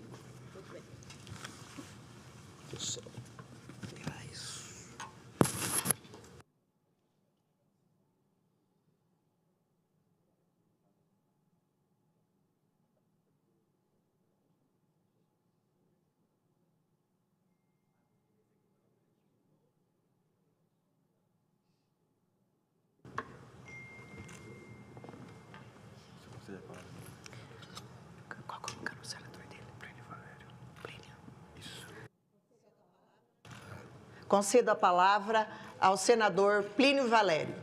Obrigado, presidente. Senhoras senadoras, senhores senadores, hoje vendo uma foto que está aí na rede social de usinas alemãs queimando carvão. Aquela fumaça antiga que parece aquele motor de vapor na Alemanha. Para quem não sabe, a Alemanha, através das ONGs, consegue implantar o seu modelo público ambiental aqui no Brasil, através das ONGs. E é um país que mais nos vigia, que mais nos amordaça, que mais dá dinheiro para as ONGs e para os observatórios manietar, manipular e sugar a Amazônia. E como eu falo nisso desde 2019, dessa hipocrisia, e nós constatamos isso, senadora Rosana, na CPI das ONGs, não tem como passar despercebido. Nós temos uma legislação ambiental que é terrível para a Amazônia, terrível, nós não podemos fazer nada na Amazônia. E aquele mesmo pessoal, os zongueiros, os trombeteiros do Apocalipse, que tantos nos perseguem, ficam mudos, não dizem nada em relação à Alemanha. Que a Alemanha, inclusive, isso louve-se, o governo lá disse que não vai cumprir as metas ambientais porque ficaram sem carvão. A Ucrânia encerrou, eles ficaram, a energia deu problema e eles foram para o carvão. E aqui nós temos carvão, não podemos aproveitar, nem hidrelétrica podemos fazer. Porque as ONGs ditam as normas neste país, as normas ambientais. As ONGs ambientais dominaram a Amazônia. Esse processo já tem 40 e poucos anos. Eu vou dar um exemplo de como é que eles fazem. Na CPI, a gente conseguiu provar. Nós sabemos da Amazônia, conhecemos, mas fomos lá, fizemos diligência e fomos lá.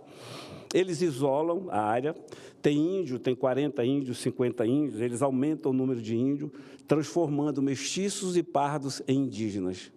Simples assim, terrível assim, cruel assim. Eles chegam para a família de mestiços. Vou dar o exemplo do município de Altazes, no Amazonas, que tem o potássio. Não está podendo explorar o potássio, que supriria em 25% o que o Brasil precisa, que está importando. E a gente importa, senador Rosana, nós importamos potássio do Canadá. E o potássio do Canadá vem das reservas indígenas, deles. Então, eu vou dar esse exemplo. Então, eles chegam, eles querem aumentar o volume de indígenas, e eles propõem que a família mestiça se torne indígenas. Qual a vantagem? O IBAMA não vai persegui-los, a Federal não vai lá, o ICMBio não vai lá. Eles não são perseguidos. E tem cestas básicas, bolsa para os filhos, e se transforma em indígena. Aí o território já cresceu. Já cresceu. Foi assim que o IBGE, 10 anos após agora, disse que dobrou a população indígena no Brasil, em 10 anos. Não é possível. Então, eu quero aqui, no tom mais simples possível, mais calmo, porque pode parecer para o resto do Brasil que eu sou obcecado por isso. Eu não sou obcecado, eu sou determinado a mostrar o que está acontecendo. Eu tenho a oportunidade, a felicidade de estar nessa tribuna, a bênção de poder contestar. Outro dia, a WWF, quando começou a enchente no Rio Grande do Sul, disse que aquilo era culpa do desmatamento na Amazônia. Aí eu perguntei se em 1941, quando houve a mesma coisa, foi culpa do desmatamento na Amazônia. Aí o que eles fazem, represália, é mandar uma ONG tentar denegrir minha imagem, isso não importa. O homem público que tem medo de calúnia, injúria e difamação não tem, né, a dignidade de poder estar aqui. Então, eu quero sempre estar mostrando o que existe entre a incoerência, a hipocrisia e o que nós precisamos. Discutimos o marco temporal hoje na CCJ. O marco temporal já está na lei. Era para aquelas comunidades indígenas que, naquele momento, estavam ocupando o território. Justo, mas desrespeitaram e foram aumentando. Hoje, a população indígena, de 1 milhão e pouco, ocupa 13% do território nacional. Lá nos Estados Unidos, que é modelo, que dá dinheiro para as ONGs, 3 milhões de índios ocupam 3% do território.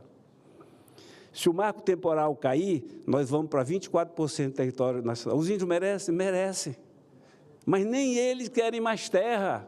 Eu ouvi isso na CPI, eles querem políticas públicas, dignidade. Não, é balela, o índio não é dono da terra dele, ele não pode plantar para colher, para vender, ele não pode ter financiamento. O que acontece? Se demarcar áreas indígenas fosse boa, senadora, se resolvesse o problema, 43% desses indígenas das reservas não teriam migrado para as capitais.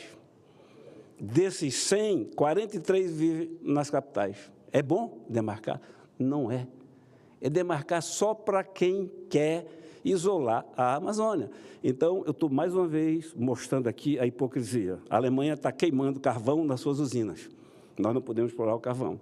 Nem hidrelétrica podemos ter. Então, sempre eu me dirijo ao brasileiro e à brasileira para que não entre nessa narrativa. Essa narrativa que vocês veem da Amazônia, das Índias com seios pontiagudos, não existe.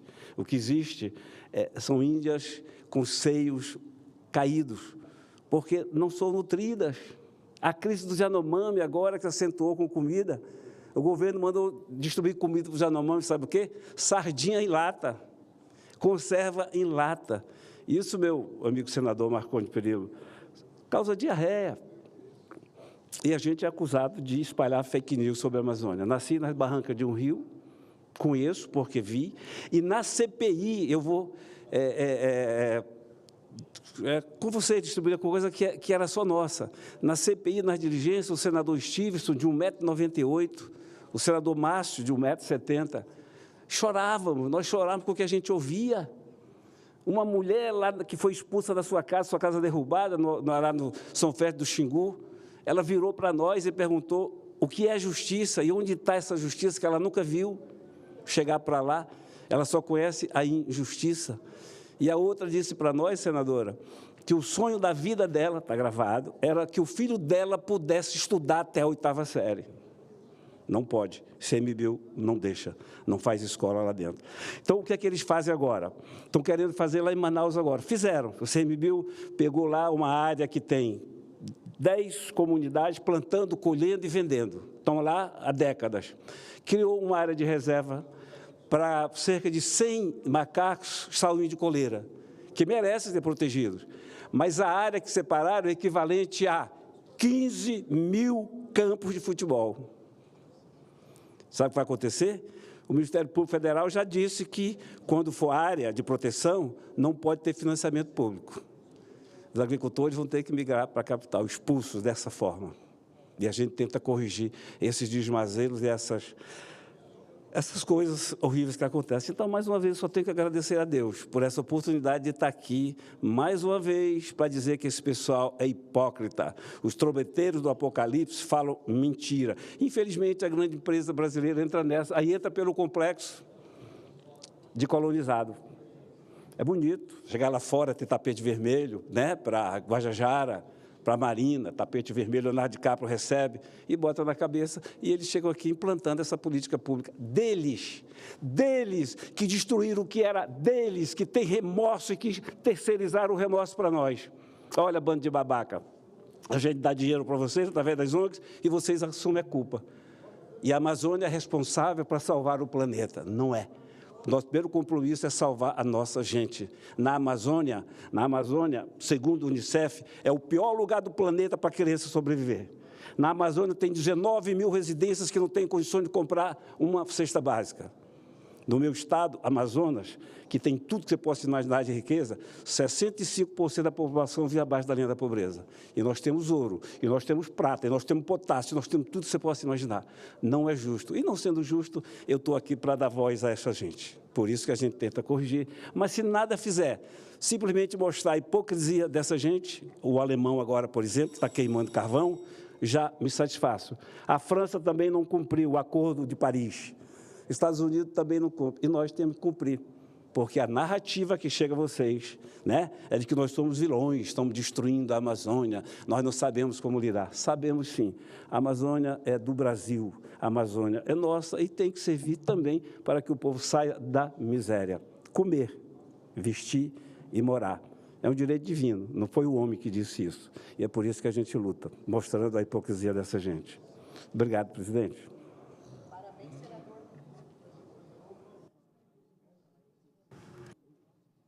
Parabéns, senador Plínio. E eu concordo plenamente com as palavras do senhor. Eu quero parabenizá-lo pela preocupação e principalmente de mostrar a realidade do que acontece em nosso país, onde a hipocrisia reina, aonde precisa dar dignidade, respeito, educação aos nossos índios e principalmente saúde para todos eles. Eles querem dignidade. Não adianta mais você pegar um índio, né, e hoje querer que esse índio que teve conhecimento com a vida pública ou com todas as melhorias e querer colocá-lo novamente lá na sua tribo sem condição nenhuma.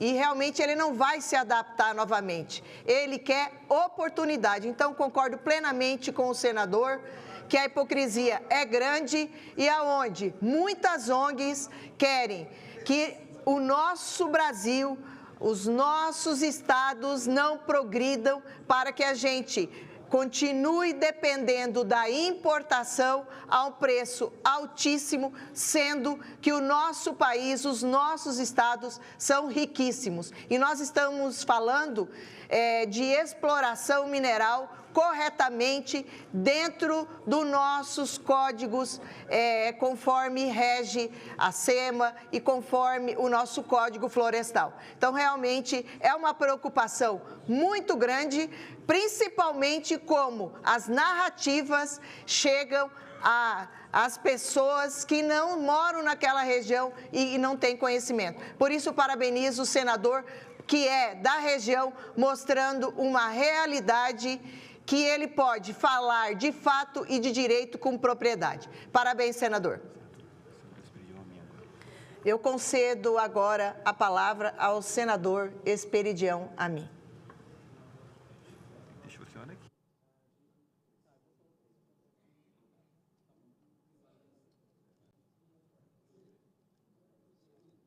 Senhora presidente, é com muita alegria que eu assomo a tribuna sob a sua presidência, renovando aqui a minha manifestação de respeito à representação feminina.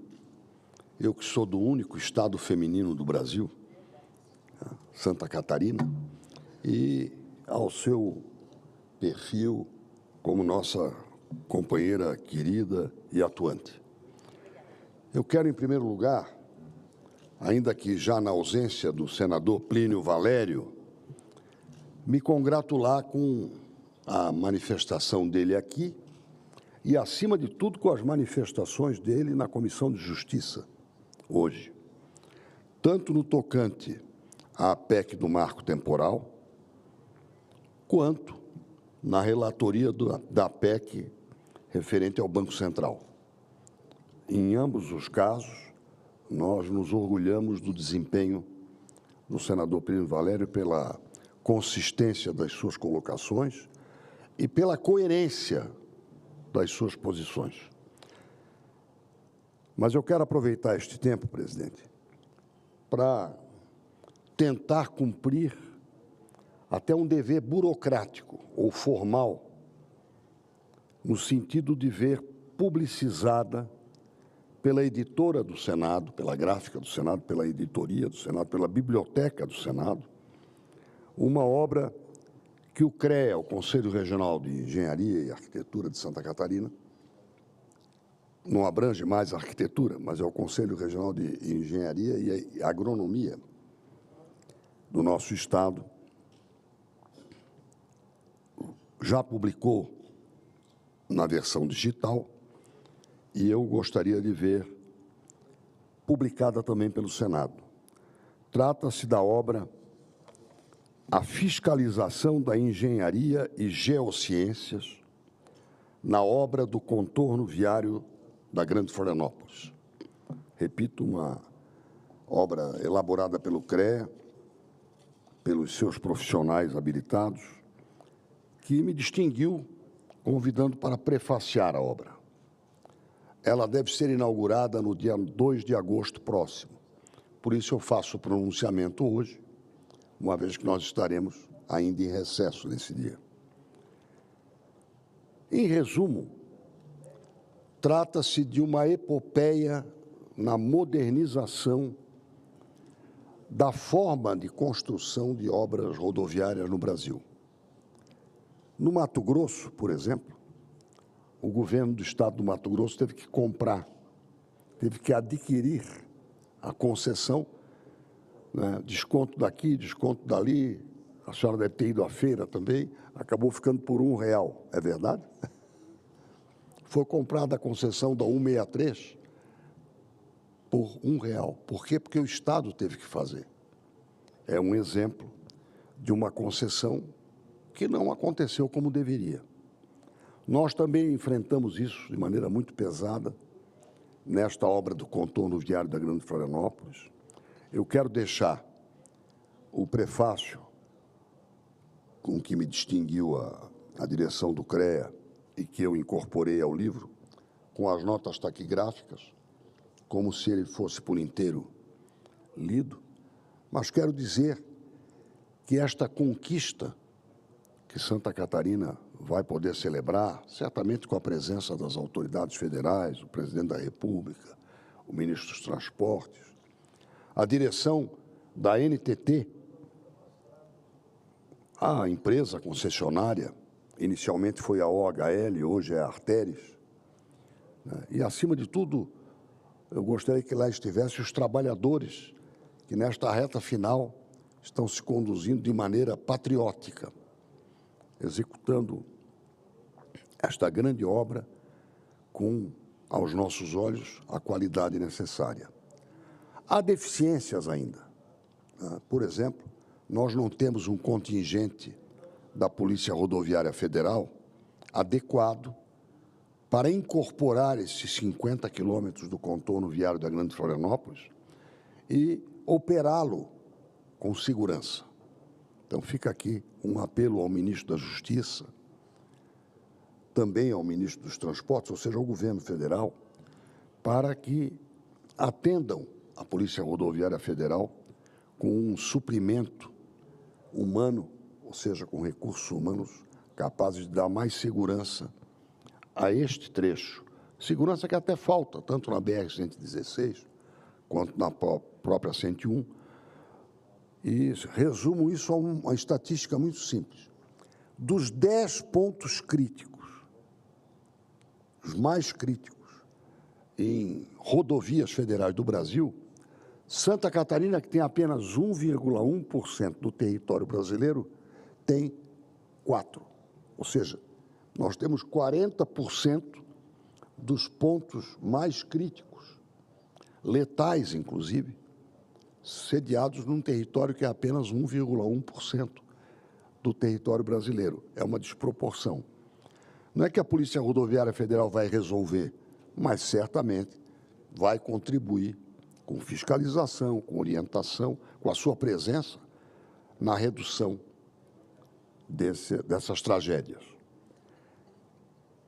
Temos ainda preocupação com a orientação aos veículos de maior porte que apenas passam pela 101 e ocupam hoje o que é uma verdadeira avenida entre Biguaçu, São José e Palhoça, para que sejam realmente usuários do contorno. É para eles, principalmente, que se destina o uso dessa obra. E, finalmente, que os municípios que têm o seu território adjacente ao contorno desenvolvam planos diretores racionais que não comprometam o uso desta obra, que é uma conquista do Brasil, do Mercosul e, particularmente, do meio estado, que é o contorno viário da Grande Florianópolis. Deixo aqui, portanto, registrado o prefácio.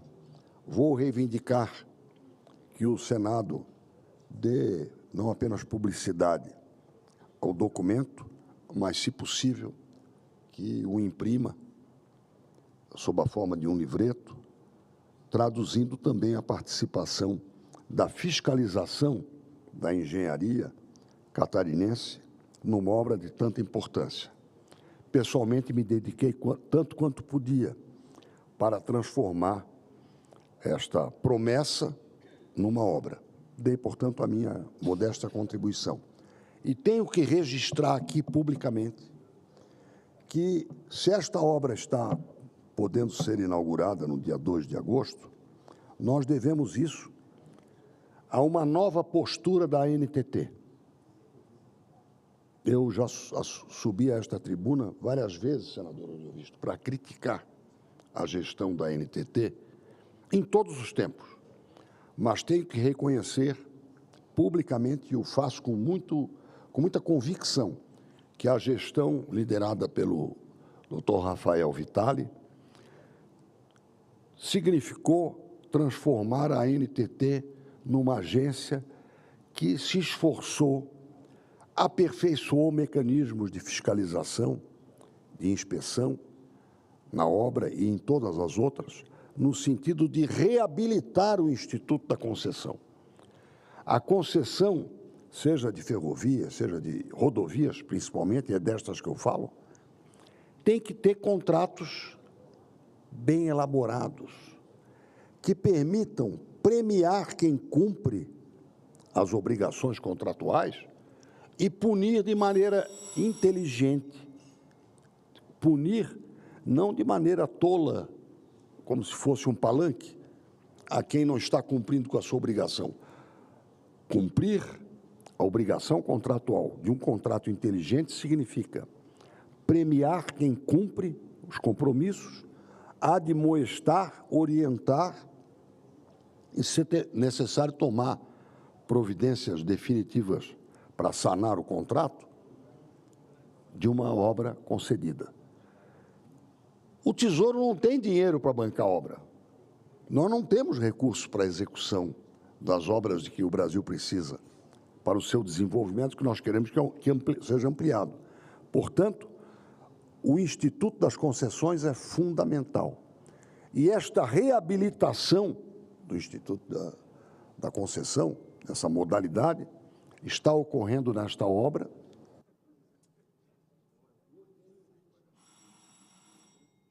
Sendo com a inauguração desta obra, de maneira prática, visível, e eu tenho que traduzir num cumprimento a todo o corpo funcional da ANTT, assim como aplaudo os operários, os técnicos também da concessionária, a fiscalização de prefeitos, vereadores, cidadãos, que permitiram que nós cheguemos a ter esta esperança, ainda não aconteceu, de no dia 2 de agosto podemos assistir à inauguração do contorno viário da Grande Florianópolis. Muito obrigado.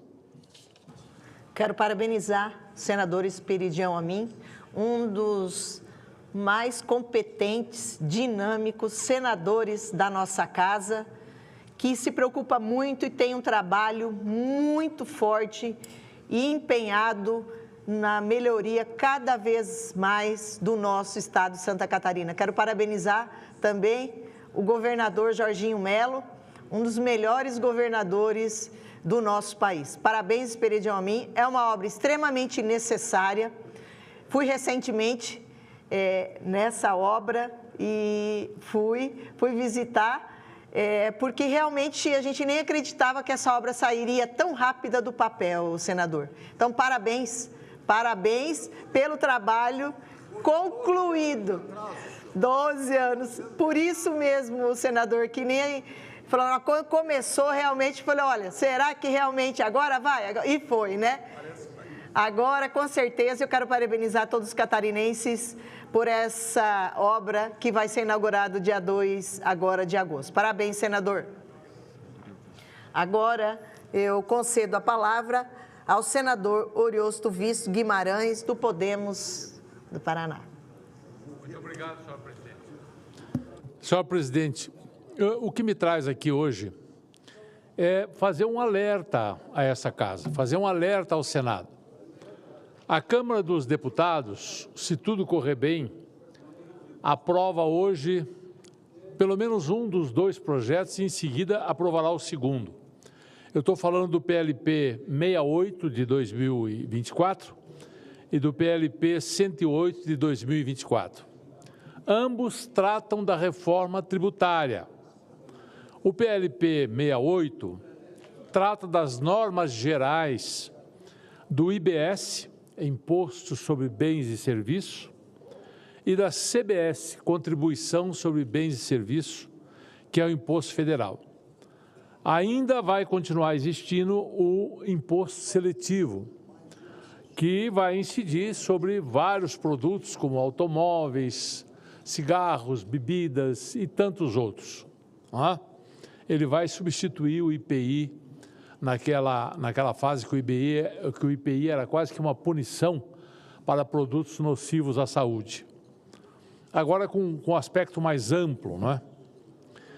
Muito bem. Só para que se tenha uma ideia, e eu tenho conversado com técnicos que trabalham nesse assunto lá na Câmara, só do PLP 68, que trata da base de cálculo, fato gerador, regime específico, regime diferenciado, só do PL 68 são mais ou menos 500 artigos. 500 artigos. O PLP 108 de 2024 trata do comitê gestor do IBS, que é o comitê que vai coordenar toda a arrecadação do IBS, vai fazer o processo administrativo, vai fazer julgamentos quando houver recurso dos contribuintes e vai distribuir as receitas entre os estados e os municípios. Nesse PLP 108, nós estamos falando de mais ou menos 200 artigos. Então, nós temos aí alguma coisa como 700 artigos em 2 PLP, falando sobre a reforma tributária. Senhor presidente, eu não tinha o prazer da sua companhia aqui quando nós votamos a reforma tributária, mas nós perdemos aqui por 4 votos. Quando eu digo nós perdemos, eu sempre fui contra essa reforma tributária e muitos aqui eram contra. E a ideia era não aprová-la mesmo, mas o governo ganhou e aprovou. E nós alertávamos sobre a confusão que essa reforma iria criar no nosso país. E agora me parece mais do que nunca está ficando evidente quando começa a regulamentação. Primeiro, a forma como está sendo feita a regulamentação na Câmara, de afogadilho. Os deputados são atropelados. O Ministério da Economia e vários técnicos tiveram 6 meses para elaborar esse pacote desses 2 PLP, o 68 e o 108. A Câmara está aprovando isso na base do tratoraço, sem examinar coisa nenhuma. Isso tudo vai desaguar aqui no nosso Senado. E nós teremos 2 opções: ter muita calma para analisar isso, tentar aperfeiçoar, ou sermos atropelados também, não passar por comissões, não passar pela CAI, fazer uma comissão especial para analisar isso, como foi feita na Câmara, e aquela velha história que a gente sabe muito bem como funciona, não é? Vota-se sem saber o que se está votando. Mas o que eu quero deixar muito claro, que uma das advertências que nós fazíamos por ocasião da reforma, é que nós tínhamos uma crítica que o sistema tributário brasileiro era um manicômio tributário, era uma loucura. E eu dizia, nós vamos sair de um manicômio tributário para 2 manicômios tributários. E é isso que está se confirmando agora, 2 manicômios tributários. só nesses 700 artigos aqui está bem claro que nós estamos construindo mais um manicômio tributário. Depois, o comitê gestor deve fazer alguma coisa como a regulamentação infralegal de como vai funcionar em cada estado, em cada município, alguma coisa como mais de 3 a 4 mil artigos. É a previsão dos técnicos. Então, não há a menor dúvida, e nós teremos que conviver com isso por 10 anos. O processo de transição é de 10 anos. Não teremos grandes novidades para o contribuinte em 2025. Vai ser um período, basicamente, para se adaptar a sistemas mesmo. As empresas, as prefeituras, os estados, se adaptarem às novas normas. Em 26, deverá funcionar com um teste de 1% apenas, algum desses impostos. E só em 27 deve entrar a alíquota cheia do CBS, que ninguém sabe ainda bem de quanto vai ser, mas estima-se alguma coisa ao redor de 11%.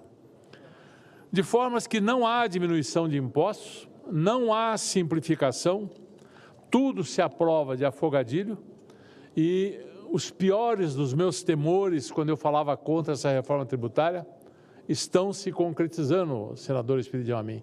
Só nos 2 PLP, 700 artigos, os que vêm para cá, logo após a Câmara aprovar. E conversando com técnicos, principalmente os que estão trabalhando nessa formatação, prevêem de 3 a 4 mil regulamentações adicionais. Então, não há nada de novo sobre a face da terra. Estamos reproduzindo a nível nacional aquilo que cada estado já fazia a nível estadual. Alguém sempre poderá argumentar comigo, não, mas, bom, tinham 27 estados, eram 27 legislações, agora vai ser uma só. Tá bom, mas que baixa criatividade a nossa. Reproduzir a nível nacional o que cada um dos estados já fazia de per si. Alguma coisa muda, claro, mas não muito. É uma tristeza e, sobretudo, a minha preocupação é que nós sejamos atropelados e que não tenhamos tempo de analisar isso como precisa ser analisado. Muito obrigado, senhor presidente. É só uma advertência. Realmente, senador, é uma preocupação porque isso, o futuro do Brasil, que passa por aquela casa e por essa casa numa forma atropelada, é muito preocupante. É muito sério esse assunto para se tratar de uma forma tão banalizada e atropelada dessa maneira. Concordo plenamente com o senhor. Não havendo mais oradores presentes, a presidência suspende a sessão deliberativa, que será reaberta para apreciação das matérias constantes da ordem do dia. Está suspensa a sessão.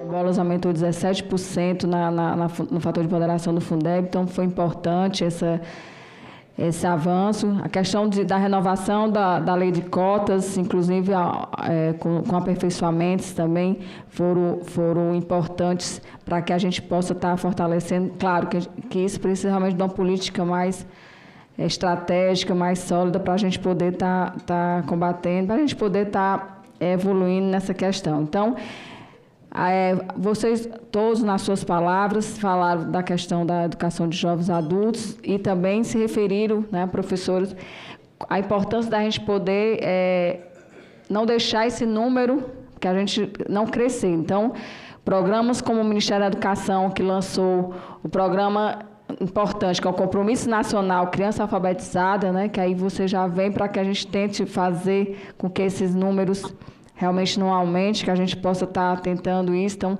foi uma política importante que o presidente Lula lançou através do Ministério da Educação, o ministro Camilo Santana, que vem de um estado, né, do meu estado, que priorizou a educação para as crianças serem alfabetizadas na idade certa, mas que também tem uns números do questão do analfabetismo também, das pessoas não alfabetizadas, muito alto, que aí é a realidade do Nordeste. Quando o presidente Lula lança o programa Pé de Meia, para tentar fazer com que esses jovens, que hoje nós temos, infelizmente, números, 500 mil jovens do ensino médio abandonam a escola, né, durante o ano. Então, a ideia do programa Pé de Meia é para que a gente tente fazer com que eles permaneçam, e o MEC já deve estar estudando, já deve ter resultado de número de matrículas que aumentaram, do número de permanência, porque existe uma avaliação, existe também um compromisso do próprio aluno de estar com a percentual de permanência na escola. Então, são projetos importantes que foram lançados, mas os desafios são enormes. Quando lança o PIBID, com 80 mil bolsas, e lá tem previsto também a formação de professores da educação de jovens e adultos. Então, a gente vê a importância, mas que são grandes desafios que precisamos ainda colocar. Como do Volta Pro Jovem, junto com o programa que o MEC lançou, e eu sou uma defensora de que as universidades públicas e os institutos federais, eles têm muito a contribuir para que a gente possa estar formando, alfabetizando as pessoas. Então, assim, a gente precisa realmente ter um pacto nacional. Inclusive, eu apresentei 2 projetos aqui na casa, que é o PL 2410, que institui a Política Nacional de Incentivos à Formação de Educadores Populares. A gente tem toda uma lei, os consultores do Senado, várias ponderações, fizeram várias consultas a vários estudiosos para que a gente pudesse estar elaborando esse projeto, para que a gente possa estar incentivando as pessoas a também ser uns formadores, né, ser educadores de jovens e adultos. A gente, através de vários incentivos, ou seja financeiro, ou seja incentivos dependendo de carga horária que eles têm trabalhando na formação de jovens e adultos, eles possam, em concursos, ser beneficiados pontualmente com essas horas de aula que eles têm. Então, a gente formar uma rede nacional de educadores, fazendo parceria com os estados e municípios, porque nós precisamos também ter as escolas certificando esses jovens e adultos. Então, a gente tentar fazer um movimento nacional.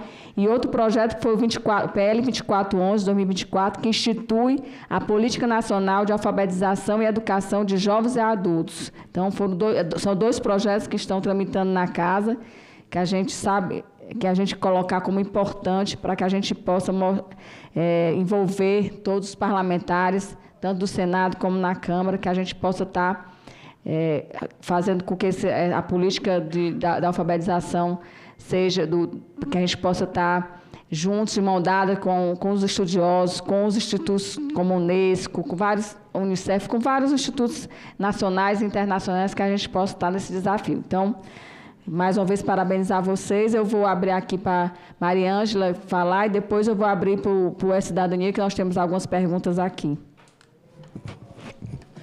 Boa tarde a todas as pessoas. Primeiro, começo agradecendo a generosidade da senadora Janaína em abrir a palavra neste momento que a discuta. Muito obrigada.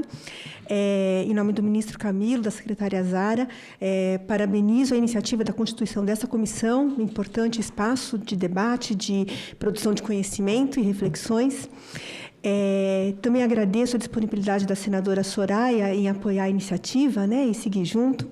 Cumprimento os colegas que antecederam, então, professor Wagner, professora Analise, professora Giovanice e professora Débora, que trouxeram contribuições e reflexões que certamente vão ajudar muito na implementação do Pacto Nacional pela Superação do Analfabetismo e Qualificação da Educação de Jovens e Adultos, né?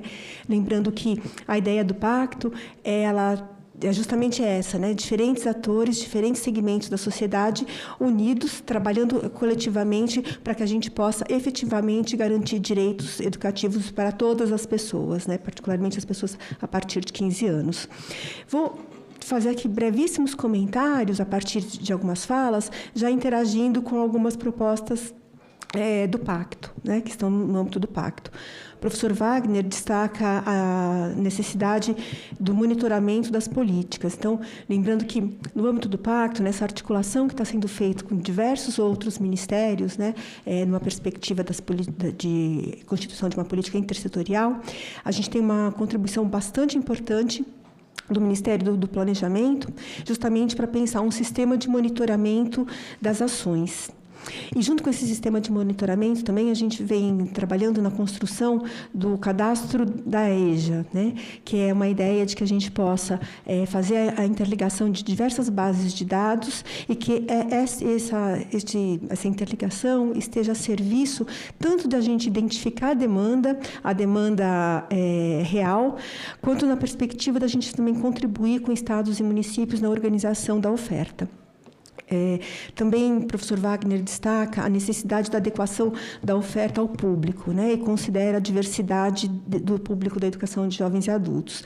Lembrar que, no âmbito do pacto, nós temos diversas ações que, justamente, de um lado, reconhecem essa diversidade e aí pensando em diferentes grupos etários, em diferentes grupos culturais e em diferentes contextos. E, ao mesmo tempo, ações que estimulam a construção de modelos de oferta que estejam baseados na diversidade e qualificação de tempos, espaços e arranjos curriculares, né? Porque, dessa forma, a gente atende às necessidades dos potenciais educandos da EJA. A professora Annalise, acertadamente, chama atenção para a necessidade do estímulo à continuidade dos estudos para as pessoas que passam por processos de alfabetização fora do sistema escolar.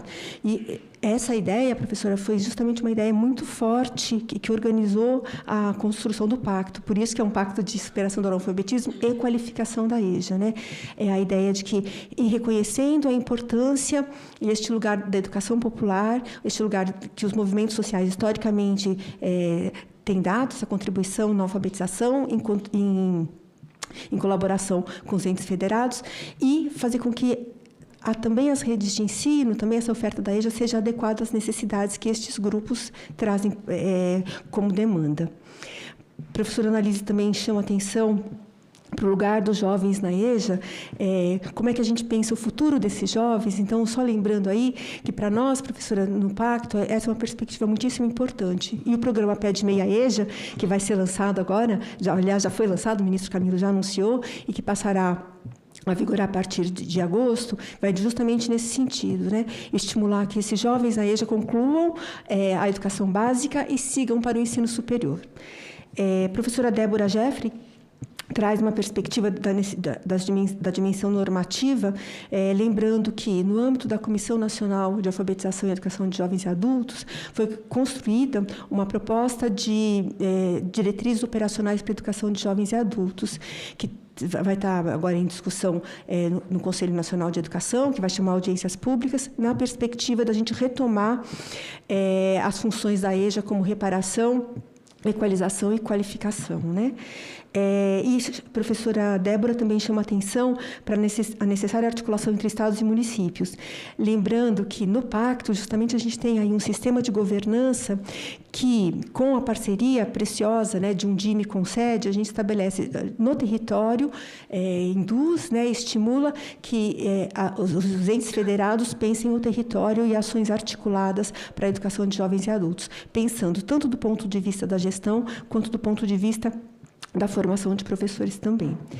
A professora Débora também chama atenção para a necessidade das políticas intersetoriais. Lembrar que, no âmbito do Pacto, nós temos aí a participação de 11 ministérios, né, e todos eles contribuindo de diversas maneiras para a consolidação da construção da política de educação de jovens e adultos. Então, são ações que vão da mobilização do público, ações de estímulo à oferta, apoio à matrícula e outras ações de suporte.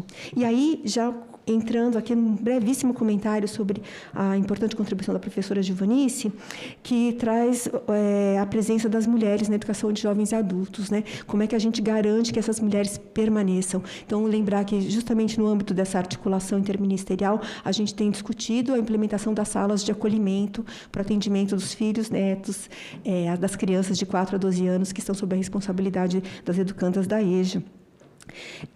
E, por fim, a professora Gilvanice chama atenção para a necessidade de formação. E, professora Gilvanice, a gente tem mesmo, né, a senhora sabe disso, as suas importantes contribuições, pensado, então, a formação inicial, a formação continuada e, sobretudo, a formação continuada em serviço, né? É essa ideia de que a gente tem que chegar ali na sala de aula conversando pensando a formação também dos profissionais da educação. Por último, agradecendo mais uma vez a oportunidade, quero já convidar todas as pessoas a se juntarem a esse movimento, uma campanha que a gente vai lançar agora, né? O Ministério vai lançar agora no âmbito do Pacto, que é a chamada pública para a educação de jovens e adultos. A gente aí cumprindo o que está disposto no artigo 5º da LDB, organizar uma grande mobilização em articulação com estados e municípios para que a gente sensibilize essa demanda e convide a voltar para a escola, né? Liderado, e aí uma grande colaboração com os fóruns de EJA. Só lembrando que os movimentos sociais são fundamentais para que efetivamente a gente consiga consolidar o pacto. Então, muitíssimo obrigada e seguimos à disposição. Obrigada, Maria Ângela. Mais uma vez, assim, uma rica audiência, a gente, com a indicação de todos vocês para participar desse momento, foi importante, e você vê pela audiência, pelo número de pessoas que estão assistindo, né, a nossa audiência, então é importante. E, para quem não sabe, eu trabalhei 1 ano e 3 meses no Ministério da Educação, né, vim do Ceará, e foi 1 ano e 3 meses trabalhando no Ministério da Educação, e lá também o ministro criou uma secretaria para a questão da avaliação e monitoramento também das políticas públicas da educação. Então, acho que vai dar um suporte importante aí para a política. Então, assim, inclusive eu era secretária nacional e aí vim assumir aqui o Senado, mas com essa missão, e aí pela relação com a professora Zara Figueiredo, que é uma luta sempre por essa política. Então, a gente fica feliz de estar aqui. Foi um aprendizado com vocês, nessa tarde de hoje aqui. E eu vou passar para algumas perguntas. Foram 78 perguntas, mas nós vamos organizar as respostas para que a gente possa estar encaminhando para as pessoas. Alguém quer falar que está aqui? Pessoal? Não, né? Tá bom. Então, nós temos aqui o Tiago de São... Eu vou fazer as perguntas, e aí tem os professores, professor analista, tem alguns professores, a Maria Ângela tem para responder, e eu vou passar depois para vocês. Como políticas educacionais podem ser adaptadas para reduzir a disparidade do analfabetismo entre diferentes grupos étnicos e sociais? É o Tiago, de São Paulo. Algum dos professores puder responder, eu vou passar a palavra. O Flávio, de Minas Gerais. Apesar do grande número de pessoas não alfabetizadas, qual a razão de um número de estudantes de educação de jovens e adultos cair continuamente? A professora Annalise, alguns já falaram também, mas responder aí. A Maria de São Paulo. Seria possível criar um incentivo como o Bolsa Família, como uma forma de poupança para que o estudante tenha uma reserva no futuro? Aí a Mariana já falou da questão do pé de meia EJA, né? Mas ainda há necessidade de realmente ter mais incentivos. Aí tem um comentário da Carla, do Rio de Janeiro, que precisamos de políticas públicas na área de educação. O que vemos ainda é pouco. O Celso, de Minas Gerais, pergunta aqui qual o plano de investimento a partir da retomada do PNLD. A Mariana já falou aqui que é a alfabetização, que atenda o público-alvo de jovens adultos e idosos. A Michele, de São Paulo, quais as estratégias podem ser implementadas para combater o analfabetismo em áreas rurais? A professora Givanice também falou um pouco. Tem a Júnia, de Minas Gerais. Há um mapeamento por região do analfabetismo no Brasil? Quais são as ações interventivas para prevenir a evasão escolar? Também os professores apresentaram aí os mapas. A Vanessa, do Piauí. Como precisam se estruturar as ações futuras de combate ao analfabetismo, considerando os desafios já diagnosticados? Clarice, no Ceará. Como justificar o fechamento de tantas escolas de EJA no Brasil diante dessa realidade? Aí nós temos 2 comentários. Temos a Rita, de Santa Catarina. Temos a expectativa de que esta ação dará visibilidade à EJA, levando os municípios e estados a cumprir suas funções e seus deveres, junto com o governo federal, que vai dar todo o suporte. Jaqueline, do Rio de Janeiro. É preciso esforços públicos para garantir o acesso e a permanência da população à educação básica, da qual a alfabetização faz parte. Então, desde a alfabetização na idade certa até o ensino superior. Vocês anotaram as perguntas? Tem uns que acho que é mais para o Ministério da Educação, que é a questão do... A primeira é como políticas educacionais podem ser adaptadas para reduzir as disparidades de analfabetismo entre diferentes grupos étnicos sociais. Quem poderia nos auxiliar nessa resposta? Pode levantar o dedo. A senhora pode passar também para cada um 5 minutos? Então, eu também posso passar para vocês, para encerrar, cada um fala 5 minutos e podem, porque as perguntas se complementam, uma vai... Então, vocês podem estar respondendo também. Eu posso começar aqui pelo professor Wagner Santana para fazer... Aí você deve ter anotado as perguntas, para fazer só uma base, nos seus 5 minutos, você fazer um panorama dessas perguntas. Alguns referem-se ao MEC, mas uma boa parte é a questão da fala de vocês durante toda a apresentação. Bom, muito obrigado às pessoas que participaram e às perguntas que chegam. Acho que são perguntas de gente envolvida, interessada e comprometida com esse cenário que a gente discutiu aqui hoje. É para falar desse compromisso que eu quero encerrar minha participação hoje. Acho que todos nós que trabalhamos com política educacional, de alguma forma sabemos de uma trajetória histórica de desprestígio da educação de jovens e adultos. Eu falei do mundo, mas eu sou brasileiro e acompanho as políticas educacionais brasileiras há bastante tempo. Então, acho que... e fico muito feliz com o posicionamento do Ministério da Educação nesse momento, em que traz um programa, uma política nacional, um pacto nacional, que me parece bastante consistente do ponto de vista da sua articulação intersetorial, da sua perspectiva de governança, a forma como ele lida com as questões colocadas pelo federalismo brasileiro e com a autonomia de estados e municípios.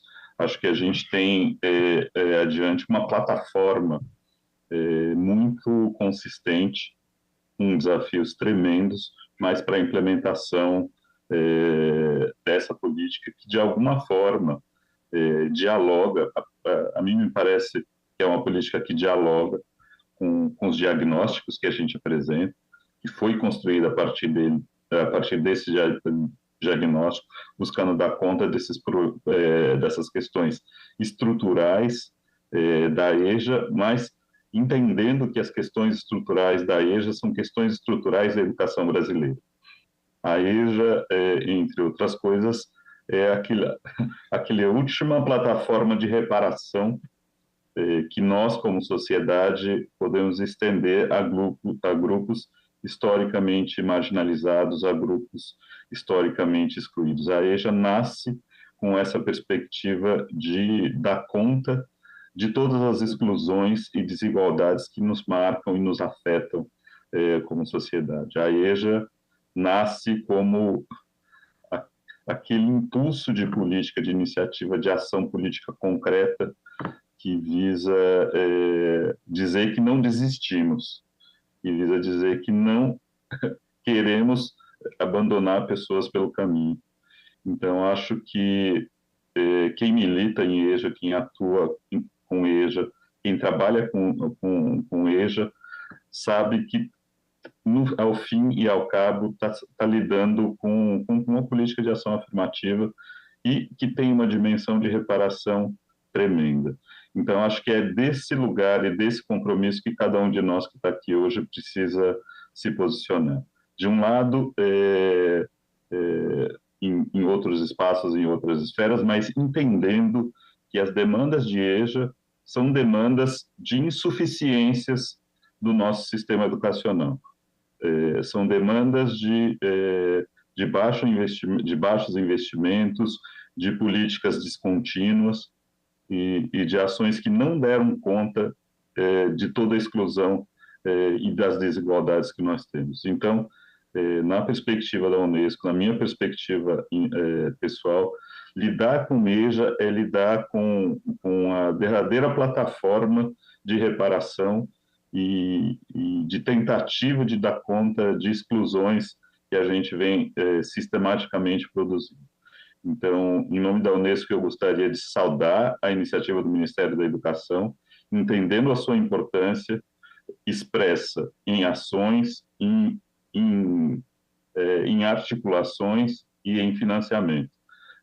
Então, parabéns ao ministro Camilo, à secretária Zara e à professora Maria Ângela Graciano por essa iniciativa que nasce tentando dar conta das diferentes dimensões dessa questão, entendendo que os excluídos do nosso país têm gênero, têm raça, têm territorialidade, todas essas questões estão associadas diretamente à pobreza, e, enfim, então com relação a 15 segundos. A essas pessoas que a gente quer firmar um compromisso aqui da Unesco e se juntar a todos que estão conosco nessa compreensão que sem uma EJA de consistência, uma EJA de qualidade, a gente não garante direitos e a gente não fortalece a democracia e a gente não atua na correção de tanta injustiça social que ao longo da nossa história se produziu. Muito obrigado pelo convite e pelo diálogo tão frutífero dessa tarde. Obrigada, professor. Inclusive, esse ano, o Brasil vai sediar o G20, né? E vai ter o tema da educação e os números que o professor mostrou do mundo. Acho que podia ser uma das pautas, apesar que acho que já está definido quais são os temas do G20 da educação no Brasil, mas é um tema que poderia ser discutido também lá. Mas eu não sei quais são os temas que foram definidos pelo grupo do G20.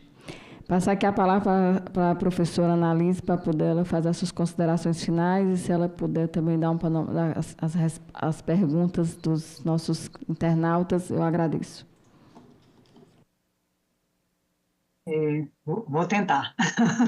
Acho ótimo. EJA é isso, né? Na hora que a gente fala para o povo assim, eles já participaram. Isso é ótimo, excelente, né? A gente entende a educação de jovens e adultos como direito e nos entendemos como sujeitos, né?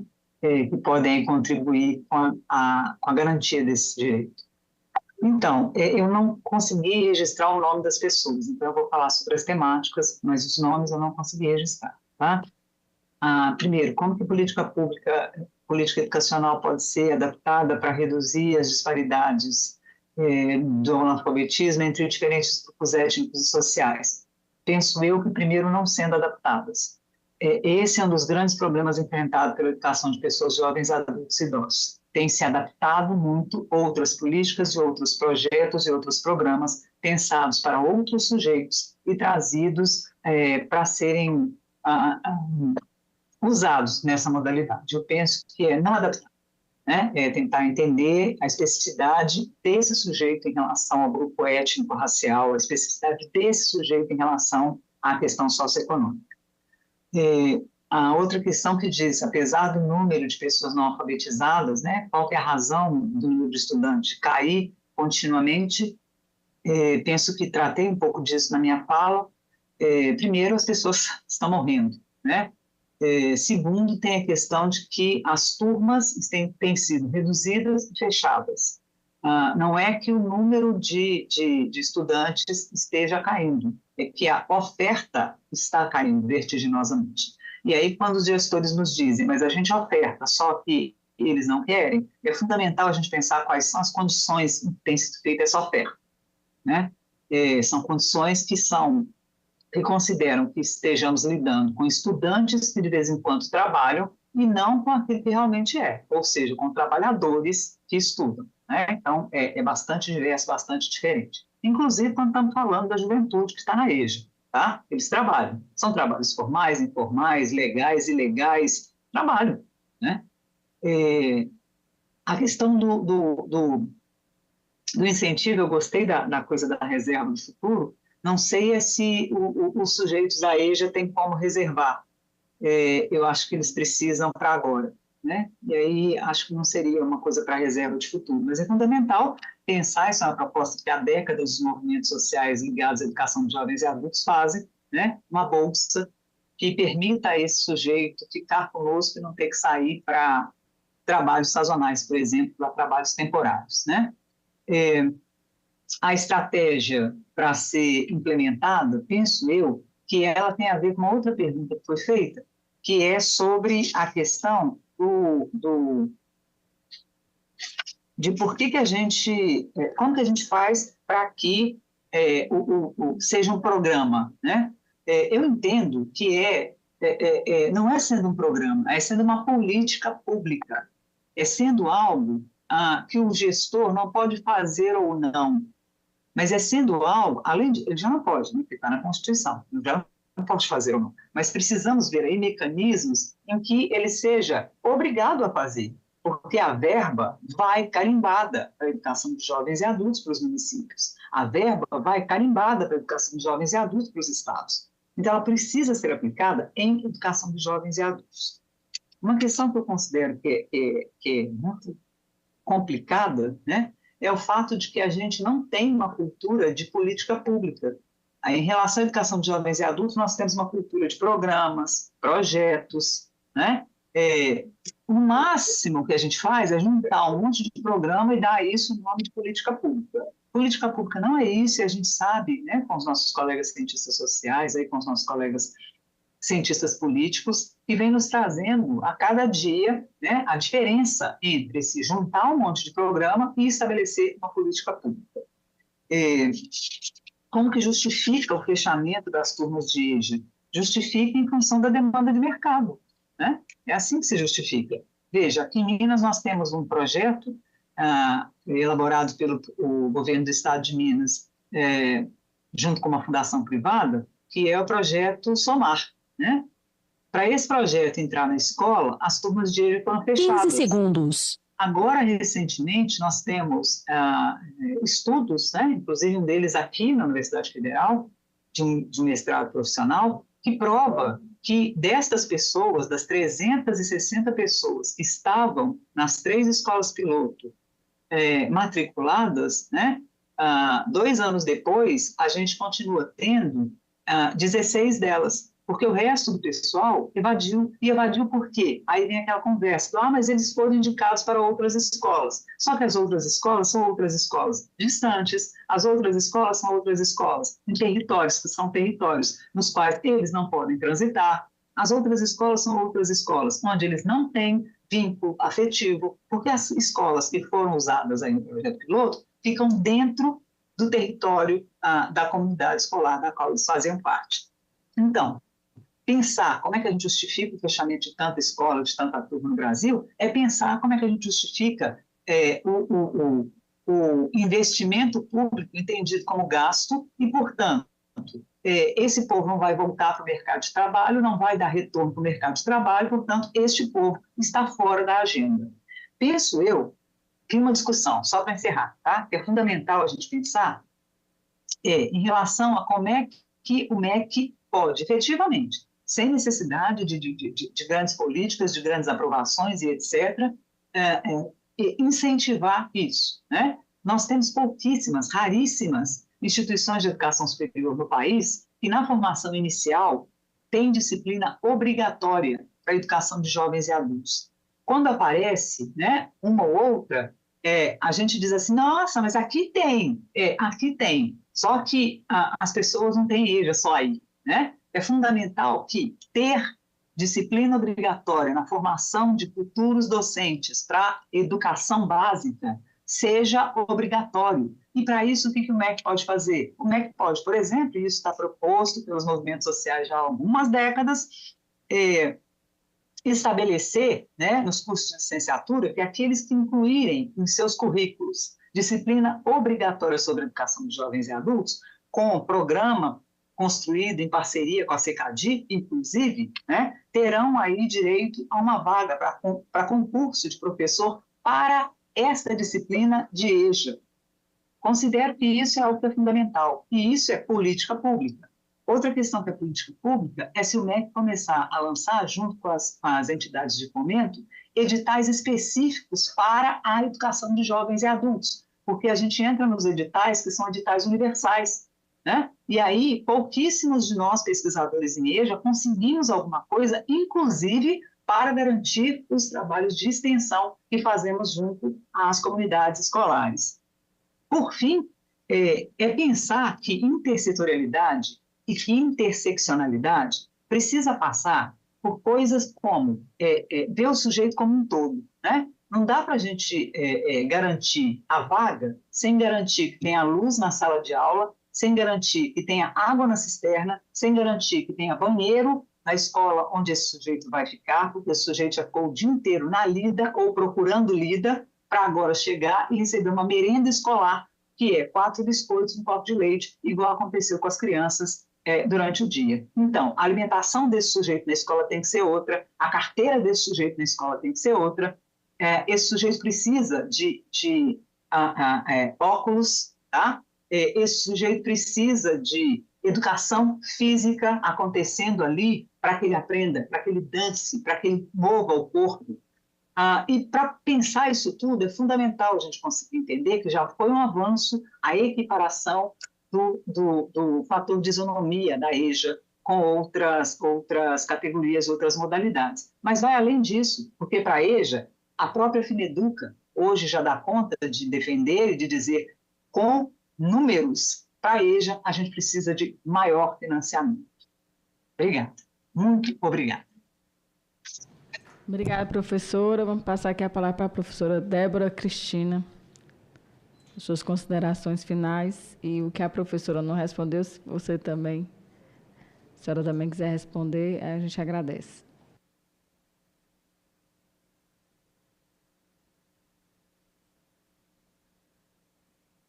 Pronto. Estava com problema no áudio. Bom, eu agradeço, primeiramente, né? Eu acho que o debate ele foi, né, bastante profícuo, né? Pelo volume de questões que foram apresentadas, né? Então, acho que a gente está a todo momento, acho que todas as perguntas, né, se pautam muito em pensar essa política educacional destinada à educação de jovens e adultos, né, que contemple, né, esse enfrentamento ao analfabetismo, às questões raciais e o que está sendo discutido, a relação de classe, território e, ao mesmo tempo, que nós estamos falando o porquê, né, da existência dessa modalidade, o que justifica a educação de jovens e adultos, né, para que público nós destinamos e que efetividade essa política se concretiza. Então, acho que a partir do momento que nós estamos aqui em debate, né, e referendando a constituição de uma subcomissão permanente de educação de jovens e adultos no Senado, nós temos aí toda a proposição de um programa, né, que é claro que compreendemos, e na perspectiva da política educacional, de que o programa integra ou deve integrar uma política educacional. Acho que nós estamos nesse caminho, né, de todas essas questões que estão sendo apresentadas. Acho que sempre que nós destacamos, né, a importância, né, o professor Wagner fala do federalismo, como esse grande norte para se pensar da política para os programas e a efetivação disso junto a estados e municípios.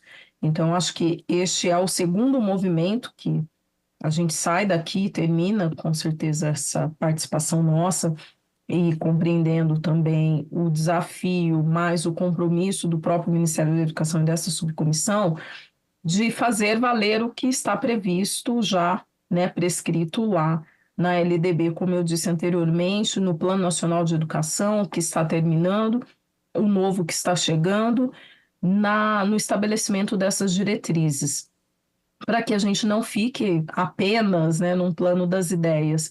Então, acho que este processo de vinculação e de construção conjunta desta política junto a estados e municípios ela é essencial para que a gente possa, de fato, compreender que a educação de jovens e adultos se torna protagonista desse processo, né? E juntamente com o que a professora Annalise comentou lá no início da nossa fala, a importância da gente integrar esta modalidade às ações da educação básica, né? Porque eu acho que nós estamos, a educação de jovens e adultos, ela referendo o direito daqueles que não tiveram oportunidade de concluí-la.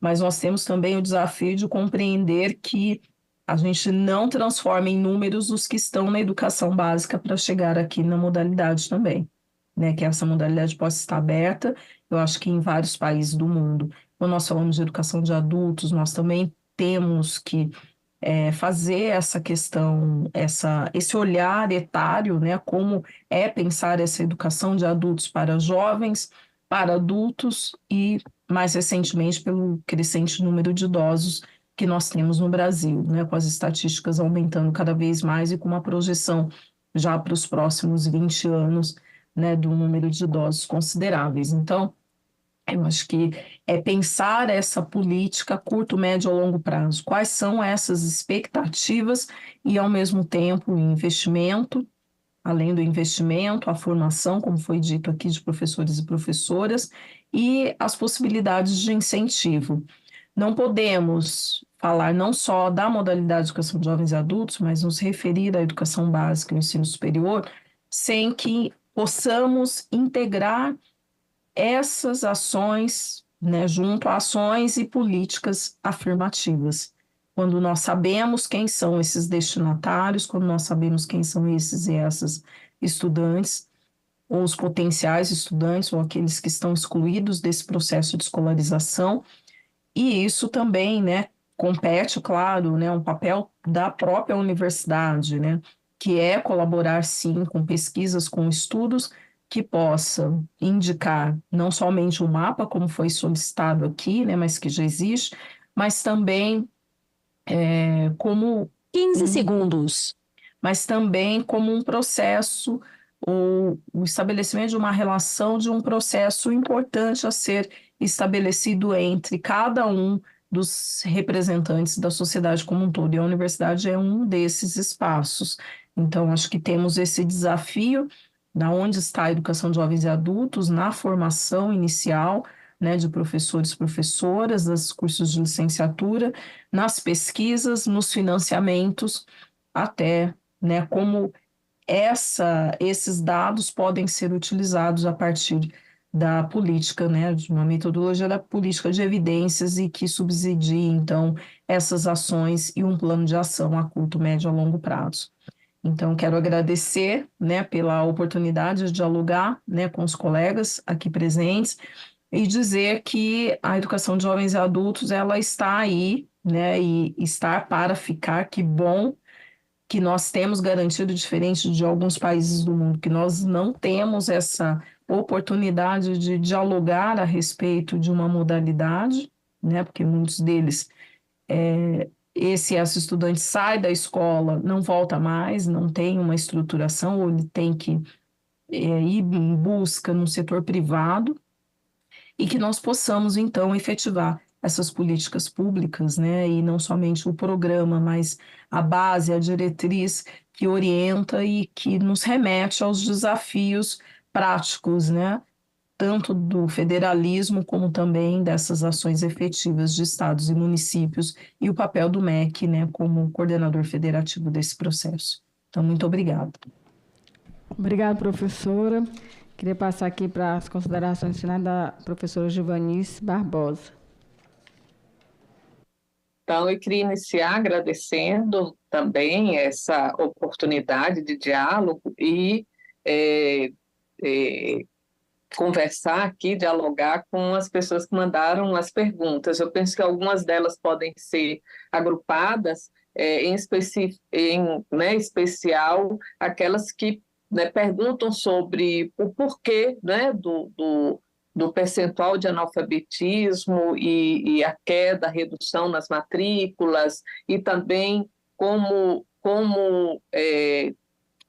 atender, não é, dar conta desse desafio que é a demanda da população do campo, né, pela educação e pela alfabetização, eu penso que essas três questões elas estão, de algum modo, relacionadas. As professoras, né, e o professor, de algum modo, trazem alguns elementos para pensar. Não é? Primeiro, pensar que a educação de jovens e adultos é direito. Né? Sendo direito, é preciso que, né, o Estado garanta o acesso à educação e educação de qualidade. É preciso, isso Paulo Freire já nos chamava atenção, né, desde a década de 60, 70, né, e dizia, o analfabetismo ou a baixa escolaridade da população, ela também se relaciona às desigualdades sociais. Então, o analfabetismo e a baixa escolaridade da população atinge, né, parcelas que têm, né, como o professor Wagner ressaltou, né, é uma população que tem um pertencimento de classe, de raça, de gênero, de regionalidade, e ela se dá, ela é o reflexo de uma sociedade extremamente desigual e que distribui de forma desigual o acesso ao escolarizar, como eu discuto na minha pesquisa de doutorado, ou seja, há uma distribuição desigual do escolarizar nesse país. Quando eu falo a distribuição do escolarizar, das condições de acesso e permanência na escola, isso afeta diretamente a população do campo, de forma muito sistemática, e também a população urbana, quando nós presenciamos os muitos municípios fecharem ou agruparem escolas, e impossibilita que um estudante de uma determinada comunidade, de um determinado território, né, transite em outro território e possa continuar o seu processo de escolarização. Então, no momento em que os municípios fecham, né, fecham alegando que não tem demanda, que não tem estudantes, que não tem matrículas, eles desconhecem ou, né,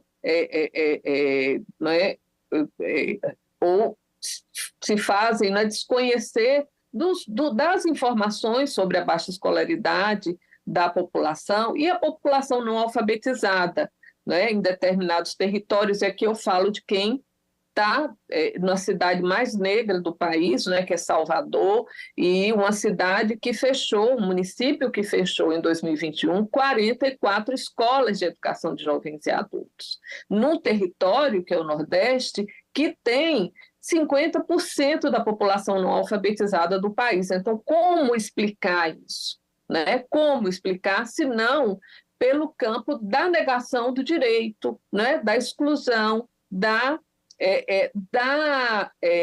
priorização no investimento em outros segmentos, em outros setores, em outras áreas. Né? Então, o professor Wagner traz muito bem isso.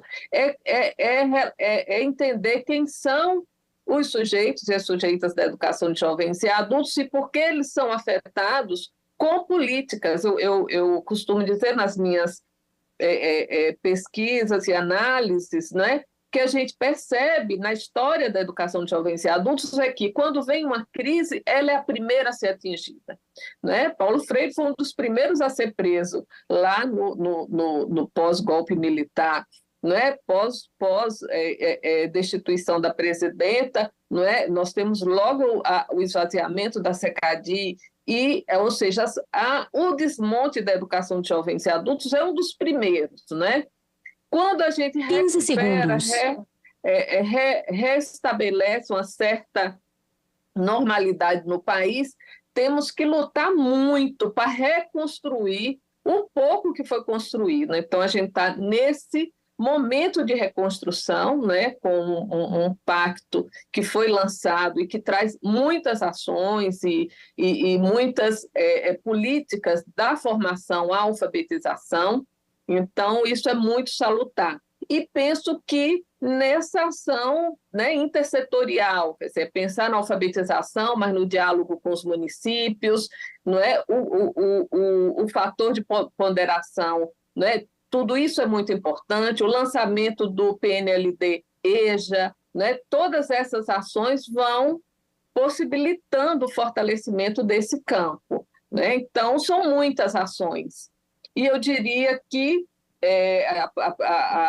os professores que me antecederam já trouxeram muito dos argumentos, né? É preciso que essa escola, de fato, ensine, né? De fato, justifique um estudante trabalhador, né?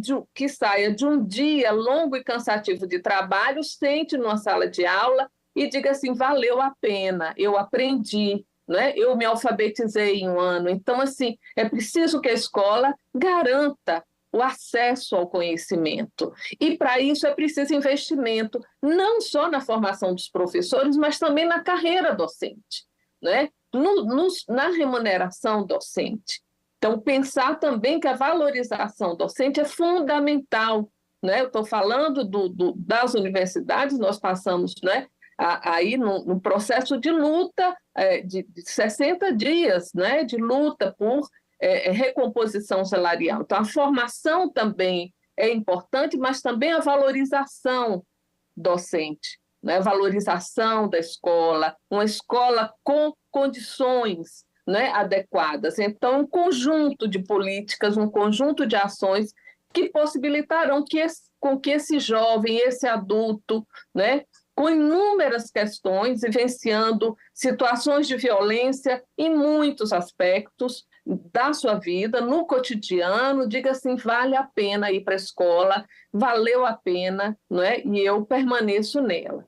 Por outro lado, ao mesmo tempo que a gente tem, né, essa redução das matrículas, na universidade nós temos percebido que a educação de jovens e adultos é fundamental para o ingresso dos jovens da classe trabalhadora e dos adultos na universidade. Então, nós recebemos jovens e adultos egressos da EJA no ensino superior. E eles ingressam, eles acessam. Eu costumo dizer que a EJA e as políticas afirmativas têm uma relação.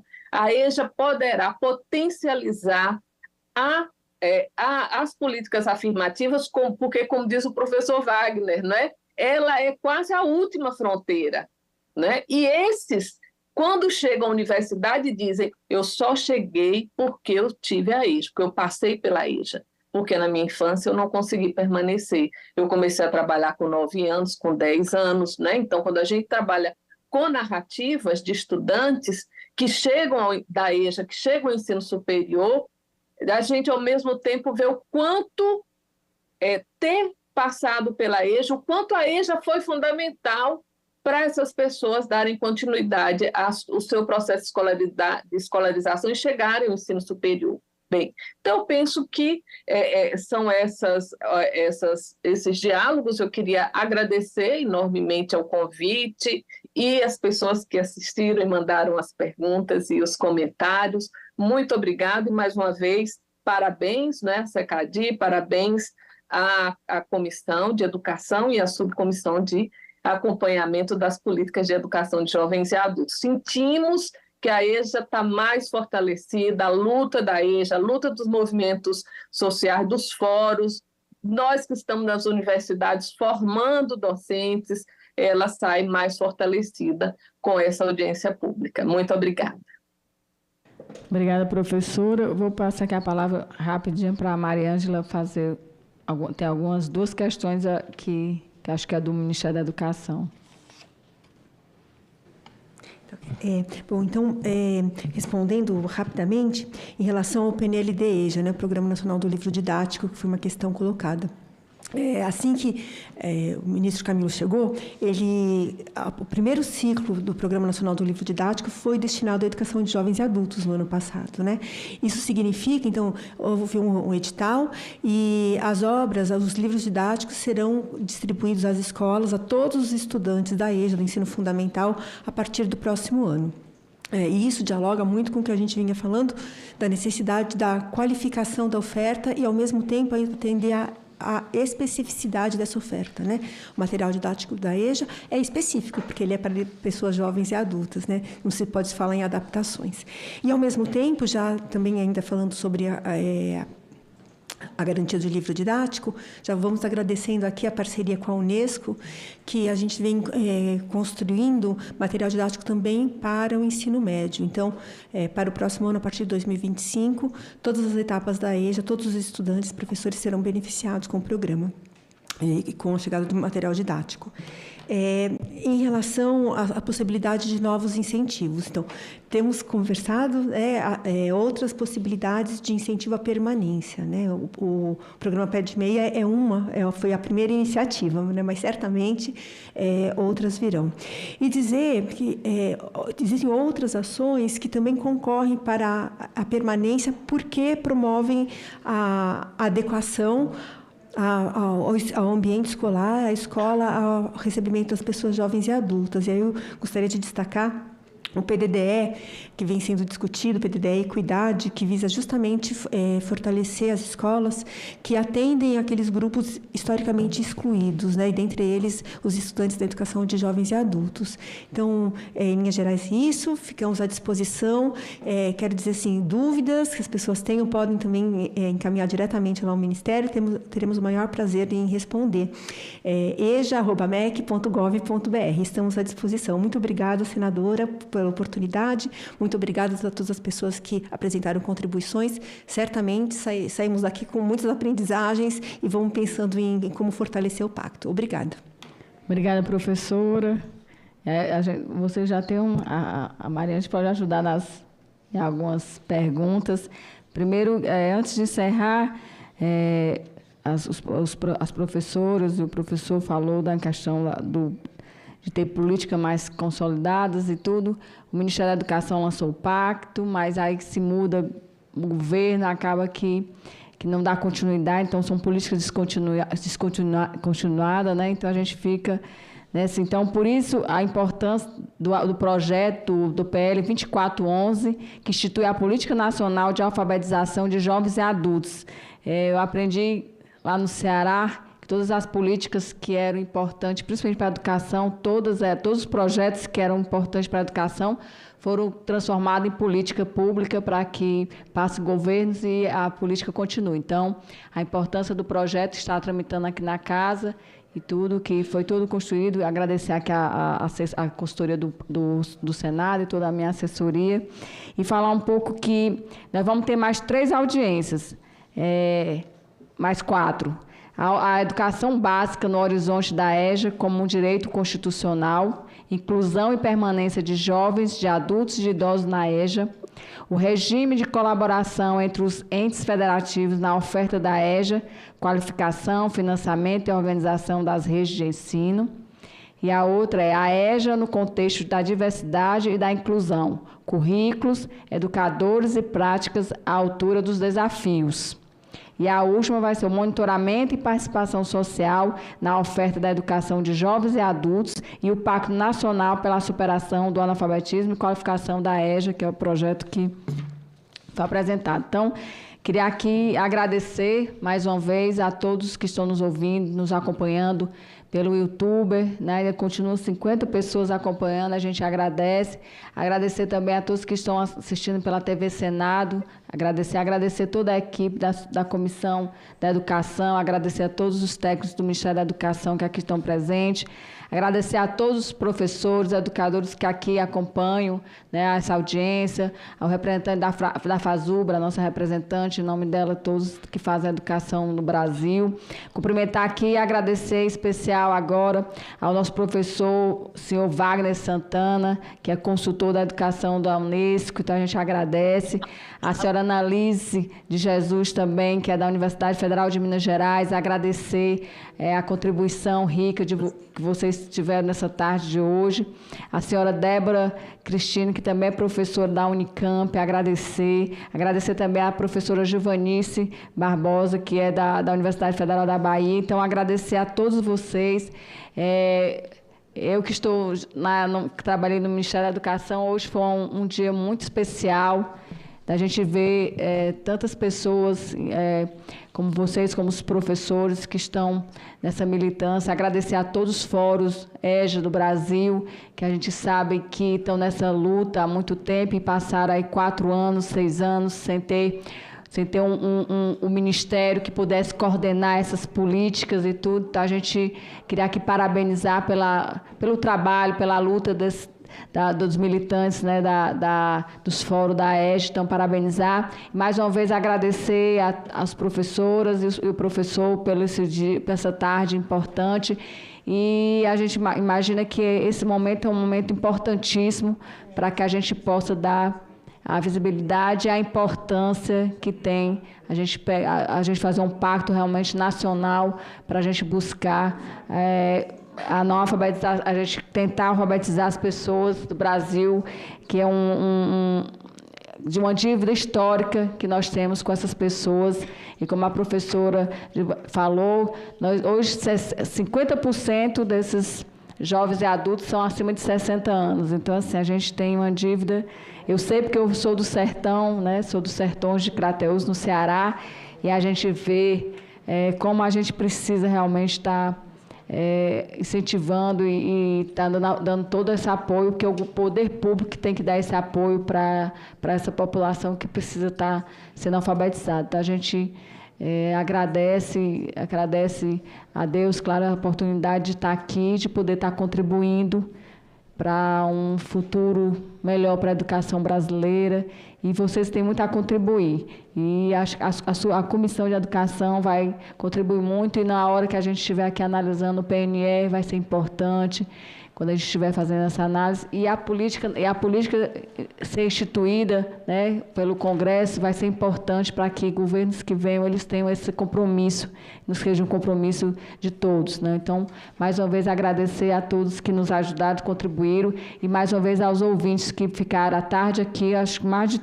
3 horas de audiência pública, mas foi muito rica, eu estou muito feliz e emocionada por esse momento. Então, obrigada às professoras, obrigada ao professor e obrigada a todos aqui do Ministério da Educação e todos que estão nos ouvindo. Obrigada, pessoal.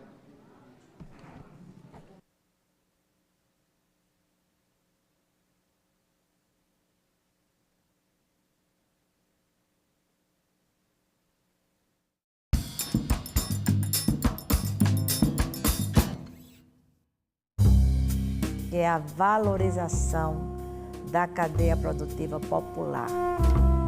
O que muda em relação à utilização da lei de licitações? Ele não é uma negação da lei de licitações, ele é um procedimento especificamente voltado para o setor cultural. Salão Nobre, hoje, 8 horas da noite, aqui na TV Senado.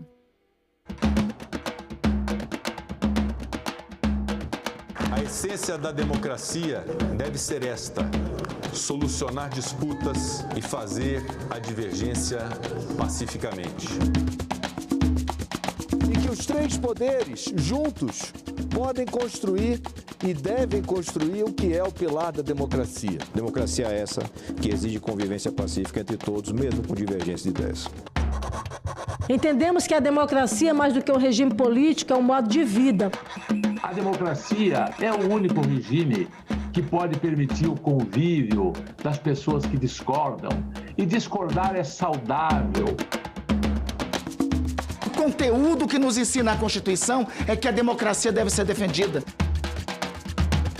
A democracia é o melhor terreno para plantar e colher direitos. TV Senado. Democracia todo dia.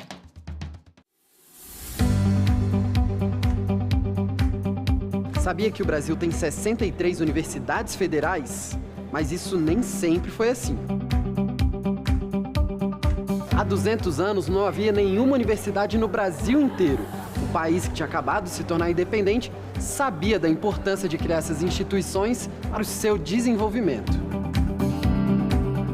A Constituinte de 1823 discutia a necessidade do Estado construir e manter esses centros de formação. Até então, o país tinha somente as faculdades de medicina do Rio de Janeiro e Salvador. Mas a primeira universidade brasileira surgiu somente quase 100 anos depois, já na República. Hoje o Brasil tem universidades federais em todos os estados e no DF. Isso além das estaduais, municipais e particulares.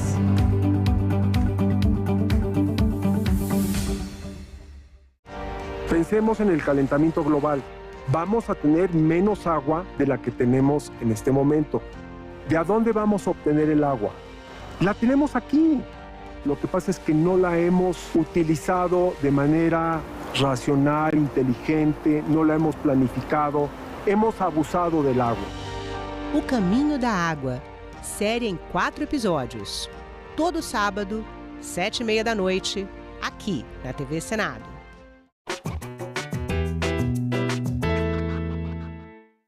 Jânio Quadros é, talvez, o personagem mais surpreendente da política brasileira.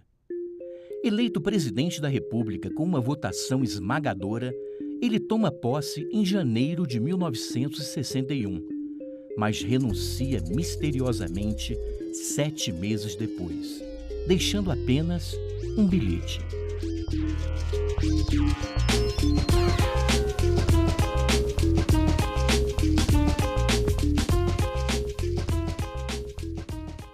A década de 1960 nasce com as cores quentes da contracultura, mas a Guerra Fria entre Estados Unidos e União Soviética divide o mundo. O avanço da esquerda em países como China, Coreia do Norte e Cuba preocupa os norte-americanos, que veem no comunismo uma ameaça ao capitalismo. No Brasil, o presidente Juscelino Kubitschek termina o seu mandato inaugurando a nova capital do país, Brasília. As eleições se aproximam e o favorito é o ex-governador de São Paulo, Jânio Quadros, o carismático homem da vassoura, que promete varrer a corrupção.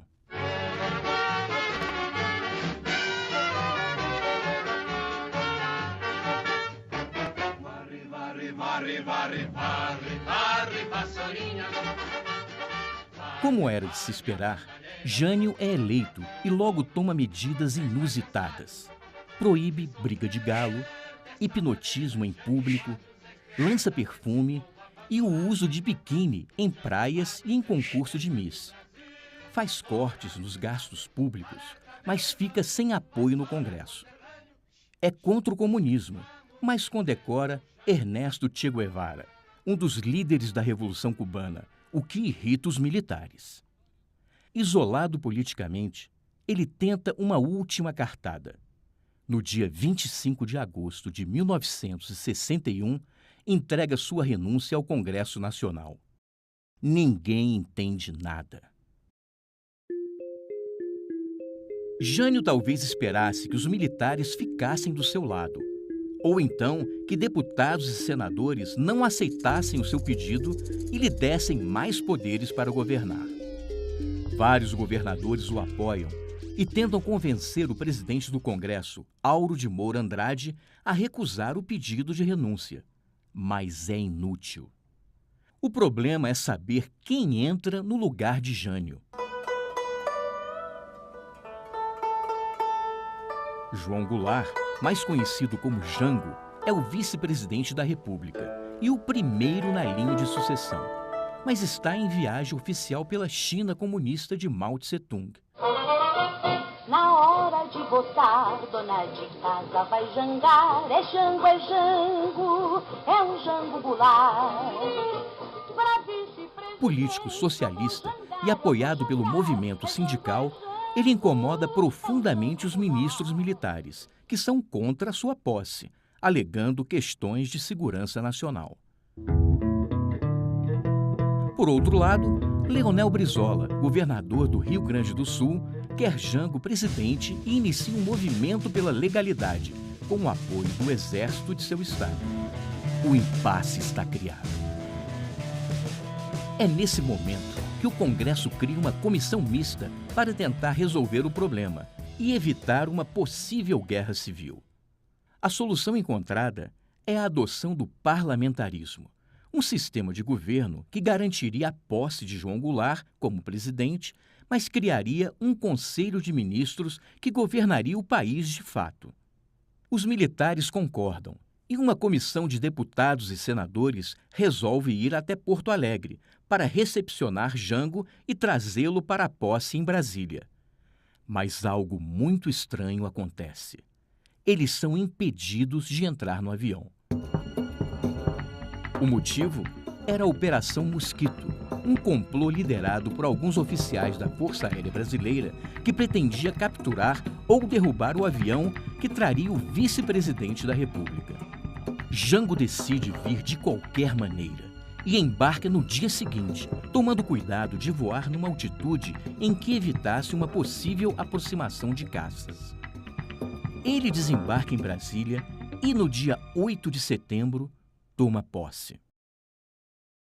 Tancredo Neves é eleito primeiro-ministro, mas o parlamentarismo só duraria 17 meses. Um plebiscito faria o Brasil voltar a ter um regime presidencialista a partir de janeiro de 1963. Jango volta a ser presidente, mas não consegue terminar seu mandato. Isso, no entanto, é uma outra história.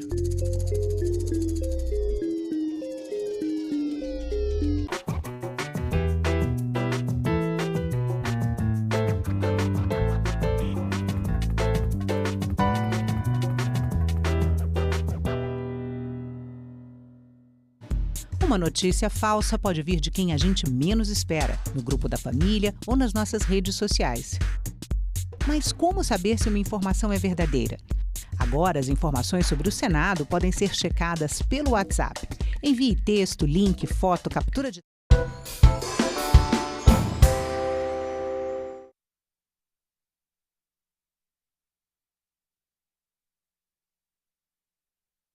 Declaro reaberta a sessão e desde já encerrado o período do expediente e aberta a ordem do dia. Peço aos senhores senadores e senhoras senadoras que venham e permaneçam no plenário para a apreciação dos nomes de autoridades submetidas ao plenário do Senado Federal, cuja apreciação exige a presença física e votação nominal presencial no plenário. Portanto, peço às lideranças partidárias, às respectivas assessorias, que acionem os senhores senadores e senhoras senadoras para a permanência no plenário. Senhores senadores e senhoras senadoras, esta presidência gostaria de fazer um registro inicial de agradecimento à Universidade Federal de Minas Gerais, UFMG, pelo convite a mim endereçado para comparecer à cerimônia de inauguração do busto comemorativo do centenário do professor Jair Leonardo Lopes, realizada na Faculdade de Direito. O professor Jair Leonardo Lopes, com quem eu tive a satisfação de conviver no exercício profissional da advocacia, nasceu em 31 de maio de 1924 em Itamarandiba, Minas Gerais. Bacharelou-se em Direito pela Faculdade de Direito da Universidade Federal de Minas Gerais e ingressou nos quadros da Ordem dos Advogados do Brasil aos 26 anos de idade, instituição que presidiu entre 1987 e 1990. É pai do advogado Marcelo Leonardo, ex-presidente da Ordem dos Advogados do Brasil, de 98 a 2000 e 2001 a 2003, e avô do atual presidente, Dr. Sérgio Leonardo, todos eles notáveis advogados criminalistas. O avô, Jair Leonardo, o pai, filho, Marcelo Leonardo, e o neto, Sérgio Leonardo, todos eles presidentes da seção mineira da Ordem dos Advogados do Brasil. O professor Jair Leonardo era um profissional dedicado e comprometido, exímio advogado criminalista, que dedicou 6 décadas à prática do direito penal. Integrou a comissão revisora do anteprojeto do Código Penal de 1984 e foi membro do Conselho Nacional de Política Criminal e Penitenciária, do Conselho de Defesa da Pessoa Humana, do Instituto de Ciências Penais, do Instituto Brasileiro de Ciências Penais e da Academia Mineira de Letras Acadêmicas. Que a memória de Jair Leonardo Lopes permaneça em nossos corações como exemplo de vida e profissionalismo, e parabenizo a Universidade Federal de Minas Gerais, notadamente a Faculdade de Direito, por inaugurar o busto dessa grande figura e de grande memória, Jair Leonardo Lopes. Gostaria também de registrar, senhores senadores e senhoras senadoras, em nome da presidência do Senado, a celebração dos 80 anos do Hospital da Baleia, instituição que tem como mantenedora a Fundação Benjamin Guimarães. Em 4 de julho de 1944, o industrial mineiro Benjamin Ferreira Guimarães, seu filho Antônio Mourão Guimarães e o médico Baeta Viena fundaram a instituição que se tornaria um símbolo de cuidado e esperança em Belo Horizonte. O Hospital da Baleia faz parte do imaginário afetivo dos moradores por se tratar de uma instituição que conquistou a admiração e o carinho da população mineira. Ao longo das décadas, o hospital tem se destacado por proporcionar assistência médica de qualidade, humanizada e acessível a todos, independentemente de condição social ou financeira, e mesmo diante de cenários desafiadores pelos quais passam muitas instituições de saúde no Brasil. Seus avanços tecnológicos e a expansão de serviços refletem um compromisso contínuo com a saúde e o bem-estar da comunidade.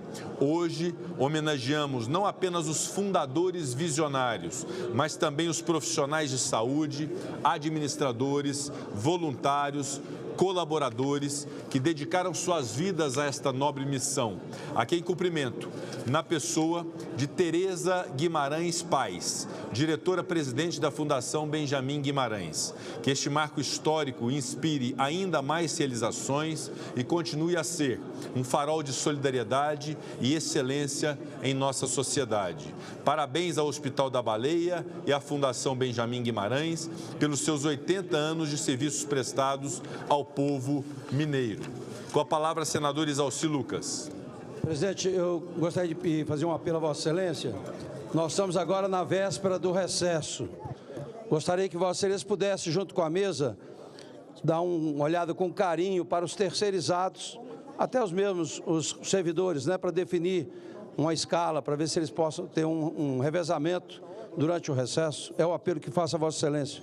Perfeitamente, senador Isalci Lucas. Nós encaminharemos a solicitação à diretoria-geral para as providências necessárias. Anuncio a medida provisória número 1209 de 2024, que abre crédito extraordinário em favor dos Ministérios da Justiça e Segurança Pública, do Meio Ambiente e Mudança do Clima, do Desenvolvimento Agrário e Agricultura Familiar, da Defesa, do Desenvolvimento e Assistência Social, Família e Combate à Fome, da Pesca e Aquicultura, dos Direitos Humanos e da Cidadania e dos Povos Indígenas, no valor de R$ 1.062.231.956 para os fins que especifica. Parecer número 13 de 2024 da Comissão Mista de Planos, Orçamentos Públicos e Fiscalização, relator senador Sérgio Petecão, relator revisor, deputado Murilo Galdino. Favorável à medida provisória na forma apresentada pelo Poder Executivo e pela rejeição da emenda número 1. Durante o prazo inicial foi apresentada uma emenda. A matéria foi aprovada no dia 8 de julho na Câmara dos Deputados e seu prazo de vigência se esgota no dia 10 de julho. Passa-se a discussão na matéria. Não havendo quem queira discutir, declaro encerrada a discussão, passamos à apreciação. A presidência submeterá a matéria à votação simbólica, em votação conjunta, os pressupostos de relevância e urgência, adequação financeira e orçamentária e pertinência temática e o mérito da medida provisória nos termos do parecer. As senadoras e os senadores que a aprovam permaneçam como se encontram. Aprovada a medida provisória, a matéria vai à promulgação, será feita devida comunicação à Câmara dos Deputados. Anuncio a medida provisória número 1210 de 2024, que abre crédito extraordinário em favor do Ministério da Justiça e Segurança Pública, no valor de R$ 30.157.034 para os fins que especifica. Parecer número 17 de 2024 da Comissão Mista de Planos, Orçamentos Públicos e Fiscalização, relator deputado Murilo Gouveia, relator revisor, senador astronauta Marcos Pontes, favorável à medida provisória, na forma apresentada pelo Poder Executivo. Não foram apresentadas emendas, a matéria foi aprovada no dia 3 de julho na Câmara dos Deputados e seu prazo de vigência se esgota no dia 17 de julho. Passa-se a discussão da matéria. Não havendo quem queira discutir, declaro encerrada a discussão. Passamos à apreciação. A presidência submeterá a matéria à votação simbólica. Em votação conjunta, os pressupostos de relevância, urgência, adequação financeira e orçamentária e o mérito da medida provisória nos termos do parecer. As senadoras e os senadores que a aprovam permaneçam como se encontram. Aprovada a medida provisória, a matéria vai à promulgação. Será feita a devida comunicação à Câmara dos Deputados. Com a palavra pela ordem, senador Jorge Cajuru. Presidente histórico deste Congresso Nacional, Rodrigo Pacheco, é com enorme satisfação que informo que hoje alcançamos um importante avanço na Comissão de Direitos Humanos com a aprovação do meu projeto de lei 3773 de 2023, que trata da licença paternidade. E aqui quero destacar o brilhante trabalho da exímia senadora Damares Alves como relatora, cujo relatório foi fundamental para este marco legislativo. A licença paternidade terá um aumento gradual ao longo dos anos após a entrada em vigor da lei resultante desta proposição minha, começando com 30 dias e chegando aos 60 dias. Tudo isso sem impor um ônus desproporcional aos cofres públicos. Este avanço é significativo para toda a sociedade, pois reconhece o direito das crianças e adolescentes dependentes de cuidado de contar com seus pais, especialmente durante nascimento, durante a adoção, e a licença paternidade é uma conquista da sociedade brasileira. Esta medida legislativa reflete a compreensão do legislativo de que é hora de compartilhar equitativamente a responsabilidade pelos cuidados com os filhos, retirando das mulheres a sobrecarga exclusiva que historicamente tem enfrentado. A existência de um número desproporcional de famílias monoparentais, ou melhor dizendo, monomaternais, evidencia a necessidade urgente de os homens assumirem plenamente suas responsabilidades paternas.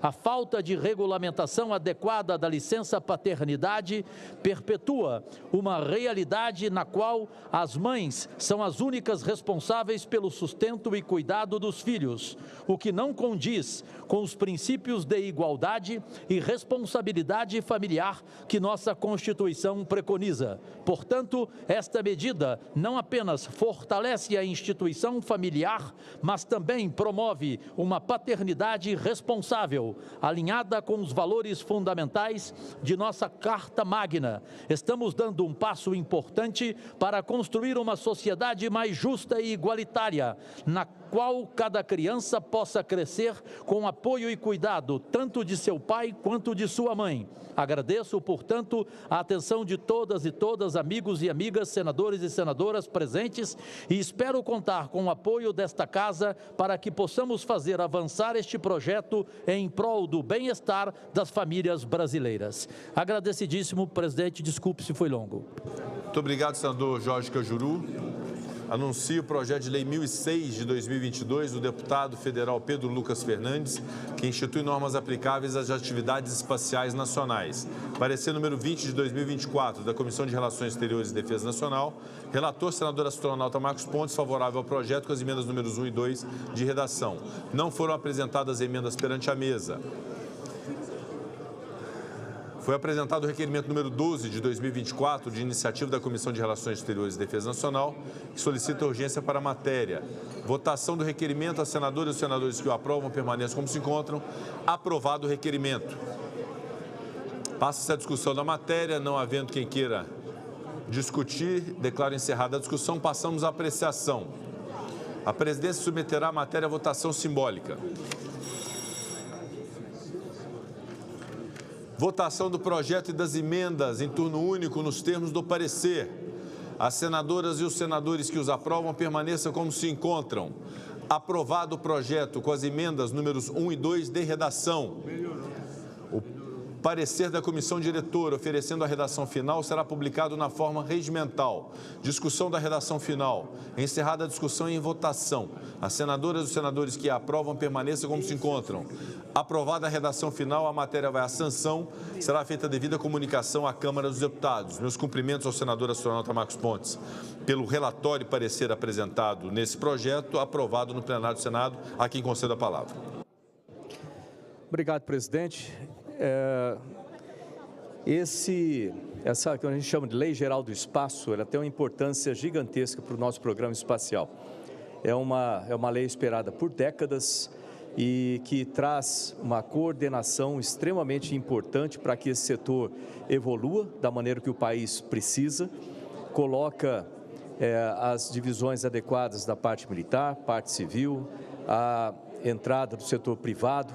Isso vai gerar muitos recursos para o país, isso vai gerar empregos, isso vai trazer o desenvolvimento através dos meios de espaço, seja com satélites, foguetes lançadores, infraestrutura de lançamento e controle, assim como as aplicações do espaço. Então, hoje é um dia a ser comemorado como um marco do programa espacial brasileiro. Eu quero agradecer a todos os nossos companheiros, senadores e senadoras que votaram a favor do projeto e, sem dúvida nenhuma, isso vai ficar na história do programa espacial. Muito obrigado.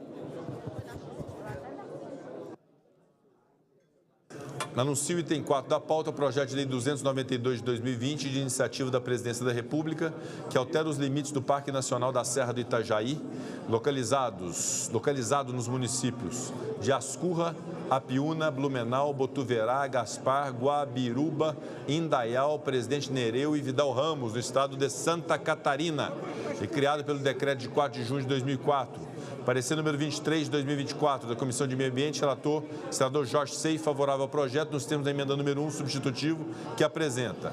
Não foram apresentadas emendas perante a mesa. Não há necessidade de leitura de parecer. Vossa Excelência deseja discutir? Perfeito. Passamos à discussão da matéria para discutir o eminente relator. Já está aprovado? Já está aprovado? Podemos encaminhar a aprovação? E aí dou a palavra a Vossa Excelência como relator, como fiz anteriormente. A matéria está em discussão, não havendo quem queira discutir, declaro encerrada a discussão. Passamos à apreciação da matéria. A presidência submeterá a matéria à votação simbólica em votação da emenda número 1, que tem preferência regimental, nos termos do parecer em turno único. As senadoras e os senadores que o aprovam permaneçam como se encontram. Aprovada a emenda número 1, substitutivo, fica prejudicado o projeto. O parecer da comissão diretora oferecendo a redação para o turno suplementar será publicado na forma regimental. Discussão do substitutivo em turno suplementar. Encerrada a discussão sem emendas, o substitutivo é dado como definitivamente adotado sem votação. A matéria retorna à Câmara dos Deputados. Cumprimento o senador Jorge Sey pelo parecer apresentado e aprovado e concedo a palavra a Vossa Excelência. Oi, senhor presidente, boa tarde ao senhor, senhoras e senhores senadores, servidores da casa, assessoria. Olha, hoje é um dia muito importante para Santa Catarina, né? Esse PL 292, que altera os limites do Parque Nacional da Serra do Itajaí, é de extrema relevância, inclusive para a população do meu estado, que já tem, ano após ano, senhor presidente, sofrido com as ações das enchentes que, infelizmente, se tornaram corriqueiras.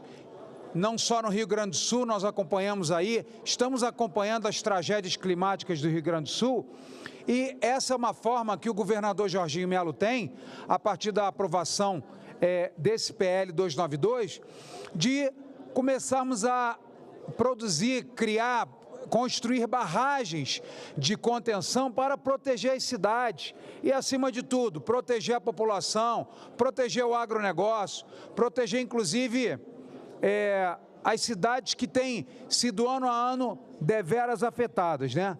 E a alteração, senhor presidente, dos limites do parque é essencial para viabilizar a construção de uma barragem no rio Itajaí-Mirim, que assola ali diversos municípios ano a ano. Inclusive, senhor presidente, o secretário de Defesa Civil de Santa Catarina, coronel Fabiano Souza, que esteve aqui conosco, me informou que o arcabouço da obra, recursos, licenças, inclusive as ambientais, só estava aguardando a aprovação dessa matéria para ser colocada em prática. Então, presidente, eu quero demais agradecer à Comissão do Meio Ambiente, na pessoa da senadora Leila, e também o apoio aqui dos colegas que aprovaram conosco essa matéria. Então, senhor presidente, dia importante para Santa Catarina, dia importante para a nossa população, dia importante no que tange a proteção das comunidades, das cidades que são ano a ano afetadas pelas enchentes. Muito obrigado. Anuncio a mensagem número 10 de 2024, que submete à apreciação do Senado Federal a escolha da senhora Samara Furtado Carneiro para exercer o cargo de ouvidora da Agência Nacional de Vigilância Sanitária, Anvisa, na vaga decorrente do término do mandato de Daniela Hoffmann Lobato Chaves Lopes. Parecer número 34 de 2024, da Comissão de Assuntos Sociais, relator senador Veneziano Vital do Rego. Determina a Secretaria-Geral da Mesa que abra o painel para o início da deliberação. A votação está aberta. Os senhores senadores e as senhoras senadoras já podem votar pelo sistema de votação. Trata-se da indicação da senhora Samara Furtado Carneiro para exercer o cargo de ouvidora da Agência Nacional de Vigilância Sanitária. A votação está aberta. Senador Beto Faro, senador Fernando Faria, senadora Damares Alves, senador Jaime Bagatoli, senador Euriovisto Guimarães, senador Flávio Azevedo, senador Stevenson Valentim, senadora Jussara Lima, senadora Ivete Silveira. Estamos em processo de votação nominal. Com a palavra, senador André Amaral. Presidente Pacheco, senhores senadores compõem na mesa, senador Jackson Wagner, senhores e senhoras senadores, a senhora Samara Furtado Carneiro tem uma vida acadêmica brilhante, aluna da Universidade Federal da Paraíba, aluna exemplar, e referência de toda a universidade no período em que cursou o curso de farmácia. Uma experiência profissional invejável, coordenadora do Programa Nacional de Imunização, secretária de Logística de Saúde do SULOG, chefe de assessoria de gestão estratégica do projeto ANGEP, uma infinidade de cargos que prestou com altíssima qualidade e muita relevância. E a doutora Samara Furtado Carneiro, presidente, senhores senadores, é paraibana, estudou na Universidade Federal da Paraíba, senador Jackson Wagner. A Paraíba, que é um celeiro de homens e mulheres que se dedicam à causa pública e ao bem comum, e a doutora Samara não é diferente. Portanto, eu avalizo, eu peço pela doutora Samara que, se aqui fosse atribuir 3 notas a ela, eu atribuiria 10, 10 e 10 pelo seu currículo acadêmico, como já falei, e por todos os cargos que ocupou: a gerente de farmácia do Hospital de Base do Distrito Federal, a assistência logística hospitalar, foi do Ministério da Saúde, foi da Secretaria de Saúde do Distrito Federal. Se eu for aqui falar os cargos ocupados, eu vou passar um bom tempo falando.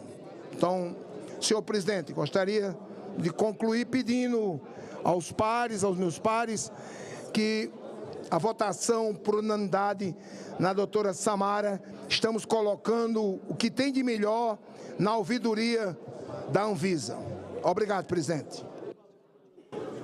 Obrigado, senador André Amaral. Estamos em processo de votação nominal. Concedo a palavra ao senador Flávio Arnes. Senhor presidente, só vou passar para o lado de cá.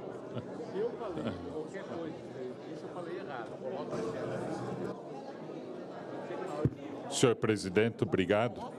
Eu quero dizer que a doutora Samara, além do que já foi exposto, foi sabatinada na Comissão de Assuntos Sociais. E ela foi sabatinada para ser ouvidora da Anvisa. Então, é uma necessidade assim de articulação com a sociedade, escutar a sociedade, responder às demandas. Foi também, quero reiterar, muito bem na sabatina, com uma experiência acadêmica importante e também com uma experiência, né, na realidade do dia a dia bastante importante. Então, o voto favorável à doutora Samara, apesar de secreto, é um voto importante. Ela, inclusive, está aqui no lado e poderá fazer um bom trabalho como ouvidora da Anvisa, o que é importante para a sociedade brasileira. Eu quero também destacar, senhor presidente, que hoje tivemos uma audiência pública no Grupo Parlamentar Brasil-Ucrânia, com a participação do deputado da Comissão de Direitos Humanos, diretamente da Ucrânia, e também com a participação do reverendo Anatoly, que representa um conjunto de igrejas, né, nesta discussão, nesse debate, ele que é PhD em filosofia, e durante 1 hora ficamos discutindo a situação de crianças ucranianas, 20 mil sequestradas para a Rússia, ao mesmo tempo 5 mil crianças mortas no conflito, além do sequestro também de civis e assim a preocupação do povo com o inverno que se avizinha e que tradicionalmente é muito forte na Ucrânia. E hoje, senhor presidente, vai ser votado aqui o novo embaixador brasileiro da Ucrânia, que é o doutor Rafael Vidal. Então é uma pessoa que foi sabatinada hoje cedo na Comissão de Relações Exteriores e que pode fazer muito bem essa aproximação importante dos anseios do povo da Ucrânia com todo o debate que acontece aqui no Congresso Nacional. Até eu faço um apelo a Vossa Excelência que na sequência a gente possa votar o embaixador da Ucrânia também, o embaixador do Brasil na Ucrânia. Obrigado. Senhor presidente, com a palavra pela ordem, senador Márcio Bittar. Senhor presidente, só para fazer um breve registro. No meu estado, como resultado dessa política irracional, totalmente irracional, de não poder fazer obras de infraestrutura na Amazônia, Taumaturgo e Porto Walter, 2 cidades banhadas pelo rio Juruá, que não tem estrada, há tempos atrás tentamos fazê-la, mas algumas ONGs entram na justiça e a justiça remete e pede à Justiça Federal que proíba a obra. Resultado, Taumaturgo e Porto Walter, lá no Juruá, estão absolutamente isoladas. Não pode fazer estrada, o rio, nessa época, está seco e uma viagem que demorava, no máximo, 9 horas, o que já é muita coisa, agora chega a durar 5 dias.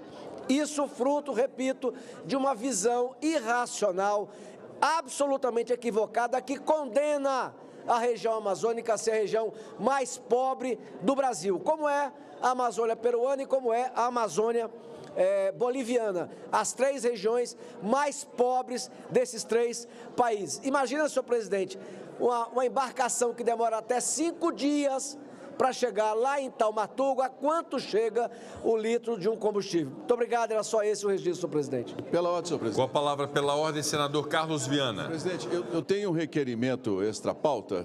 Vossa Excelência me permite ler agora ou esperamos a votação? Perfeito? Senhor presidente, eu requeiro nos termos do artigo 76, parágrafo 1º do Regimento Interno do Senado Federal, a prorrogação da Comissão Temporária Interna sobre Inteligência Artificial no Brasil por 156 dias. A Comissão Temporária Interna sobre Inteligência Artificial no Brasil, instituída pelo requerimento número 722 de 2023 de Vossa Excelência, senador Rodrigo Pacheco, tem realizado um extenso trabalho de análise e consolidação dos projetos que tratam desse tema. Além disso, foram realizadas diversas audiências públicas com especialistas e representantes da sociedade. Como fruto dessa árdua tarefa, chegou a apresentar texto preliminar com proposta de substitutivo ao projeto de lei número 2338 de 2023, 2023 para direcionar os debates e viabilizar a conclusão dos trabalhos da comissão até 17 de julho de 2024. Nada obstante, diante da complexidade e relevância do tema, tenho por oportuno acolher as ponderações sobre a necessidade de prorrogar o prazo final da CTI-A para permitir a ampliação dos debates e proporcionar mais tempo de reflexão e amadurecimento sobre o texto a ser votado. Em face disso, solicito a prorrogação dos trabalhos da CTI-A até 20 de dezembro de 2024, Excelência. Muito agradecido. Perfeitamente, senador Carlos Viana. Recolho o requerimento de Vossa Excelência para a decisão oportuna desta presidência. Com a palavra, pela ordem, senador Isalci.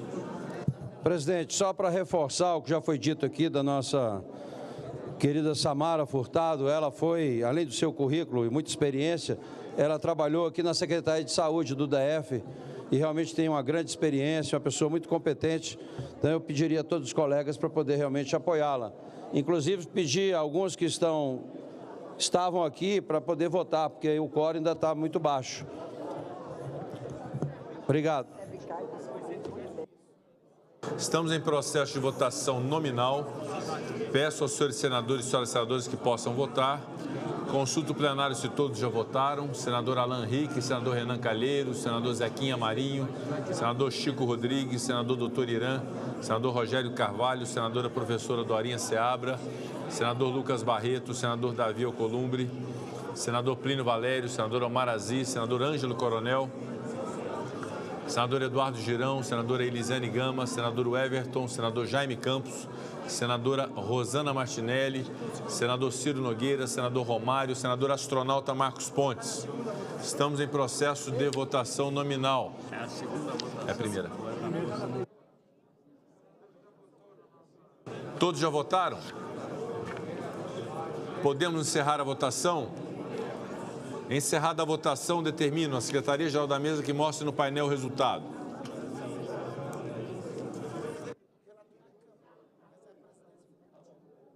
Votaram 46 senadores, nenhum voto não, nenhuma abstenção. Aprovada a indicação da senhora Samara Furtado Carneiro para exercer o cargo de ouvidora da Agência Nacional de Vigilância Sanitária, Anvisa. Será feita a devida comunicação à Presidência da República. Anuncio a mensagem número 11 de 2024, que submete a apreciação do Senado Federal à escolha do senhor Rodrigo de Azeredo Santos, ministro de primeira classe da carreira de diplomata do Ministério das Relações Exteriores, para exercer o cargo de embaixador do Brasil no Reino da Noruega e cumulativamente na Islândia. Parecer número 18 de 2024 da Comissão de Relações Exteriores e Defesa Nacional, relator senador Hamilton Mourão, relator ad hoc senador Espiridião Amin. Solicito à Secretaria-Geral da Mesa que abra o painel para o início da deliberação. A votação está aberta. Os senhores senadores e senhoras senadoras já podem votar. Senador Jaime Bagatoli, senador Jacques Wagner, senador Fernando Farias, senador Humberto Costa, senador Marcos Duval, senador Cleitinho, senador Beto Faro, senador Oriovisto Guimarães, senadora Damares Alves, senador Marcos Rogério. Estamos em processo de votação nominal. Senador Randolfo Rodrigues, senador Eduardo Gomes, senador Márcio Bittar, senador Flávio Azevedo, senador Stevenson Valentim, senador Plínio Valério, senador Jorge Seife. Estamos em processo de votação nominal. Senador Ireneu Hort, senador André Amaral, senador Lucas Barreto. Estamos em processo de votação nominal. Senadora Rosana Martinelli. Processo de votação nominal.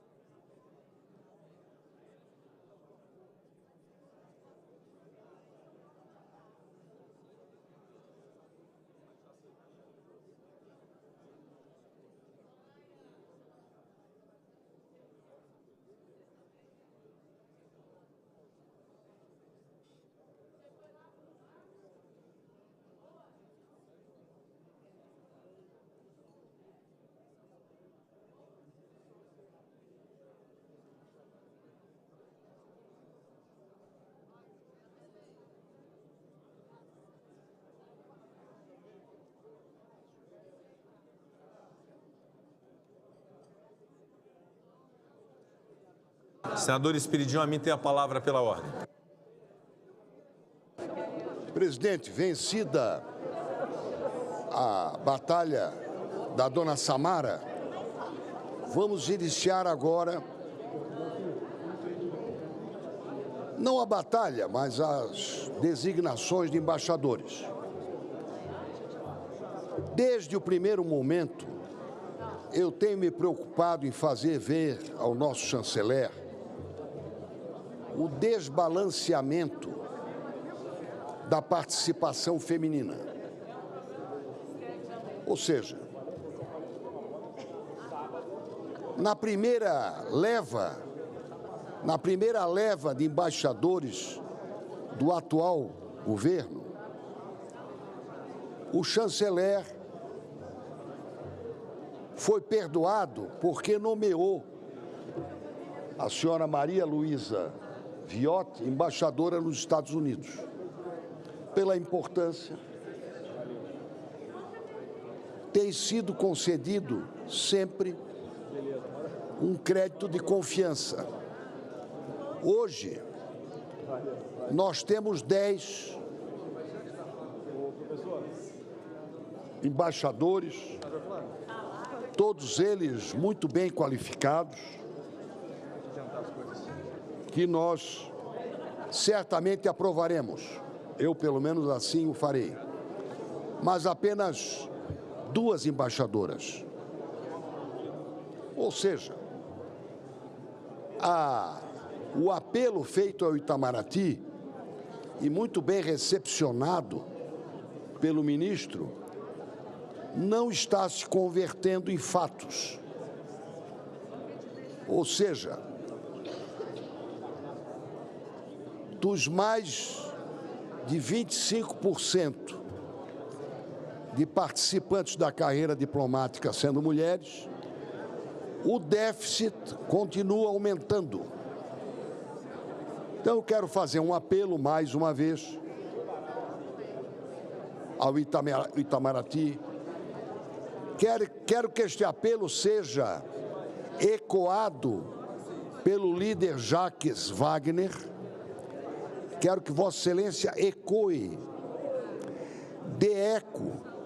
Não precisa ser um eco retumbante, basta um eco discreto, eficaz, como tem sido, né, a sua participação brilhante como líder do governo aqui no Senado, para resolver, ou seja, para reduzir o déficit. Não queremos cobrar a conta passada, mas pelo menos regularizá-la no futuro. Esse é o apelo que eu faço ao tempo em que renovo a minha confiança no corpo diplomático que o Brasil conseguiu formar e que tem evoluído de maneira muito satisfatória ao longo da história recente. Muito obrigado. Todos já votaram? Podemos encerrar a votação? Encerrada a votação, determino a Secretaria-Geral da Mesa que mostre no painel o resultado.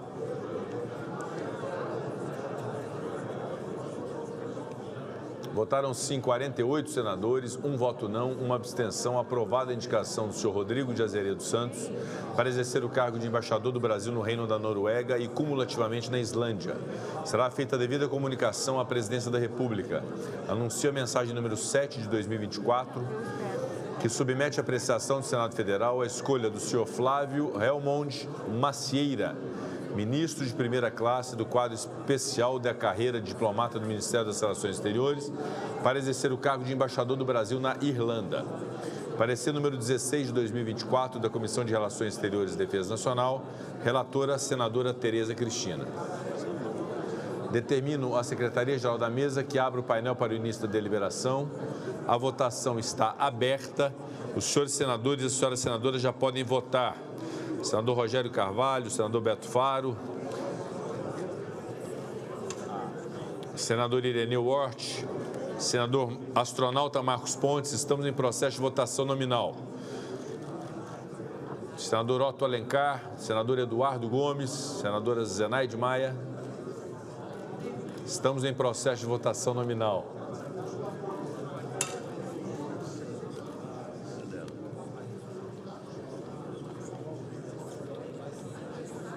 Com a palavra, senador Humberto Costa.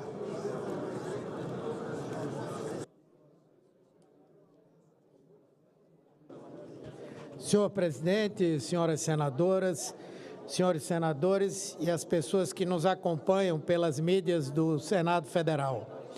Uma revolução quase silenciosa vem acontecendo no Brasil, chefiada pelo presidente Lula. O Plano Safra, anunciado recentemente pelo governo federal, é o maior da história e tem poder de impactar diretamente a segurança alimentar do nosso país e garantir mais comida de qualidade na mesa dos brasileiros.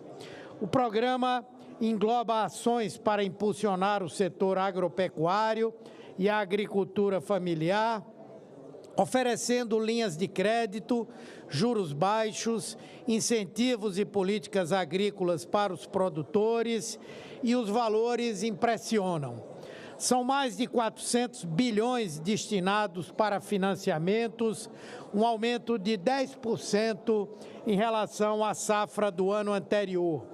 Os números parecem imponentes, mas ainda maior é a diferença que um programa desse pode fazer na vida das pessoas.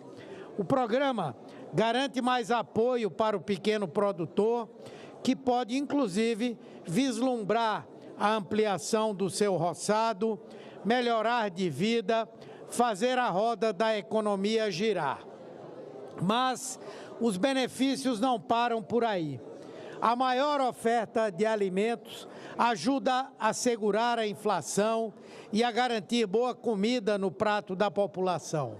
O presidente Lula tem um compromisso, não só de mandato, mas de vida, de olhar para o povo desse país, de reduzir a fome e fazer o Brasil avançar. E esse novo Plano Safra é a prova disso. O novo Plano Safra vai impactar diretamente a agricultura familiar no Nordeste e os recursos para os pequenos produtores terão um aumento bastante significativo.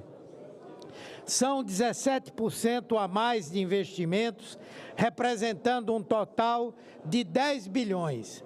Merece destaque o papel que o Banco do Nordeste, hoje comandado pelo ex-governador de Pernambuco, Paulo Câmara, tem para a nossa região. Os recursos serão operados por meio do Fundo Constitucional de Financiamento do Nordeste, o FNE, que é responsável por financiar 95% dos investimentos na agricultura familiar da região. Ainda no ano passado, o Nordeste já havia superado a região Sudeste em contratações entre os pequenos produtores. Este ano, a expectativa é que o número de contratações seja ainda maior. Em Pernambuco, os agricultores familiares terão à disposição um total de 1 bilhão e 900 milhões do Plano Safra 2024-2025. O valor é quase 200 milhões de reais a mais do que o contratado no Estado no último ano. Sem dúvida, uma ação importante que vai impactar toda a cadeia agrícola pernambucana. É por isso que muitos analistas do mercado têm errado feio nas suas projeções. Dizem que a economia vai estagnar, que a inflação vai disparar, que o Brasil não vai para frente. Mas o que estamos vendo é exatamente o contrário disso. As pessoas que passam o dia nos seus luxuosos escritórios não entendem o poder de uma política pública, não sabem que, para além de suas planilhas, existe um povo que precisa ser olhado, cuidado e que é a mola mais pulsante da economia brasileira.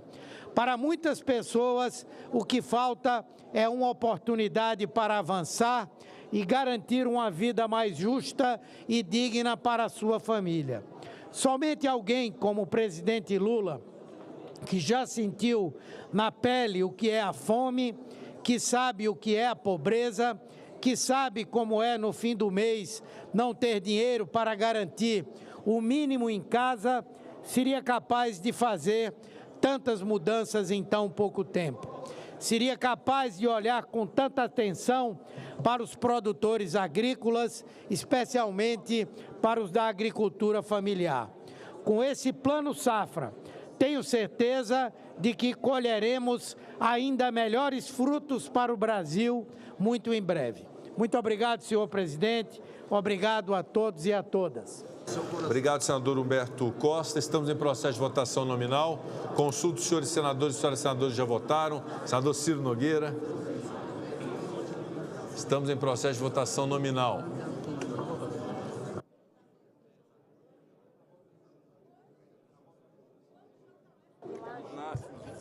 Presidente, só uma parte. O nosso colega senador Humberto Costa estava falando da importância do Plano Safra e saiu agora, a inflação desacelera para 0,21% em junho, abaixo da projeção do mercado. Então, a gente parabenizar aí o trabalho do governo e tudo por essa redução da inflação. Então, é só essa a parte, baseado no que o nosso senador Humberto Costa estava falando, do maior plano safra do que o Brasil já teve. Então, e hoje o presidente Lula comemora que a inflação foi abaixo do que o mercado estava projetando. Então, foi 0,21% abaixo do mercado que foi constatado. Obrigado, presidente. Todos já votaram? Podemos encerrar a votação? Encerrada a votação, determino a Secretaria-Geral da Mesa que mostre no painel o resultado. Votaram sim 47 senadores, 1 voto não, nenhuma abstenção. Está aprovada a indicação do senhor Flávio Elmond Macieira para exercer o cargo de embaixador do Brasil na Irlanda. Será feita a devida comunicação à Presidência da República. Mensagem número 8 de 2024, que submete à apreciação do Senado Federal a escolha do senhor Marcel Fortuna Biato, ministro de primeira classe do quadro especial da carreira de diplomata do Ministério das Relações Exteriores, para exercer o cargo de embaixador do Brasil na República do Cazaquistão e, cumulativamente, na República Quirguiz e no Turcomenistão. Parecer número 17 de 2024 da Comissão de Relações Exteriores e Defesa Nacional, relator, senador Esperidião Amin. Solicito à Secretaria-Geral da Mesa que abra o painel para o início da deliberação. A votação está aberta. Os senhores senadores e as senhoras senadoras já podem votar. Senador Jacques Wagner, senadora Soraya, senador Rogério Carvalho, senador Cleitinho, senador Oriovisto Guimarães, senador Flávio Arnes, senador Flávio Bolsonaro, senador Flávio Azevedo, senador Esperidião Amin, senador Stevenson Valentim, senador Eduardo Gomes. Estamos em processo de votação nominal.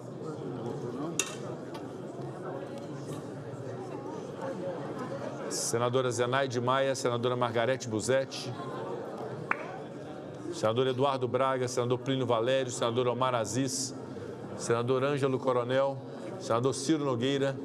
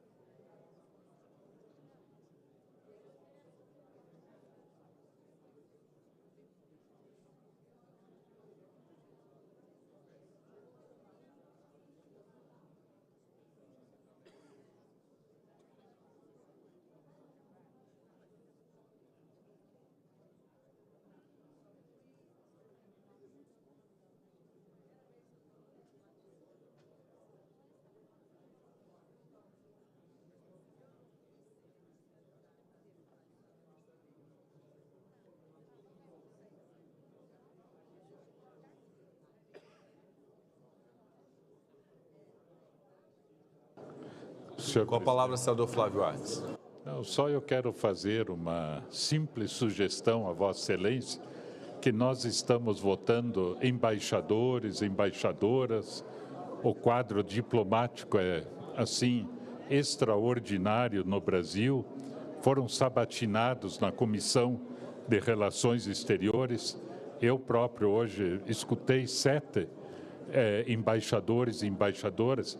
Então, eu quero sugerir a Vossa Excelência que quando a gente chegasse no 41 votos, que o painel já pudesse ser aberto. Eu acho que não há divergência, me parece. Acatada a sugestão, senador Flávio Arnes, eu consulto se todos já votaram.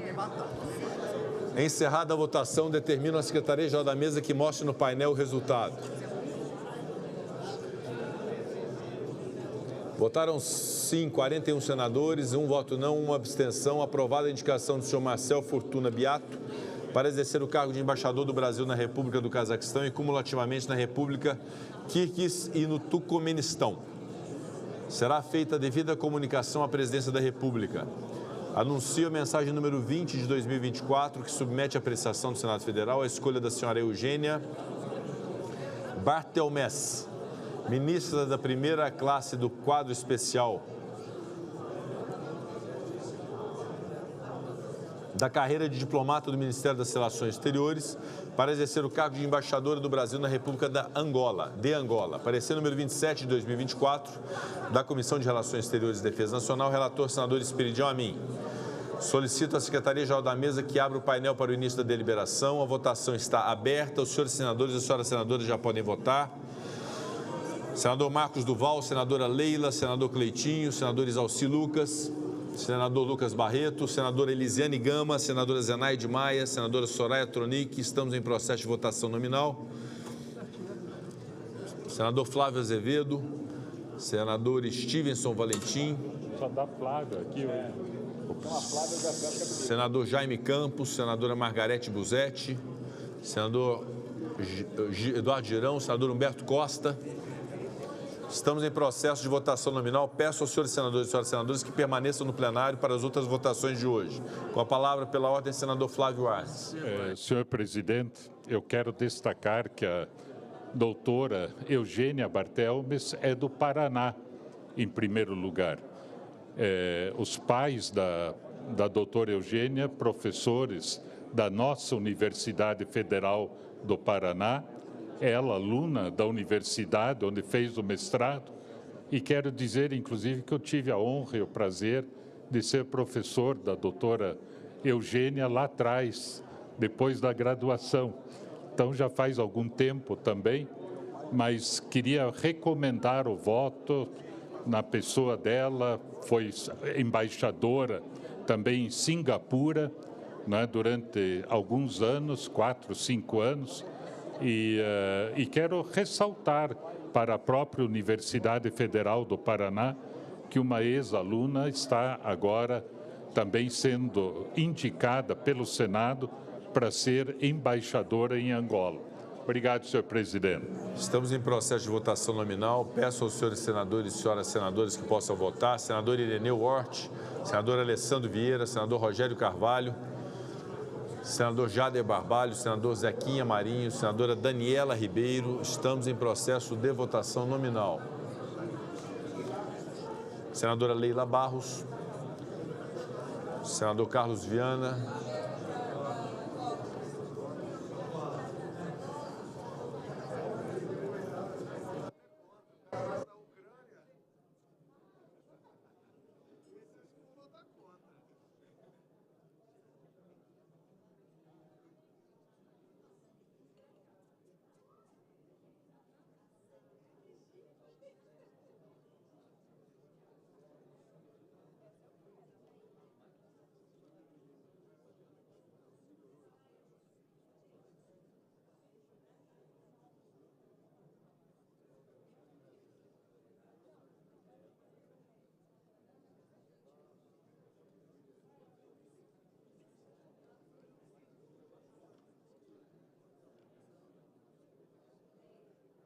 todos já votaram?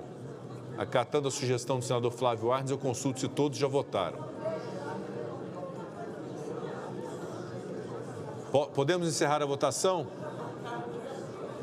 Encerrada a votação, determino a Secretaria-Geral da Mesa que mostre no painel o resultado. Votaram sim 42 senadores, um voto não, nenhuma abstenção.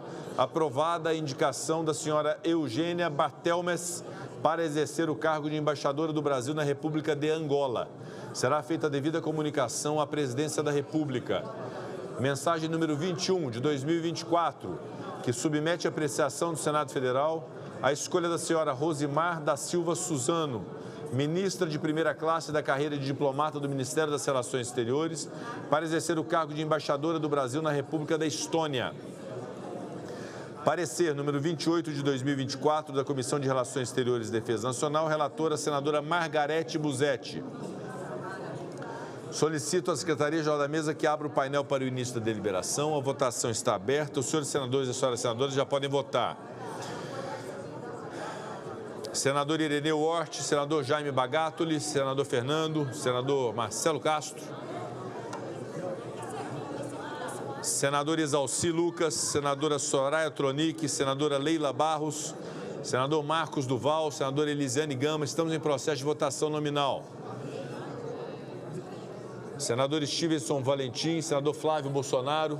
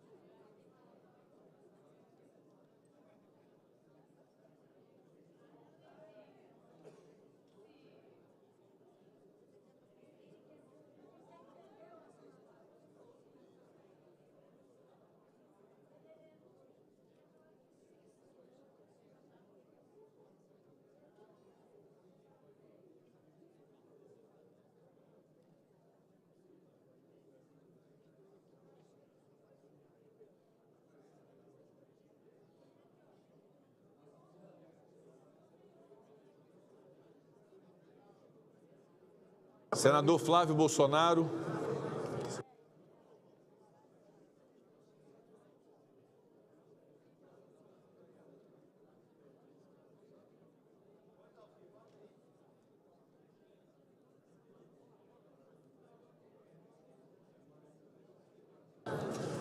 Catando a sugestão do senador Flávio Arnes, eu consulto se todos os senadores e senadoras já votaram. Senador Randolfo Rodrigues, senador Carlos Portinho. Estamos em processo de votação nominal. O senador Carlos Portinho já votou.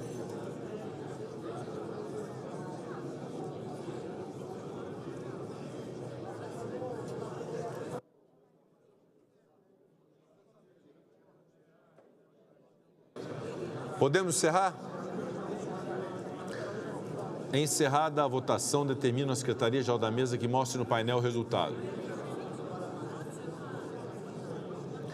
Votaram sim 42 senadores, um voto não, nenhuma abstenção. Está aprovada a indicação da senhora Rosimar da Silva Suzano para exercer o cargo de embaixadora do Brasil na República da Estônia. Será feita a devida comunicação à Presidência da República. Mensagem número 17 de 2024, que submete à apreciação do Senado Federal a escolha do senhor Nedilson Nedilson Ricardo Jorge, ministro de primeira classe da carreira de diplomata do Ministério das Relações Exteriores, para exercer o cargo de embaixador do Brasil nos Estados Unidos Mexicanos. Parecer número 29 de 2024 da Comissão de Relações Exteriores e Defesa Nacional, relator senador Humberto Costa. Determinam a Secretaria-Geral da Mesa que mostre no painel, que abra o painel para o início da deliberação. A votação está aberta. Os senhores senadores e as senhoras senadoras já podem votar. Senador Carlos Portinho, senador Marcelo Castro, senador Fernando Farias, senador Márcio Bittar, senador Randolfo Rodrigues, senador André Amaral, senador Flávio Azevedo, senador Espiridião Amin, senador Flávio Bolsonaro, senadora Jussara Lima, senador Lucas Barreto, senadora Soraya Tronic, senador Marcos Rogério. Estamos em processo de votação nominal.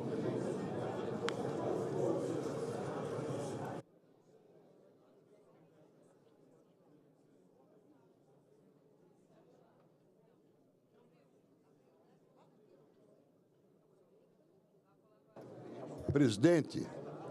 Com a palavra, senador Espiridião Amin. Convenhamos, o senhor está saindo muito bem, mas o melhor pregoeiro para convocar ao voto ainda é o Cid Gomes. Bem lembrado, senador Espiridião Amin.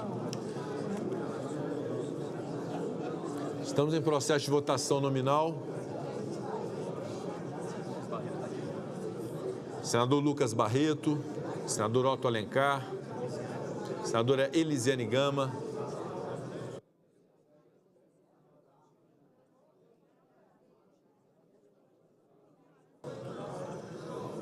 senador Eduardo Braga, senadora Janaína Farias, senador Humberto Costa,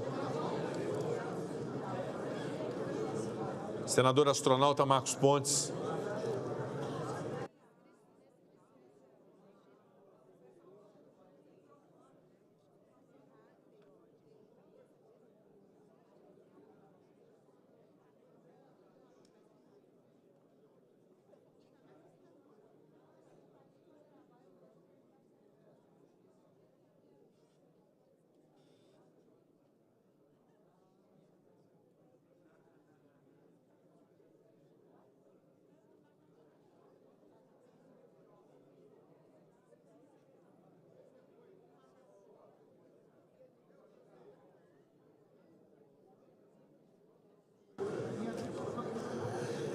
consulta o plenário, senador Flávio Arnes, e todos já votaram?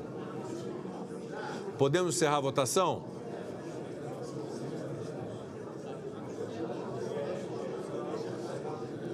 Encerrada a votação, determino a Secretaria-Geral da Mesa que mostre no painel o resultado.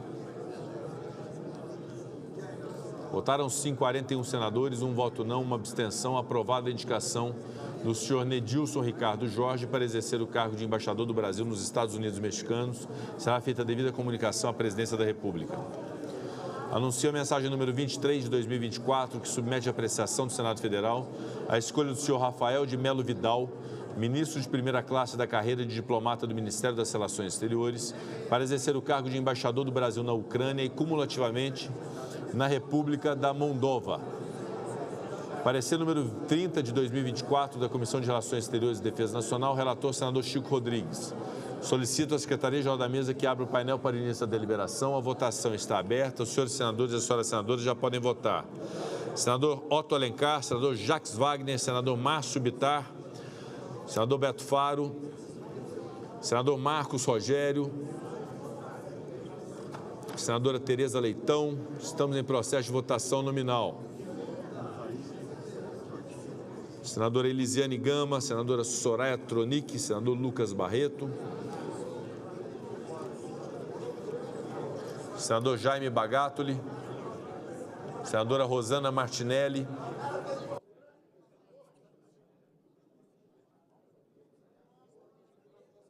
Presidente, eu vou votar contra gosto. Eu mandar uma pessoa para a Ucrânia hoje em dia, não sei se é uma promoção, não sei o que é isso. Tem certeza que ele cumpra muito bem essa missão?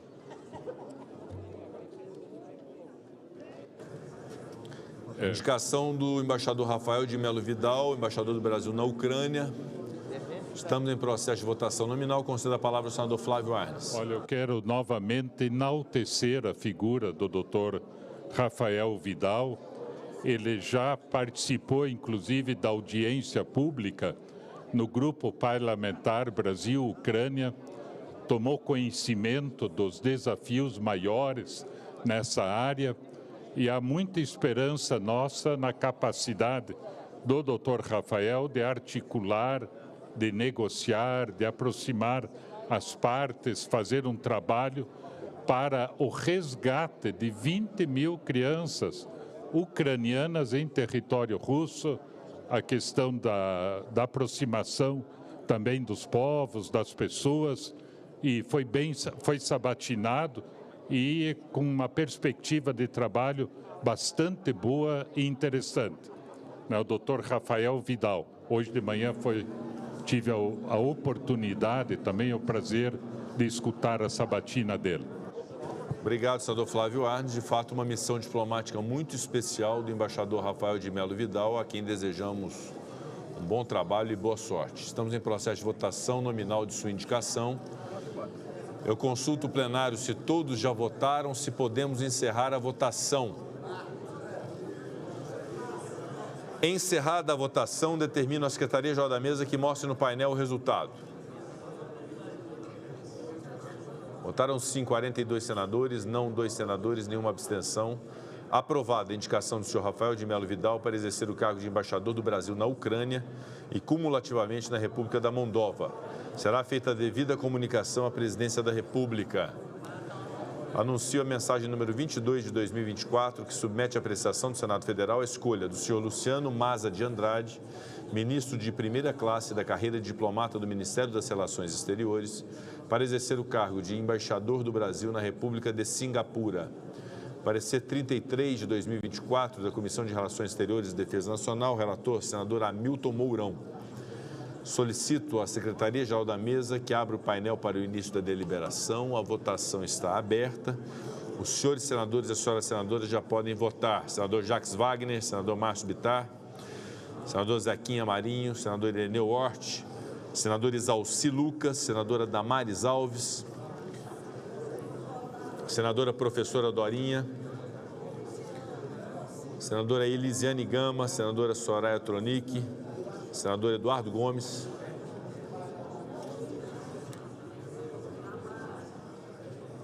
quantos faltam ainda, presidente? 3.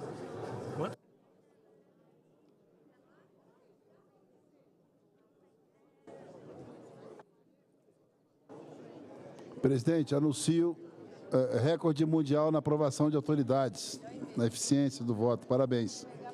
Muito obrigado, senador Eduardo Gomes. Agradeço a colaboração de todos os senadores e senadoras que permaneceram no plenário para a apreciação das autoridades. De fato, estamos tendo uma dinâmica muito positiva e ágil das indicações das autoridades. Estamos em processo de votação nominal da indicação do senhor Luciano Maza de Andrade, embaixador indicado para Singapura. Excelência.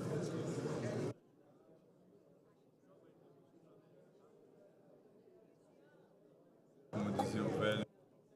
Com a palavra, senador Plínio Valério. Presidente Rodrigo, eu estou aqui ao lado do senador Irã, doutor Irã, e do senador Zequinha. Hoje, na CCJ, a proposição do líder Jacques Wagner, seguindo sua orientação, ficou de criar um grupo de senadores para conversar com o ministro, conversar sobre essa questão indígena, o marco temporal.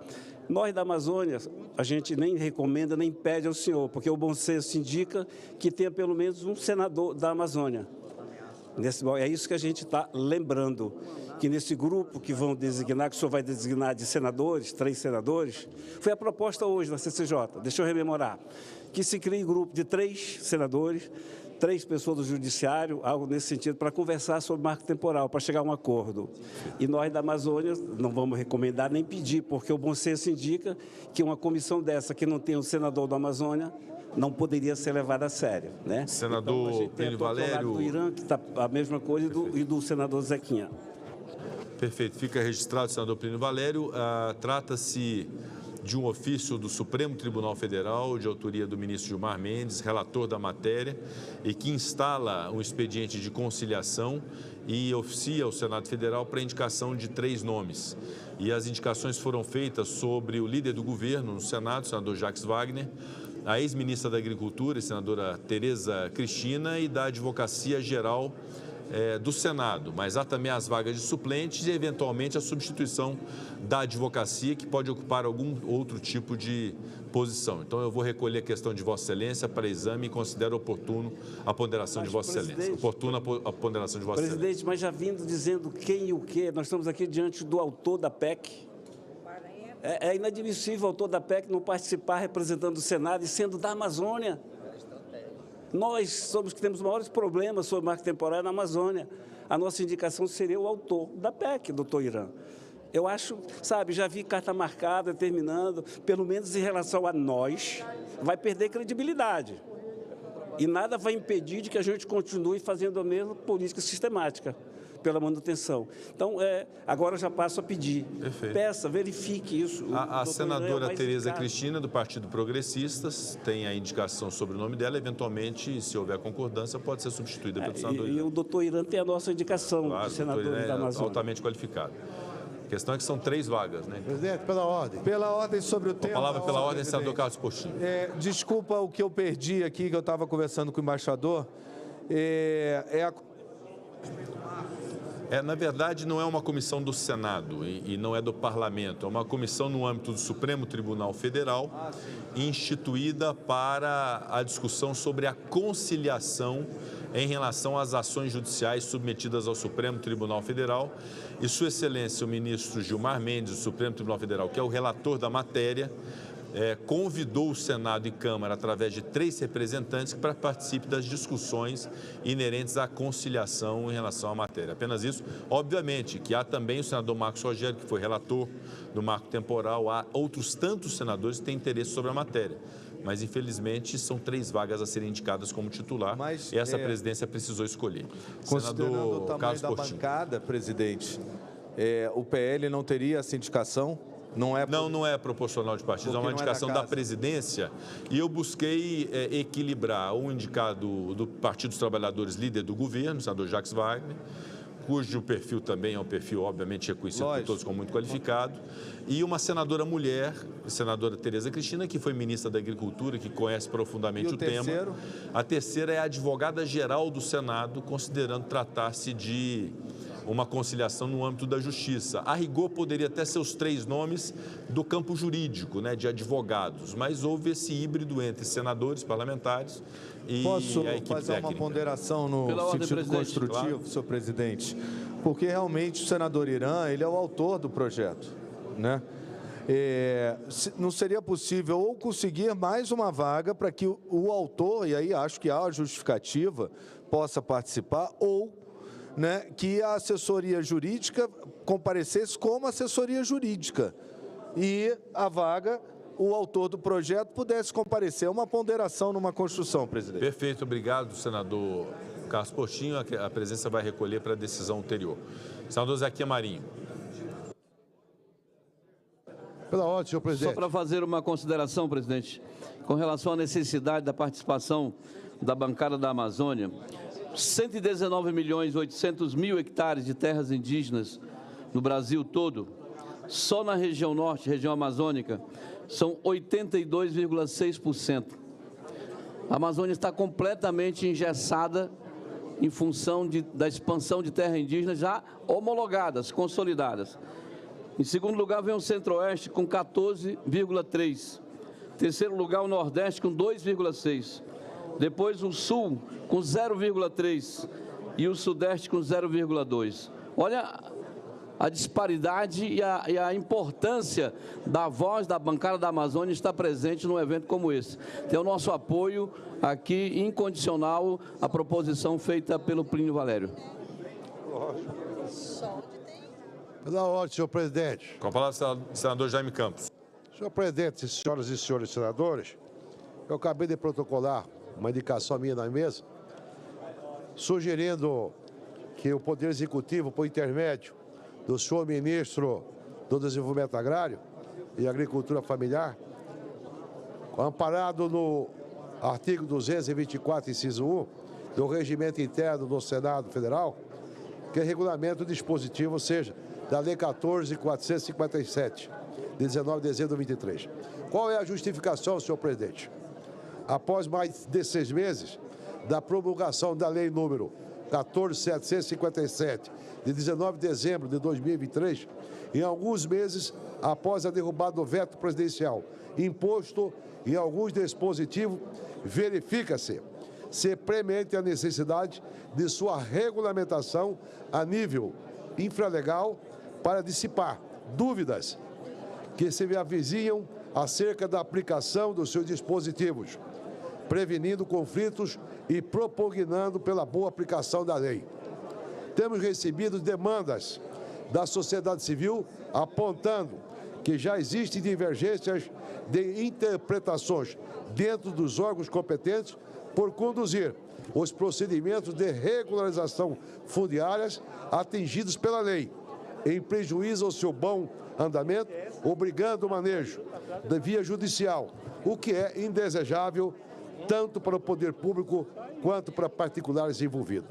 Apesar da manifesta discordância parcial do Executivo com o conteúdo da lei, indicada na oposição dos vetos, trata-se de lei vigente e integralmente mantido pelo Legislativo, cabendo ao Poder Executivo, considerando o poder da regulamentação previsto no seu artigo 84, inciso 4 da Constituição Federal, promover a devida desinficação dos dispositivos. Não obstante, senhor presidente, é necessário insistir que o objetivo primário da lei é fomentar a regularização fundiária, notadamente de títulos emitidos há mais de 15 anos, cujas condições resolutivas já perderam a razão de existir. Com isso, pretende garantir-se a devida formalização do domínio, contribuindo para a segurança jurídica, combate à informalidade e o fomento da economia com os benefícios da sociedade. Resumindo, senhor presidente, o que nós estamos propondo através dessa indicação nossa é de que a lei que foi publicada no dia 22 de 5 de 2024, lamentavelmente não foi ainda regulamentada. O que nós queremos? Temos vários conflitos na área fundiária, particularmente em Mato Grosso, tem gente que tem há 15, 20 anos já em cima dessa propriedade e até hoje não conseguiu o título definitivo da terra. Ou seja, para dar a ele a segurança jurídica, para que ele possa não só ter acesso a créditos das instituições financeiras, sobretudo o Banco do Brasil, mas para dar a ele uma segurança de que ele é proprietário. Então, o que nós estamos solicitando ao ministro da Reforma Agrária, que ele faça a regulamentação dessa lei, para que dentro de tudo isso aqui, possamos titular uma grande parcela dos trabalhadores que estão nesse imenso Brasil, que lamentavelmente não tiveram até agora o acesso ao título. Essa é a minha indicação, senhor presidente. Muito obrigado. Obrigado, senador Jaime Campos. A presidência tomará as providências de encaminhamento da indicação de Vossa Excelência às instâncias competentes. Podemos encerrar a votação? Todos já votaram? O senador Jorge Seif está votando nesse momento.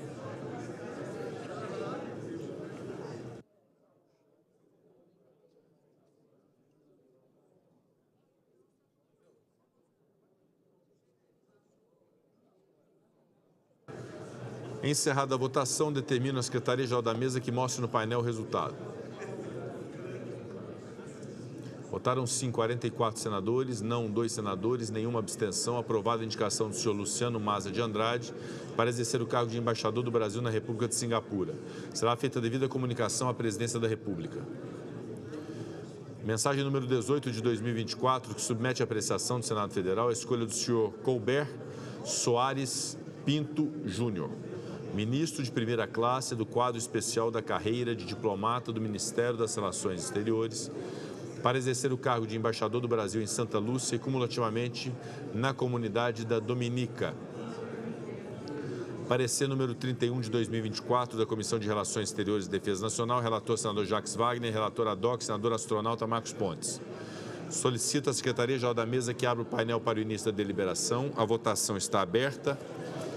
Os senhores senadores e as senhoras senadoras já podem votar.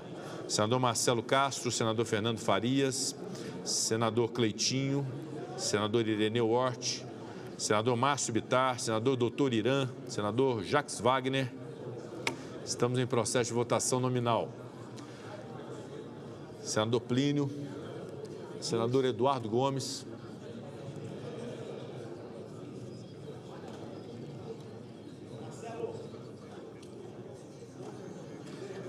senador Stevenson Valentim, senadora Zenaide Maia, senador Humberto Costa, senador Lucas Barreto, senador Randolfo Rodrigues, senador Davi Alcolumbre, senadora Elisiane Gama. Votação nominal.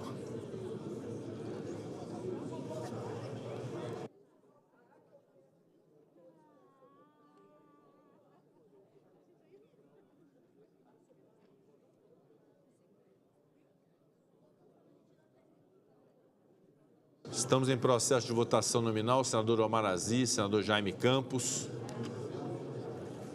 senador Carlos Portinho, senador Flávio Bolsonaro, senador Humberto Costa, senador Espiridião Amin,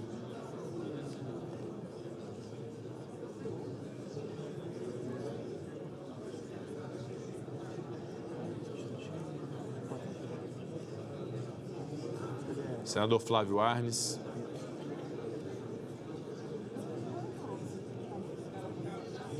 senador André Amaral, senador Carlos Viana, senador Jaime Campos,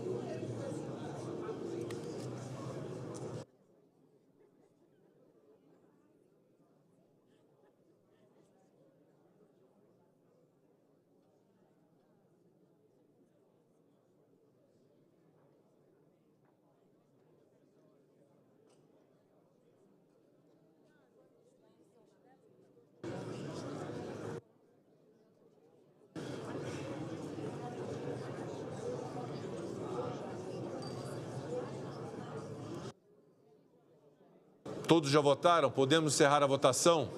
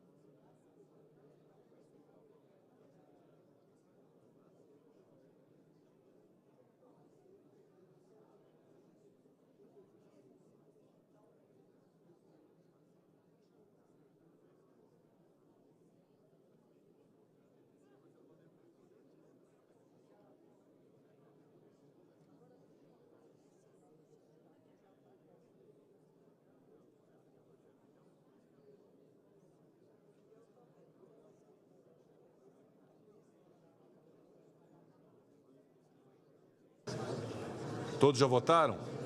Podemos encerrar a votação? Encerrada a votação, determina a Secretaria-Geral da Mesa que mostre no painel o resultado. Votaram 41 senadores, um voto não, uma abstenção. Está aprovada a indicação do senhor Colbert Soares Pinto Júnior para exercer o cargo de embaixador do Brasil em Santa Lúcia e cumulativamente na comunidade da Dominica.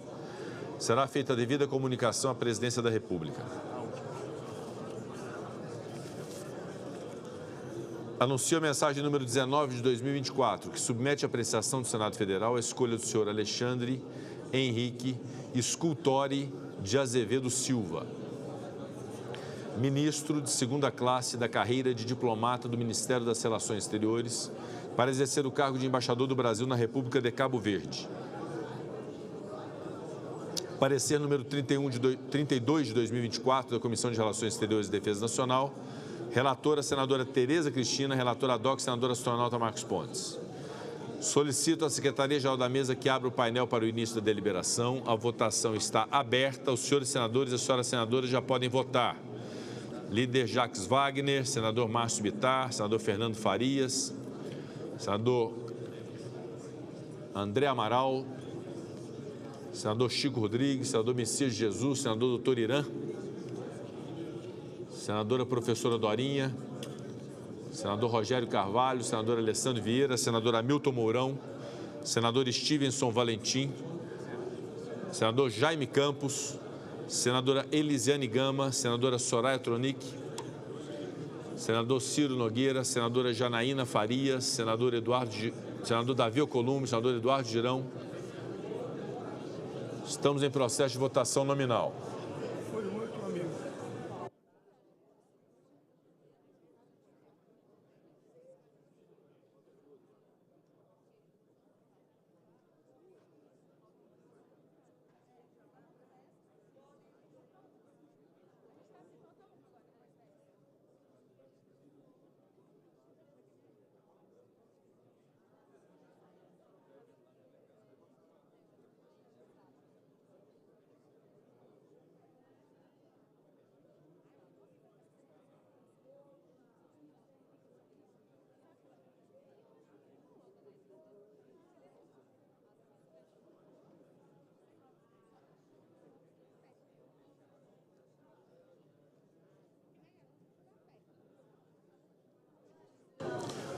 Senador astronauta Marcos Pontes, há um item que foi relatado por Vossa Excelência, o 1006 de 2022. Logo após essa votação, que é a última de autoridades, eu vou retornar esse item para o parecer de emenda de Vossa Excelência, que infelizmente, por inadvertência da presidência, nós não submetemos à apreciação. Então, em instantes, eu chamarei Vossa Excelência a ocupar a tribuna.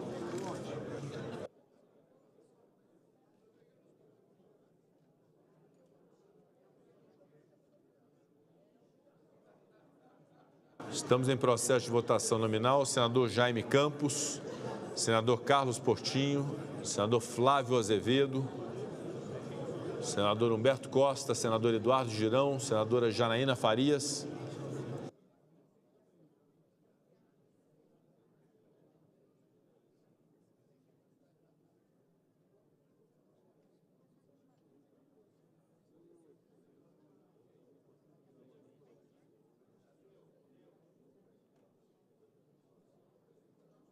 Consulta o plenário se todos já votaram.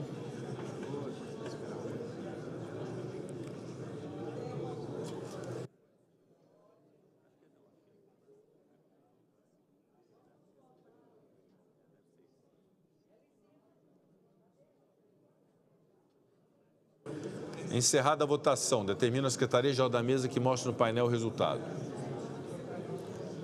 Votaram sim 41 senadores, não 2 senadores, nenhuma abstenção. Está aprovada a indicação do senhor Alexandre Henrique Scultori de Azevedo Silva para exercer o cargo de embaixador do Brasil na República de Cabo Verde. Será feita devida comunicação à presidência da República. Eu agradeço aos senhores senadores e senhoras senadoras pela dedicação à apreciação das autoridades submetidas hoje ao plenário do Senado. Em relação ao projeto de lei 1006 de 2022, do deputado Pedro Lucas Fernandes, que institui normas aplicáveis às atividades espaciais nacionais, a presidência esclarece que foram apresentadas perante a mesa as emendas números 3 a 5, já disponibilizadas na tramitação da matéria e que serão encaminhadas à publicação. As emendas dependem de parecer. Faço a designação do senador astronauta Marcos Pontes para proferir parecer de plenário. Vossa Excelência tem a palavra.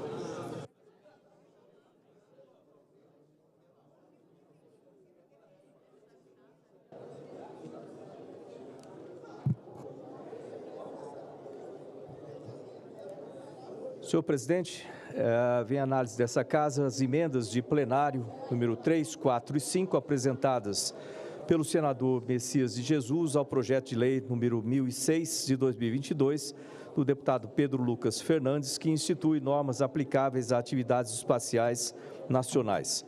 Aprovado na Câmara dos Deputados, o PL seguiu para esta casa, onde foi distribuído para exame da Comissão de Relações Exteriores e Defesa, onde me coube relatá-la.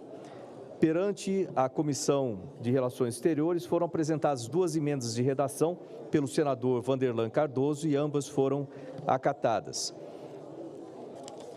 Por meio do parecer número 20 de 2024, a comissão aprovou o projeto de lei com as duas emendas de redação. Na oportunidade, foi também aprovada a apresentação do requerimento número 12 de 2024, de urgência para a matéria que foi incluída na ordem do dia da sessão deliberativa ordinária de hoje.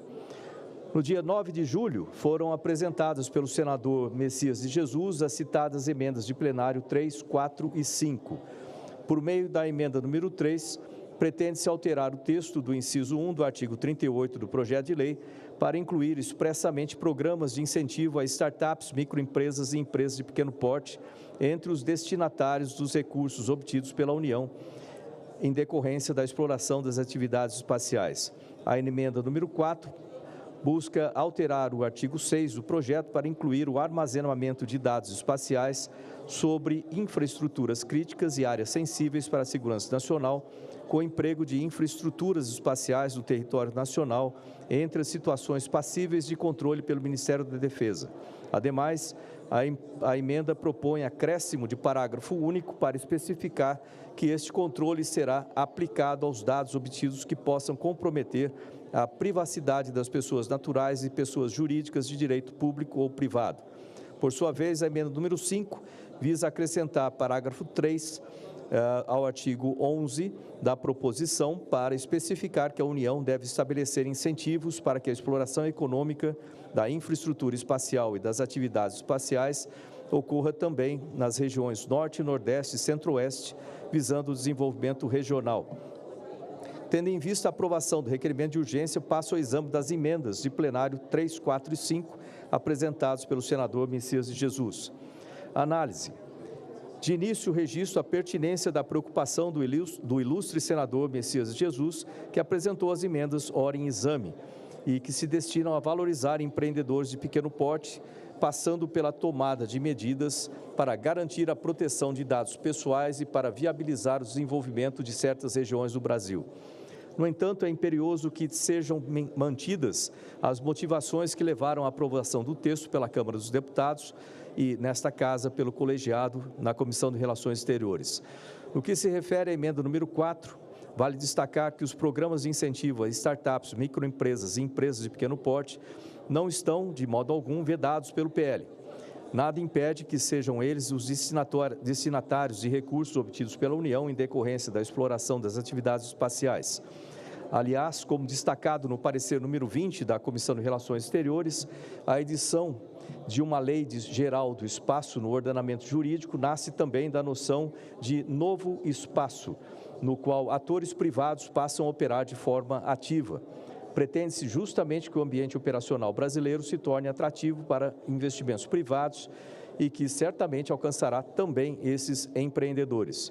Em relação à emenda 5, a nosso sentir, a sua aprovação levará à indesejada confusão no que tange ao âmbito de aplicação da Lei nº 13.709, de 14 de agosto de 2018, que institui a Lei Geral de Proteção de Dados Pessoais no Brasil. Este diploma legal deixa claro que, em seu artigo 4, que ela não se aplica ao tratamento de dados pessoais realizados para fins exclusivos de, entre outros, defesa nacional e segurança do Estado. Ademais, eventual aprovação da emenda pode levar à interpretação restritiva em torno do alcance do controle previsto no dispositivo, que passaria a atingir apenas atividades que possam comprometer a privacidade de pessoas naturais e pessoas jurídicas. Por fim, a própria pretensão de abrangência que se espera da lei que resultar da aprovação do PL não justificaria o acolhimento da emenda número 5. Não bastante isso, é importante frisar que os centros de lançamento de Alcântara, localizado no Maranhão, e da Barreira do Inferno, localizado no Rio Grande do Norte, serão seguramente grandes beneficiários da aprovação desse projeto, o qual deverá ampliar enormemente as possibilidades de seus usos. Em linhas gerais, é reduzida a utilidade da inclusão dos incentivos regionais sugeridos na emenda, portanto, são justamente os estados nela referidos para posição intertropical, aqueles que naturalmente apresentam maiores potenciais para exploração de atividades espaciais. Voto. Diante do exposto, votamos pela rejeição das emendas de plenário número 3, 4 e 5, apresentadas ao projeto de lei número 1006 de 2022. Esse é o relatório, senhor presidente. Parecer é contrário às emendas números 3 a 5. Passamos à discussão da matéria. Não havendo quem queira discutir, declaro encerrada a discussão. Passamos à apreciação. A presidência submeterá a matéria à votação simbólica. Votação do projeto e das emendas em turno único nos termos do parecer. As senadoras e os senadores que os aprovam permaneçam como se encontram. Aprovado o projeto com as emendas números 1 e 2 de redação. Rejeitadas as emendas números 3 a 5. O parecer da comissão diretora oferecendo a redação final será publicado na forma regimental. Discussão da redação final, encerrada a discussão e votação. As senadoras e os senadores que a aprovam permaneçam como se encontram. Aprovada a redação final, a matéria vai à sanção, será feita a devida comunicação à Câmara dos Deputados. Anuncio a proposta de emenda à Constituição número 66 de 2023, do senador Jader Barbalho e outros senadores, que abre novo prazo de parcelamento especial de débitos dos municípios, com os seus regimes próprios de previdência social dos servidores públicos e com o regime geral de previdência social. Parecer número 18 de 2024 da Comissão de Constituição, Justiça e Cidadania. Relator, senador Carlos Portinho, favorável à proposta nos termos da emenda número 5, substitutiva, e contrário às emendas números 1 a 4. Perante a mesa foi apresentada a emenda número 6, já publicada. Passe-se a quarta sessão de discussão da proposta das emendas em primeiro turno. Não havendo quem queira discutir, está encerrada a quarta sessão de discussão em primeiro turno. A matéria está incluída em pauta para a continuidade da discussão. Anuncio a proposta de emenda à Constituição número 26 de 2022 do deputado Cristino Áureo e outros senadores, e outros deputados, que altera o artigo 96 da Constituição Federal para dispor sobre a eleição dos órgãos diretivos de tribunais de justiça. Parecer número 94 de 2023 da Comissão de Constituição, Justiça e Cidadania, relator senador Everton, favorável à proposta. Não foram apresentadas emendas perante a mesa. Passa-se a quarta sessão de discussão da proposta em primeiro turno. Não havendo quem queira, senador Sérgio Petecão, para discutir. Presidente, não é discutir. Eu gostaria só que ficasse registrado. Por motivo de força maior, não pude estar na votação anterior. Eu queria que o senhor registrasse meu voto com a orientação do partido, por favor. Assim será feito, senador Sérgio Petecão. Não havendo quem queira discutir, está encerrada a discussão. Na quarta sessão de discussão, em primeiro turno, a matéria será incluída em pauta para a continuidade da discussão.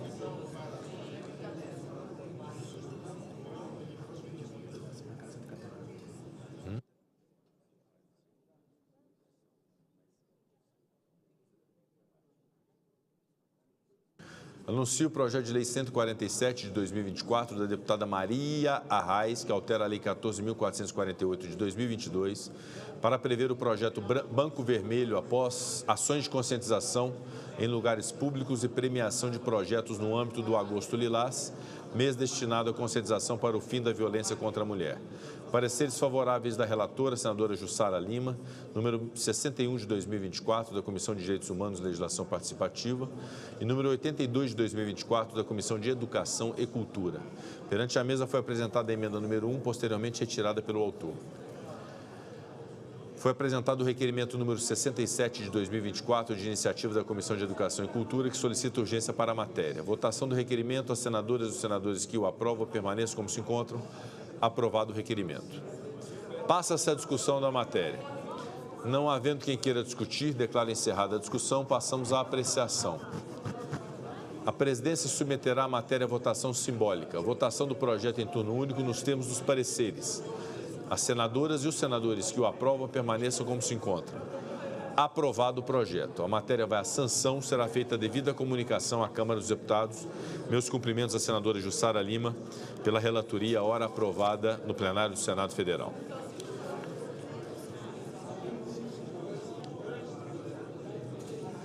Projeto de lei número 1548 de 2022, substitutivo da Câmara dos Deputados ao projeto de lei do Senado número 117 de 2018, do senador Cidinho Santos, que altera a Lei 12.865 de 2013 para estender ao farelo e ao óleo de milho o mesmo tratamento tributário concedido à soja relativamente à incidência da contribuição para os programas de integração social e de formação do patrimônio do servidor público, contribuição para o PIS/PASEP e da contribuição para o financiamento da Seguridade Social COFINS. Pareceres favoráveis ao substitutivo da relatora, senadora Tereza Cristina, número 18 de 2024 da Comissão de Agricultura e Reforma Agrária e número 70 de 2024 da Comissão de Assuntos Econômicos. Passamos à discussão da matéria. Senadora Tereza Cristina, para discutir. Presidente Rodrigo Pacheco, senadoras, senadores, esse é um projeto super importante porque ele traz um equilíbrio para o produto milho, né? Nós temos já a soja que tem essa isenção e a soja ela faz ração, ela é importantíssima para a ração animal, para as nossas proteínas. O Brasil é o maior exportador de proteína animal do mundo, de carnes bovinas, frango, suínos, e o milho também compõe essa ração. Então, a isenção de PIS e COFINS para o milho, ele traz, então, uma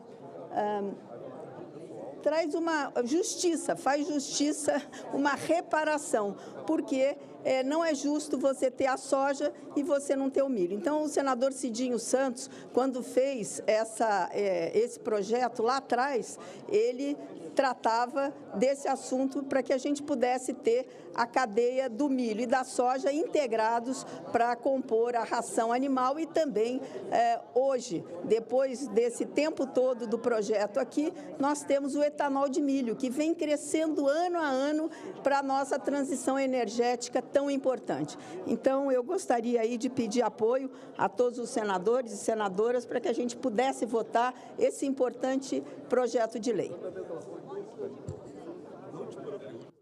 A matéria continua em discussão, senador Jaime Campos. Eu quero também encaminhar da mesma maneira que encaminhou aqui a ilustre ministra, a senadora Tereza. De fato, esse projeto é extremamente importante. Nós estamos buscando uma questão isonômica. Já havia a remissão de imposto ou isenção em relação ao farelo da soja. E agora estamos pedindo de milho. Para que Vossa Excelência tenha conhecimento, o Mato Grosso hoje é um grande produtor, que Vossa Excelência conhece bem, não só da soja, do milho, do algodão, tem o maior rebanho bovino do país. Entretanto, nós estamos permitindo, através dessa isenção do PIS e COFINS, com certeza, o aprimoramento e, sobretudo, é questão até mesmo de desenvolvimento econômico, social, de várias regiões do país, particularmente do nosso querido Mato Grosso do Sul. Incito, aqui vejo o nosso querido amigo senador Sérgio, eterno senador, hoje deputado Sérgio Souza, que é um prazer grande estar com Vossa Excelência aqui no plenário, mestre, catedrático, que defende muito bem, com certeza, o homem do campo, sobretudo a sociedade brasileira. De forma que eu estou concordando, quero cumprimentar até o autor aqui, que foi o senador Cidinho Santos, da mesma forma que a ilustre relatora, querida amiga senadora Tereza, na medida que este projeto é extremamente importante. Tem meu apoio, minha solidariedade, espero que possamos votar ainda nesta noite de hoje, senhor presidente. Muito obrigado. Senador Jaime Bagatoli para discutir. Quero parabenizar a senadora Tereza Cristina por esse projeto, dizer que o DDG de milho hoje, além de nós termos uma grande geração de emprego e renda, principalmente nos estados que são grandes produtores de milho, o DDG ajudou muito a contribuir, principalmente nesse momento, com a ração animal, principalmente dentro dos confinamentos, no momento de crise que nós estamos enfrentando dentro da situação do gado, da situação do preço de bovino hoje, que estamos hoje vendendo pelo valor de 50% do valor que está nos Estados Unidos hoje. A arroba do boi lá hoje está $95, aqui está em torno de $40, menos da metade do valor. E o DDG está contribuindo muito, que é um insumo que primeiro nós só tínhamos o farelo de soja. Parabéns à senadora Tereza Cristina, e isso vai ajudar muito na geração de emprego e renda, principalmente nos estados produtores de milho. Obrigado, presidente. Para discutir, senador Jorge Seife. Presidente, só um minutinho. Senadora Tereza Cristina. E aqui também parabenizar o nosso deputado Sérgio Souza, que foi o relator, que foi o relator dessa matéria na Câmara dos Deputados. Seja muito bem-vindo, deputado Sérgio Souza, ex-senador da República. É uma alegria recebê-lo no Senado Federal. Senador Jorge Seife com a palavra para discutir. Senhor presidente, na verdade, eu falei há pouco com o senador Cidinho, está na Espanha, parabenizei ele, parabenizo a senadora Tereza Cristina, que é um orgulho, é um patrimônio político da nossa nação. Sérgio Souza também sempre trabalhou ativamente no nosso agronegócio. Senhor presidente, quando no passado nós olhávamos, por exemplo, a produção de milho nos Estados Unidos, de etanol de milho, nós falávamos, caramba, eles conseguem fazer do milho um insumo importante para etanol. E hoje nós temos atingido índices recordes de produção de milho e geração, não só de farelo para alimentar a nossa pecuária, mas também de etanol. Então, cabe-me aqui a reconhecer o trabalho desses grandes brasileiros que sempre trabalharam e seguem trabalhando pelo agronegócio. Parabéns, senadora Tereza Cristina, minha mãe poderosa. Parabéns, deputado Sérgio Souza e senador Cidinho, também te cumprimento pela iniciativa. Obrigado, senhor presidente. A matéria continua em discussão, não havendo mais quem queira discutir, declaro encerrada a discussão.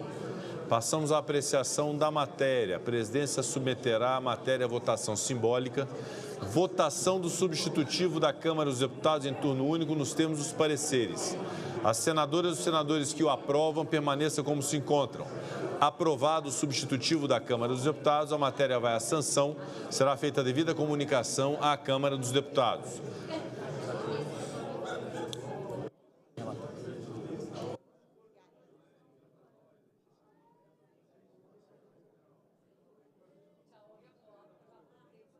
Oradores inscritos, senador Zequinha Marinho.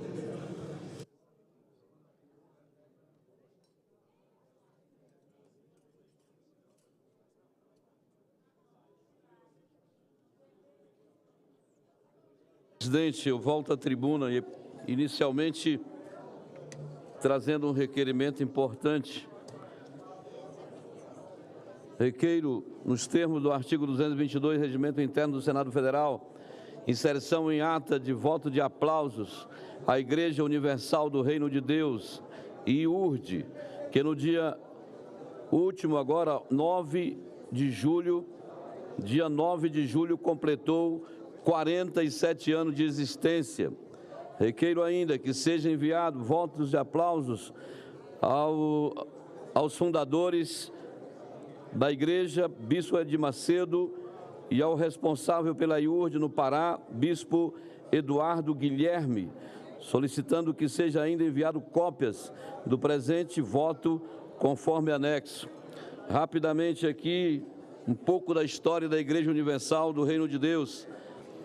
A Igreja Universal do Reino de Deus teve início em um simples coreto localizado na Praça Jardim do Meier, subúrbio da capital do estado do Rio de Janeiro, onde o bispo Edir Macedo começou os seus trabalhos evangelísticos. Ali tinha nas mãos uma Bíblia e um microfone ligado a uma caixa de som. Logo um grupo de curiosos parou para ouvi-lo e, com o passar dos dias, o público que assistia às pregações de Edir Macedo foi aumentando. Se avolumou de tal forma que no dia 9 de julho de 1977, com cerca de 225 pessoas, na reunião, a igreja deu os seus primeiros passos oficialmente em um prédio que funcionava na antiga funerária do bairro da Abolição, na zona norte do estado do Rio de Janeiro. Ontem, 9 de julho, foi dia de festa para a Universal e eu quero aqui cumprimentar toda a liderança nacional, liderada pelo Bispo Edir Macedo, cumprimentar toda a liderança do estado do Pará, liderada pelo Bispo Eduardo Guilherme e todas as pessoas que fazem parte de todos os trabalhos sociais, trabalhos com detentos nos presídios, enfim, um trabalho extraordinário feito por aquela igreja que tem ao longo desses quase 50 anos, quase 5 décadas, feito muito a diferença. Parabéns. Senhor presidente, de acordo com o levantamento do Supremo Tribunal Federal, existem atualmente cerca de 240 processos de demarcação de terras indígenas em tramitação. Além disso, as ações de controle concentradas sobre o tema aumentaram significativamente nos últimos anos, evidenciando a crescente judicialização e a complexidade dos conflitos fundiários no Brasil todo. Lembro de que, no dia 27 de setembro do ano passado, este plenário aprovou, com ampla maioria de votos, o projeto de lei número 2903 de 2023, que estabeleceu a data de 5 de outubro de 1988 para a demarcação de terras indígenas no Brasil, o famoso marco temporal. A promulgação da lei número 14.701 de 2023, que definiu o marco temporal, se deu no dia 28 de dezembro de 2023, após a derrubada dos vetos presidenciais aqui no Congresso, como de costume. Vejam que, apesar de já existir uma lei, percebe-se uma enxurrada de ações judiciais, como evidenciado pelas ADIs 7582, 7583 e 7386 e pela ADC 87. Hoje, a CCJ pautou a PEC 48/2023, que altera a Constituição para novamente definir o marco temporal de demarcações de terras tradicionalmente ocupadas pelos povos indígenas. Lamentavelmente, em nosso país, não basta o texto da lei. Precisamos da PEC para que de uma vez por todas se possa garantir segurança jurídica nacional. A PEC ficou para outubro, conforme definiu o presidente da CCJ, senador Davi Alcolumbre. Mas quero aqui dizer que, já no começo do próximo mês, o Supremo Tribunal Federal agendou o início dos trabalhos de uma comissão de conciliação que vai tratar das ações que envolvem o marco temporal para a demarcação de terras indígenas. Espero firmemente que os ministros assumam a mesma postura do ministro Gilmar Mendes, que em abril deste ano agora, negou o pedido para suspender a deliberação do Congresso que validou o marco temporal. Esta casa, assim como a Câmara dos Deputados, é composta por legítimos representantes dos cidadãos brasileiros. São esses cidadãos que confiaram seu voto para produzir leis, instrumentos essenciais para o convívio humano e para manter a ordem de uma sociedade. E foi justamente esse o objetivo da lei que estabeleceu o marco temporal: manter a ordem em nossa sociedade. Um país que destina 14,1% do seu território, ou o equivalente a 119.800.000 hectares, a terras indígenas, se vê à beira do caos, se não considerarem o marco temporal votado recentemente aqui. Atualmente, senhor presidente, existem reivindicações, 487 terras em reivindicações e mais 120 pedidos de estudo para demarcação de novas terras indígenas. Isso representa mais de 117.120.000 hectares, ou o dobro do território que hoje já é reservado aos povos indígenas. Apesar de existir uma controvérsia desse censo indígena de 2022, que é uma verdadeira piada, que em 12 anos registrou um aumento de 88,82% dessa população, vamos fazer aqui um esforço para considerar os dados válidos.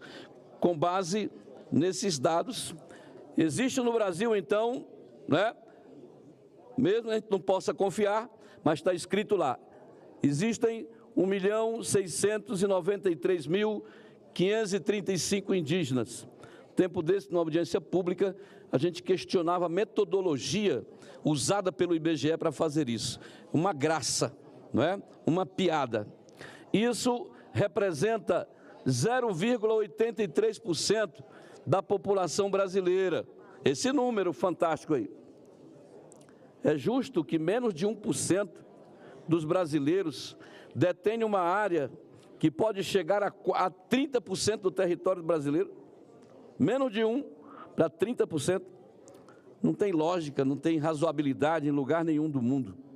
Por fim, senhor presidente, trago aqui a mesma indagação do senador Plínio Valério, feita hoje lá na CCJ. Se o problema é por mais terras ou por mais áreas demarcadas, qual a razão do censo indígena apontar que dos 630.041 domicílios com pelo menos um morador indígena, 492.785 estão localizados fora de terras indígenas? Sabe o que isso significa? 492.000 de 630 significa exatamente 78,21%. Então, os domicílios, quase 80% dos domicílios dos nossos irmãos indígenas não estão em terras indígenas. Já foram embora, estão nos centros urbanos. Só quem está lá, o percentual é de 21,79%. Só 21,79% dos domicílios indígenas estão dentro de terras indígenas. Não chega a 22%. Onde vamos chegar desse jeito? E para que mais terra? Se as terras que tem não estão sendo usadas. É um fim de picada, presidente. Eu quero só fazer aqui uma rápida reflexão com Vossas Excelências. É o seguinte: nós hoje temos 621 terras indígenas homologadas, com um total de 119.800.000 hectares. Estou encerrando, presidente. E nós temos aqui 487 reivindicações, quer dizer, requerimentos, e mais 120 terras já em estudos. Essa parte que está aqui em estudos e reivindicadas corresponde a 117.120.000 hectares, correto? Quando eu boto isso em cima daquilo que já existe de forma homologada, esse percentual de 14% que hoje já está disponível e entregue, ele passa para 27,8%.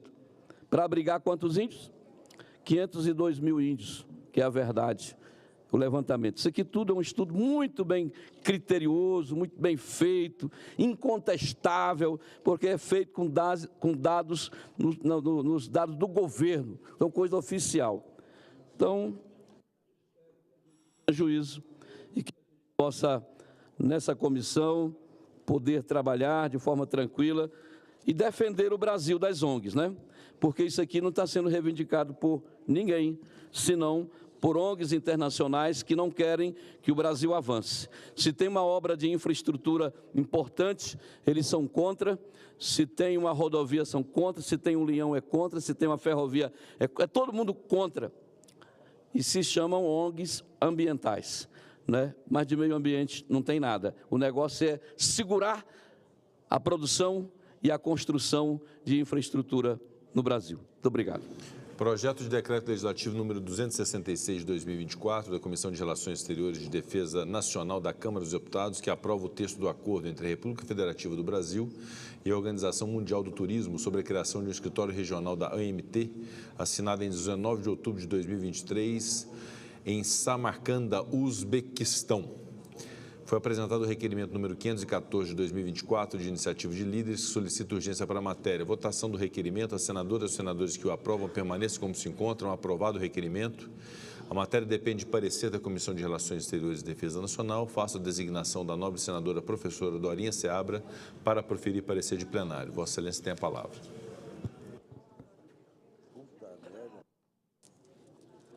Senhor presidente, senhoras e senhores senadores, vou direto à análise.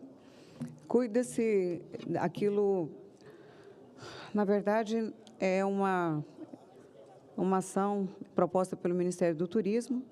No tocante ao acordo, ainda existem imperfeições no que diz respeito à juridicidade e constitucionalidade. Cuide-se daquilo que a doutrina denomina como acordo de sede, ou seja, um tratado bilateral a envolver a organização internacional e o Estado para dispor sobre a operação administrativa e técnica, a pauta de privilégios e imunidades, bem como o regime jurídico dessa organização no território do Estado negociador.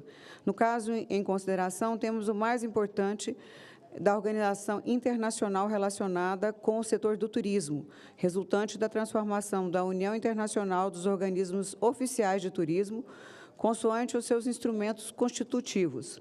A missão da OMT é promover e desenvolver o turismo e visa contribuir com a expansão econômica, a compreensão internacional, a paz, a prosperidade, bem como o respeito universal, a observância dos direitos, liberdades humanas fundamentais, sem distinção de raça, sexo, língua ou religião. A importância do setor desse setor na economia da região é indiscutível. Em 2019, foi responsável por 42% do total das exportações do Caribe e 10% da América Latina, por 42% das exportações, e a economia do turismo inclui todos os setores do serviço aos viajantes. Foi responsável por 26% do PIB no Caribe e 10% na América Latina, e a criação de 35% dos empregos no Caribe e 10% na América Latina, com mais de 40% na participação de mulheres. Dados do Conselho Mundial de Viagem e Turismo, WTTC, apontam que o turismo vai contribuir com cerca de 169,3 bilhões para o PIB do Brasil, uma alta de 9,5% ante os números de 2019. Ainda segundo o estudo da Oxford Economics, no final de 2024, o turismo brasileiro terá empregado mais de 8 milhões de pessoas no Brasil, o que representaria cerca de 8,1% do total de empregos no país. Nesse sentido, o Brasil, país de dimensões continentais, mega diverso, abundante em belezas naturais, rico em étnica, cultura e história, com importantes bens culturais e naturais inscritos na Organização das Nações Unidas para a Educação, Ciência e Cultura, Unesco. Dessa maneira, nosso país pode contribuir de forma superlativa com os trabalhos da entidade, bem como se beneficiar dos frutos dessa tarefa, sobretudo por meio da instalação do escritório, objeto que está sendo tratado nesse PDL. Isso posto, registramos que o texto negociado representa um passo importante na consolidação do relacionamento bilateral. Com efeito, o escritório da OMT no Brasil vai impulsionar atividades dessa organização no âmbito regional. Nesse sentido, o acordo em exame é instrumento relevante para o fortalecimento do turismo, tanto em nosso entorno quanto em nosso país, por ser conveniente e oportuno aos interesses nacionais, constitucional, jurídico e regimental, somos pela aprovação do projeto de decreto legislativo 266 de 2024. É este o nosso voto, senhor presidente. Agradeço a ilustre senadora Doria. O parecer, né? É favorável ao projeto de decreto legislativo. Completada a instrução, passamos à discussão da matéria. Indago a Vossa Excelência se tem alguém que quer discutir a matéria. Não havendo ninguém que queira discutir, está encerrada a discussão. Passamos à apreciação da matéria. Aprovada a matéria, senadora Doria. A votação. A presidência submeterá a votação. A presidência, me permite, a presidência submeterá a matéria pela ordem do senador Darcílio, por enquanto. Não, Vossa Excelência pode terminar, depois eu falo. Ok. A presidência submeterá a matéria à votação simbólica. Votação do projeto em turno único nos termos do parecer. As senhoras e senhores senadores que aprovam permanente se encontram. Aprovado o projeto. A matéria vai à promulgação e será feita a devida comunicação à Câmara dos Deputados. Pela ordem, senador Delcinho Trade. Senhor presidente Jaime Campos, quis que Vossa Excelência, nesse momento, estivesse presidindo a sessão. Eu vou tratar de um assunto em comum aos nossos estados, que é o Pantanal, mas bem rápido. Nós tivemos uma reunião há uns 20 dias atrás com o vice-presidente Geraldo Alckmin e mais 3 ministros, para a gente fazer uma força-tarefa de ação na tentativa de minimizar os focos de incêndio do Pantanal. E foi dada lá uma ideia de um acordo com os países que queiram ajudar o Brasil nessa questão, no sentido de disponibilizar máquinas, aeronaves, conforme o Brasil fez quando teve incêndio no Canadá, no Chile e em Portugal. E foi editada uma medida provisória. 1240 de 2024, que permite o uso de aeronaves e tripulação estrangeira em situações de emergência e calamidade pública, como é o caso do incêndio do Pantanal, sem a necessidade de acordos bilaterais prévios. Eu queria deixar registrado aqui que tudo que foi pactuado naquela reunião avançou, ou seja, muito das intempéries que aconteceram lá foram debeladas em função dessa força-tarefa. Dentre elas, essa medida provisória que já está valendo. Ela tem um prazo de validade, como todos nós sabemos, nós vamos ter o dever de apreciá-la e, enquanto isso, ela já está valendo e vai poder ter colaboração internacional para ajudar a debelar o incêndio no Pantanal. Eu vou mudar de assunto bem rapidamente para fazer um apelo aos responsáveis pela FUNASA.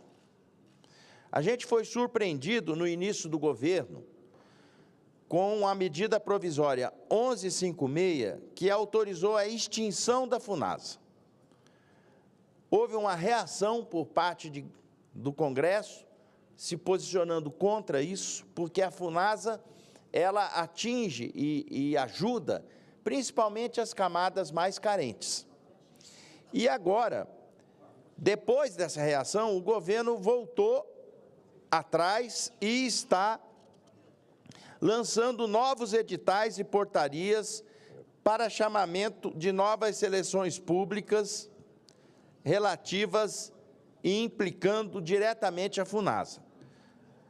Ocorre, senhor presidente, que desde a época em que ela foi extinta até agora, senadora Dorinha, o passivo que ficou para trás, ficou para trás. Eu mesmo tenho várias indicações lá no meu estado, relativas à FUNASA, que não vão nem para frente, nem anda para trás, está parado. Há uma expectativa enorme dos municípios, principalmente os pequenos, de ter concluído a demanda que a gente indicou, nos coloca numa situação muito assim desconfortável. Para Vossa Excelência ter uma ideia, a gente encaminhou lá um caminhão de resíduos sólidos, de caminhão de lixo, de coleta de lixo, para uma cidade pequena lá. O prefeito fez todos os procedimentos e faltava só a FUNASA pagar. A FUNASA não pagou, o caminhão chegou na frente, ele não pode usar o caminhão, fica lá o caminhão novinho, parado, sendo estragado, agora recebeu uma ordem para devolver o caminhão. Ou seja, essas coisas não podem acontecer. Se estão querendo dar um novo ar para a FUNASA, com novos chamamentos públicos, ótimo, parabéns, todos nós aqui vamos aplaudir. Agora, tem que resolver o passivo que ficou para trás. É o mínimo que se espera. Então, eu faço aqui um apelo, parece que agora a FUNASA foi para o Ministério da Saúde, saiu lá do Ministério acho que era Desenvolvimento Regional que estava, e foi para o Ministério da Saúde. Faço aqui o apelo, quer dizer, uma parte da fala, elogio, porque tem que elogiar quando merece, que foi as ações do Pantanal, e a outra a gente critica, porque não pode ficar desse jeito, isso tem que ser arrumado. Era isso, senhor presidente. Agradeço a Vossa Excelência, senador Centrado, Vossa Excelência tem toda a razão. Eu quero solidarizar, até porque eu tenho acompanhado muito bem de perto em relação ao combate ao incêndio nos ambos pantanais, tanto no Mato Grosso quanto no Mato Sul. Entretanto, quanto a essa medida provisória, o governo manda uma medida provisória meritória, que nós temos que aprovar aqui com certeza, até pelo fato de que o que vem, nesse caso particular de ajuda, será muito bem-vinda. Por outro lado, a questão da FUNASA, você tem toda a razão. Por incrível que pareça, esse fato não está acontecendo só com suas indicações, só também no seu estado, em todo o território nacional. Particularmente em Mato Grosso, também ficou com essa mesma pendenga, ou seja, com essa mesma pendência.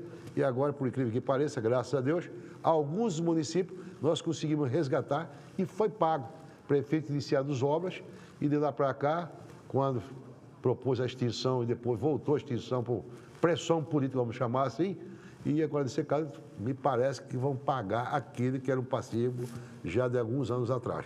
Lá em Mato Grosso, alguns municípios, graças a Deus, já foi resgatado e pagaram na última semana, se me fala a memória, de 4 a 5 municípios. Você tem toda a razão. Apenas uma parte a Vossa Excelência, eu fui atrás para poder resolver essa questão lá do município do Mato Grosso do Sul, e olha só, a divisão do Estado não chegou ainda para os responsáveis pela FUNASA, que me falaram o seguinte: não, porque agora quem está atendendo as questões do Mato Grosso do Sul é um ou outro servidor que está no Mato Grosso, só que ele não tem recurso para poder vir para o Estado para poder ver. Falei, mas liga lá para ele. No telefone está cortado. Não, é brincadeira, presidente. Agradeço, Vossa Excelência, e vamos pedir, primeiro, até desculpa aqui, mas Vossa Excelência, essa brilhante senadora do nosso querido Tocantins Dorinha, nós temos aqui um item extra-pauta, que Vossa Excelência também, você tem a relatora.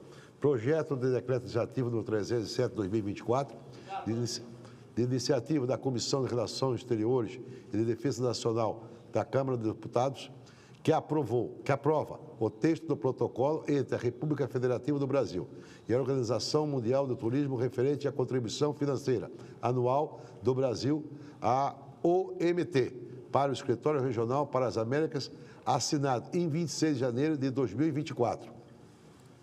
Foi apresentado o requerimento número 515 de 2024, de iniciativas de líderes que solicitam urgência para a matéria.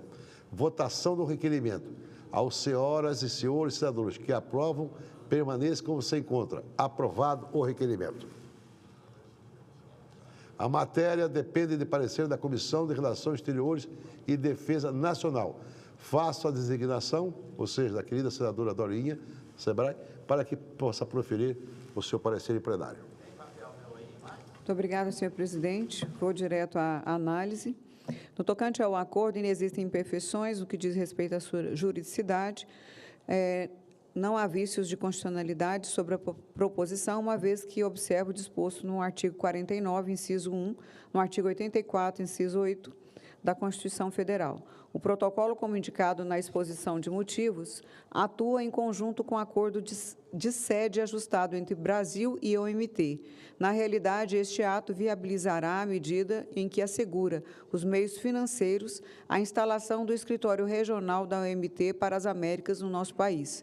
O estabelecimento do escritório da OMT no Brasil contribuirá, em linhas gerais, para integrar o turismo à agenda global e, no âmbito regional, melhorar a competitividade dos países, promover o turismo sustentável, aprimorar a qualificação, reduzir as desigualdades e atrair investimentos ao setor. Por ser conveniente e oportuno aos interesses nacionais, constitucional, jurídico e regimental, somos pela aprovação do projeto de decreto legislativo número 307 de 2024. Este é o nosso voto, senhor presidente. Agradeço a Vossa Excelência o parecer favorável ao projeto de decreto legislativo. Completada a instrução, passamos à discussão da matéria. Como não está aí, indago se tem algum orador que queira fazer uso da palavra. Se tem alguém. Como não tem ninguém, não havendo quem queira discutir, encerrada a discussão, passamos à apreciação da matéria. A presidência submeterá a matéria à votação simbólica. Votação do projeto em turno único, nos termos do parecer. As senhoras e senhores senadores que aprovam, permaneçam como se encontra. Aprovado o projeto e a matéria vai à promulgação. Será feita devida comunicação à Câmara dos Deputados. Aprovado.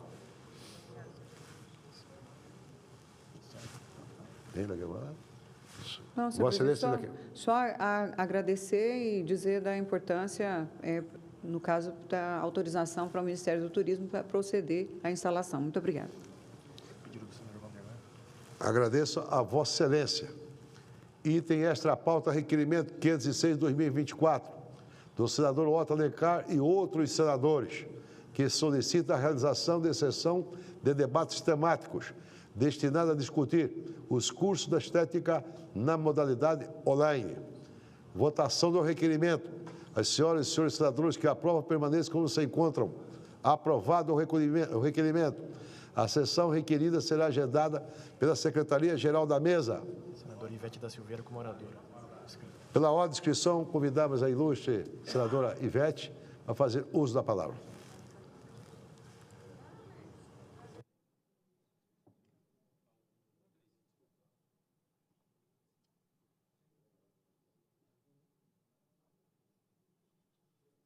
Após a fala da senadora Ivete, quem vai fazer uso da palavra será o senador Irineu, na ordem de inscrição.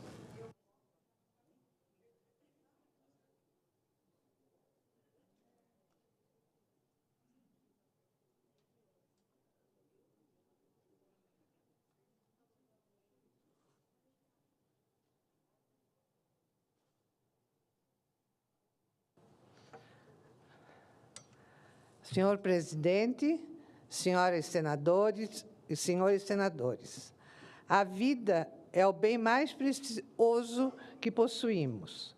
Em um mundo onde tantas coisas parecem incertas, o gesto de proteger e salvar vidas destaca-se como um dos atos mais nobres e altruístas que uma pessoa pode realizar. O valor de arriscar a própria vida para salvar a de outra pessoa sem qualquer expectativa de recompensa financeira é um testemunho poderoso do verdadeiro espírito humano. No próximo dia 13 de julho, celebraremos o aniversário do Corpo de Bombeiros Voluntários de Joinville, uma instituição que personifica este valor em sua essência. Estes homens e mulheres, movidos por profundo senso de dever e compaixão, dedicam seu tempo e arriscam suas próprias vidas para garantir a segurança e o bem-estar da comunidade. Eles representam o melhor de nós, lembrando-nos da importância do serviço altruísta e do impacto positivo que cada um de nós pode ter na vida dos outros. A cada calamidade que enfrentamos nas nossas cidades, fica mais evidente a importância dos bombeiros voluntários que realizam um trabalho fundamental em complemento às forças de segurança oficiais. Espalhados Brasil afora, os grupos de bombeiros voluntários reúnem um batalhão de cidadãos dispostos a implementar em tempo ágil serviço indispensável ao resgate de vítimas de inumeráveis acidentes naturais ou não, seja por força de enxurradas volumosas, seja por força de incêndios devastadores. Nossos bombeiros voluntários exercem papel crucial no auxílio ao trabalho fundamental de nossos bombeiros militares.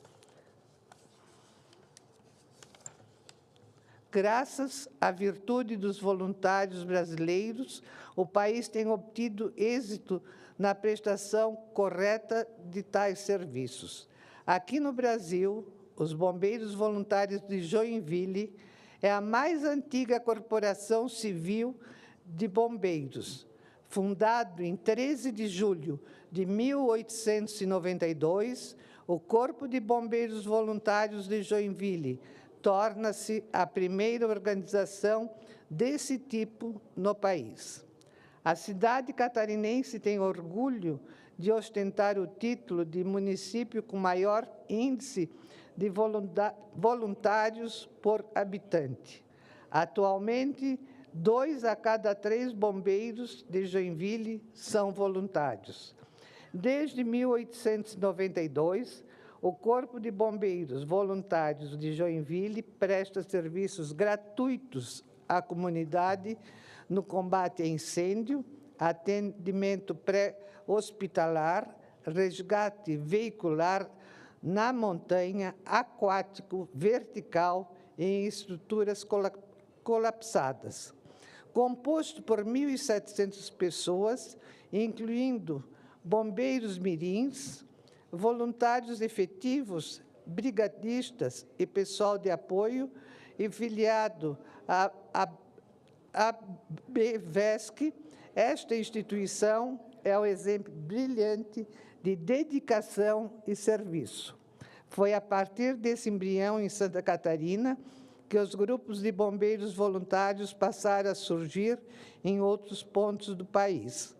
Atualmente, seus números operacionais e seu prestígio popular evidenciam um dos casos mais longevos e frutíferos de cooperação público-privada no Brasil. É um reflexo, senhoras senadoras e senhores senadores, do que podemos observar em outras partes do mundo. Em países como Japão, Alemanha, Estados Unidos, França e Chile, a participação do terceiro setor em serviços tão essencial à sociedade trouxe, entre outros benefícios, a capilarização dos serviços de emergência. Traduzindo melhor, o voluntariado dos bombeiros tem permitido levar segurança à população em localidades que o poder público muitas vezes não alcança. Por tudo isso, tive a alegria de propor o projeto de lei número 1354, de 2023, já aprovado no Senado e tramitando agora na Câmara dos Deputados. O projeto estabelece o dia 13 de julho como Dia Nacional dos Bombeiros Voluntários e com o objetivo de celebrar a atividade e difundir o importantíssimo trabalho prestado por essa corporação. Acredito ser necessário uma data que destaque a importância desse trabalho fundamental, mas muitas vezes oculto, prestado pelos bombeiros voluntários brasileiros. São milhares de pessoas que, pelo puro desejo de ajudar o próximo, dedicam tempo e esforço para promover a segurança pública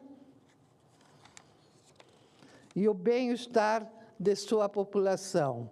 Salve 13 de julho, Dia Nacional dos Bombeiros Voluntários. Meu muito obrigada. Parabéns, senadora Ivete Silveira. Eu quero associar às suas homenagens também ao bombeiro civil da cidade, do estado de Santa Catarina, que é exemplo para todo o território nacional. Eu tenho acompanhado os trabalhos já há alguns anos e, com certeza, é uma referência, e Vossa Excelência está prestando essa homenagem realmente àqueles que têm que ter o respeito e a admiração de todos nós brasileiros, sobretudo o povo catarinense. Parabéns, senadora Ivete Silveira. Com a palavra, o senador Irineu, que muito bem representa nessa casa aqui o estado do Rio Grande do Sul. Boa noite a todos, senhor presidente, senadoras, senadores, servidores da casa, cidadãos brasileiros. Começo esse pronunciamento expressando minha gratidão ao nosso presidente titular, Rodrigo Pacheco, presidente dessa casa, pela decisão anunciada ontem de incluir na pauta do Senado da próxima terça-feira projetos essenciais em socorro ao Rio Grande do Sul. Essa tragédia não pode ser esquecida e o nosso Estado ainda precisa de muita ajuda para se reerguer. Vários projetos prioritários para o Rio Grande do Sul deverão entrar em pauta. Ressalto principalmente a necessidade de constar nas decisões do plenário o PL 1536-24 da Câmara dos Deputados, que concede remissão e prorrogação das dívidas dos produtores rurais gaúchos. Este projeto, sob minha relatoria na Comissão de Agricultura desta Casa, é crucial para a recuperação econômica dos nossos produtores, tão impactados pelas recentes adversidades. Mas, principalmente, aproveito esta oportunidade para falar sobre um projeto estratégico de grande relevância para o desenvolvimento do Rio Grande do Sul, a construção de um novo porto marítimo no litoral norte gaúcho, especificamente no município de Arroio do Sal. Este projeto, discutido desde o século XIX, ainda sob o comando de Dom Pedro II, ficou paralisado por décadas. Somente em 2018, a iniciativa foi revitalizada, graças à visão do ex-prefeito de Passo Fundo e ex-deputado federal Fernando Machado Carrion. Aliás, hoje, neste momento, em Passo Fundo, a partir das 19 horas, exatamente agora, por iniciativa do CDL e Aliança Empresarial do município, com a presença do senador licenciado Luiz Carlos Reins, a quem eu substituo temporariamente aqui, também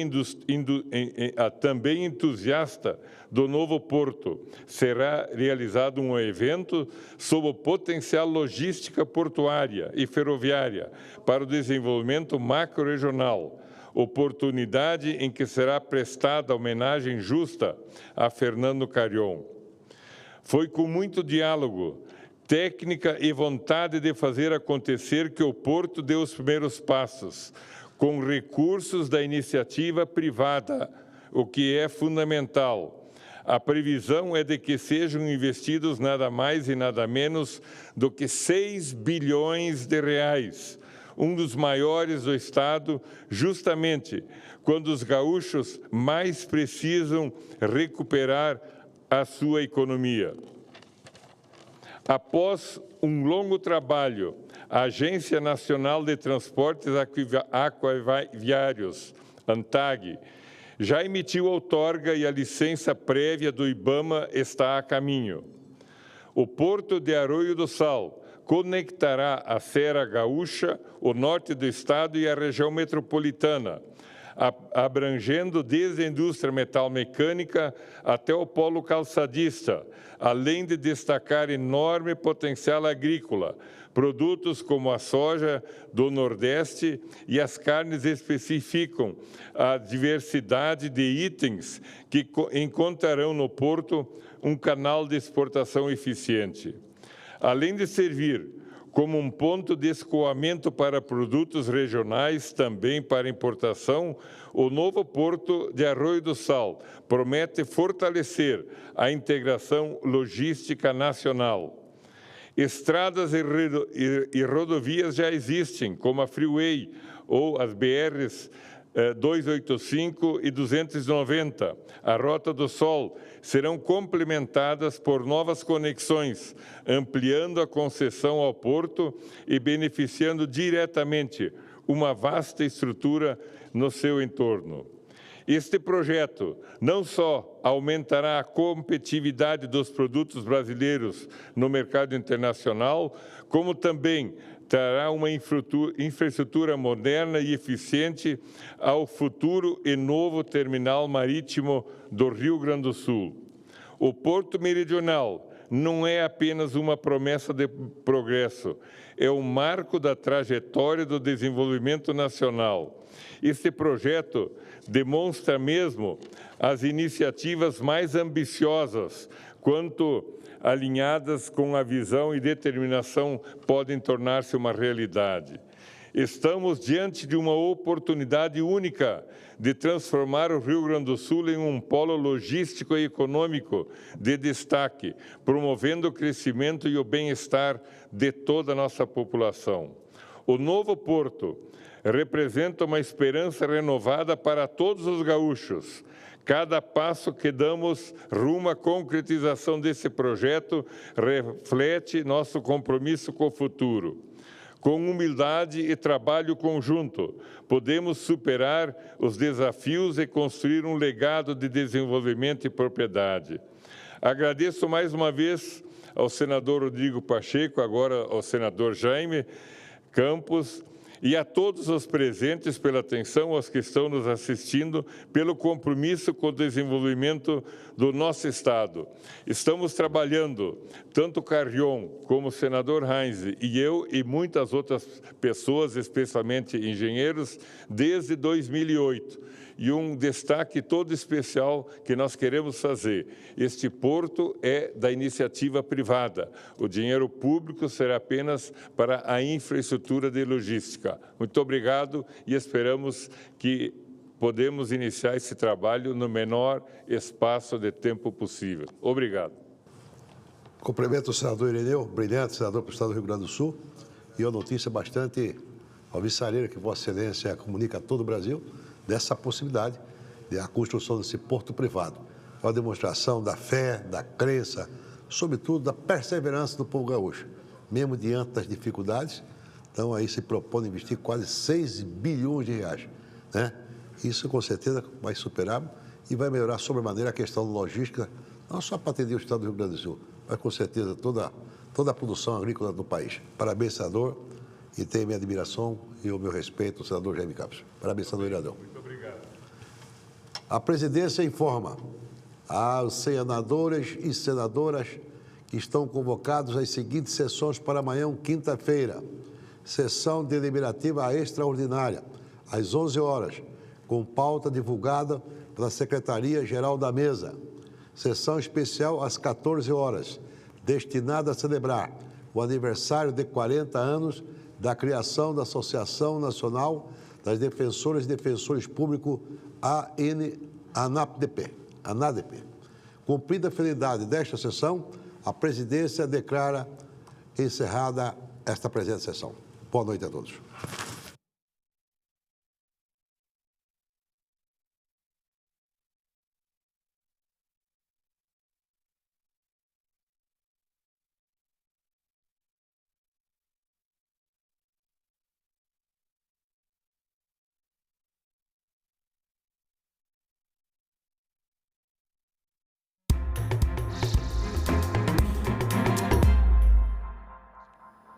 Boa noite. Hoje é quarta-feira, 10 de julho, e o Senado Notícias está no ar.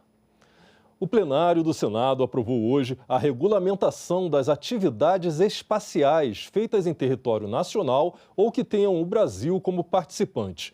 O texto segue para sanção presidencial.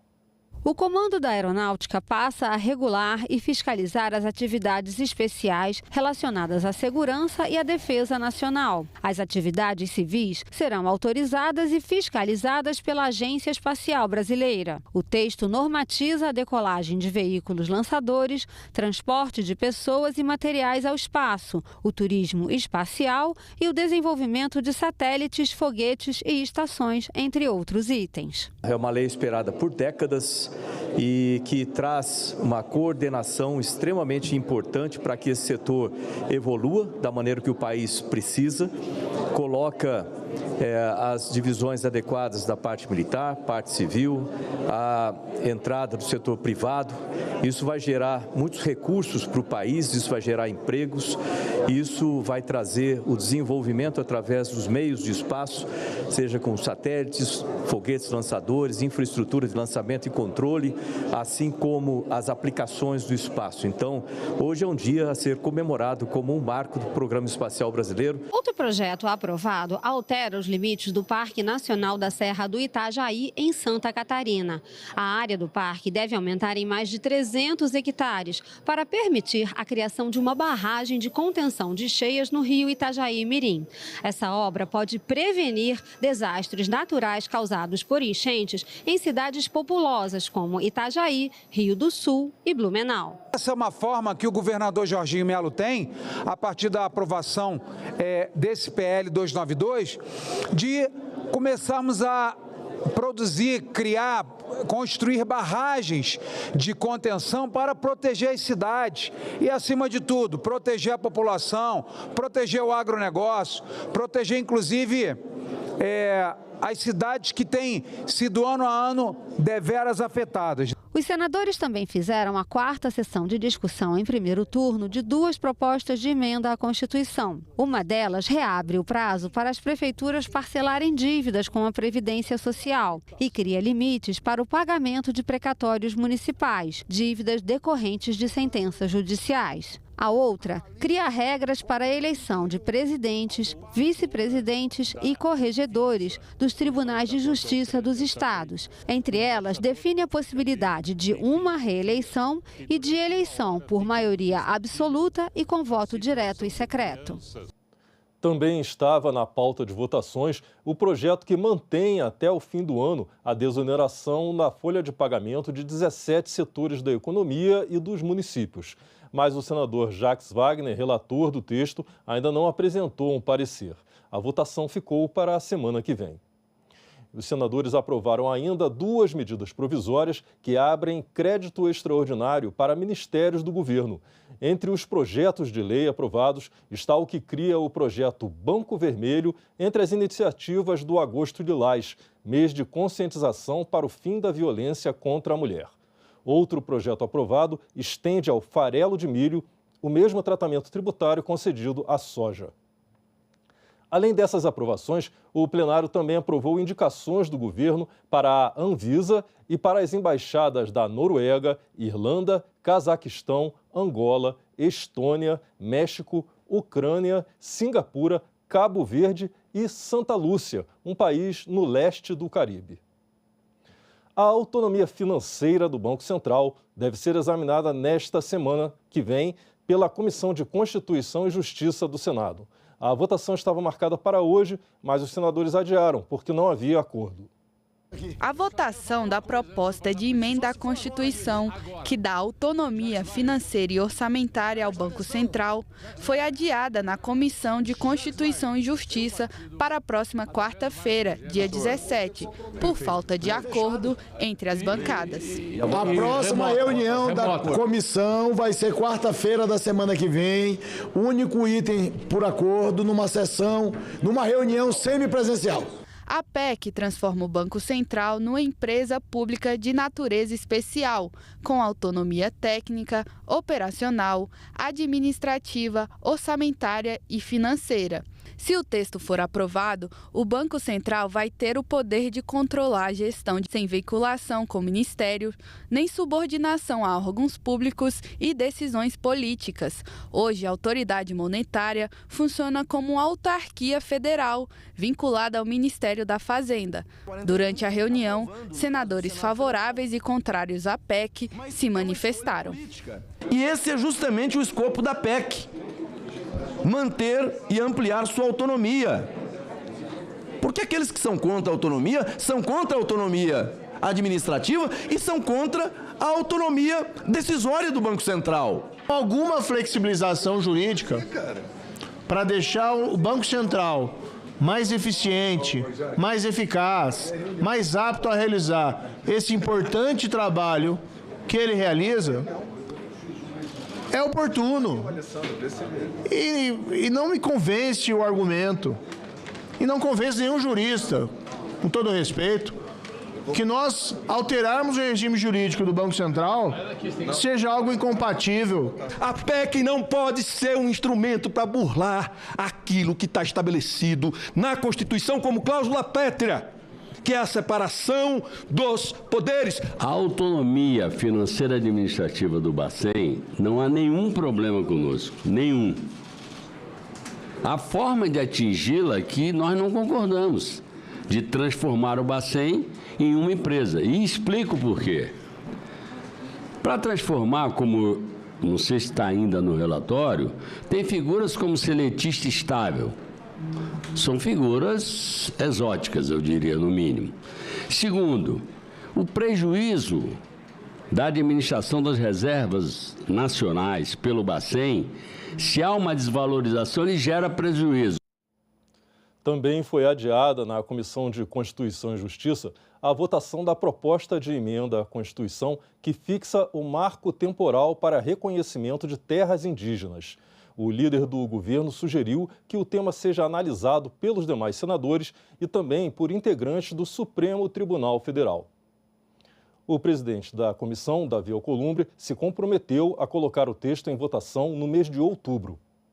A proposta de emenda à Constituição, de autoria do senador Dr. Irã, do PP de Roraima, quer inserir na Carta Magna a data de 5 de outubro de 1988, quando a atual Constituição entrou em vigor, como a referência temporal para se demarcar terras indígenas, ou seja, serão reconhecidas as áreas que povos indígenas efetivamente ocupavam nessa data.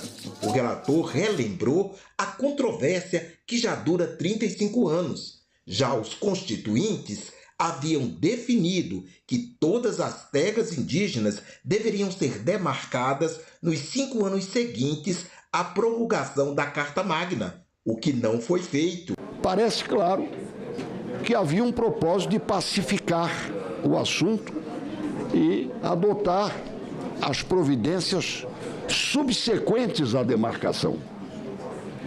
A grande questão é que a União jamais concluiu essa demarcação, de modo que se agigantou a dívida histórica da sociedade brasileira com a proteção das comunidades indígenas em relação às terras que tradicionalmente ocupavam até 5 de outubro de 1988. Não se está a impedir que novas demarcações sejam feitas, desde que se comprove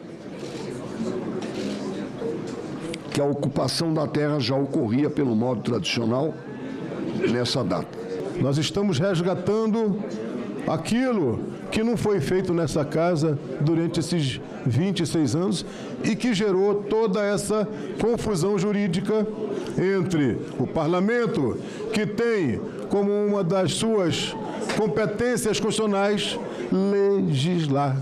Nós estamos legislando, nós não estamos brigando com quem quer que seja. O líder do governo trouxe uma proposta que veio de um ministro da Suprema Corte: adiar a votação em favor da construção de um entendimento entre os dois poderes. Então fez o ministro Gilmar Mendes uma proposta ao presidente da nossa casa, ao presidente da Câmara dos Deputados, de se fazer uma comissão com 3 representantes de uma casa, 3 da outra, imagino que 3 do Supremo, não sei, não conheço a composição, na tentativa de, a partir de 5 de agosto, se trabalhar nessa matéria, visando uma visão que pudesse conciliar. Eu quero logo antecipar que eu sou a favor de que se tem que botar definitivamente um ponto final nisso. Todos conhecem minha posição. Houve insatisfação entre os apoiadores da PEC. Eu quero falar do efeito colateral dessa usurpação do Supremo Tribunal Federal, que nos tomou isso. E está pior, não só nos tomou a prerrogativa, como nós estamos imitando com essa proposta de prorrogar, de protelar. Eu fiquei esperançosa da gente resolver os problemas dos dois lados, injustiças que são cometidas dos dois lados, presidente Davi. Né? Mas tá bom, o que temos hoje? Uma PEC, né, para reafirmar o que já está na Constituição. Mas tudo bem, se é isso que a gente precisa fazer, vamos fazer nosso papel de legisladores votar. E que a maioria vença. Eu vou fazer o meu compromisso aqui, que no mês de outubro nós vamos deliberar isso aqui. Nesta mesma reunião, a CCJ aprovou um projeto que prevê a obrigatoriedade da reserva de, no mínimo, 30% de vagas de membros titulares para mulheres em conselhos de administração de empresas públicas federais, estaduais ou municipais. A medida vale também para sociedades de economia mista, subsidiárias e controladas e outras companhias em que a União, o Estado ou o município detenha direta ou indiretamente a maioria do capital social com direito a voto. A Comissão de Direitos Humanos aprovou hoje a regulamentação da licença paternidade. A proposta também cria o salário paternidade. O texto ainda vai passar por outras 3 comissões do Senado. Está lá na Constituição. A licença paternidade é um direito dos trabalhadores urbanos e rurais. Hoje, ela é de apenas 5 dias corridos. O projeto aprovado aumenta esse tempo para até 60 dias de forma escalonada. A Constituição Cidadã previu expressamente o direito à licença paternidade. Infelizmente, já há mais de 3 décadas manteve-se um vácuo legislativo, postergando-se a regulamentação dessa matéria tão relevante que afeta diretamente mulheres, homens, crianças, adolescentes e cada um dos núcleos familiares existentes em nossa sociedade. Muita gente vem lutando por essa causa. São quase 40 anos desde que a Constituição nos disse que a licença paternidade era um direito e desde então a gente nunca viu o que aconteceu aqui. O texto substitutivo apresentado pela relatora e aprovado na comissão estabelece que a licença paternidade nos 2 primeiros anos de vigência da lei terá duração de 30 dias. No terceiro e no 4º ano, a duração será de 45 dias. Decorridos 4 anos de vigência, a licença passa a ser de 60 dias. A proposta apresentada é bem semelhante ao projeto sobre o mesmo tema em tramitação na Câmara, de autoria da deputada Tabata Amaral. Ambas as propostas seguem as linhas apresentadas por um grupo de trabalho criado pela Secretaria da Mulher na Câmara. No caso do nascimento prematuro,